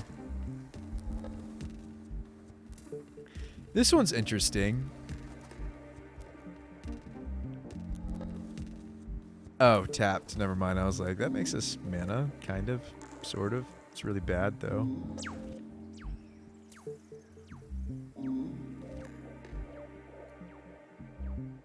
Yeah, none of these... I think this literally might be the only thing that... It's a red card that's not less than 2 mana that lets us reuse the... or lets us tuck something under the Queller and then champion the... But doesn't champion happen before all these triggers would happen? Berserker? Does anybody know?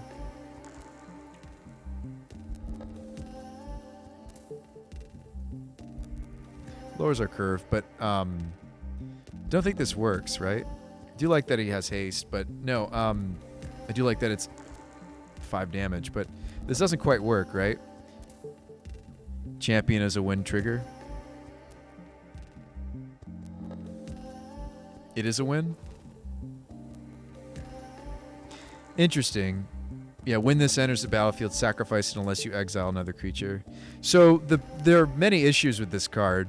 One being that we really couldn't have too many copies of him.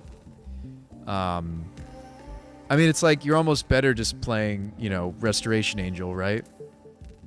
Because the Berserker just has too much danger to, like, put us down a permanent, or if I don't hit another creature that's worth blinking with it. Like, I get that I'm trying to make our red count function. I get that I'm trying to move away from Dwellers, even though it's really good in the archetype, because we're trying to play Planeswalkers. Like, I get that, but our red count's 20 if we play something like Berserker. I don't know.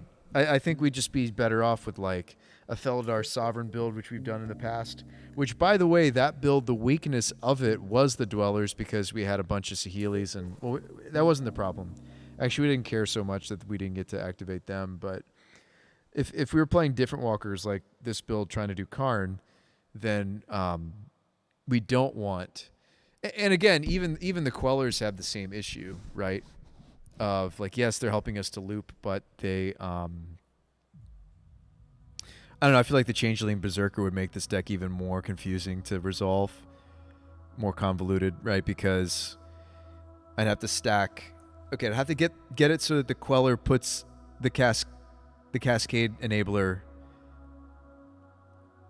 I'd have to have the Queller counter the Cascade before the Changeling Berserker championed it.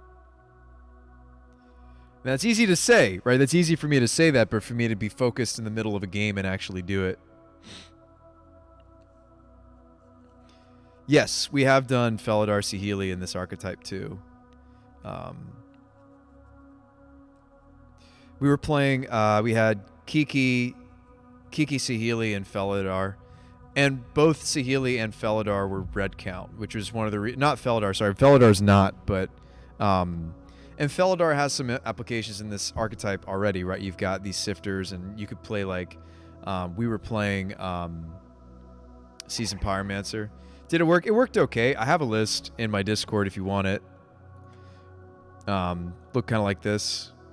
I think it shouldn't have been a Goblin Dark Dweller plan, though. I think that the Guardians actually could have made the spell Quellers function, like this build's trying to.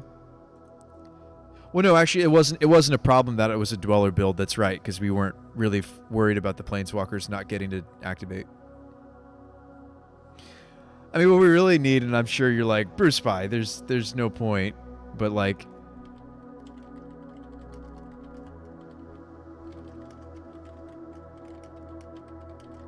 I don't think there's anything that they've ever printed besides, like, the new... a newish... There was, like, a newish 4-mana Teferi.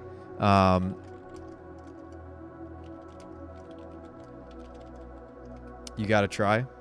I still want to. I mean, I already played it for a while, trying to make the You guys know what I'm talking about. The 4 mana blue Teferi. I think it's the only planeswalker that they printed that like allows you to do that. This one. I don't think they've ever printed like loyalty abilities. Thanks for the follow, Adafrog. Adafrog? Adafrog? Thanks for that. Welcome to the Brew Spy. Welcome to the Brew Crew. Brew Spy Show. Loyalty ability. I don't think they've printed a whole lot of stuff that reference the loyalty abilities. Why am I not getting any cards? Do I have some filters still set or something? Reset all filters. At least Teferi Master of Time should come up. Loyalty abilities.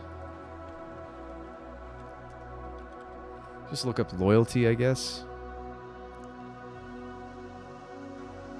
Because that's the thing. Like, if you want a planeswalker that we can actually guaranteed utilize, you misspelled loyalty. Ah, okay. Oh yeah, there was that sweet Karth, the Lion list I remember seeing. But yeah, Planeswalker's abilities give you more. But we would need something that like lets us use Planeswalker abilities at any time, and all of a sudden it's just like really, really, really convoluted. But if there ever was a Planeswalker that this deck could utilize, it's actually Teferi Master of Time. Because he's got the you may activate anytime. I mean, the target creature, oh, it says you don't control. Dang it, why does it have to say you don't control? I mean, all he would do is draw us cards and make us discard cards. I don't think that's good enough. Nissa's interesting in this deck because we have a lot of landfall happening. I have thought about this card before. So she's basically, I mean, she's definitely going to have a bunch of loyalty. The problem is her -5 good enough, right? All it does is get us a creature back. And it's equal to the number of lands we control, so we'd have to have, 4 lands, yada yada. 4 or 5 lands, theoretically. But she was interesting to think about, but neither of them really do it. I've thought about weird builds too, like playing, there's that one, what have I thought about? I thought about like really weird stuff, like we tried Titania for a while, still kind of missed that. This is loyalty abilities twice. It doesn't let you do it instant speed.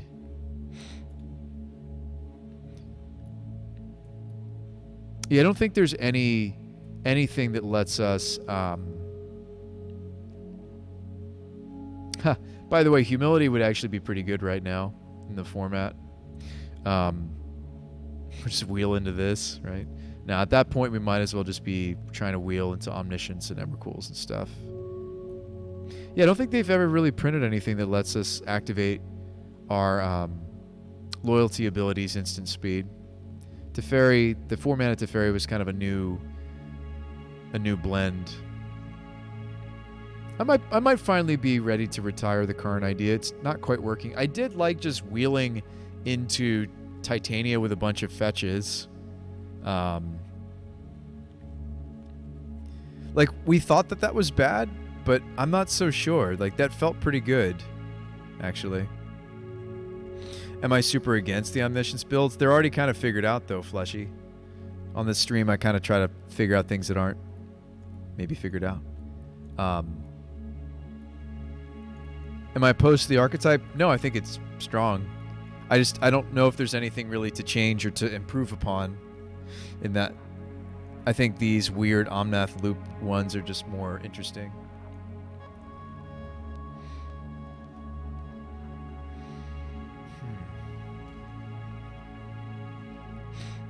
Gosh, we actually managed to pull off a 3-2. We weren't even playing Sifters, and that was just maybe completely bonkers. Yeah, I mean, we could go back to doing the Felidar Sovereign Kitty combo. Sovereign does naturally work with Spellqueller.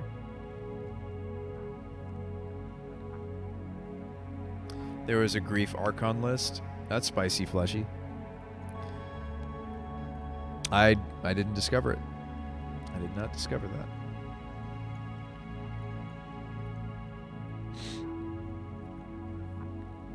I do think this is the harder deck also, which not that like, ooh, like you have to have the challenge Bruce by. It's like, no, it's just, it's more interesting to me.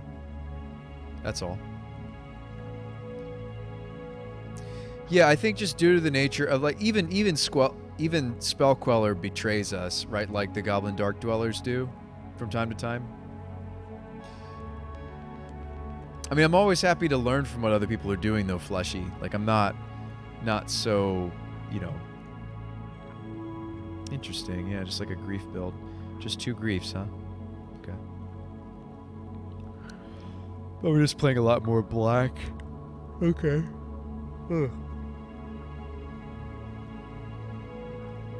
How do I feel about Queller? I found it not the best, as it mostly comes down with Glimpse as a normal 2/3. Yes, it does.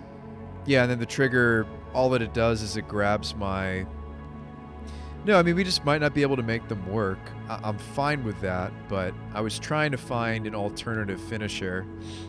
I did think, like, there have been several times where I've wheeled into, when we were playing Titania, I wheeled into Titania with even just a few fetches, and I didn't feel like I needed, let's see, I didn't feel like I needed, like Karn for go grab, you know, Tormod's Crypt, give my whole team haste. Like as sweet as some of this stuff is, I think we could still play the explosives, right? In the sideboard because it sacrifices itself, but maybe we retire the Karn idea for a moment. For a moment. That also frees up a lot of my budget. Mostly the Karns being expensive. I'd love to just like make a Titania build work. Like, we're jumping through all these hoops, and yet, like, she has natural synergy in the deck. She naturally synergizes with Provisioner. Yeah, she produces a whole team. I'm going to try your 3 Furies in the main. I've only lost to Control and Paper so far. And it was pretty much unplayable. Oh, I'm sure, in Paper, yeah. On Moto, like, the fact that it's automating all the triggers for you. I do realize that. I am aware that it automates that stuff for us. It's like already I would need some number of... like already what the deck seems to be missing is... If we're not going to play Squellers, right? It's missing some number of Goblin Dark Dwellers. Which again helps with red count. I'm all for it. Like, I like our red count. But then it's like, okay, don't I need some number of like endurance or something?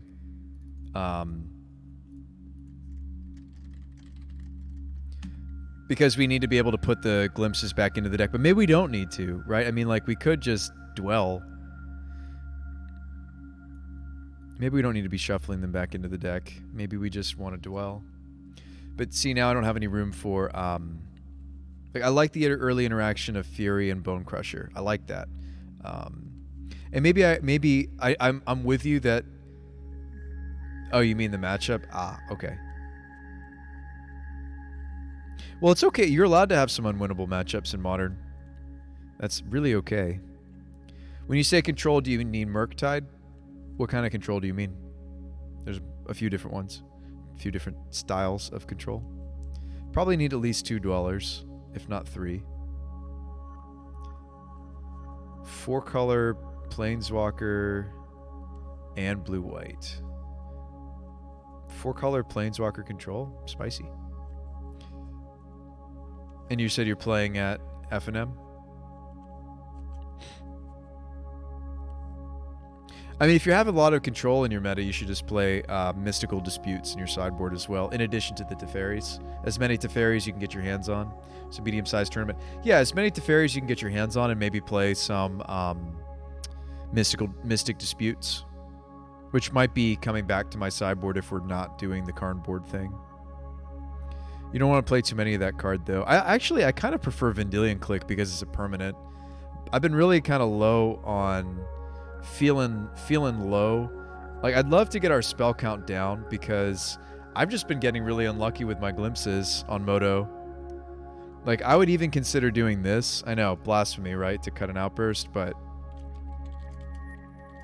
I kind of would rather not. have that happen as much. So like this would bring us down to 6 spells, and I don't think I want more than that. Yeah, I don't think I do. I would maybe do that personally. Let's see.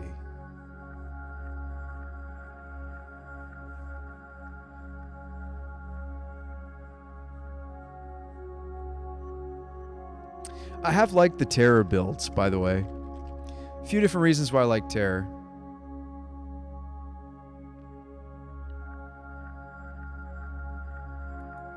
Terror of the Peaks. This is more easy to hardcast than Chancellor. And don't get me wrong, I think the Chancellor builds are great because as you wheel into Chancellors, you know, you're getting a lot more permanence. Like, I'm with you. I totally understand why the Chancellor builds are as popular as they are. Like, it does do the thing, right? It gives you a bunch of hasty creatures. It functions. I like the flexibility of Terror of the Peaks. I like that we don't have to, you know. Problem is the instant speed of outbursts is very relevant. Yes, it is. No, it is. I wouldn't leave home without at least 3 of the card. It's just, I personally, maybe it's just my bad luck. I feel like I always like, I'll wheel and I had 5 permanents and then I'm down to 3 permanents. So, I mean, maybe you're just luckier than me, Mr. Fleshy. I don't know.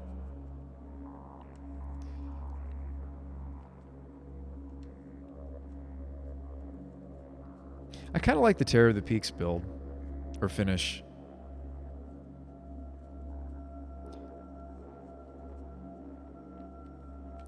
And again, like, the deck is looping Omnath for damage too. I don't know. I just don't know. Again, like, I know it's a bad matchup. I'm okay conceding it game 1. Or not conceding, but just like losing some percentage points in that matchup game 1 and having the Teferis in the sideboard. I'm trying to remember some of the old tech we were playing. We had some weird stuff in our board. I had some weird stuff in the board. Kind of like, still like the Misers, Brazen. Red count's great, right? 8, 9, 10, 11, 12, 13, 14, 15, 16, 17, 18, 19, 20, 21. Okay, red count reasonable. The fairy's nice in the mirror, though. It is. Yeah, he is. I mean, I can certainly get behind the first main board Teferi. Let's see. Spyro, we've liked the archetype. Red's a little tough because we're green-based thanks to it's Colony Garden's fault. But Red's not impossible. Just play Mirror Battlesphere. Gosh, you know, we were considering Battlesphere when we were on the Karn build. We found a different finisher that was better. But, yeah, we did consider it. Let's see.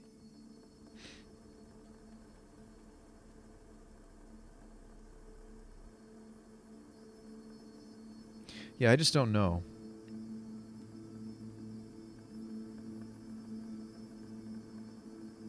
There's got to be some like weird obscure card that we just haven't figured out yet. I mean, like there's other landfall things that we've explored, you know, incessantly, right? The other landfall cards we've looked into. What's up, Tamado? We've looked into like other landfall stuff besides Provisioner and Omnath and just like been kind of unsatisfied. There is another Omnath that functions similarly to Titania, but it's not as dependent. What was it? There is Big Daddy Omnath, that the 6-mana one, that it doesn't. It is a landfall Omnath. It doesn't. Well, they're all landfall. All of them are, except for this one. But this one's interesting. It does a similar thing to what we wanted our Titanias to be doing. For a lot more mana, though, is the issue. Omnath, Locus of Rage. It's actually, I thought it was 6 mana. It's actually 7. But at the same time, it's like at that point, why wouldn't we just do Chancellor, right? But I mean, this does produce a really big board. But yeah, I mean, at that point, we should just Chancellor. What about 4 Bone Crusher, 4 Fury? I'm playing them already.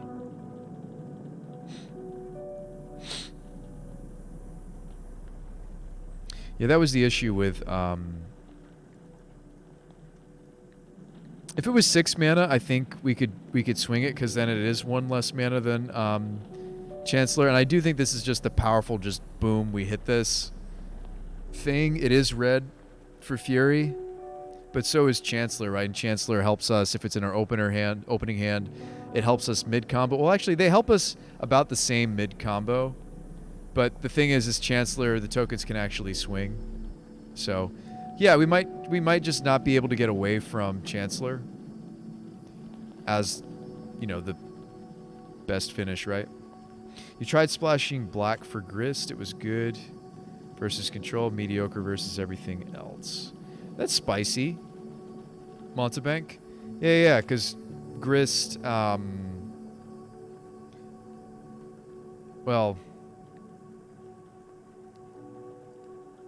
I don't know. I feel like we should maybe stay away from the walkers. I did want to explore a... So hear me out. There was a build I was fiddling with. Also, my moto is kind of broken. Let's wait for it to catch up. It's thinking. There we go. I was messing around with like a Nahiri Emrakul build. A little bit. For a little bit. A couple reasons why. Yes, it's a red card for...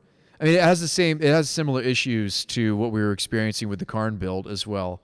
But it gives me an excuse to run an Emrakul. Just a thought. The Nahiri... I mean, I think Nahiri's okay.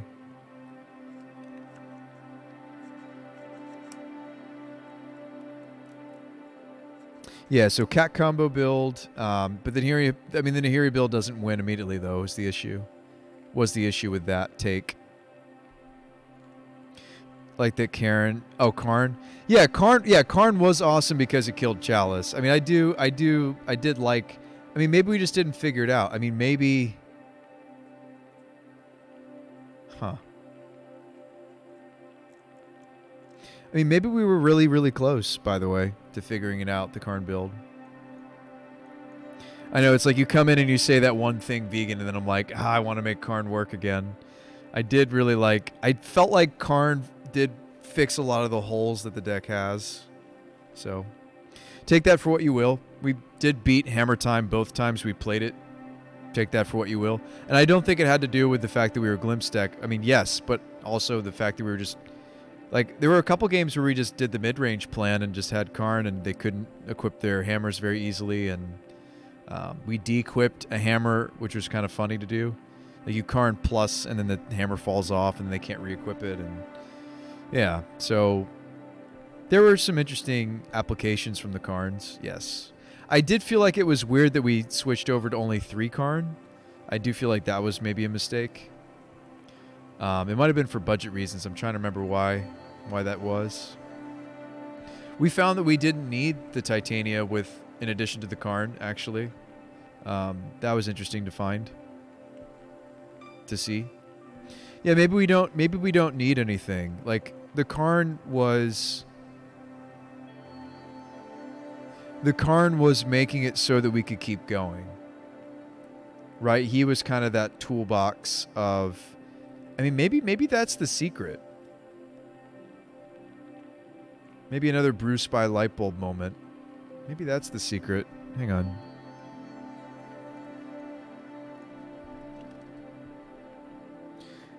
You got me excited about Karn?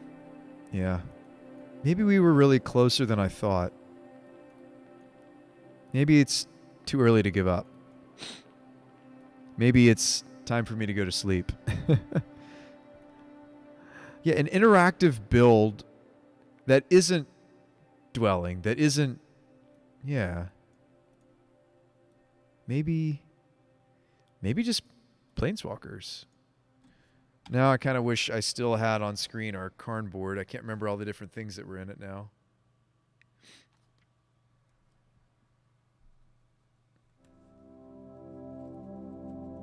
I don't remember all the different things that were in it. What's our red count, though? Maybe we can't have all the Teferis in, but 1, 2, 3, 4, 5, 6, 7, 8, 9, 10, 11, 12, 13, 14, 15, 16, 17, 18. Oh, we would need to play the 4th Violent. It's fine.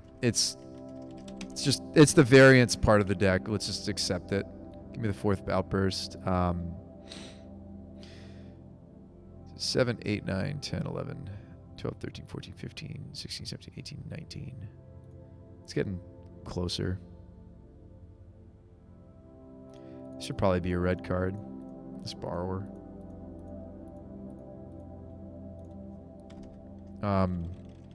But yeah, the Teferis can let me return the agents and the pleas, which again like makes me want to play more plea, by the way, than this. I just don't know if I have room.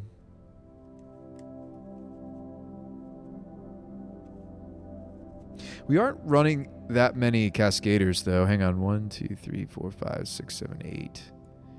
Karns are kind of an extension of that, but maybe I should still be on another Ardent Plea and then do a either a split or just not play the Singleton Borrower of Teferis, I should say, because the borrowers don't help us mid combo. I mean, neither do the Bone Crushers, but the Bone Crushers are red count for Fury.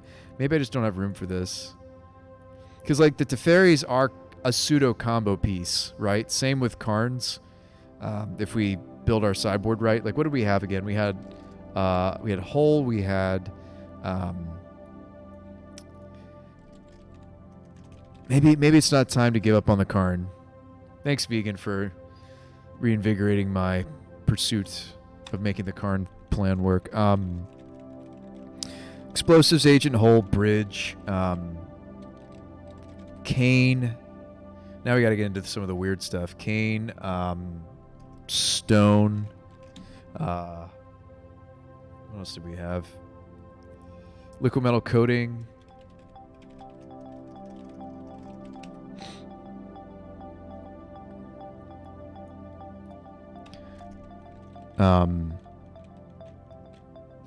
Aether Spellbomb to kind of let Karn function as Teferi, if not a lot more expensive. We tried a few different like ways. Oh yeah, Walking Ballista. I watched your VOD of Karn destroying the Hammer players. Oh, thanks, friend. Oh yeah, my computer crashed, so that VOD would exist actually. All right, Walking Ballista. Yeah, maybe it's not time to give up, guys. Never give up, never surrender. Let's see. Ballista, Spellbomb, Coating, Brainstone, Kane, Bridge, Hull, Agent, Explosives.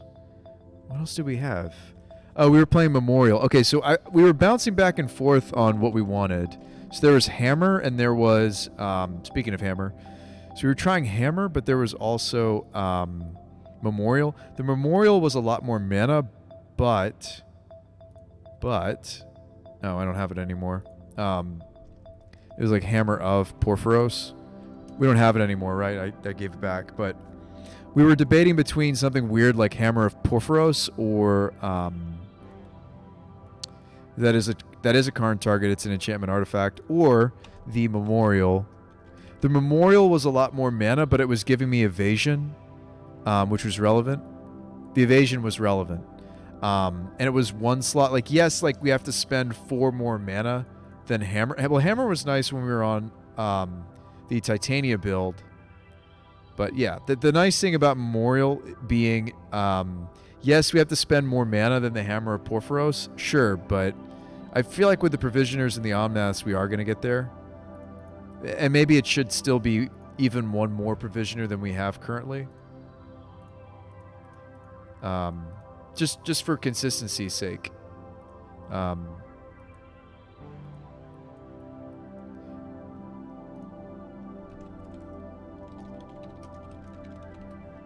I think the playset of Provisioner, a full playset of Provisioner is maybe just a bad idea, simply because of us timing out.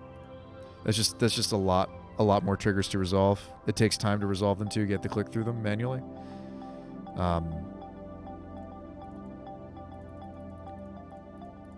If we want to be better against the control decks without having to play Mystical Dispute, we could just play Vendilion Clicks. I've played Vendilion Click before. Also helps us against other combo potentially. So it looks like we're having a lot more space in the Karn board than we had previously. I don't know why. There's probably something I'm not remembering. Stone, Cane, Aether Spellbomb, Agent, Memorial, Ballista. So these are the 6, like, combo piece. And then, yeah, we had Coding, Bridge, Hull, Explosives. Okay, maybe it seems like we have a lot more sideboard space because I've cut the... Not cut, I moved some of the Teferis to the main board. That's probably what it is. Why it feels like our sideboard's more spacious. And I wouldn't play more than 1 or 2 clicks. And I'd love some more removal similar to this stuff that doesn't interrupt our combo. I can't think of anything. I mean, we could play like, sweepers. Oh, you know what we could play? Even though it breaks my philosophy, I think us having access to a quick sweeper is actually really nice. And there is one, a lot of people don't think about it. Not turn and burn, tumble. I think actually in this meta, I'd be more interested in like this like Hammer Ragavan meta. I'd be more interested in Rough and Tumble for the rough side. So rough is it doesn't kill Darcy's that have delirium, whatever, but deals 2 damage to each creature without flying. I think I've liked that. Sure, against prowess it doesn't work. Their creatures will probably live through that if they have open mana, if they have a lava dart. But useful here.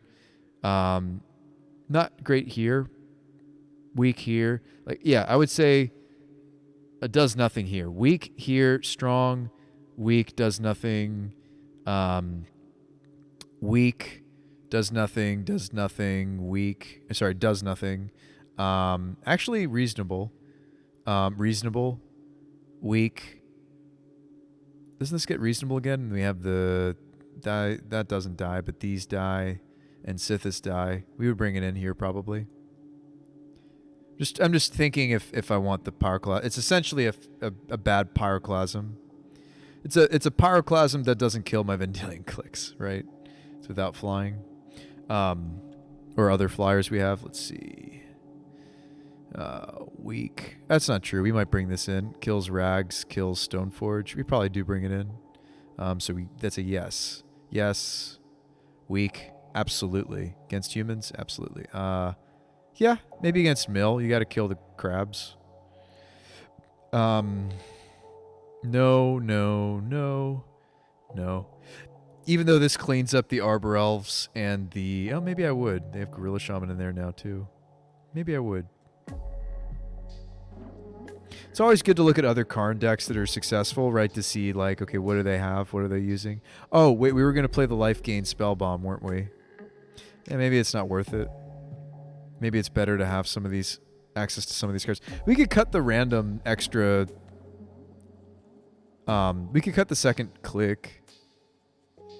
They're awkward in multiples, whereas I mean Teferi's just so strong we don't mind. But yeah, click is kind of.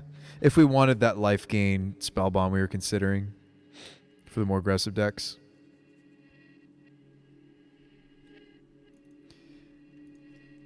What was it? One of you guys came up with that card because I was looking for something that was cheap. That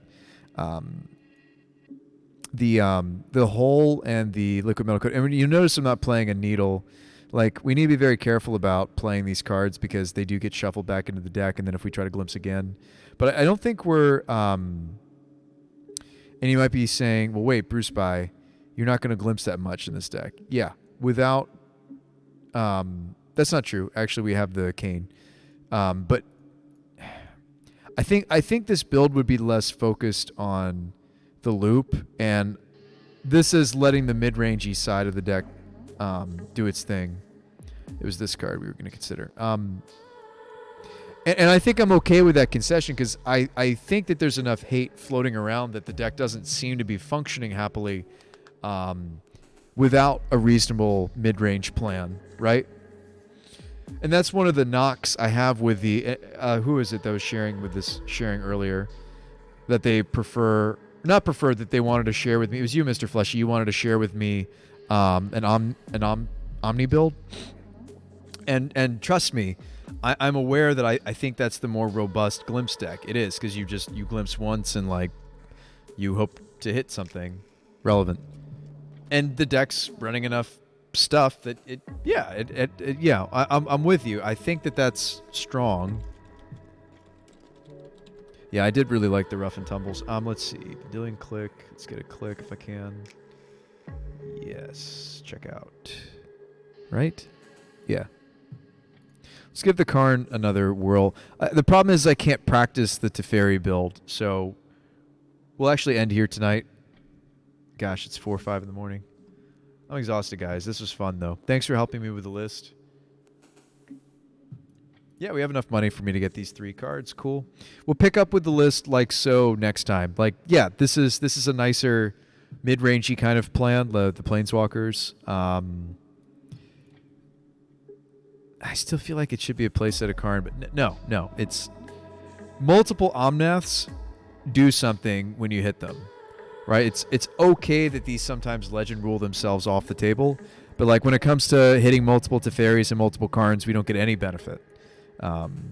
Whereas we were when it came to Titania. Titania at least would return an extra fetch.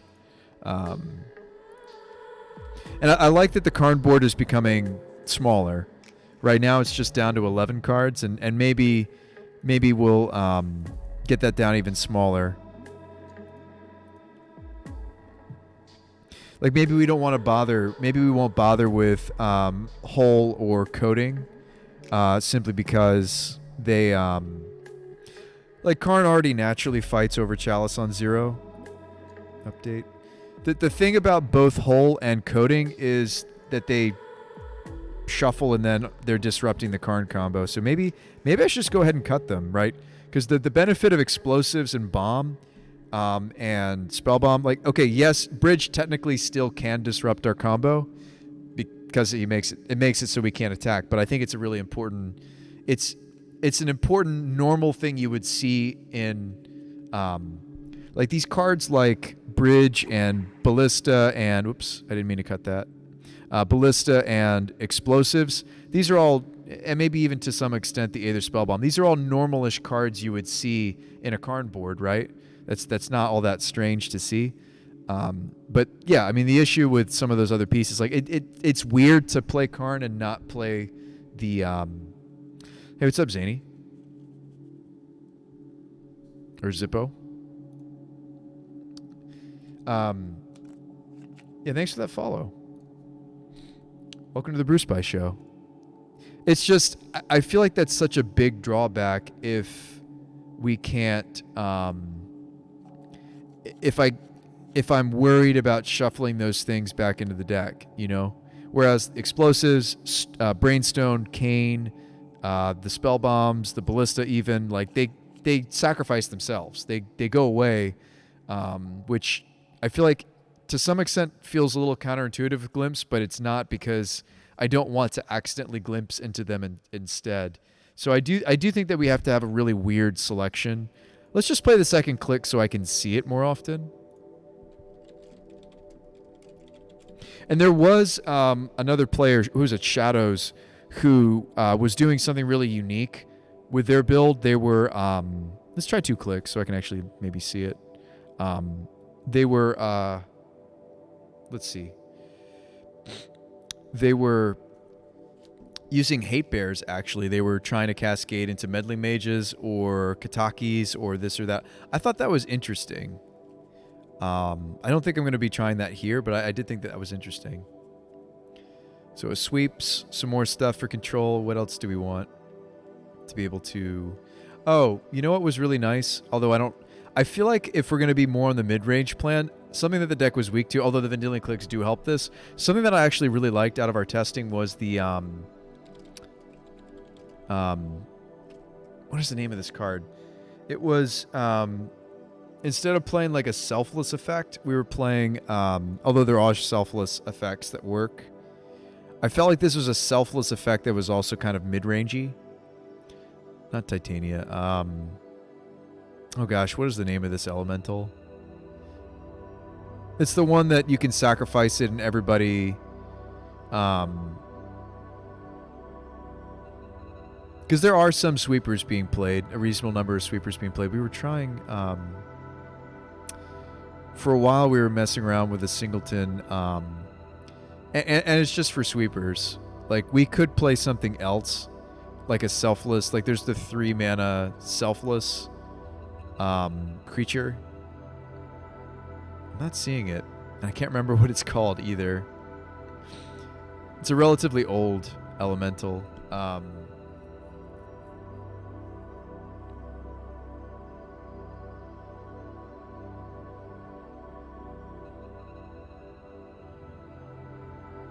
But it's kind of like a selfless effect. If I can remember what it's called.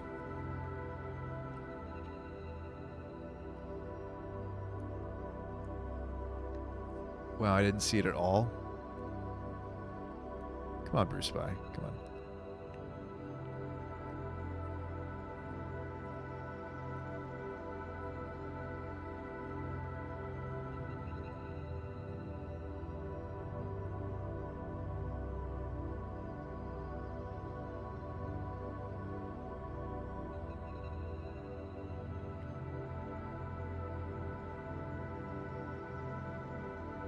I mean, it's been around, whatever elemental I was thinking of.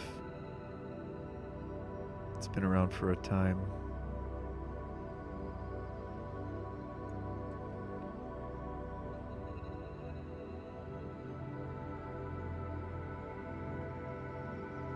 It's 5 mana.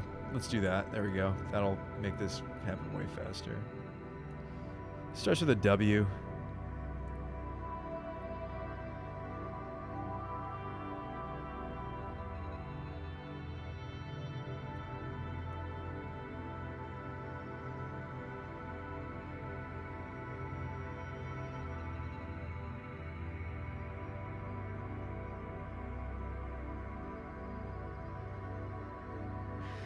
I mean, we were just playing it because we wanted to have a little more cushion to wheel into against. Yeah, I think that some number of Whisperwoods would be maybe a smart idea. Or we could play a different selfless effect, right? But I think if we're making it so that the deck is a little bit more mid-rangey and not necessarily... like, in some ways, yes, we're streamlined for the combo, like adding extra Provisioner and such, and like bringing, playing the playset of Sifters, yada yada. But I think in other ways, we're more vulnerable in this list than before when it comes to sweeping effects.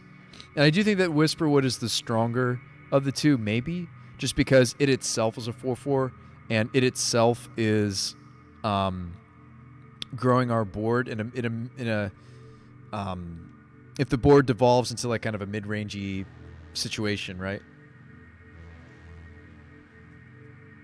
So I'd love to test some number of Whisperwoods, but I think that because if they do have like a verdict, etc., or like a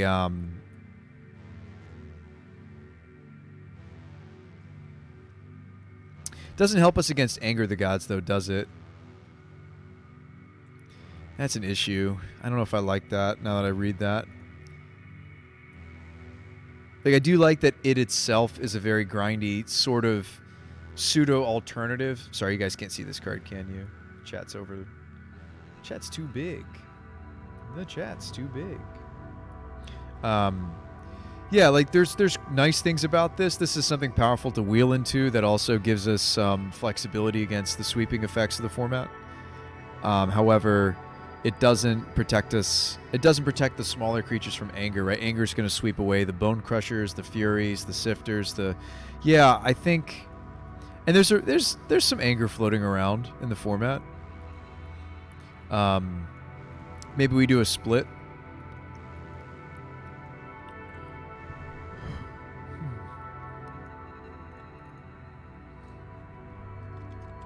Because they printed a selfless effect that is in our colors. I mean, that is enough mana to not...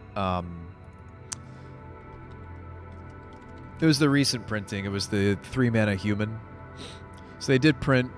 Like, yes, I'm aware that Selfless Spirit is, like, better, but it would disrupt our combo, whereas Glyph Weaver wouldn't. So we could try, like, a split.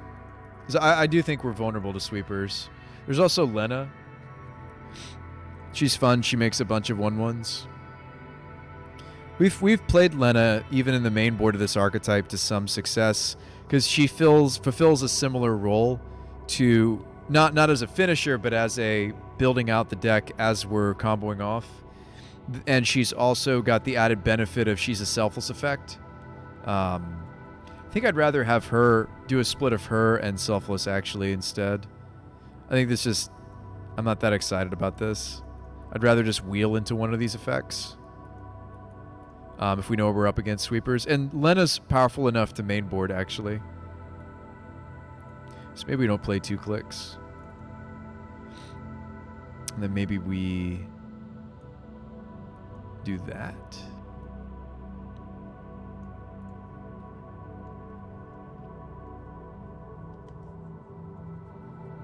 Because, yeah, I'm just aware that we're going to be more vulnerable to sweepers, so I kind of like that idea.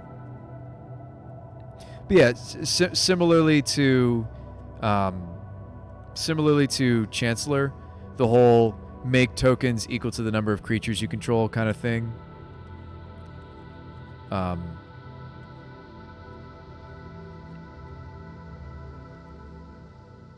Granted, her sacrifice only protects things that are power less than her, so she's specific, right?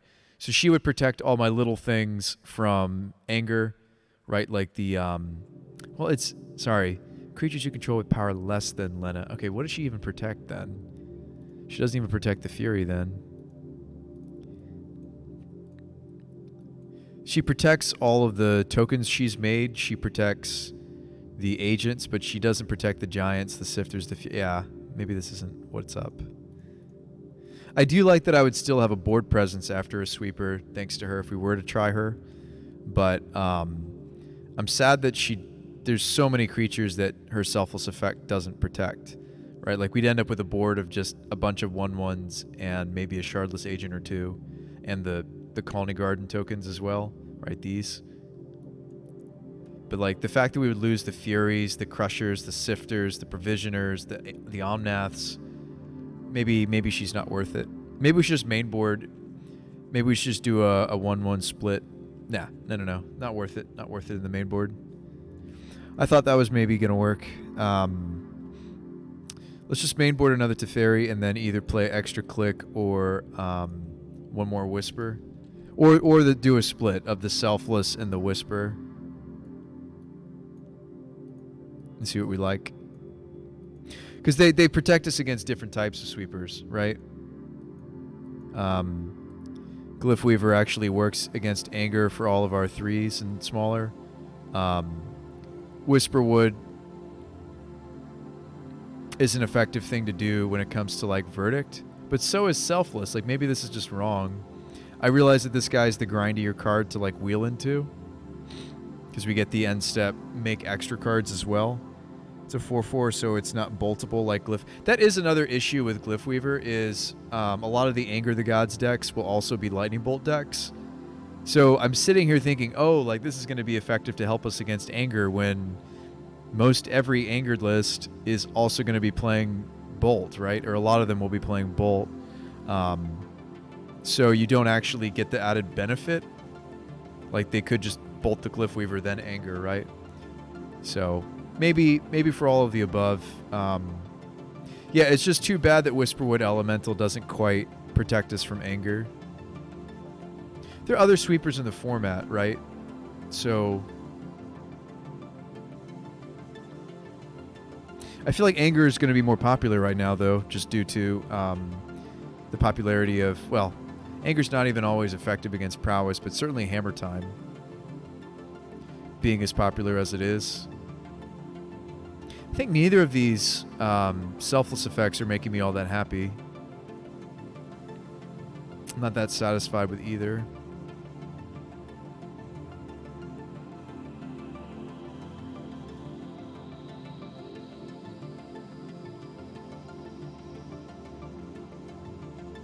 There's like that random Rhino Dauntless, right? That's like creatures you control gain indestructible.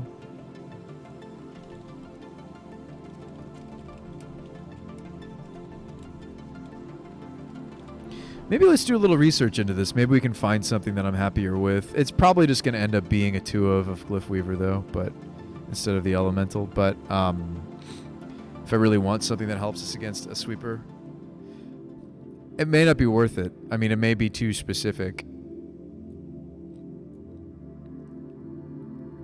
Oh yeah, there's Linvala.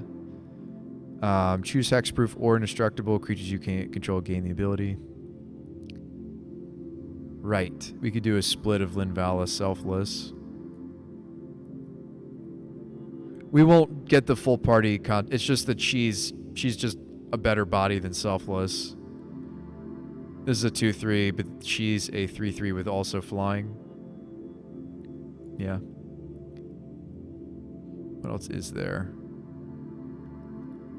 Lena, but the size was an issue. Yeah, etchings is funny. Oh, excuse me. Archangel Avison's interesting to flash in response to a sweeper.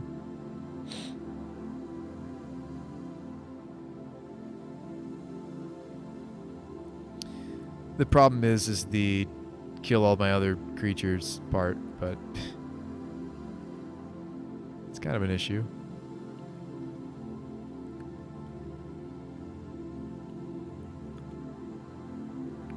I don't know if there's anything else that actually does this, right? It's a permanent that's CMC 3 or more.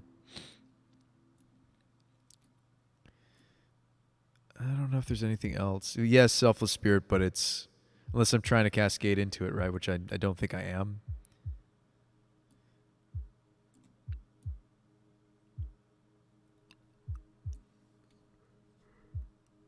Oh, excuse me. We want it to be like an on-command indestructibility, right?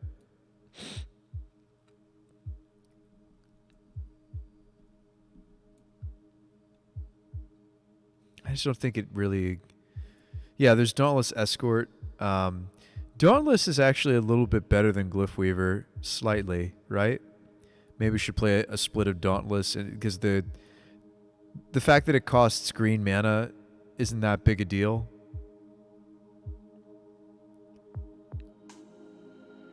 We get an extra power. Maybe that's better.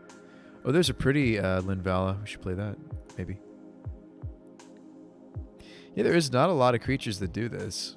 Sacrifice themselves to protect everybody.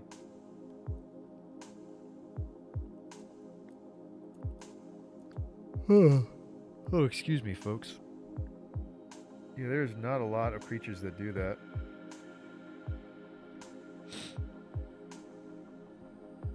Classic Dauntless Escort. This is actually, I think, one of the first creatures that was printed to do that. It's from the original Alara block.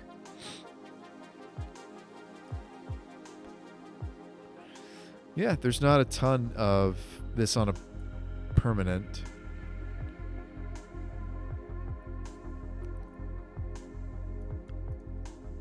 Oh, just my 2 cents. I feel like we could be a little bit more vulnerable to sweepers now, so maybe something like this would be worth it in our sideboard. Some more sweepers of our own, some protection from the enemy's sweepers, a little bit more stuff for counterspell-laden decks. Yeah. I know, I really need some. I do. Let's pick these cards up.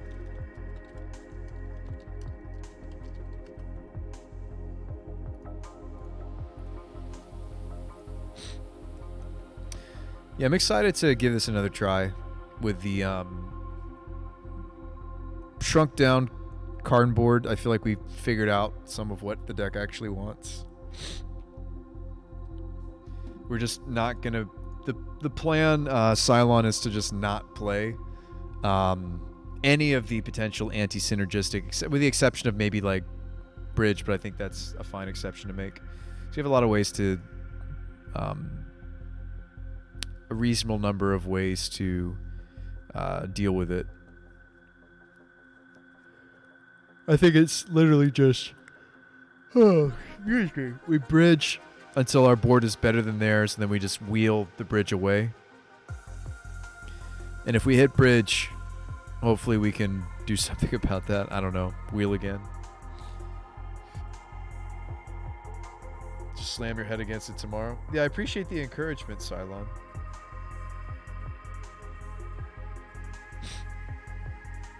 Yeah, I'll screenshot here, put it in the Discord. You guys can mess around with it as well. I think this is getting closer. It's like I didn't think that the deck could or should function without either, you know, some amount of queller or some amount of dark dwellers. But maybe if we're just committed to doing the planeswalker thing, then we just don't play those effects that interrupt us getting to use their abilities, right?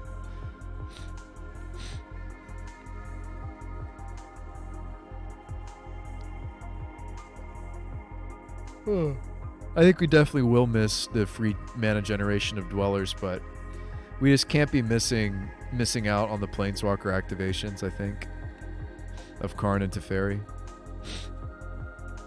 We hope not to see multiple Teferis at the same time, and same with Karn, and that'll happen, but the hope is to not see that too often.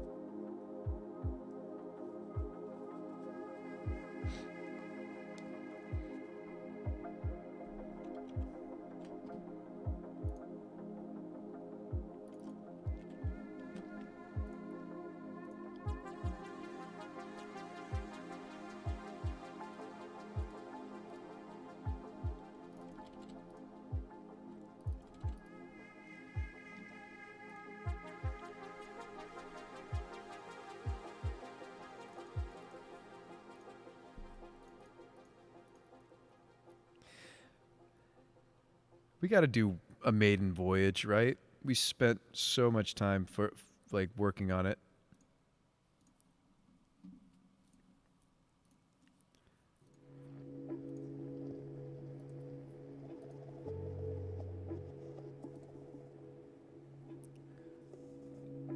Unfortunately, when we're goldfishing, though, we can't test the Teferis.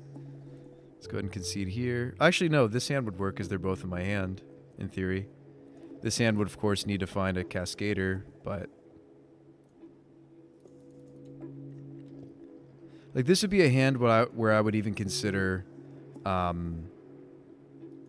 suspending the Glimpse. We actually could test this in Goldfish style, because both of the Teferis are in my hand, like I was saying. Land drop. Let's see, 2. Probably play out the Provisioner. One more turn, huh? Alright. Oh, wow, we drew another Glimpse, though. Wrecked. No land drop. The big issue... oh, I should have attacked there. The big issue with glimpsing during... like, through the suspend is that it's during our upkeep.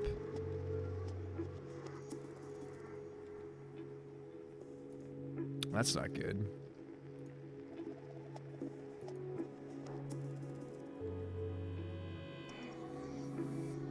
Drew into a Fury. I'm gonna draw a card. Draw another card. Did not hit land. Alright, we'll concede. The concession. That really was a mulligan draw, though. I just wanted to see if we could make the... alright, so we bring these out just because when we're goldfishing, they're ineffective. I don't know, we bring in the Lin Valor, the Click, or just some stuff.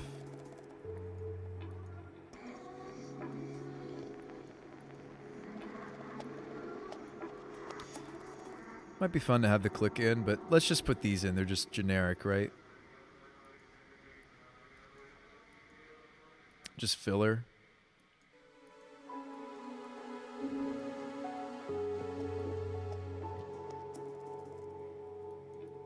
I just need to put in some filler while we're testing. Don't really want that filler to be these.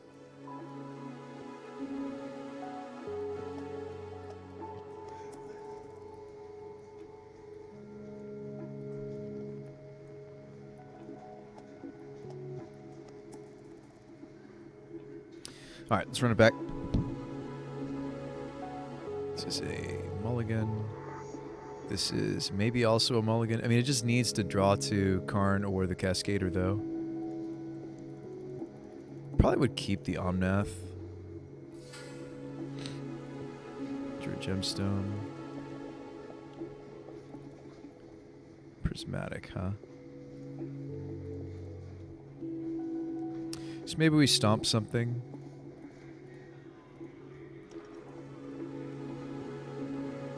Next turn we could just play out the Bone Crusher. But it depends. Drew a plea, sweet. We play Omnath though, right? I think we play an Omnath. So I have a fetch. Maybe we attack. Drew a Karn. The Bone Crusher. Alright, so play this, get a trigger, fetch. Island.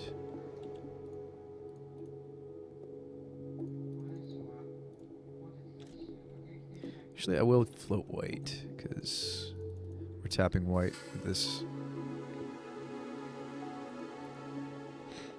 Here we go. Alright, first glimpse. Wow, we hit a bunch of spells.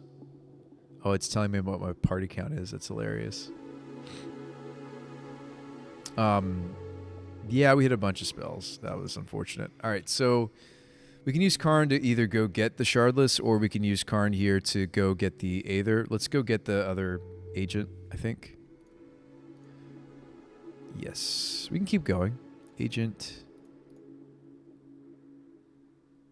Playing out Omnath doesn't really achieve much because we don't have another land drop. In addition, I'm actually going to go Island here. Just to keep our colors more open. That's all. That's the reason. All right, second glimpse. Let's have a better glimpse this time. This is pretty bad as well.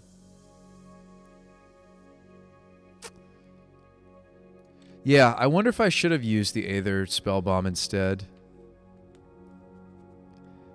This is an instance where maybe I have to just Brainstone and just hope to hit another Cascader. I don't know. Oh, no, I've got a Shardless. We're good. I forgot about the Shardless that's on the stack. We're fine. I'm like sitting here like, wait, it's already fizzled? It didn't fizzle. We can bounce this agent. Spell Bomb. We're good. We're still going. Still going, chat. Still going. Going.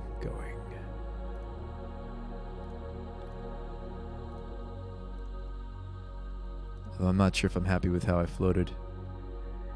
Agent. Here we go. Alright, last glimpse. Before we have to start shuffling the back end of the deck, which we can. We hit another Karn, so we could do that. There's another agent coming up.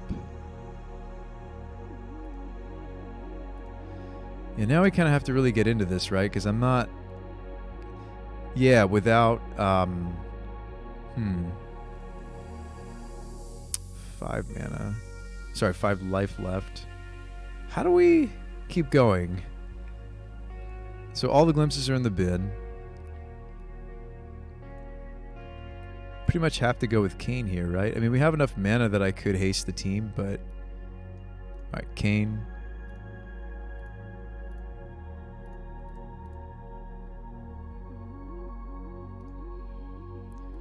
Heath, Forest, Blue.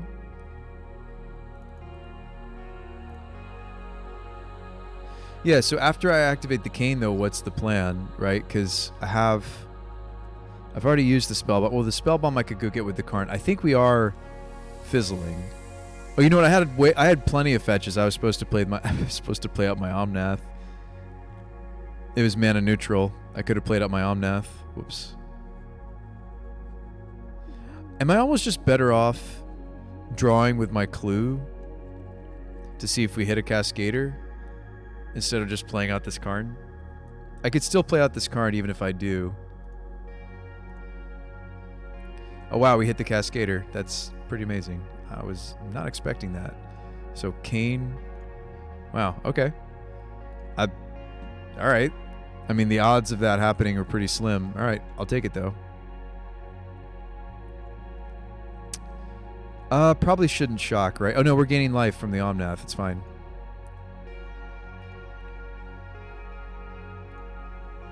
This is a lot less confusing, I'll admit, without the spellcrawlers. So that's a plus. All right, Provisioner. Let's see. We do have access to the spell bomb because we exiled it with because we exiled the spell bomb with the rod. We actually can use it again. Because the Karn's got some really weird text on him. The choose a face-up artifact card you own in exile, which that would count. So actually, I think we can keep going, right? Right? In theory, we get to keep going. Yeah, we can keep going. I'm surprised we only hit one Provisioner because I'm playing 3 right now. Surprised we're not seeing more. All right. We have all the mana in the world. Can we just win this turn? That's the real question. Honestly, we've hit them. We've probably done 2 Omnath third time damage, right? Like, haven't we dealt them 8 damage with this so far? We probably have. So it makes me wonder if just Karn to Akroma or Karn to the Memorial wins here, right? I just want to see. Let's search, and I think we could still. Yeah. So the Cane is still an option. Oh, you know what? Spellbomb would have been shuffled into our deck as of the last Cane. So I do need to be careful about that. I should try to Cane earlier before I use the Spellbomb. I need to think about the implications of that because the Spellbomb is in the deck right now. So that's a reason why. That is a reason for why Bauble could be more precise than the Cane. I do think the Felden's Cane is a cool idea for many reasons, but like the fact that it has applications against Mill is also nice because Mill is a little bit more popular because people are trying to make Tasha's work. It does work, by the way, Tasha's, because it exiles the Eldrazi's and everything. But so I think this is lethal if I just get the Memorial right, because they probably have taken 8 damage from the Omnath. And this is 1, 2, 3, 4, 5, 6, 7, 8, 9, 10, 11, 12, 13, 14, 15, 16, 17, 18 damage we're representing here. Plus, I could like play out, I don't know, this Omnath, or not this Omnath, I already have one in play. I could play out some of these Bone Crushers. I think this is lethal.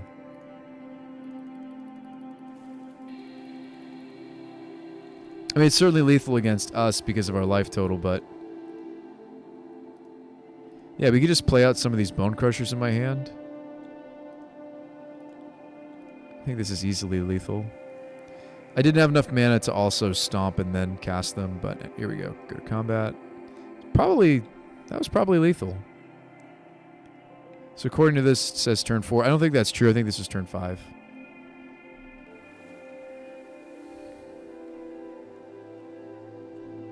This hand is not so great. Does not have the Cascader. This does not have a Cascade either. Put this back. Put this back. Done.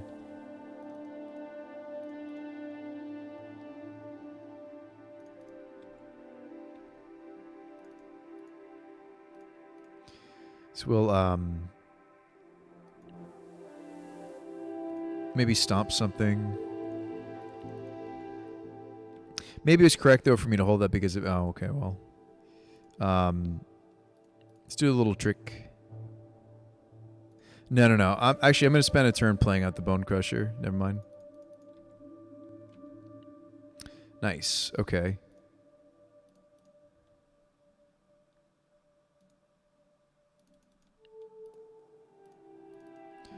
So let's Fury, pitching Glimpse. Let's remember that we're down a Glimpse.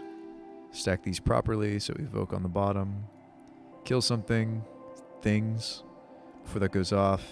Actually, I'm going to leave a blue because of Shardless.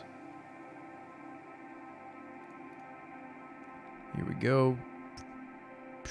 Sweet. Could click myself. No point. We would click the opponent here.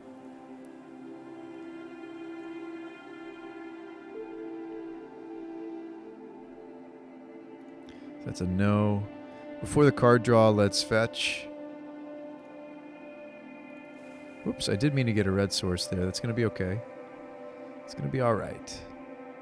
It's going to be okay.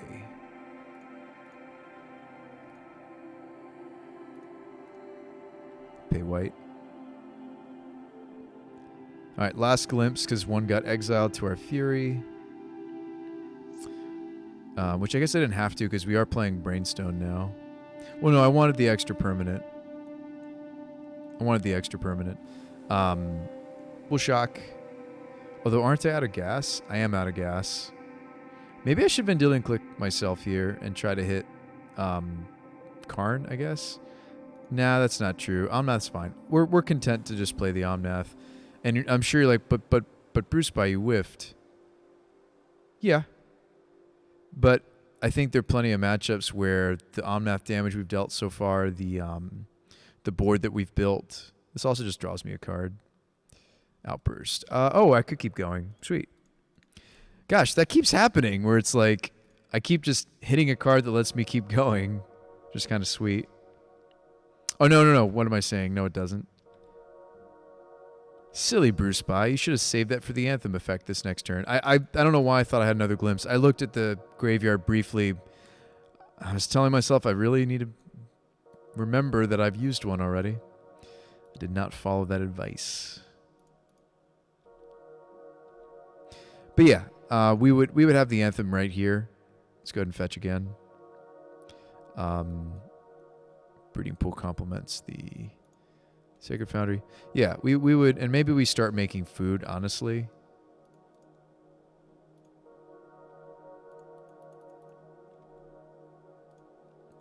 Yeah. Sweet. But yeah, I should have, that Anthem effect could have been relevant. So whoops. All right, guys, I'm exhausted. Going to bed. Hope you enjoyed the deck. It was fun brewing it with you guys. Give it a try. Karn's Glimpse. If you own the cards, that is. I wouldn't recommend you buy into this. This is still very, very... we're testing it. Still very much in the... still very, very much in the... we're figuring it out stages. That's all I can say. I'll see you guys on the next Bruce Spy show. Usually I have enough energy to sift through Twitch and find you another streamer, but I'm going to go to sleep tonight. So thank you guys. And by sleep tonight, I mean this morning. But you guys have a nice day. Thanks for coming and hanging out on the Bruce Spy show. And I will see you on the next broadcast. Hit that button. And that button, by that button, I mean the follow button if you haven't already. Also, maybe consider joining our little Discord community. We work together on decks in there. You can borrow any of my lists you see in there. You can also submit your own lists and we can talk about it.